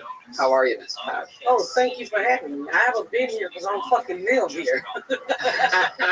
You send me a ticket and I'll be at your bedroom, Tony. Oh, shit. Wow, look at that. I do white babies now. I do white babies. Oh, my. Damn, what airline do you fly? JetBlue? It ain't no Southwest. I love it. Well, we're going to have fun. I'm so excited for you to feel the crazy experience that is Kill Tony. I'm especially excited for you to see our band. We have a band on this show. You guys, any of you Kill Tony fans out there in the audience tonight? Then you know what I'm talking about. They're some of my funniest pals. They are absolutely hilarious professional comedians, and they are the best damn band in the land. Every single episode, they commit to being different characters. We never know what they're going to be. They're in a separate green room before the show. And maybe it's police officers. Maybe it's milkmen. Maybe it's famous people. You never know. So let's all find out together what they're going to be all night tonight. Make some noise for the Kill Tony band. Jeremiah Watkins, Joel Jimenez, and Chroma Chris. Whoa, what is this? Wow, this is interesting. Wow, I believe it. My goodness. Wow. Clearly, this is the first time these characters have been on this show. I do believe. Are these gay stepdads? Oh, you're so funny, Tony. What the hell's at a barbecue, Tony? You are dads at a barbecue. Yeah, that's exactly what we are. Wow. All right. I've never even really met dads at a barbecue. I never got to barbecue with my dad. Sorry to rub it in. So you got some ketchup and some Pellegrino. This our white man barbecue? You get your ass beat in the hood. Who want to eat barbecue with your ass hanging out? Well, I love it. We get some new band members tonight. How do black people barbecue? I've never been to one before. With Jordans and fucking hats turned backwards. Dressed up. Okay. Uh-oh, sounds like someone called the police already. Sorry. That was you? That shit scared me. I thought they was coming to get me. I love it. Got my dash cam right here. Oh. Well, don't be the bitch. Always ready over there. What's your name, lead? Dwayne Wilcox. Dwayne Wilcox? Dwayne Wilcox. Dwayne Wilcox? Dwayne Wilcox. Dwayne, like a black person. Yeah. And then over there, clearly, we have Jeffrey Epstein's bloated corpse, it appears. Hey, Tony, name's Larry. Larry. One word name. I like it. And clearly back here, we have Joel's grandfather.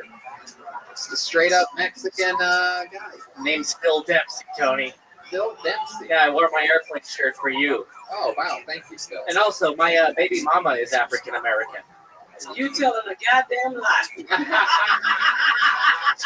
Ain't nobody black fucking you.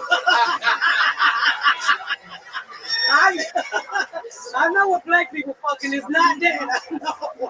I'm gonna go to more black barbecues now. Phil Dempsey, is this true? Yeah. Yeah, my baby mama is African American. Yeah? Yeah. Where'd you meet her? At a barbecue.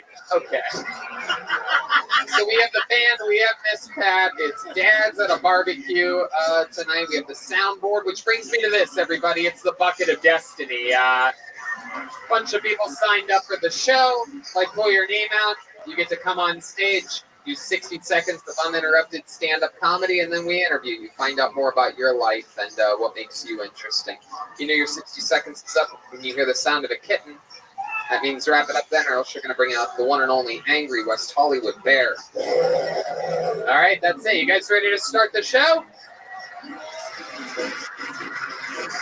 Monday night, I just need a little bit more. You guys ready to start this fucking episode? There we go. There you go. Yes. Yes. And your first comedian, getting an uninterrupted 60 seconds tonight and then talking with all of us afterwards. Goes by the name of Joel Malams, or Malams. Joel Malams.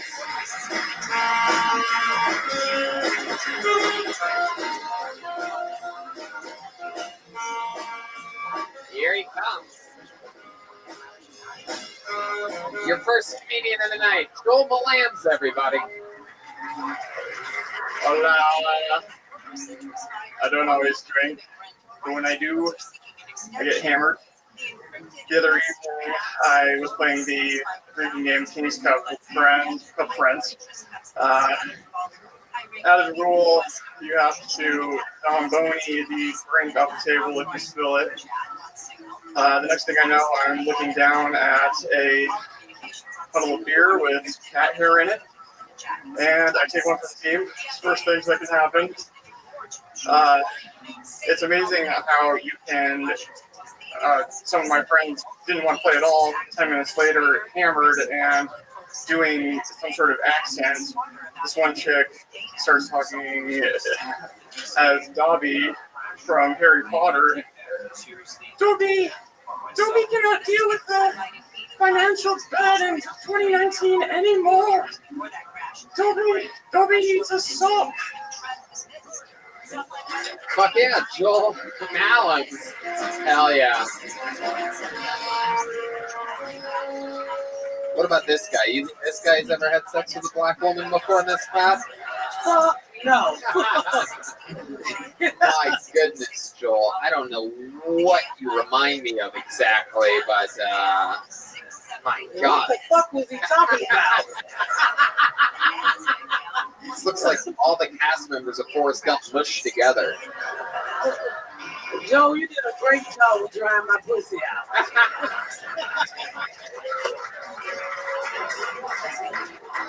That is incredible. Look at you. You just look like a spilled pile of Q-tips. Well, Tony, on a positive note, you can join us at a barbecue in a few years. My goodness. Here comes that. Here's I hope Nate. your parents is rich. Is that true? Do you have rich parents? I'm guessing you. I get that. I get that vibe from you. My dad was a nurse. My mom, she's Dad's a nurse. What's a mom? A CEO? Your mama teach swim lessons? Yeah. They don't have no money. My goodness. Where did she teach swim lessons at? Where'd you come from? Not at a black barbecue. Oh, shit. Dwayne Wilcox. Where are you from? Montana originally. Whitefish is the name of the town. White. Even Montana bullshit. Even the fish are white. Is that the sequel to Blackfish? Anyway, okay. Back to you, Tony. So, Joel, how long were you in Whitefish, Montana? About 19 years. 19 years. Would you learn how to do there? What was some of the things you did for fun? I grew up skiing there and mountain biking. I love to do artwork. Oh, it's whiter and whiter. Keep going. And don't forget drinking cat hair. Yeah, what does that mean? You said you Zamboni things? Did you notice that? What does Zamboni mean to you? That's what he calls it, is to Zamboni drink. Why Zamboni? Like an ice rink Zamboni. You think that's a Zamboni? Is that what they use at an ice rink? A Zamboni? You hearing me right? What are you laughing about? I don't even know if you're on that. Oh, we're talking about the same thing right now. You think it's a Zamboni? Yeah, you're on the #1 live podcast in the world. Kill Connie.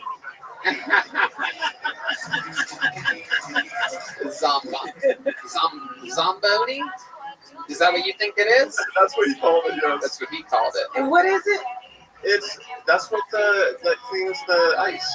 It's not really. I mean, that's not really what.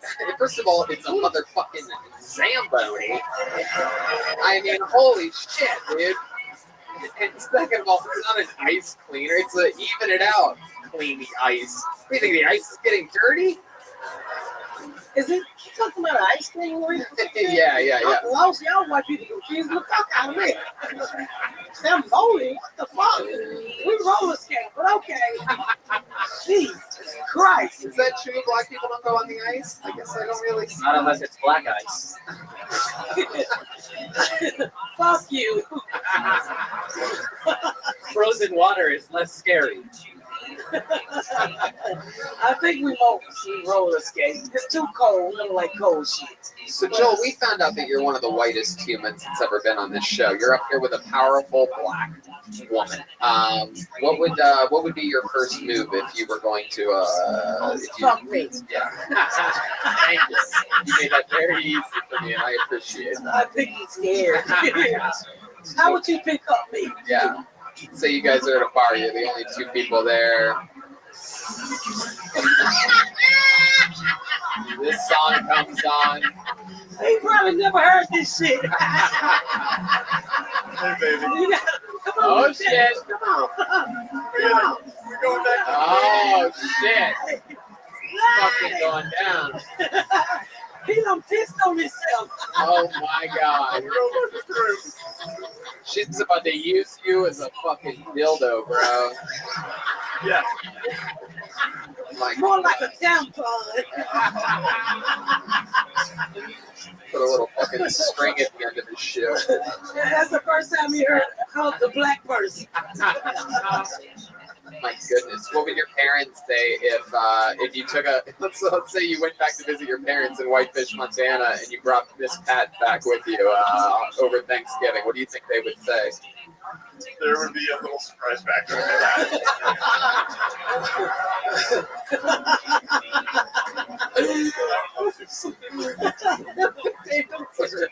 It couldn't have been any better. There'd be a little surprise factor. This is my girlfriend. Yes, we have. Oh shit! Oh my god, Joel, how long have you been on stand-up comedy?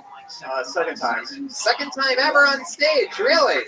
Was your first time was here? Yes, first time a few weeks back.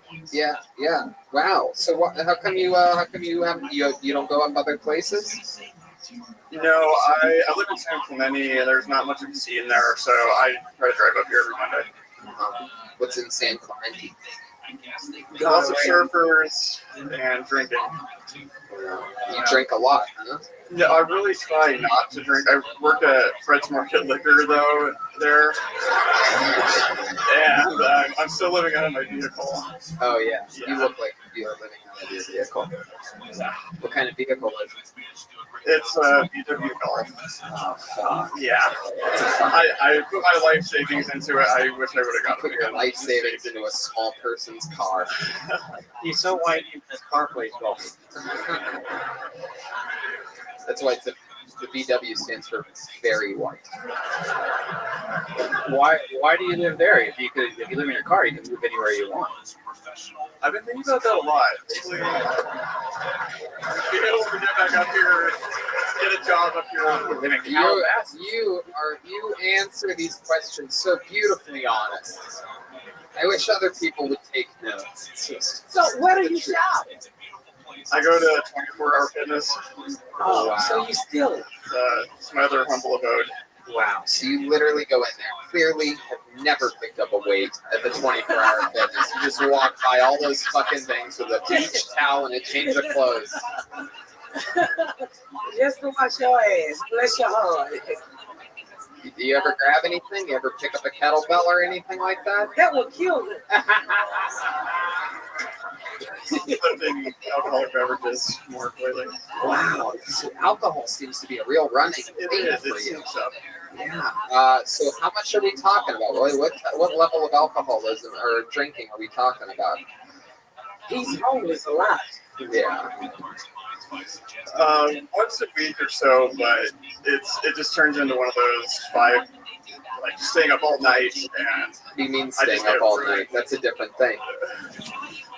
Wait, sorry, say that again? Are you doing drugs?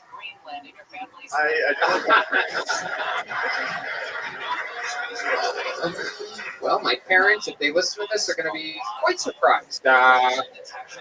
They know. Take my word. My goodness. Wow. I try to be responsible about it, though. Is this something that you were doing in Montana as well, or did it just sort of, you found the wrong crew in San Clemente? Started riding around late at night on Zombonis and whatnot?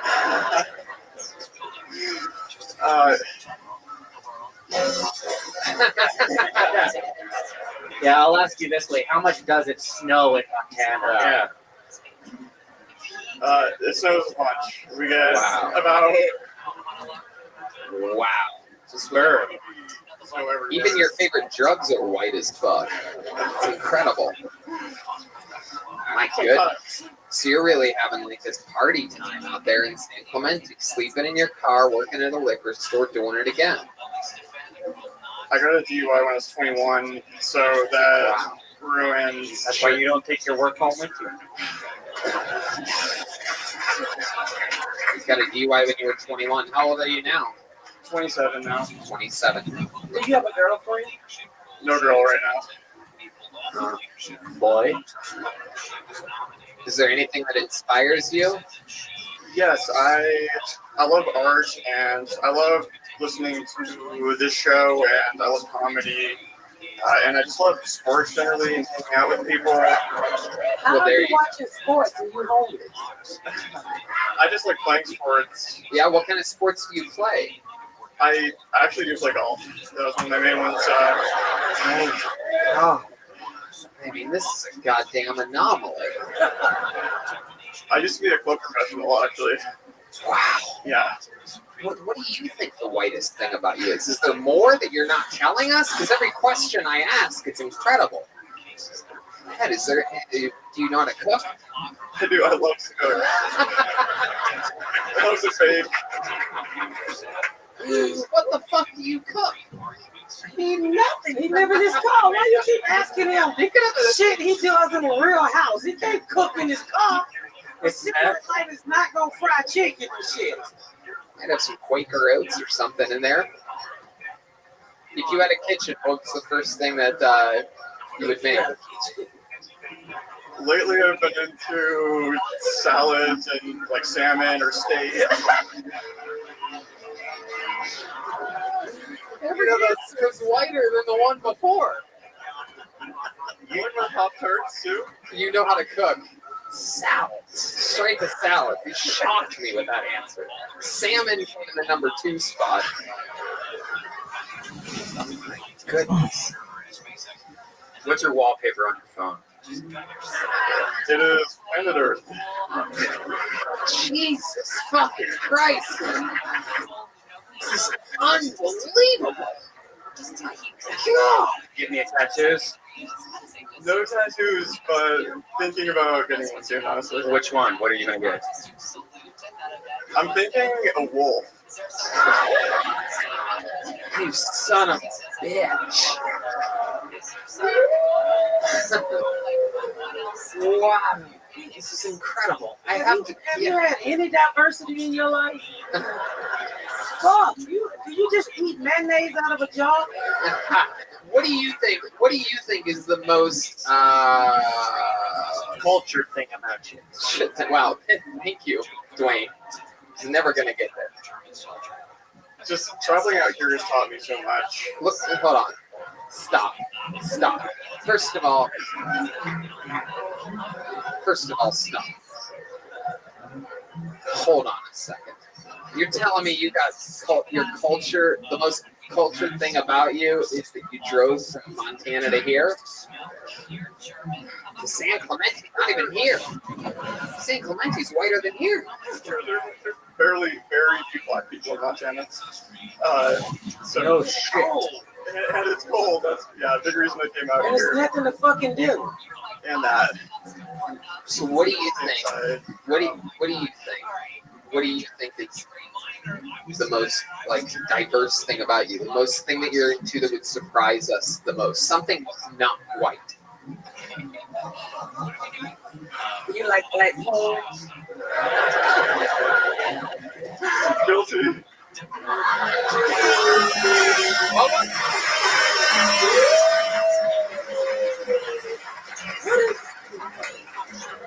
You said guilty. Black what? Why I didn't get what? Black porn. Oh, guilty, huh? What is that? You watch them on your phone in your car? Yeah. Really? Wow. iPhone XXX. Goodness, that is incredible. So, have you ever been with a black woman before? No. Wow. Have you ever kissed a black woman before? I have not. Is that something you'd be interested in doing? Not tonight. Not till motherfucking night. What if I had a stand-in for you, Let's Miss get Beth? this standing. All right. Red bean kissing. Ladies and gentlemen, I present to you the one and the only, the great, the powerful. You know her. You love her. Everybody, Aphrodite. Oh, Jesus Christ. The fuck? Here she is. The one and the only.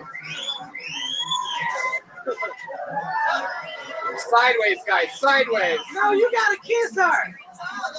That's why we called your ass up here. Aphrodite. No, you gotta kiss her. Don't help that white boy out. Don't kiss her. Aphrodite, show this guy how it's done. Wow. Yeah.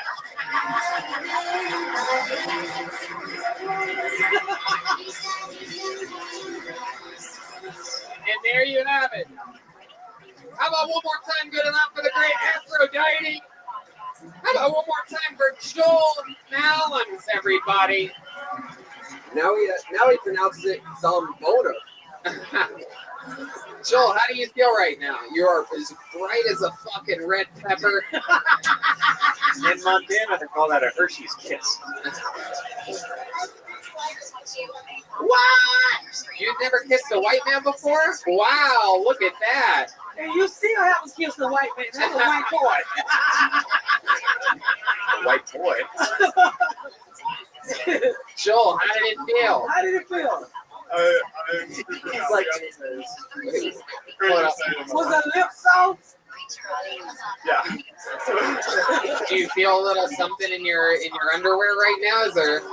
You feel a hold on. Amazing energies already. Did your pepper get hard? Yeah. Tony, I would have loved it if he said, how did it feel? He goes, gooder than a motherfucker. Joel, how do you feel? I feel amazing. What do you? One last question, Joel. What do you think your parents are going to say when they find this episode on the internet? I have no idea. Hoping they don't find it. There he goes, Joel Malins, everybody, and the great Aphrodite. What a way to get the show started. Might be the record for our longest interview. Sorry, everybody. It's just destiny. Joel, come on, one more time for Joel, everybody. He just had his first kiss with a black woman. It's incredible. And Aphrodite made up for lying about being able to drum from a few weeks ago, all in one time. You fucking... All right. I pulled another name out of the bucket. You guys having fun yet, huh? All right. Make some noise for your next meeting. Getting an uninterrupted 60 seconds. His name is Stephen Belkowski. Stephen Belkowski. This is fun. I already like this episode 1,000 times more than last week's. It's exciting. One more time for Stephen, everyone. All right, so last week I saw a sign that said "Call your mother," and I was like, you know what, I do need to call my mom. But I was on my way to work, so I was like, I won't call her. And I called her the next day, and my dad was there, and he was like, hey, so we were at your aunt's last night, and she wanted to see some of your stand-up. So we tried to show her that link that you sent us, and it had expired. So we Googled your name, and what happens when you Google my name is my Facebook comes up, and then my Instagram comes up, and then about 7 different web links to the Rogan Timcast entitled "Virginia is for Druggies" with Stephen Belkowski comes up, and my dad was like, yeah, after like the third fuck, we decided to pause it. We figured it wasn't appropriate for the kids.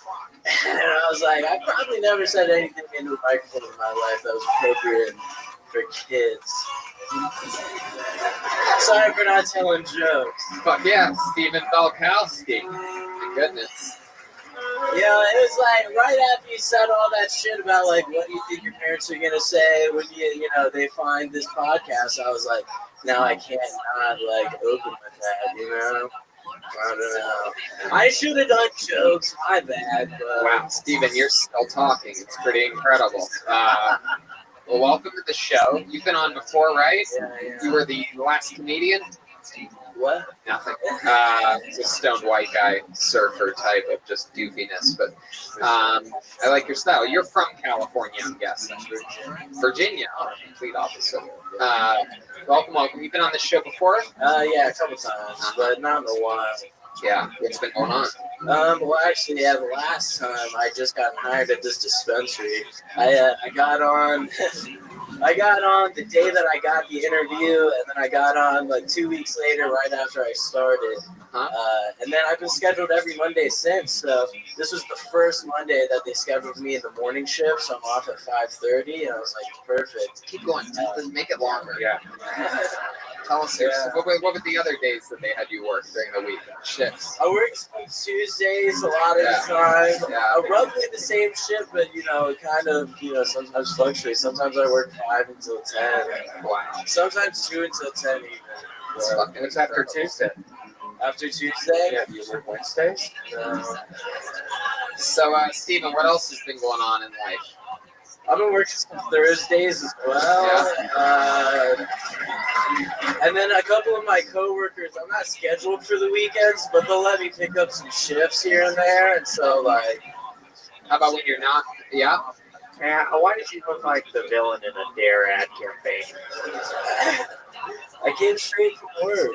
Wow. I sell drugs. Yeah, you're totally in your work clothes. Those are dispensary clothes. When he was walking up here, I thought he was a white chick. Thank you. I think that's why I got hired. We talked about that in one of my earlier episodes. That, you know, from the back, you know, I have a lot of appeal, and then from the front, it's still kind of there. If I shave, you know. Hell yeah. Listen, I'm a hit with the customers. Trust me. I bet. Nothing better than going into a dispensary and seeing something that looks like you. I haven't had anybody like question any advice that I've given them. Really? Like, nobody's ever offered like a second thought or we heard somewhere else. It's just as soon as I like say something like, oh wow, like, I didn't know that. I don't know. I feel like a genius. That's because you've given them like a 20-minute answer and they just want it to be over. No more questions. That's incredible. It's usually the case. So I can see the look at people's faces sometimes when I'm like, I need to go. They look and shut the fuck up. I know. What do you do for fun when you're not working? I smoke. Yeah. What else? You know, just smoking and stand-up. Smoking and stand-up. You do a lot of spots? It's been cut since I've been working, you know. I've been trying to... Have you tried Wednesdays?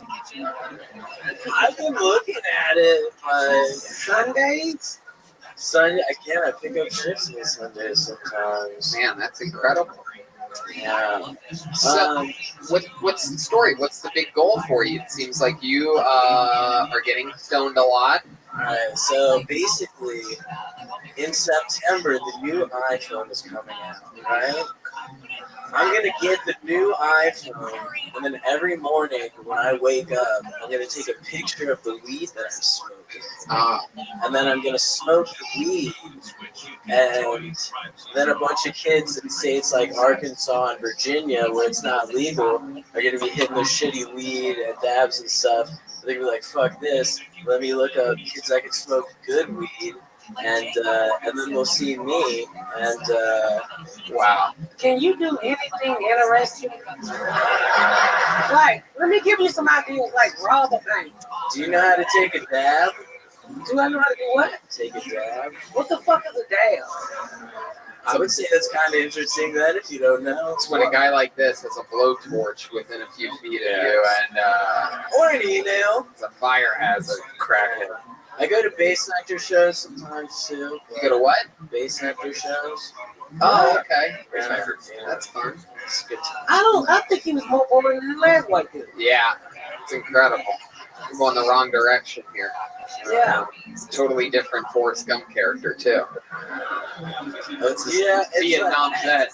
Lieutenant Dan. I didn't smoke first thing in the morning, and so it's like I'm higher than I usually am because I had that 4-hour tolerance break before my. Oh my God, your life is in shambles, my friend. Let's check in with Dwayne Wilcox. Yeah, when was the last time your father said I love you? So that was the thing. So after I told him about or after he told me that they found the podcast, he was like, "We'd ask, figured we should ask your permission to watch it." And I was like, "Yeah, go for it. I'm just gonna let you know what you're gonna see and hear." Look at it. And so I told him, I was like, basically, yeah, I do drugs, and he knows. Yeah, no, you would think. Wait, what, son? I had no idea. No, like a year before I moved out here, my parents were coming to see me. Can I just say this is the worst audiobook I've ever listened to? That happens. Jesus Christ. This is High Times, the podcast. Would you like to sell your hair? Potentially. So how many pounds you looking at? Oh my God. If you say you do drugs, I mean, Not weed. What else do you do? I like to trip, mainly. Pretty much, I just do psychedelics. I decided after my parents found out I do drugs, I should stop doing coke and Molly, which I don't really do Molly. That's wait. anymore. You said that. Hold on, stop for a second. You said that after your parents found out that you did drugs, you started doing. I decided I should no longer do those. Oh, nerd. So I like, I already don't really do them like that. Hold on, wait a second. Phil, you called him a nerd. Phil, what kind of drugs do you do? You're all of them. Really? Yeah. You're a dad at a barbecue. What's the most recent drug that you did? Cocaine, Jody. Somebody's got to man the grill. Sorry, Steven. Stop. Cooking up with the cup top. Whoa, are you doing amigos? I told you my baby mama's African American. That's incredible. Well, Steven, while you're doing drugs, may I recommend maybe next time some Adderall before. I used to do Adderall.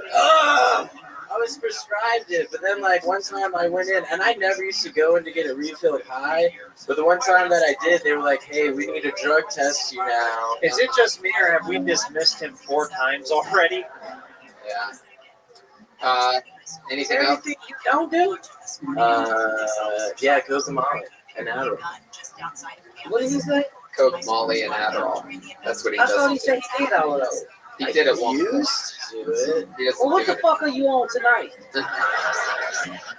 Honestly, an orange creamsicle. It's a sativa dominant hybrid by Fate. Bro, it's got the terpene profile of a green crack. It's pretty fucking I dang. hate white kids drugs. We're gonna keep it moving along. There goes Stephen Belkowski, everybody. It's been a very diverse show. You want to pull one? Let's do it. Miss Pat goes to the bucket. Okay, we got the great Evan Vest. Yeah. I pull Evan Vest. Come Evan on, Vest. baby. Here he comes. Oh, shit.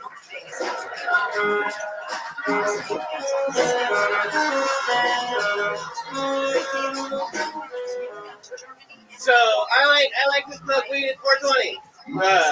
I'm a super cheesy stoner like that, just real stereotypical.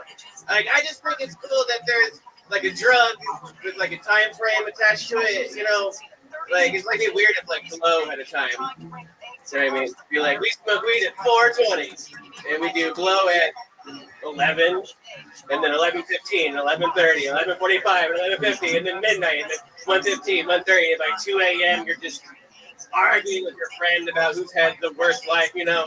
I'm just saying, bro, all of my cousins killed themselves. All of them. What kind of words? It's weird. I like to do a character, if that's cool. Character, sure, cool, man. This is an awful mime. Remember that, Dad? Performance arts mime. This is a awful mime. All right, here we go. I'm trapped in the box. Trapped in the box and I can't get out. Now I'm doing the rope thing. Thanks, everybody. I'm Evan. Evan Vest. Wow. There you go. How are you, Evan? Good, man. Really good. How's it going? I was Evan, don't take this the wrong way, but you look like a school shooter. Thank you. I'm going away. I've never seen Silent Bob without a hat. Thank you. This is incredible, Evan. Step over there, Evan. Don't step too close. Yeah, okay. Fair. Spooky as a motherfucker. It is true. For those of you just listening to the podcast, Evan looks like he's transitioning into a warthog. Quite incredible. Animorph style, baby. I love it. What's your story, Evan? It's your first time on the show. I remember Yes, that it is. face, that's for sure. Who jacket you stole? I'm from Humboldt County, California, 10 miles north. I've been doing comedy there for 5 years. Haven't been to SoCal in 10 years. Got here and said, I'm doing the store. I fucking got you. I love it. You did it. Here you are. Thanks, guys. But yeah. Very cool. Fun jokes. I loved it so far. And let's find out more about you. So what you've been doing up there in Humboldt County? Man, I've been working with this magazine. We have a magazine out there. It's a comedy magazine called Savage Honey Magazine. Don't worry, I haven't heard of it either, but it's really cool. We have comics that just write for it from all over. we go out and distribute it where we can. It's mainly West Coast right now, but it's Humboldt County originated. Okay. Yeah, it's been cool. And we I did. see you have we some did- elements of the last comedian with your. Yeah, hopefully not as embarrassing, but you know, we do. Now, of course, you live in Humboldt County. Yeah, and Eureka. also under people's beds as a child. Yeah, yeah. Finding mattresses under bridges, you know. I love it. Make it shake and bake. What do you do for fun, Evan? Yeah, I like to go to shows. I do drugs as well too. Wow. Mainly of them. So the drugs I don't do are meth. I've only done meth 3 times, which is glad I have a number. So if you can't. What happened the third time to make you stop? I had to travel from like the Oregon border back over the California border, which takes about 3 hours. And the driver had meth. And he's like, I'm gonna do it. And I said, I don't do that, but I'm gonna do that too, because we're probably gonna die. And if I'm gonna die, I'm gonna be high on meth. Why would you die? He's on meth. Because he's on meth and driving. And it's like fat. They're like narrow, like it's just like trees, you know. It's like You can't drive on meth? yeah, I mean, can. Anybody can. Well, that's I mean, it depends on the person. It seems like that'd be tough. It seems like that'd be the real life version of Breaking Bad. Yeah. Smarter than it is funny, but it's a driving on meth joke. Breaking Bad. So what's the deal with the jacket? The jacket. I wear the jacket because it's just ridiculous for me to wear it. But you know, I'm on the Sunset Strip, so I had to get all. Guess you know what I mean. I gotta. That ain't gassing look up. tight. I gotta look cool. That's definitely casting ready. Yeah. Yeah, you look like a women's studies professor at a community college. There you go. I would be awful at this. Yeah. All right. Well, what else, Evan? What do you do for like fun? What would we do? I try to go to music shows as much as I can. I'm really into like music, like all of it. A lot of like, you know, out in Humboldt, you have like a lot of like reggae shows. Yeah. We have like a pretty big reggae festival out there. But, like I'll go out there and do. You also perform music too sometimes, don't you? I know. Me? No. You're not. I'm not a musician in any. You're not. You sure? That look like the shit he'll sing. That's not you? No? Objects in the rearview mirror? That's not. No. No? Meatloaf. Now we're getting that barbecue cooking. Hey. All right, Evan, what's your love life like? What's that? Like I'm really weird. You know, we know. And like I don't, yeah, it's like real obvious. So, like Ain't nobody fucking me. I can't really like flirt like traditionally. What is that? What are you doing? What you just? I have bang anxiety. Oh, okay. So like, So you a shaker bitch? yeah. That's not. No girl wants like the guy that's like. You know who he looks please like? stop moving. Who does he look like? Lena Dunham. Nailed it. Nailed it. He looks like Kid Rock Bottom. Hey. Dwayne Wilcox. Will Smith movies, the alien movie where the man landed. Oh, Independence Day. No, he had on the overall. Oh, Men in Black. Oh, the guy that wants sugar.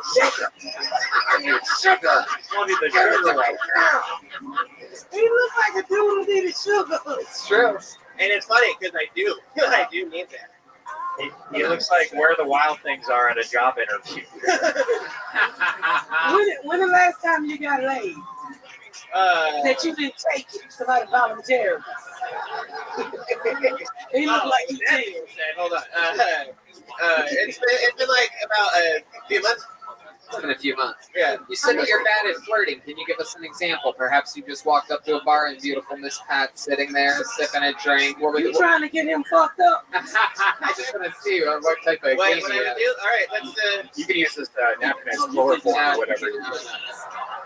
No touching, by the way. Evan does. Oh my God! All right, get back to the microphone. I'm totally regret. I mean, it's not. He's like, usually the girls I hit on are in a casket. His last Tinder match was at a mortuary.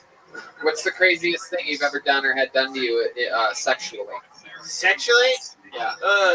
Fuck the dead person. Oh no, man. Asking that question just has like I'm pretty vanilla. Like I haven't had anything put in my butt before. I like try it out, and actually that's been like a source of that's been like a source of like frustration. Like I've had girls break up with me for being too vanilla. Really? Too vanilla? Yeah, for sure. God, like I was just never like growing up as a weird, ugly kid in school. You don't like get like, you know what I mean? So like you mature, and when it finally starts happening, like it's it's like tap bitches up. You just want to tap bitches up. Yeah, straight like for a while, it's like straight missionary, real boring. Straight missionary. Yeah, awful. Now it's Straight missionary, the only good position. You never tried anything else? Nothing like crazy radical. I got jacked off during SpongeBob 3D once in a movie theater. Hey, me too. Oh my God. And then your voice stayed like SpongeBob's. Yeah, it's real weird. So how did you get jerked off watching SpongeBob? How does that happen? Wait a my second. girlfriend were in the theater watching the movie, and she was horny, so she started jacking me off. All right, yeah. Yeah, that's the noise I made. So she got horny, so she started jacking you off.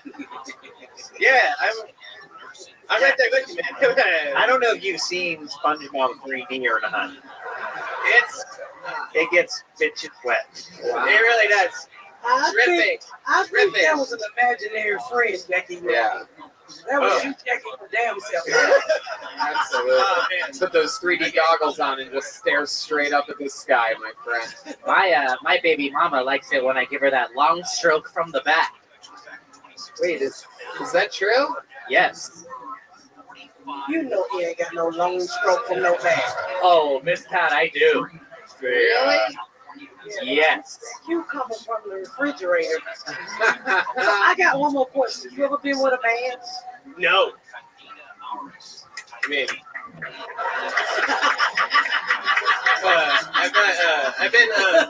I've been flirted with before by men. I've had like things happen. You just politely decline it. I'm straight. What did the guy that flirted with you? What did he say? He just walked up to you and he's like, "I'll literally fuck anything."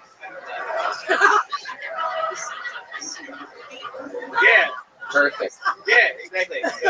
All right, Evan. Well, it was nice to meet you. Had a great set, fun interview. Thanks for coming on. There he goes, Evan Vest. He's on social media at Evan Vest is Real. That's fun. Joel Malums is Joel Malums. Hey, how about a hand for the band killing it tonight? Oh, that one. He had nice shoulder pads. Pulling the name out of the bucket. Let's see if maybe this will be a little bit different. How about some Andrew Papa? Papa, Andrew Papa. Here he comes. Here we go. Come on, one more time. Make some noise for Andrew, everybody. Thank you.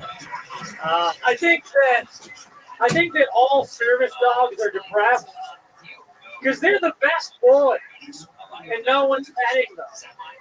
It's kind of a rule. We all know that, but they don't.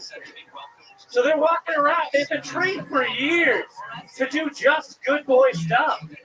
And then they go to malls, airports, where there are thousands of people, and no one touches them ever. What I'm saying is there's at least like 10 golden retrievers out there that like with these blind guys, and they're at the crosswalk, and they're like, if nobody pets me soon, it's over. I'm just going to walk. Like, at this point, they got to be like, I think somebody wants this blind guy to die. No one's petting me. If no one pets you, are you even a pet? Feels uncomfortable. Yeah.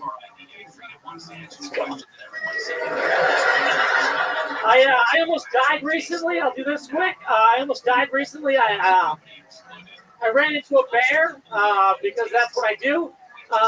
And I wasn't afraid I was going to die.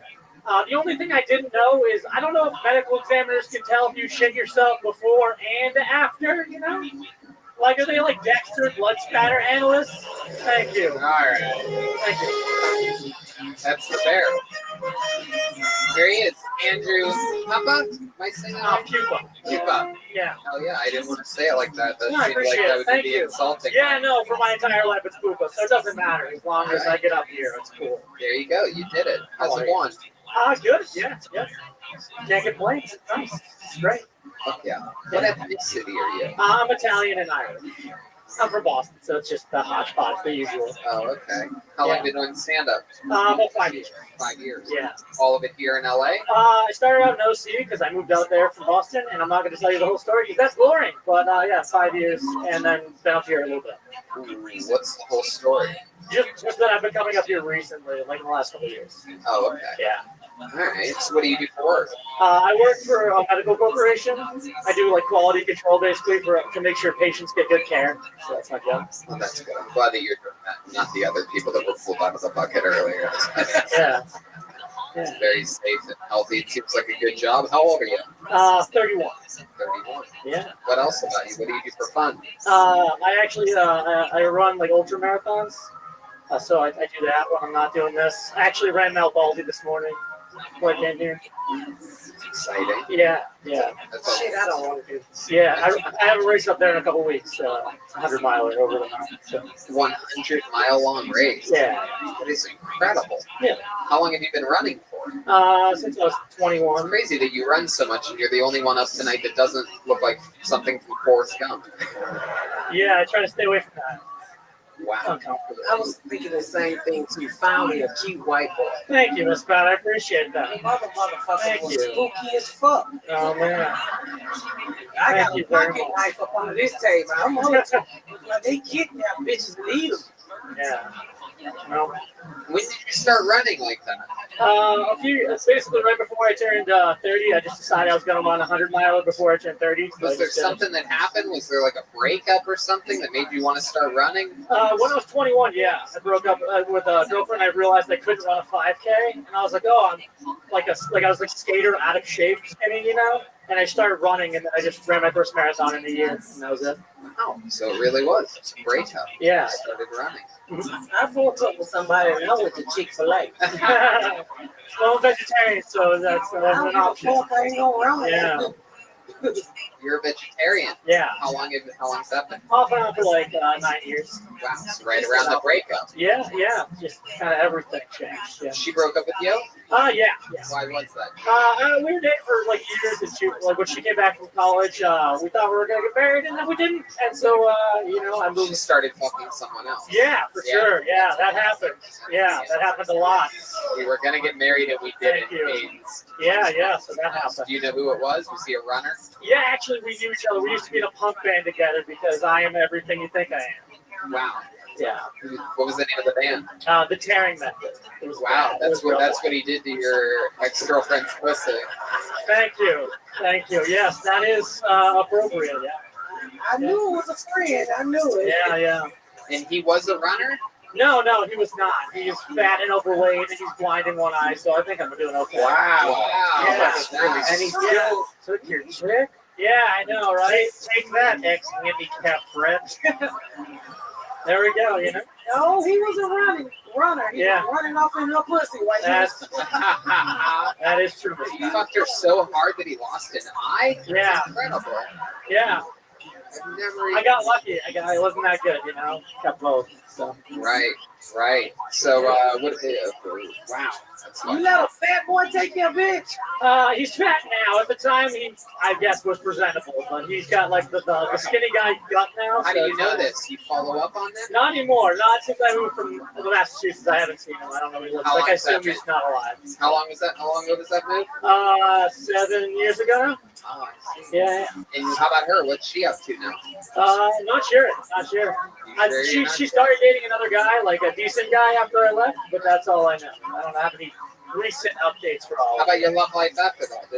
With my girlfriend now, we've been together for over 7 years now. Wow, 7 years. Yeah. You fucking lock it down when you get it, huh? Yeah. What does she do? She's a corporate recruiter for a bank. So she does okay. Fuck yeah. Yeah. You guys live together? Yep. You have any pets? Yeah. What do you have? 2 dogs. 2 dogs. Yeah.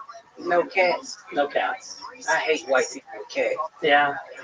No, don't like cats. I don't dislike cats, but I'm not a cat person. You would hate my household. How many cats do you have, Dwayne Wilcox? 3. 3 cats. What are their names? Jaguars, Blondie, and Bisbee. Oh my goodness. That's incredible. Anything else we'd be surprised to know about you or your life story or anything, Andrew? No, that's pretty much it. I just Your girlfriend here? No, she's not here right now. Where's she at? She's at home. But the fat guy with one blind eye is your stand-up. That'd be incredible. I'd actually be pumped. Yeah. Well, Andrew, fun times. Congrats on being a lot. out here and Thanks a lot, guys. being in love. There you Thank go. you. Andrew Goodbye, everybody. He's on Instagram at The Running Joe.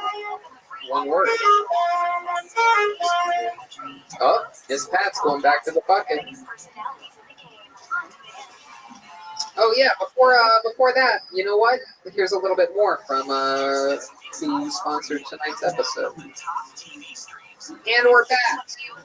And this Pat has pulled another name out of the bucket, and it is Councilman Bucky. Ooh, Councilman. What I mean, Baby Bucci, Councilman Bucci. Here he comes. He's coming all the way around. You're gonna have to make a right turn there. No, stop. Go that way. Go that way. There you go. This guy actually didn't he just fly out here today? I think I read on Something Twitter. like that. He is coming from the audience side, so he's one of you. How about you make some noise? First time ever on the show for sure. It's Councilman Bucci. All right, yes. So my name is Mike Bucci, and as Tony mentioned, I am the elected council member from the best kept secret in the Bay Area, Newark, California. Newark's a lot like the lost city of Atlantis. Nobody knows where the fuck it is. So I was elected in 2014, re-elected in 2018, and now it's 2019, and I'm up here doing stand-up comedy. So I think it's fair to say that my political career is just really taking off right now. It shouldn't take too long to figure out I'm not like most politicians are used to seeing, except, of course, for being a underqualified middle-aged white man. And then I got those skills locked down.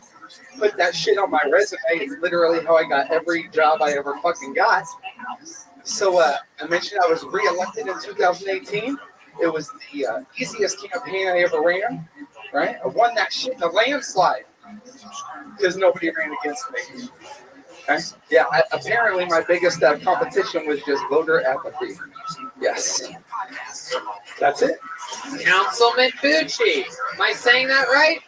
Yes. All right. Well, welcome. It's like Gucci, but with a B, with a broke Gucci. We don't got that good Gucci money. Oh my God! Stop trying to make jokes. So, Councilman, welcome. You're in the big leagues now, and Red Band was correct. Earlier, you tweeted that you had the day off, and you flew here for this show. Is that correct? Yeah. Fuck yeah. And yeah, that's amazing. You got pulled out of the bucket. That's so fucking cool. Did we end up paying for that somehow, like taxpayer money style, or not you? Just the good folks in Newark, California. Heck yeah. There you go. Well, welcome. Thank you. Congratulations. This is exciting. Yeah. It is. Hell yeah. How long you been doing stand-up comedy? This is my about 3 weeks. This is my third time up. Wow. Started 3 weeks ago. It just through happenstance, I ended up, my first show was at the Punchline in San Francisco, and I had to close for 15 minutes. And holy shit, like, it wasn't terrible. So here I am. Your first time you did 15 minutes? At the Punchline, yes. Wow. Why would they let you do that? How did that happen? You know, They thought they were going to close, and they stayed open, and the whole thing. Nobody showed up. Councilman, so that's why. That's totally right. Right? I ain't gonna keep going. Step away from the talent with a hard, cold shoulder on that fist from the councilman. I know. So tell us, how long have you been on the council of Newark, California? So yeah, 5 years. I just got reelected. Yeah. Yeah, 5 years. Yes. Tell us about some of your policies or what you've been doing for the city. You know what? Not to bore everybody, but we got the best parks we've ever done. We're kicking ass on our unfunded pension liabilities. So I'm happy to report that all the employees of Newark will have a pension when they retire. Wow. So yes, I'm happy. Fuck yeah, on Labor Day, I'm proud to kind of announce that. Yeah. We're about to open a skate park this week. You know he ain't doing shit when he's giving up for the parks we created. Yeah. Taxpayer, just parks, that's it. You know what? If we just broke ground on the new police station, library, and city hall. We're almost finished with our new. Did you just build this on The Sims? Where is this? I know, right? Where's this fucking city? No, you know what? Feels We're like kicking you ass right everything. now. We're kicking So ass tell right us now. about your personal life. You married? I am married. She's watching live right now too. She's upset she couldn't make it tonight, but she's here. Yes, She's watching from Newark, California. she is. Yes. My goodness. Wow. So 15 years. wow. What is she do? Old. She's no.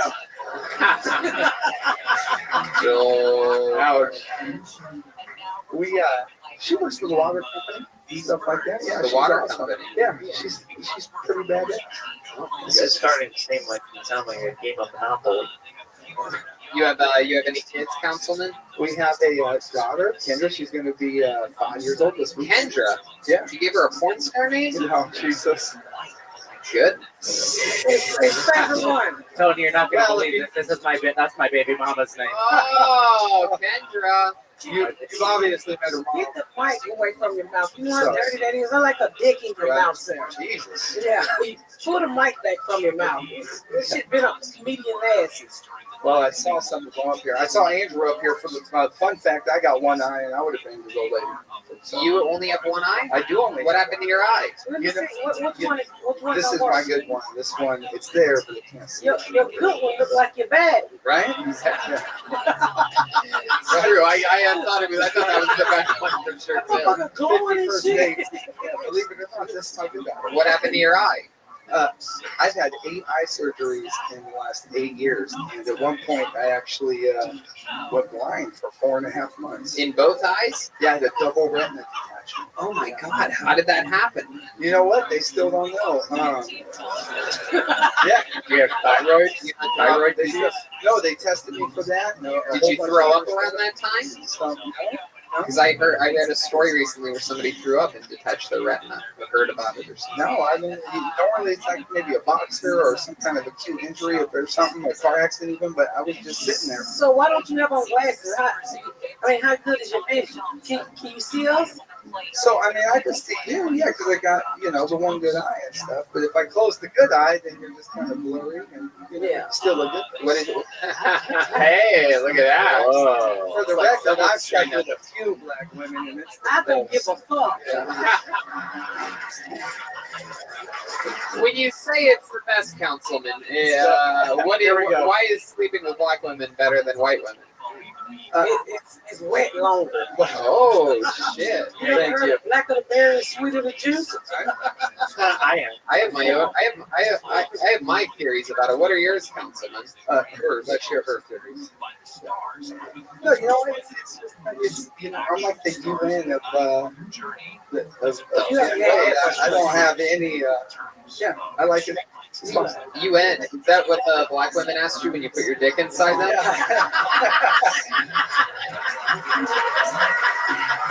That's a good one. You smell your. No, that was a good one. What are you gonna do? I know. But none of you wanted to go along with me on my fucking Breaking Bad. Driver on meth bad at braking? No? Still don't get that one? Oh, anyway, Councilman, what's something that you would say on this show that could get you fired? Nigger.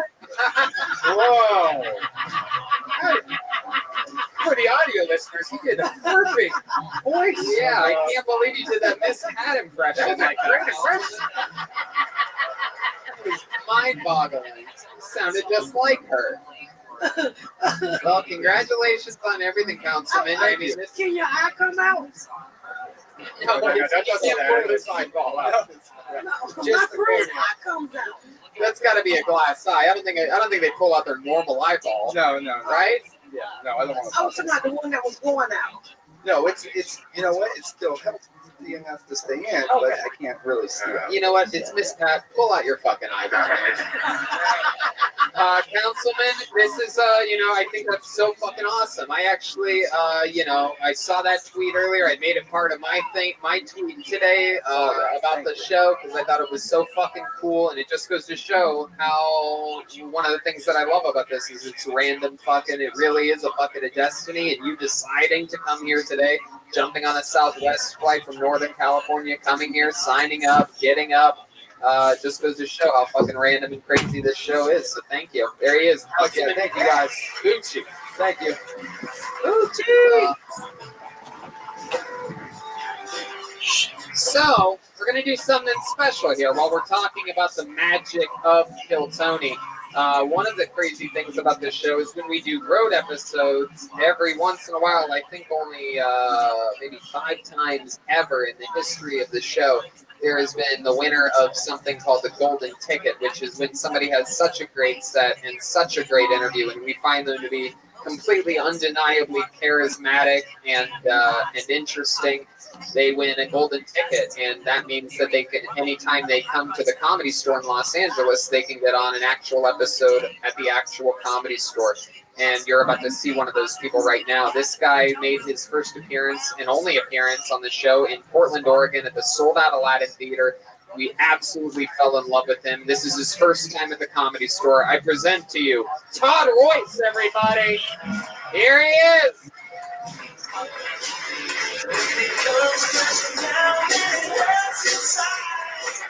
Come on, make some noise for Todd, everyone.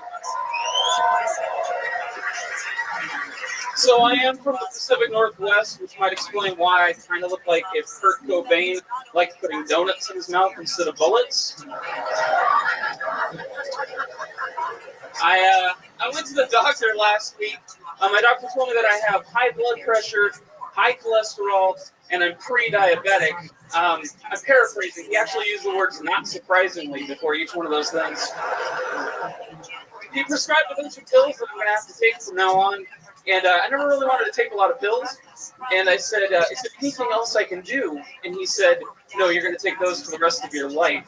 And I said, well, what if I lose weight? And he said, oh, yeah, then you can stop taking the pills. My doctor has no faith in my ability to lose weight. Dropping the pounds wasn't even on the table. He just took one look at me and said, nope, pills till death.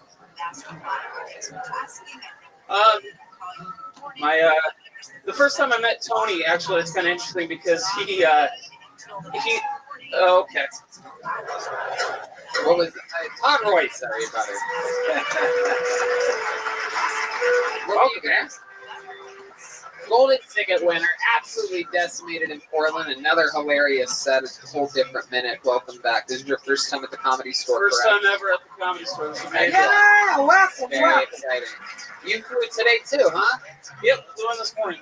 Wow, that's so cool. From Portland? From Seattle. Oh, okay. Wow, fuck yeah. How's life been, man? It's been awesome. We just did my wife and I just went on a big trip over to England. Every trip you take is a big trip. Wow, you went to England? Yeah. All the way to England. All the way to England. That's a long trip. You buy the 2 seats. No, one seat. God, I feel so bad for the people next to What's you. that? Alaska. It was his wife. Yeah, it was my wife. So yeah, you should feel sorry for her. She just had to see this naked. Is she a bigger lady too? What's that? She's a big lady too? Not really. No? I mean, not compared to you. Not really. I mean, yeah. What's your I guy? got a Buick that I don't consider to be big next to me. How long have you been with her? 12 years. 12 years. What's your guys' sleeping situation? It's comfortable for me. I don't know, but Yeah. she's got a over on the other side. Dangerous for her. Yeah. Every sexual position for I her is love men underneath. like this because they got titties and you can suck them. Hey, hell And yeah. I don't know if you ever sucked a fat man dick, but when you pull his stomach back, it's real hot down there. Oh, So just don't do it with eyelashes; it'll make your eyelashes fall off. yeah. Oh my God. Sucking his dick is like sucking a blowtorch. Oh my goodness. Can't even imagine. If I'm ever single again, I'm going to use that as a pickup line. I'm going to suck this. Man, he got hot dicks, I'm telling you. And his nuts so they get heated real so bad that they just go up his asshole. So you gotta stick your finger up his ass to bring his nuts down. Wow. Is this true? It's 100% true. Oh my goodness, that is incredible. This is like I'm learning I a found that lot. out last night. No, the fuck. You just said you were in Seattle last night. Heck yeah. I only can do you after October. It's too hot to be fucking all that right now. Yeah. After October, what are you trying to get? His Halloween candy?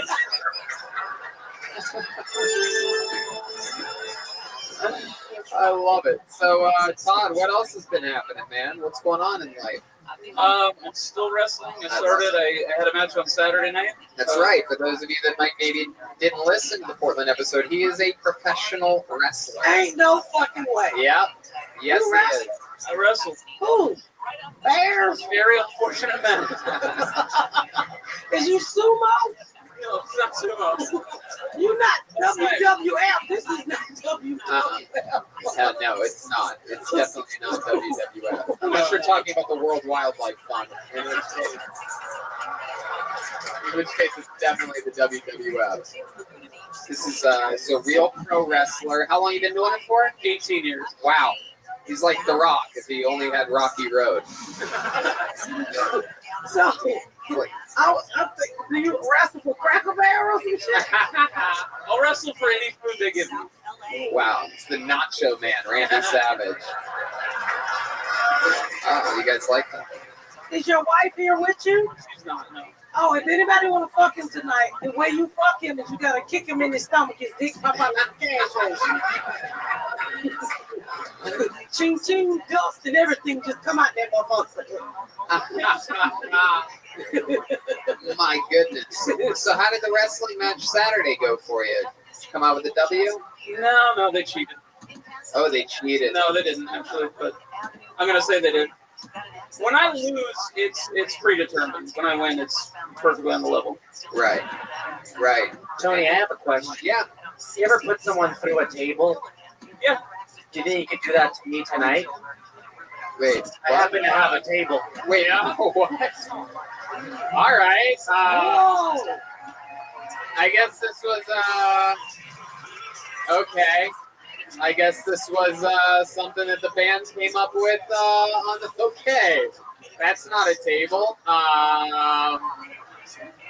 Oh my God, this is a horrible idea. Yeah, this is not a good idea at all. Is there a waiver that I can sign before the show? No, you could just kill that. I wouldn't really worry about it. They asked for this No, shit. it has to be even, David Beery. David wants Joel to die so that he could play drums next week. Okay, so you guys thought of this, and this is how you thought you were going to do it, and, okay, that's... So who... That shit's going to fly and hit the people in the front row, though. All right, you know it's scary when Red Band's being the voice of reason. Yeah. This is frightening. So wait, what? What do you think's about to happen here, Joel? How did you picture this going? Joel just kissed him and I said, tell my family I love him. Yeah. Everyone in front row was okay. holding up chairs to block their faces. I'm sure this will end up okay. Joel, have you thought about landing? Okay. Here we go. This is...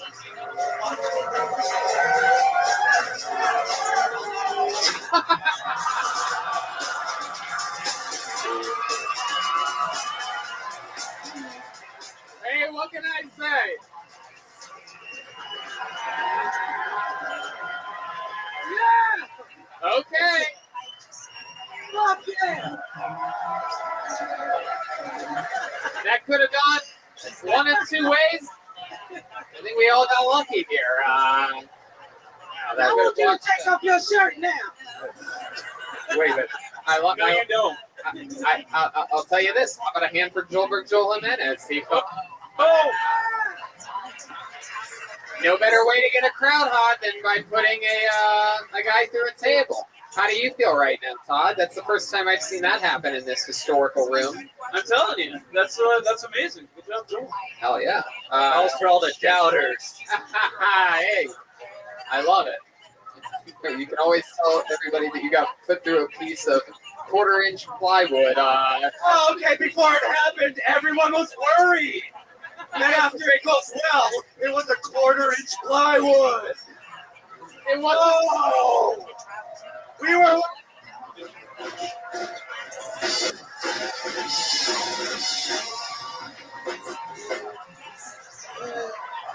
Turn the lights back on, damn it. I love it, man. It wasn't. Is everyone okay? We were worried. It was more the hitting the head on this stage that I was worried about, but fuck it, dude. I love it. Wow. So, Todd, that was fucking awesome. Fun say. Anything else for Todd, anybody? I was hoping he fell on top of the guy he threw. Get another table. Whoa, look at that. Me too. The only way Todd would have jumped on him is if he was going through a kitchen table. I love it. What's your favorite food, Todd? Everything. Yeah, pretty much. I'm big into donuts. Really? Is that That's not a true? good answer, but yeah. Do you like the Krispy Kreme when the light is on? Yeah. Why were you in town? Did you answer that? I just came for this. Just came for this. Yeah. Okay, amazing. So cool. I want to take advantage of the golden ticket. So Yeah. I'm flying in today. I'm flying out first thing tomorrow morning, and I'm gonna try to do that every couple of months. Hey, I fucking love it, and we love you, and maybe next time we'll have a bigger table for you to put someone through. I like it. Like that. How about that? Todd Royce, everybody. 2 for 2 all-time Kiltony appearances. If you haven't listened to the live from Portland episode of Kiltony, I highly recommend checking that out. Todd absolutely destroys in front of an incredible packed Aladdin Theater, and we had a lot of fun on that episode. One of my favorites ever. And let's just keep this fun train moving along. We have a regular on this show, as a lot of you may know. He's either love him or hate him type of character. I absolutely love him. I think he's a machine. He rolls with everything. He has a very defined, distinct style of stand-up comedy. I love watching him do a brand new minute every single week. So let's see what it is this week. I present to you the great William Montgomery. Here he is, live, in the flesh. The one and the only. Bright red beard. Here he is, William Montgomery. I'd like to give a brief moment of silence to Millie Vanilli's Rob Anderson. He tragically died on this day, Labor Day. It's a dark time for me. I recently got fired from QVC. Something about they were pretty sure I was addicted to heroin and lived in a tree. I'm going to be passing out my DJ cards later. My DJ name is Rob Anderson's Millie Vanilli Experience, featuring William Montgomery, comma, he's not that sick, period.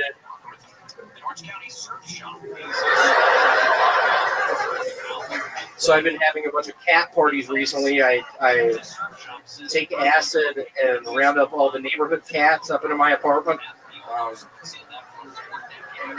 Just looking at them, wondering who they are. I'd like to give you maybe a little cutscene of that. Are you going to do the... Is there more to that? Oh, hello, sir. Are you a cat? How are you? Hey, That's what you're like at the cat party? Cat party. There he is, the look of approval. He's absorbing Miss Pat's energy, trying to get a read on her. I'm excited to see Miss Pat. We were in Ashley Simpson's first music video. What was that, 20 years ago? Fuck you.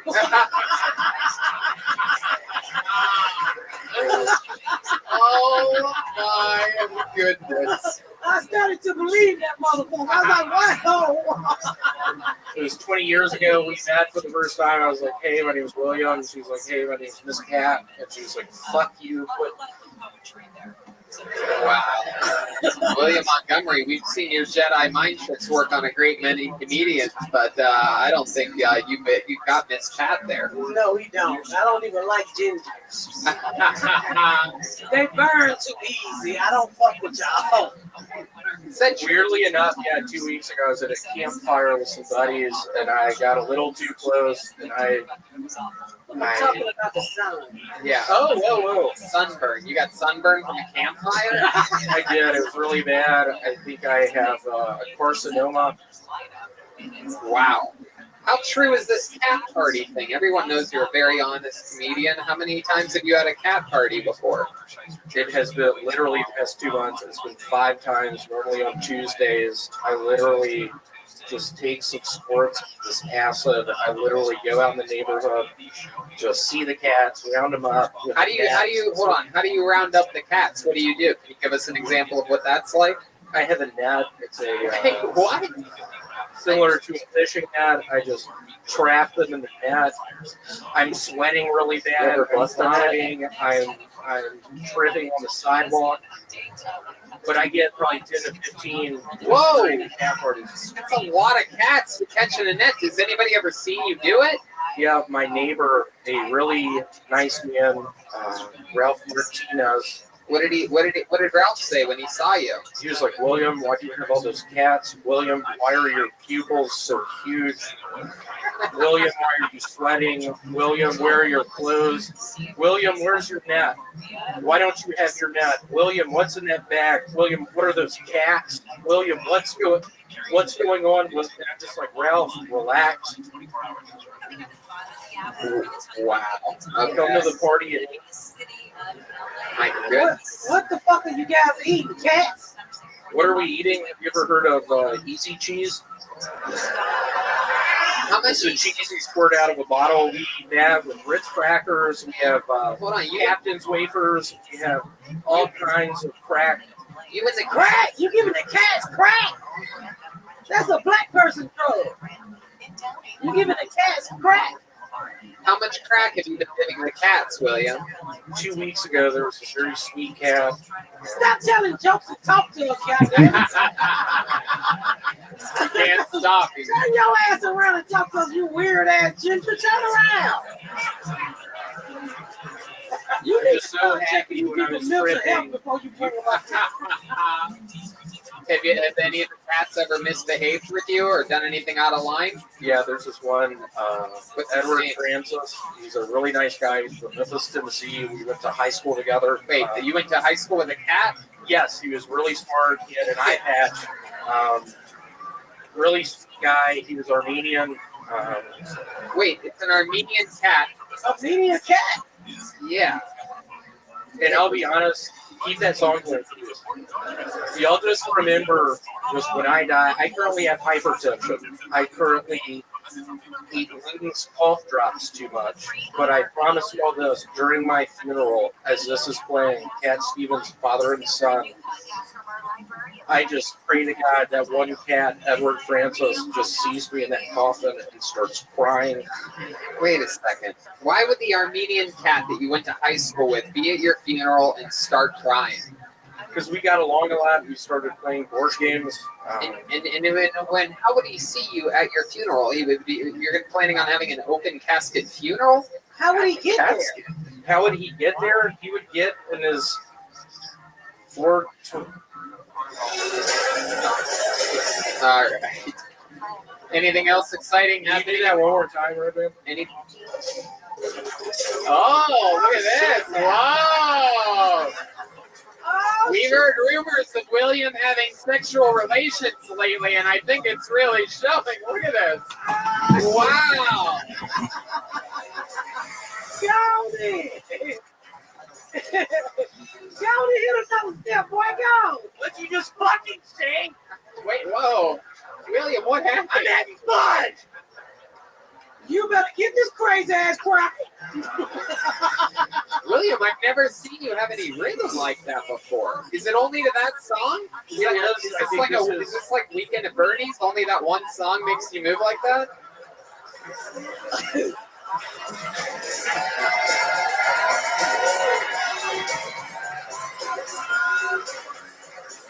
Wow. Oh my goodness. I feel like with moves like that, you could win a dance. Redman, keep playing it! Oh my God. Turn the lights down! William, no. All right.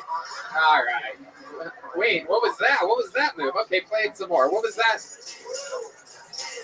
All right. Okay. I was gonna dance with you, but I think you crazy. Jesus Christ, where you get these people from? I didn't learn how to spell in the 3rd grade. So yeah, there are certain people that say I'm crazy. I ended up working at Kmart for 5 years. I didn't know how to read the... Wow. William, are you married? No. I'm not, no. Why is that funny?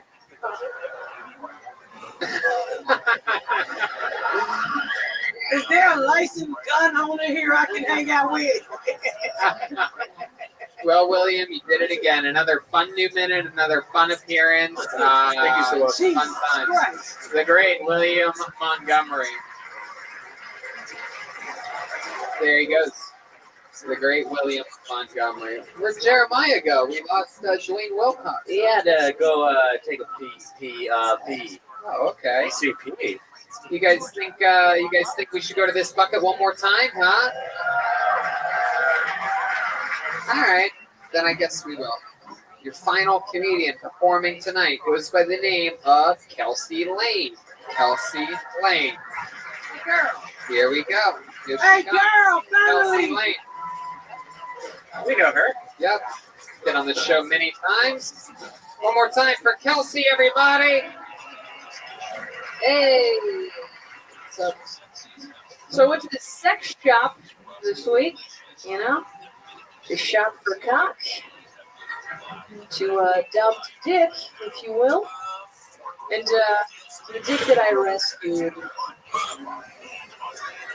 oh, God, it's so cute. It suctions onto a wall.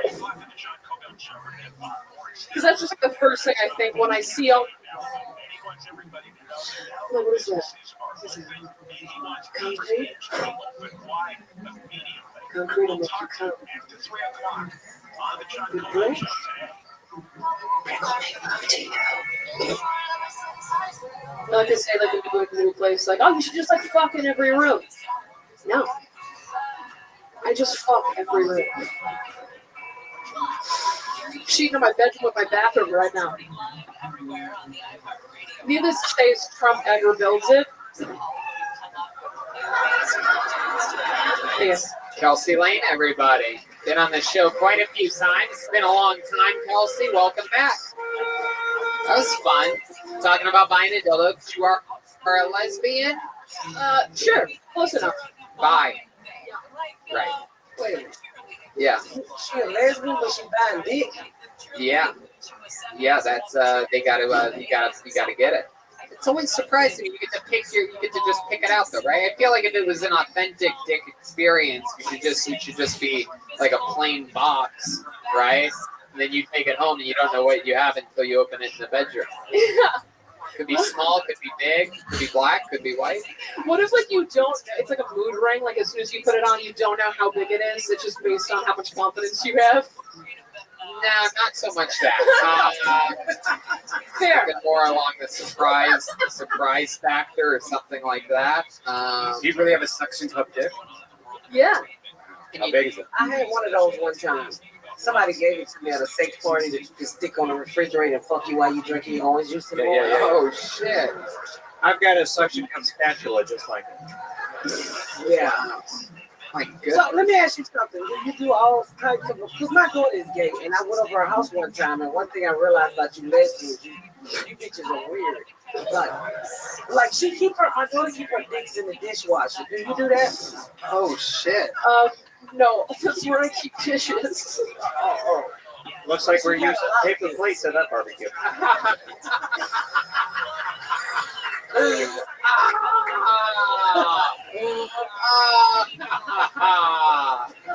Oh my goodness. So no dishwasher. How do you clean it? With cleaner? What kind of cleaner? You buy it. It's like dildo cleaner, but the mouth is for it, right? No. That's what your mouth is for. All right. Hey, give me your dildos. Where are they? There it is. Bring them over. They have special dildo cleaner? Yeah. You get that at a sex store? Yeah. What's it called? None. Rubbing alcohol. Dildo clean. Dildo cleaner. Dildo cleaner. All right. And I like that question. What's the size and color of the dildo that you settled for? It's like 7.5, something like that. 7.5 inches? Yeah. So it's a little too small for you. Exactly. I have a huge pussy. What color is it? It's brown. Brown? Whoa, look out. This guy. All right. Do you ever suck it? Do I ever suck it? Yeah, answer the question.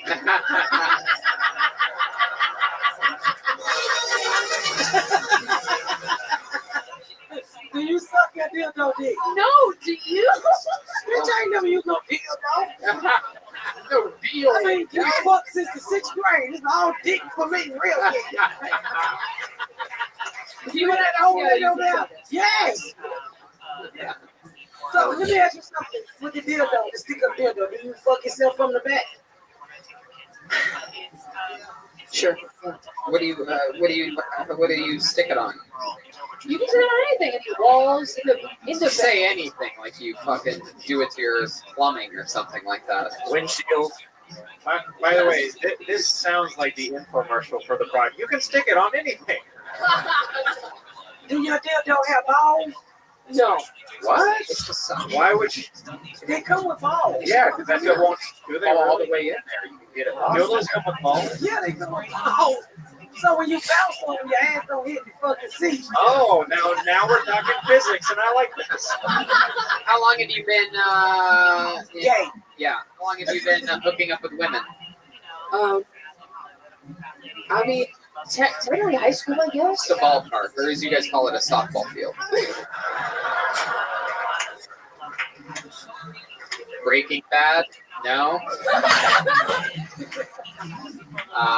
So just a few years or something. How many dildos do you have? 4. Wow, what was that?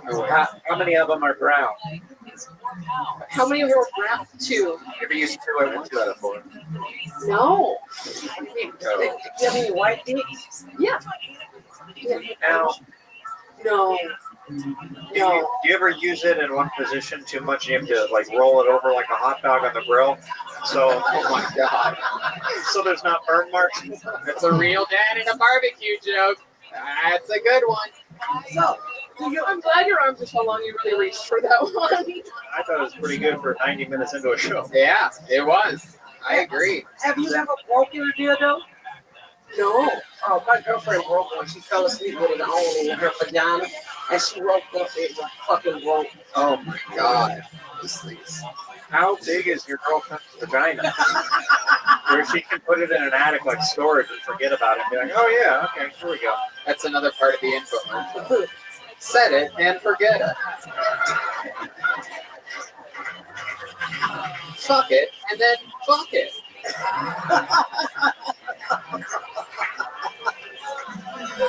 Take it and then break it. Yeah. Stick it and hit it, I guess. All right. So Kelsey, you currently have a girlfriend, someone that you're going steady with? Yeah. Yeah. What do you guys like to do for fun? Do you ever scissor? Yeah. That's an actual thing. So you balance it out and you slap your pussies together. Yes. Yes.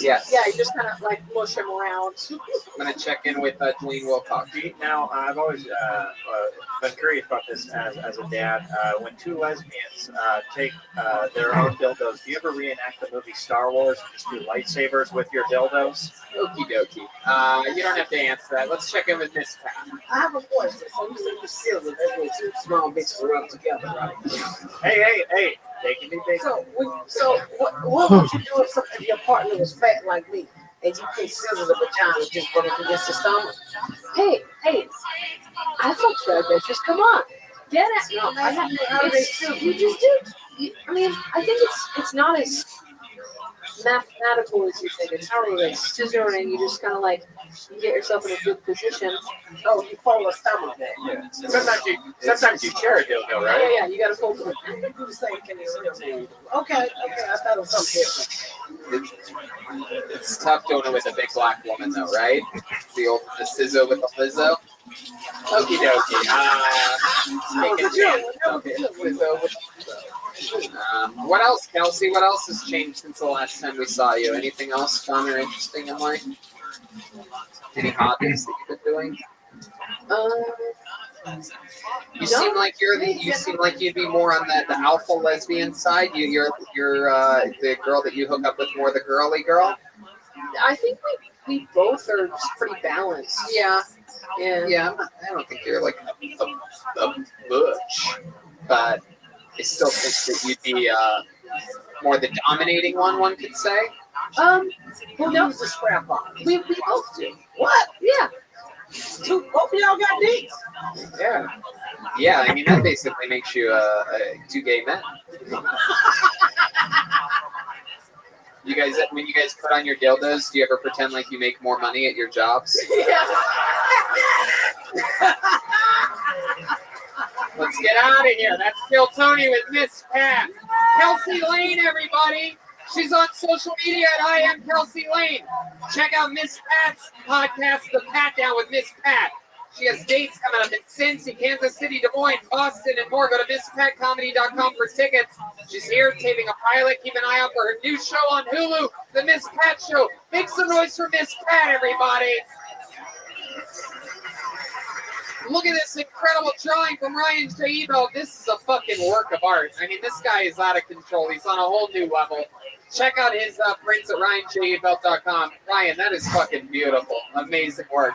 How about a hand for the band, everybody? They have a new calendar coming out. It's a big deal. It's already out, actually. Jeremiah, stand up on social media. Jeremiah Watkins on YouTube. What else, Jeremiah? Yeah, new episode of Jeremiah Wonders Out with Mikey McKernan, Boo Ha Ha right now, and Omar Nava. And then check out, the Kill Tony Band calendar. And there's Bison t-shirts and Jeremiah Wonders shirts at JeremiahWatkins.com. How about a hand for Larry, Chroma Chris on guitar, everyone, huh? Chroma, what do you think about tonight's episode? It was well done, Tony. Well done indeed. And how about one more time for Phil Dempsey, Joelberg, Joel Jimenez, huh? He went to a table for the first time in the show's history. He's mostly sorry on social media. What else, Joel? Shout out to Ludwig. I love you guys. Peace. That's right. Ludwig's very own Joelberg and Joel Jimenez. We're going to Australia, San Francisco, Sacramento, DC, La Jolla. We're making our return to so many fun things. If you live in West Palm Beach or whatever, stay tuned tomorrow to see if I'm going to be there this weekend. Shout out to Todd Royce, William Montgomery. So much fun. Live audience, thank you so much for coming out. We love you guys. Right, Dan? Thanks, guys. Have a good night, everybody.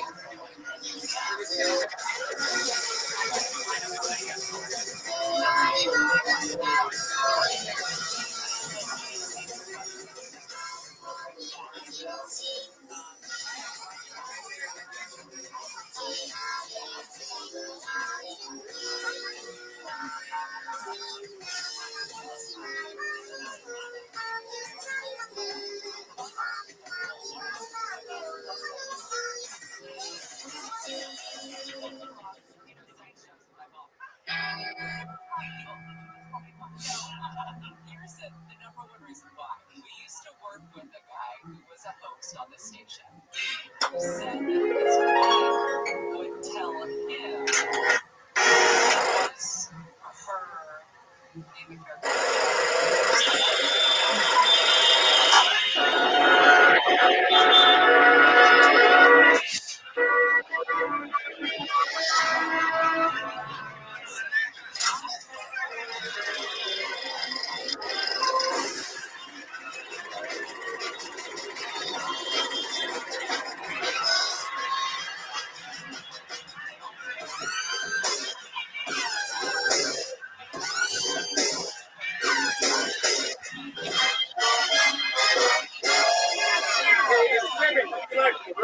Robby Store Pain Group for a brand new episode of Kill Tony. Give it up for Tony Hinchcliffe. Fuck yeah, welcome. You guys excited or what? We are live here on a Monday. Ryan Reddand's here. Come on, guys. You got to make a little more noise than that. We're here.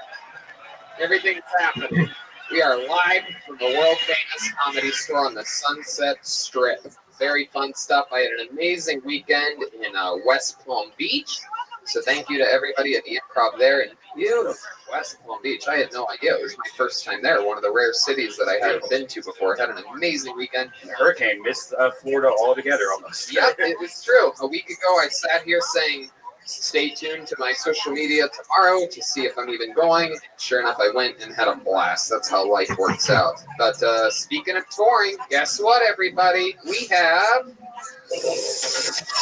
breaking news. Thank you. Our show in just 2 weeks in La Jolla at the Comedy Store. The new La Jolla Kill Tony, supposed to be quarterly, has sold out.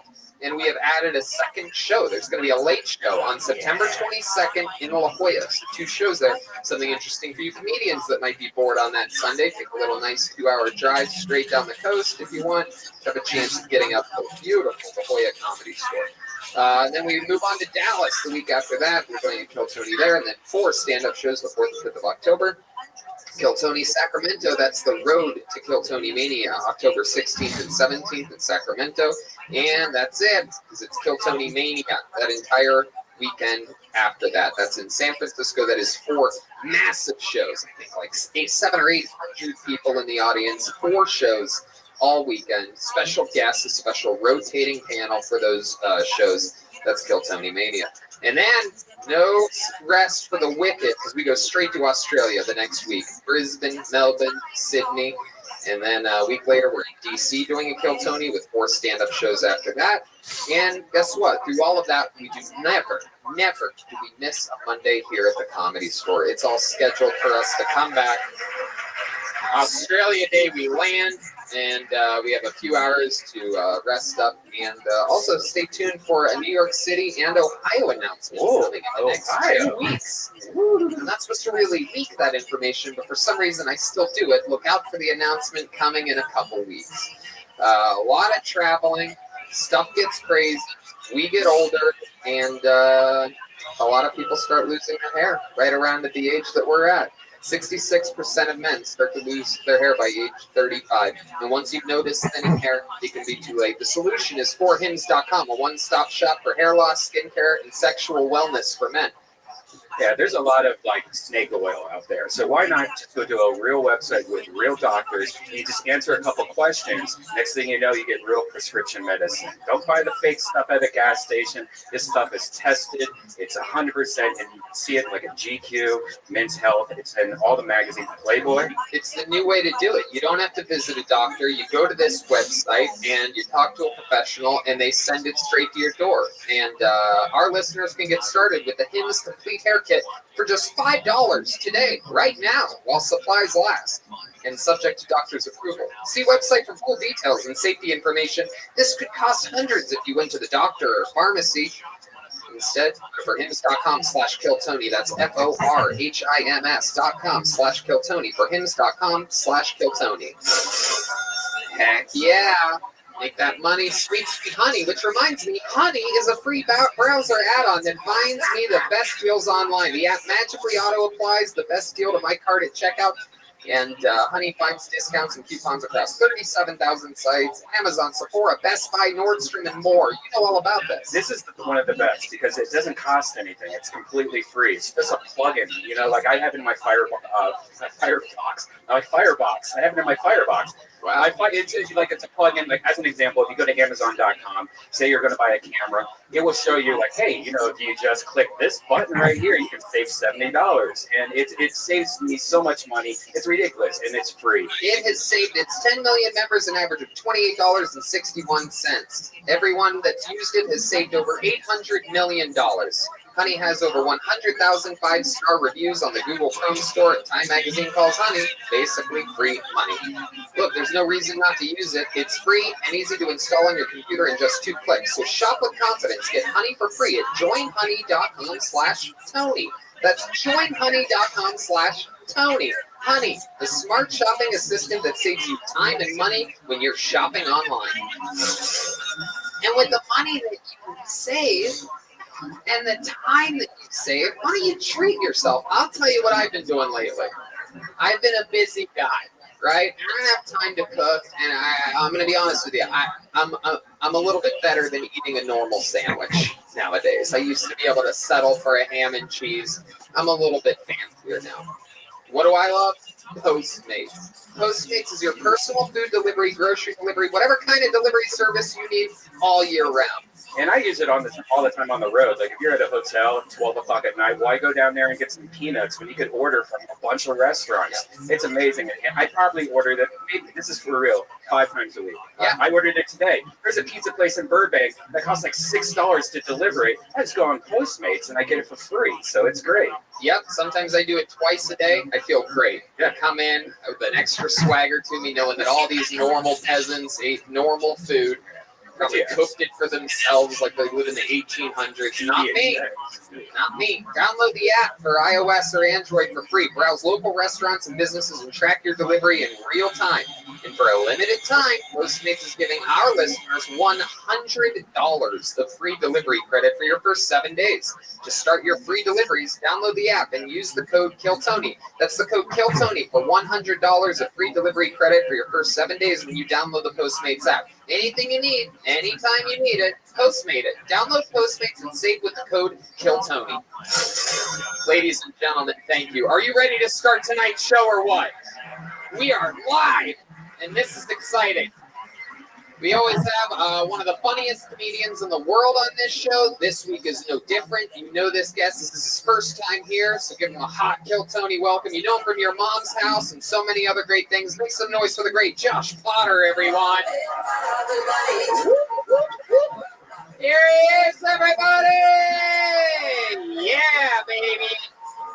Josh Potter's first time on Kill Tony. What's up? Thanks so much for having me, dude. Yeah, welcome, welcome. I still do open mics with these people, so it's exciting. I love it. It's very exciting. I am a avid fan of Your Mom's House. It's one of the few podcasts that I listen to and laugh hysterically, and you are something special on that show. Well, thank you. You know, it's helped me broaden my career from not only comedian, but now I'm a sex worker. So yeah, heard about that. You're a Cameo guy, huh? I am. Well, Cameo is the vehicle I use for trafficking my sex work. They reached out to me, and you can pay $100 to get a glimpse of my feet or my shoulder hair, whichever you prefer. Wow, look at that. Yeah, and you can use the promo code KILLTONY. They save, I'm excited to have you here. We're going to watch comedians together, and I don't know if you know anything about this, Josh, but we have a band on this show. How many of you are Kill Tony fans out there, huh? Then you know the band is one of my favorite things in all of comedy. They are truly some of my funniest friends. We travel all around with these guys. We've had a lot of fun times. We've seen a lot of different characters. Every week they perform and stay in a different character. We never know what it's going to be. Maybe it's a brand new character. Maybe it's the return of characters that we've seen before, some of our favorites. So let's see what happens tonight. Ladies and gentlemen, I present to you the one and only best damn band in the land. It's the Kill Tony Band. Jeremiah Watkins, Gilbert Joel Jimenez, and Chroma Chris. Uh-oh. This is interesting. Whoa! What is this? Wow! Oh my! Whoa! Uh-oh! I have a feeling I know what this is. Is this a bachelor party? I believe this is a bridal shower of some kind. This is very exciting. Joel has a dick necklace on. Typical Joel. That flat ass. Jeremiah has what appears to be dick pigtails of some kind. And he's trying to untangle this sign. He's minutes away from that happening. We have what appears to be a fucking Khaleesi after slamming the craft services table for a few hours. I'm just kidding, sweetheart. Welcome to the show. We have Chroma Chris down there looking like a complete methed out hooker. This is unbelievable. All right, still minutes it appears until Jeremiah unravels this sign. Does it say getting married? It says married to be. Wait, oh God. That's it. What? I'm the bride. Oh, you are? Fuck yeah. And I'm the maid of honor, and so happy for her. Wow, maid of honor. I'm gonna be honest with you. Like many maid of honors, it almost feels like you're secretly not happy for her. No, it's the happiest I've ever been. Oh, really? Yeah, so she's gonna have the future. What about you? Are you hitching up anytime soon? My name's Beck. I'm a whore. Wait, you're a whore? I'm a dirty whore. Oh, I love this. I'm excited. Ooh, who's this guy? Wow, are you hitting on Josh Potter? Oh, the things I would do to its good eye. Oh wow. I think that she can make me come. That one. Yeah, I think so. Look at that. Real candidate. I think we might have a connection. Well, Claire, yum yum. Well, who knows? Maybe by the end of the show, she will make you come. Yeah, and then she can be a bride. Yeah. No. Not tonight. Whoa, yeah, tonight's about you, sweetheart. And then clearly back here we have what appears to be one of the least healthy Mexican women I've ever seen in my life. Wait, the upskirt. Oh my god. Wow. Don't look at my balls. Let me quit. Kind of fucking. My name's Patricia, and I like to get railed. Oh my god, bunch of slutty bridesmaids. Are you slutty too, you Kathy Griffin with AIDS? Name's Donna Dick Swallows. Okay. Donna, are you a slut too? Yeah, obviously. Okay, very good. So it appears as though we have a slutty bridal shower here today. This is very exciting. Jeremiah. Did you bring them back from West Palm? Yeah. Basically, this is what West Palm is. But Jeremiah, what are we doing with that sax there? Can we get a larger saxophone for you, perhaps? Is this like a prank of some kind? What the fuck is that? That saxophone. She's a size queen. Is that your normal saxophone? No, this is my sax when it gets excited. Oh my god. That is a fun. Even your saxophone is slutty. So we have the band, we have Josh, we have Brian, and the soundboard, which brings us to this, everybody, the bucket of destiny. It decides tonight's episode. A bunch of people signed up for tonight's show. If I pull your name out of the bucket, that means you get 60 seconds to do stand-up comedy or some form of it on this stage. You know your time is up when you hear the sound of a kitten. That means wrap it up then, or else you're going to bring out the angry West Hollywood bear. And then we interview you afterwards, talking to you more about your life, figure out more stuff about you that is interesting or compelling. You guys ready to start this show or what? All right. Good enough for me. Let's do it. Let's see what happens here. And your first comedian going up tonight. This is very interesting. This is a one-word name. It's a blue Sharpie. No Twitter. Make some noise for Shane, everyone. Here we go. This is it. Hey! Yeah.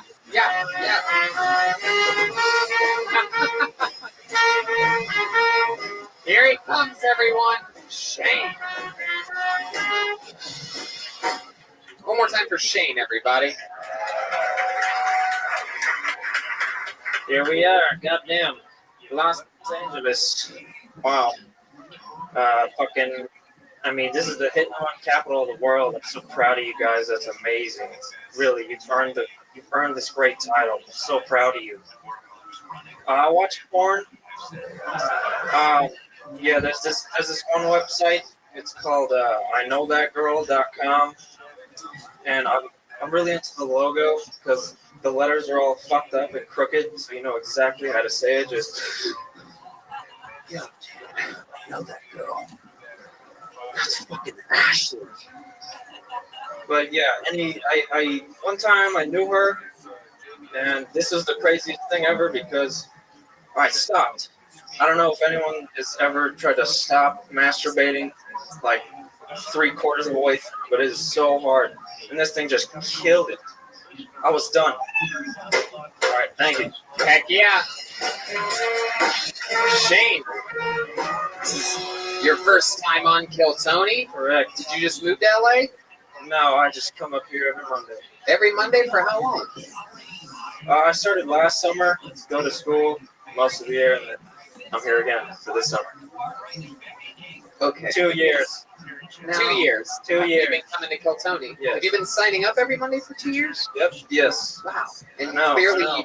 you waited for this to be your first time ever doing stand-up, Yeah, right? that's right. It is? Right, that's Really? right, yeah. Is that true? Yeah. Well, congratulations. How about that? It's his first time ever. Hell yeah. Congratulations, Shane. Thank you. What made you want to start on this show specifically?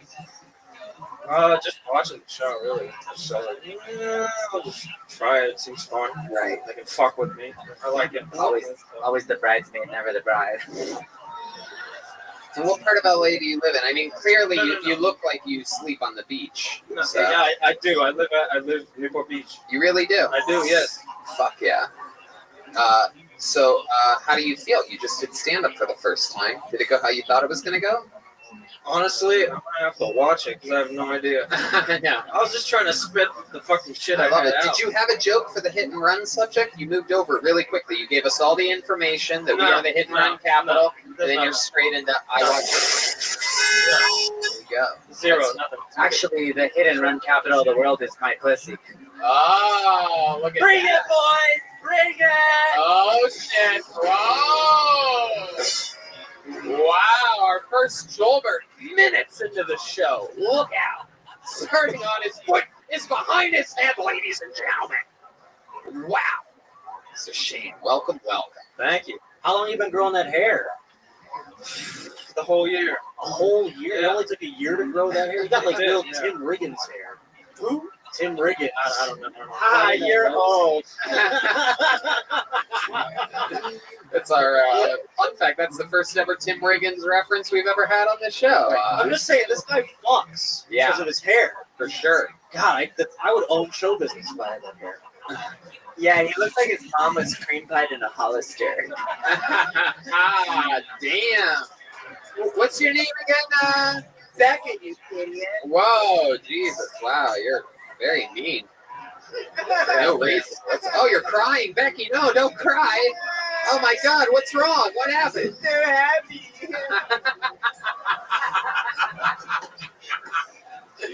Wow. So Shane, what do you do for work? Oh, I don't work. You don't? Yeah, No way. I had an internship. Like a month ago, and then that's done. So I'm just on vacation. What was the internship?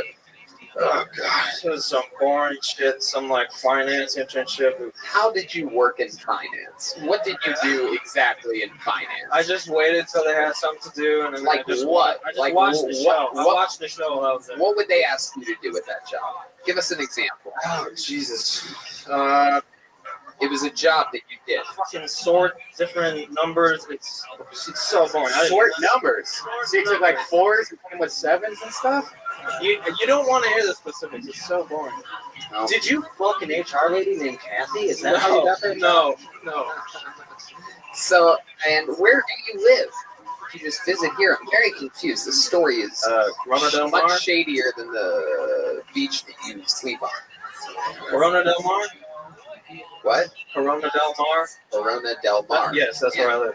Yeah, that sounds like two cities mixed together. Is that an area? You're mixing those two, right? That's, Yeah, it's like a town. Everyone just drives through to get to the. Do you live in your car?